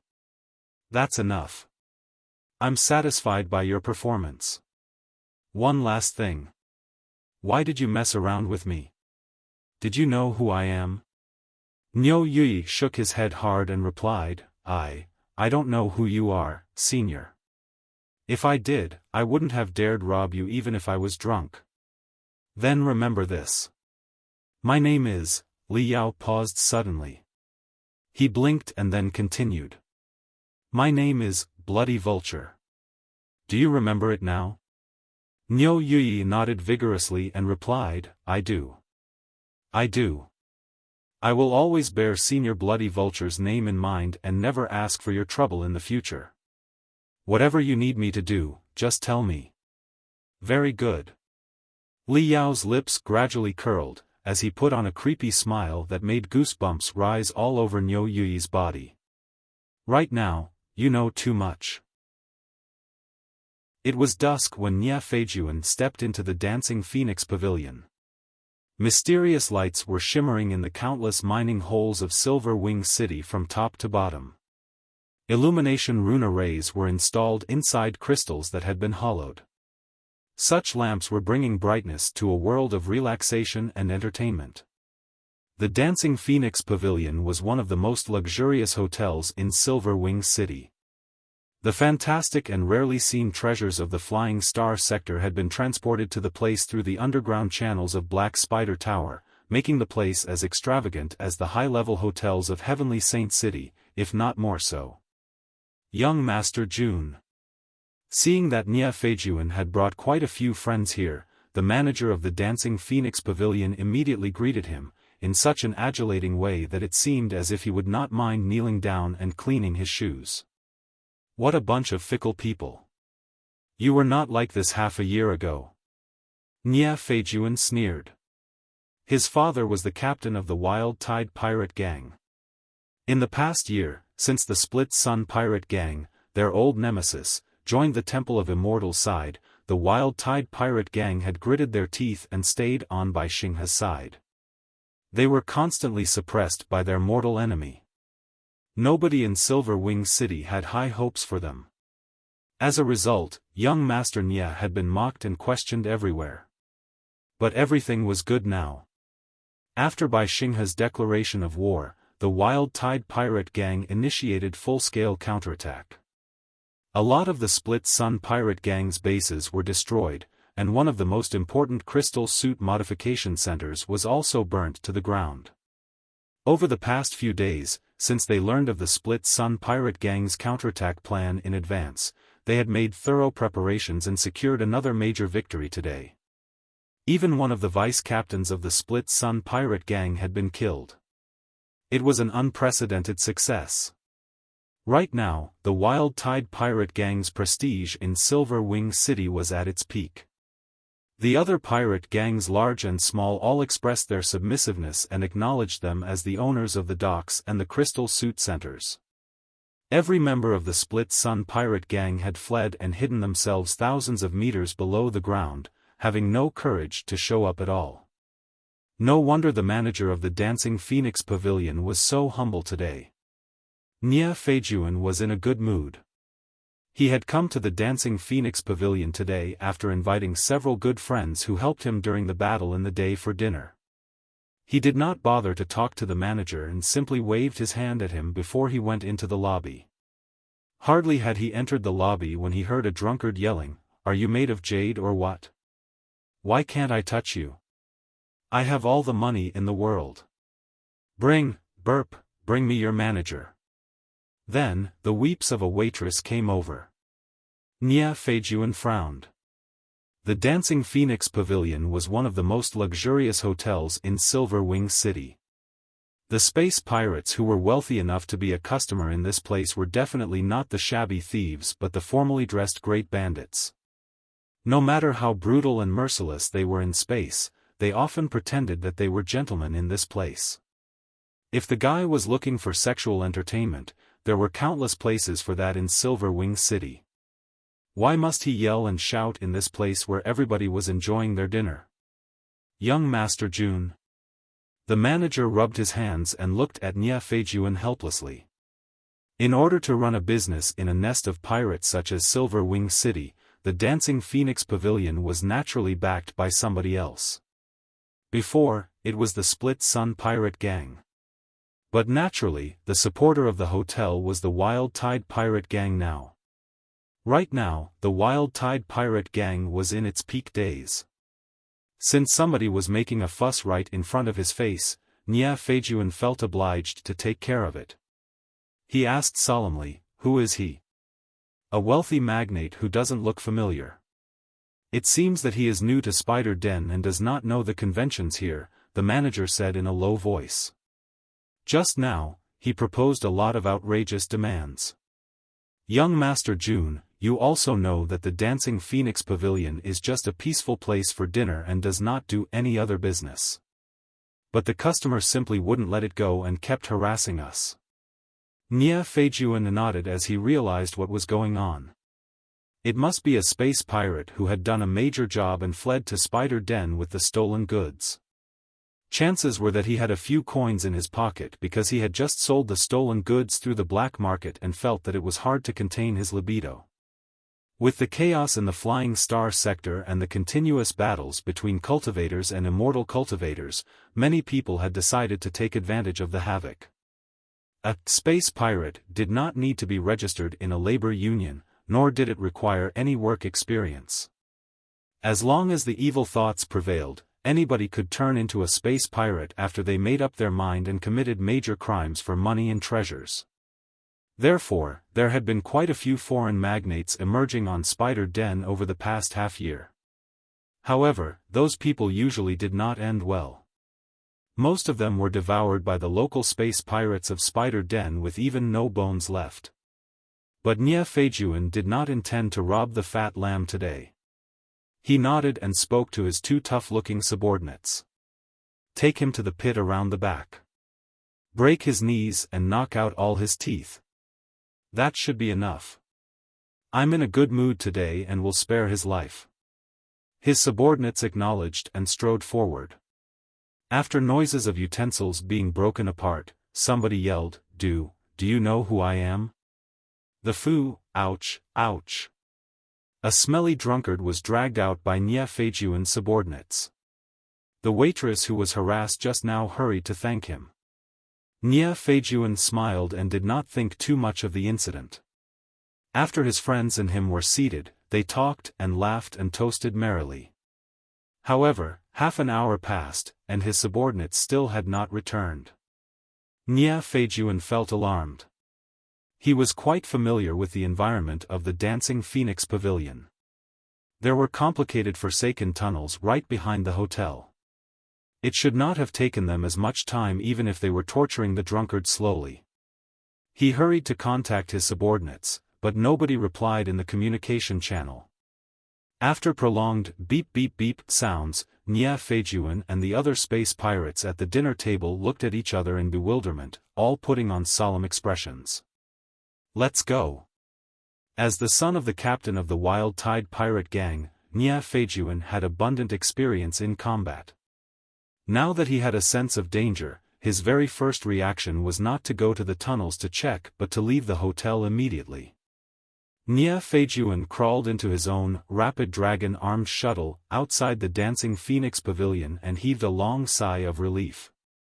The Rapid Dragon armed shuttle boasted amazing performance in vertical rising and landing and was designed to fight in tunnels that had a lot of vertical sections. The 128 flying swords it carried could be released simultaneously and manipulated by the crystal processor on the top of the armed shuttle automatically in order to rectify the trajectory of attack before they reached the body of the enemy. The firepower was extreme fierce.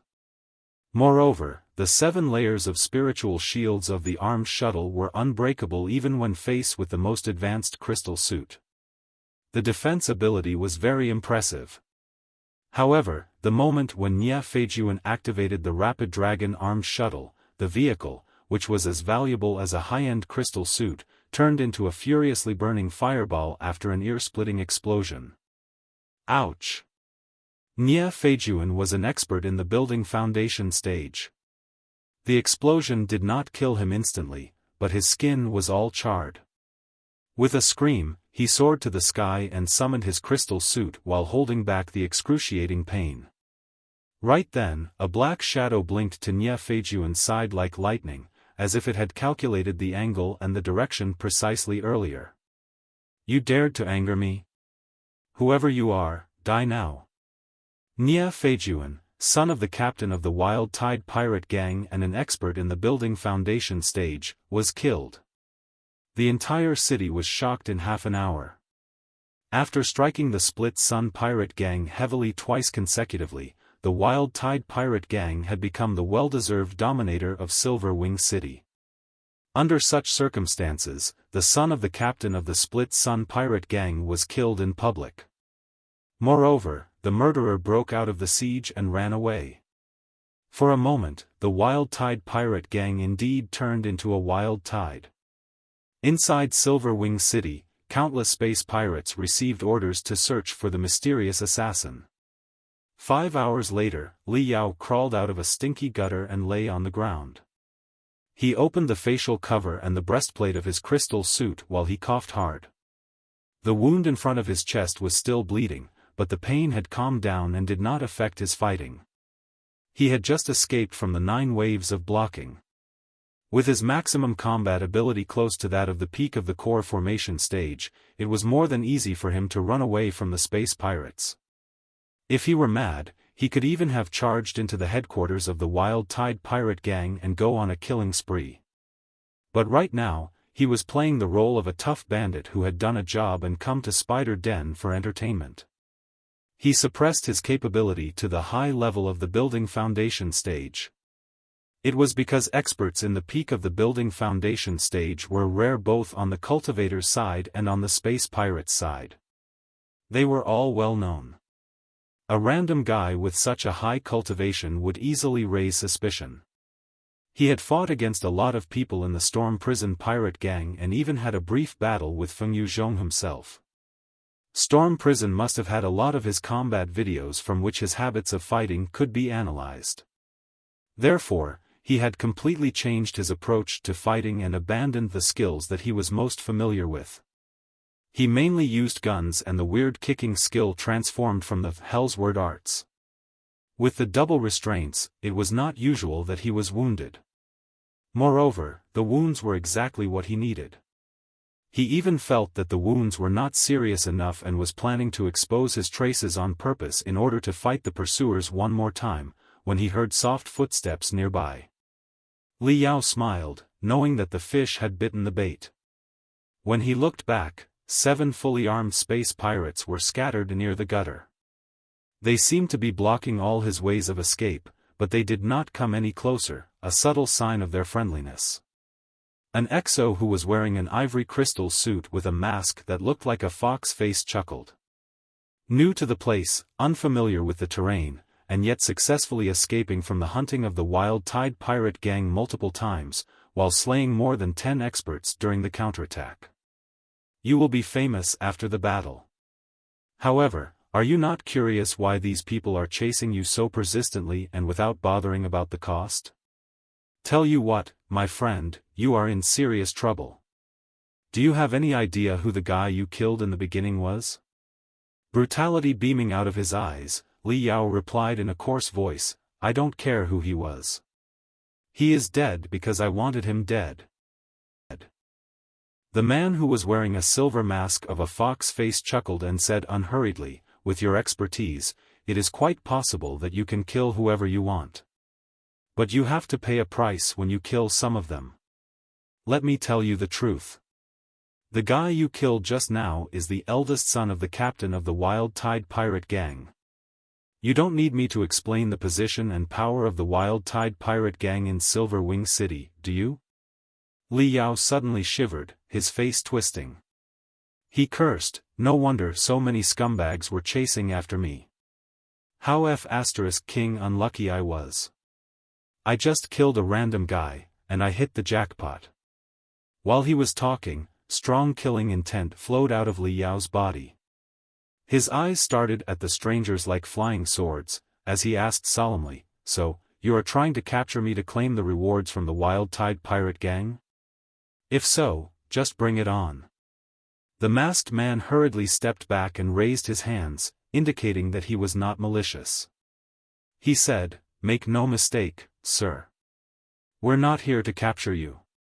On the contrary, we might be the only people in Silver Wing City who can help you. Cut the nonsense. Li Yao spat and grinned. I've seen too many such tricks.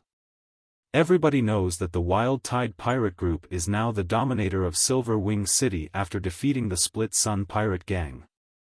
All the space pirates are now trying to please the Wild Tide pirate gang. You sons of B*cheese are merely trying to win my trust before you find an opportunity to tie me up and send me to the Wild Tide pirate gang. Help me? Why would you be so kind to help me? Stop wasting my time. If you want a fight, so be it. I cannot guarantee that you will all stay here forever, but I'm 90% sure that you will be buried together with me. The masked man took another step back and asked his subordinates to keep distance from Li Yao. He bowed and said, allow me to introduce myself. I am Xinghe, the advisor of the Split Sun pirate gang. Li Yao was dazed for a moment. He grunted and went back to the gutter. It was beyond Xinghe's expectation. He was somewhat anxious. "What's the meaning of this, mister?" Li Yao grinned. "If you are indeed from the Split Sun pirate gang, I do believe that you mean no harm for me. However, I also believe that you are about to try to recruit me. I'm sorry, but I'm not interested at all. With that in mind, we might as well go our separate ways here and now." Xinghe was dumbfounded. "Are you not even willing to hear what I have to offer?" "No," Li Yao replied without even turning back. "Everybody in Silver Wing City knows that the Split Sun pirate gang has been beaten to the ground. Whatever's left of your members are merely stray dogs now. Whatever great offers you give me, I can only enjoy them if I'm alive. I do not intend to play hide-and-seek in the depths together with you." Xinghe's voice was now mixed with anger. "You are now being hunted by more than half of the people of Silver Wing City. Everyone in the Wild Tide pirate gang is determined to skin you and eat you alive. You are now no better than a stray dog. How are you expecting to run away if you don't cooperate with the Split Sun pirate gang?" Li Yao sneered. "I have my own approaches, and I don't need to explain them to you and ask for your approval." "I know what your approaches are even if you tell me nothing," Xinghe said disdainfully. 300 meters above the gutter is the biggest magical equipment store for wilderness survival in Silver Wing City. All kinds of magical equipment that can help you live in the fatal environment on the surface of Spider Den can be purchased there. You are planning to sneak into the store and get loads of magical equipment to help you survive in the wilderness. Then, you will find a way out of Silver Wing City, travel through the wilderness, and enter into another city, right? However, I suggest you think before you leap. Since I know what is on your mind, people of the Wild Tide pirate gang must know what is on your mind, too. I estimate that a lot of space pirates of the Wild Tide pirate gang are planning on ambushing you in the store.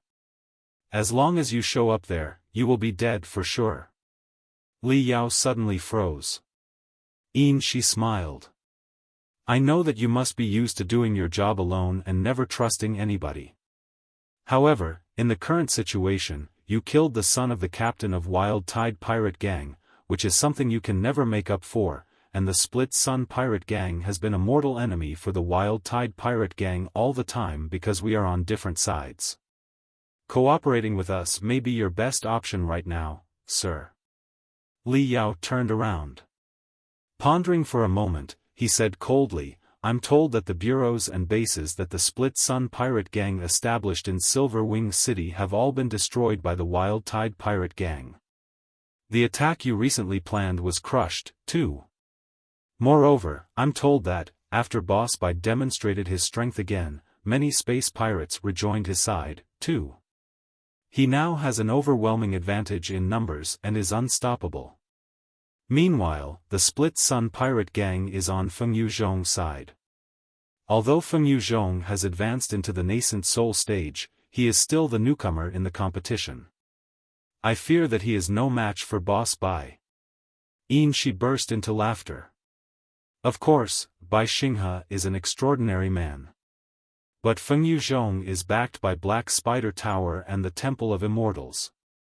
Recently, our strength has been mostly concentrated in Heavenly Saint City. Bai Kaisen only managed to take advantage of us while we were weak. Right now, our people are returning to Spider Den, and our strength is growing day after day. Tell you what, the battle today was merely a minor test. The big picture was not affected whether it succeeded or not. The real thunderous attack has yet to break out. Oh? Li Yao looked down, deep in thought. Xinghe took the chance to persuade him. You have nowhere to run in Silver Wing City. Even if you flee to the wilderness, you will be faced with the hunting of the Wild Tide pirate gang forever. Besides, the Wild Tide pirate gang is a loyal subject of Bai Xinghe, and you must know a thing or two about Bai Xinghe's intimidating strength on Spider Den. Even if you successfully run to a second city, you might not necessarily be safe. You might get a moment to catch your breath only if you flee into space. However, since you have come to Spider Den, you must have committed felonies in space. How can you go back and ask to be captured? Therefore, there is absolutely nowhere to run to for you now. Your only choice is to cooperate with us. We will work together and eliminate the Wild Tide pirate gang and even by Xinghe himself. After that, not only will your head be safe and secure again, your position will also rise higher. It's indeed a bit hasty to ask you to join the Split Sun pirate gang so suddenly, but we can cooperate on equal terms. The operations we've been planning recently could really use experts like you. Li Yao observed Xinghe for a long time with a pair of eyes that resembled hooks. He smiled. You want to hire me? My salary is very high. Xinghe smiled, too. Backed by the Temple of Immortals and Black Spider Tower, we are lacking anything but resources. Whatever you demand, just say it out. My requirements are not outrageous. Li Yao extended 3 fingers and said, if you want to hire me, you will give me a basic salary every day and a movement fee after every battle I take part in. You will also give me a headcount fee for every person I kill on the battlefield according to their cultivation, as well as a maintenance fee according to the damages to my magical equipment on the battle. Is there a problem? Xinghe was dazed for a long time. He pondered for a moment and said, as long as you prove yourself to be worthy, naturally, we won't hesitate to offer you money and resources. But I'm curious about one thing. Xinghe Feijuan was merely between the low level and the middle level of the building foundation stage. It is not unusual that you could slay him instantly when you were wearing a crystal suit. However, according to the combat videos of yours that I just watched, I assume that you are no higher than the high level of the building foundation stage. How did you escape from the serial hunting of so many space pirates?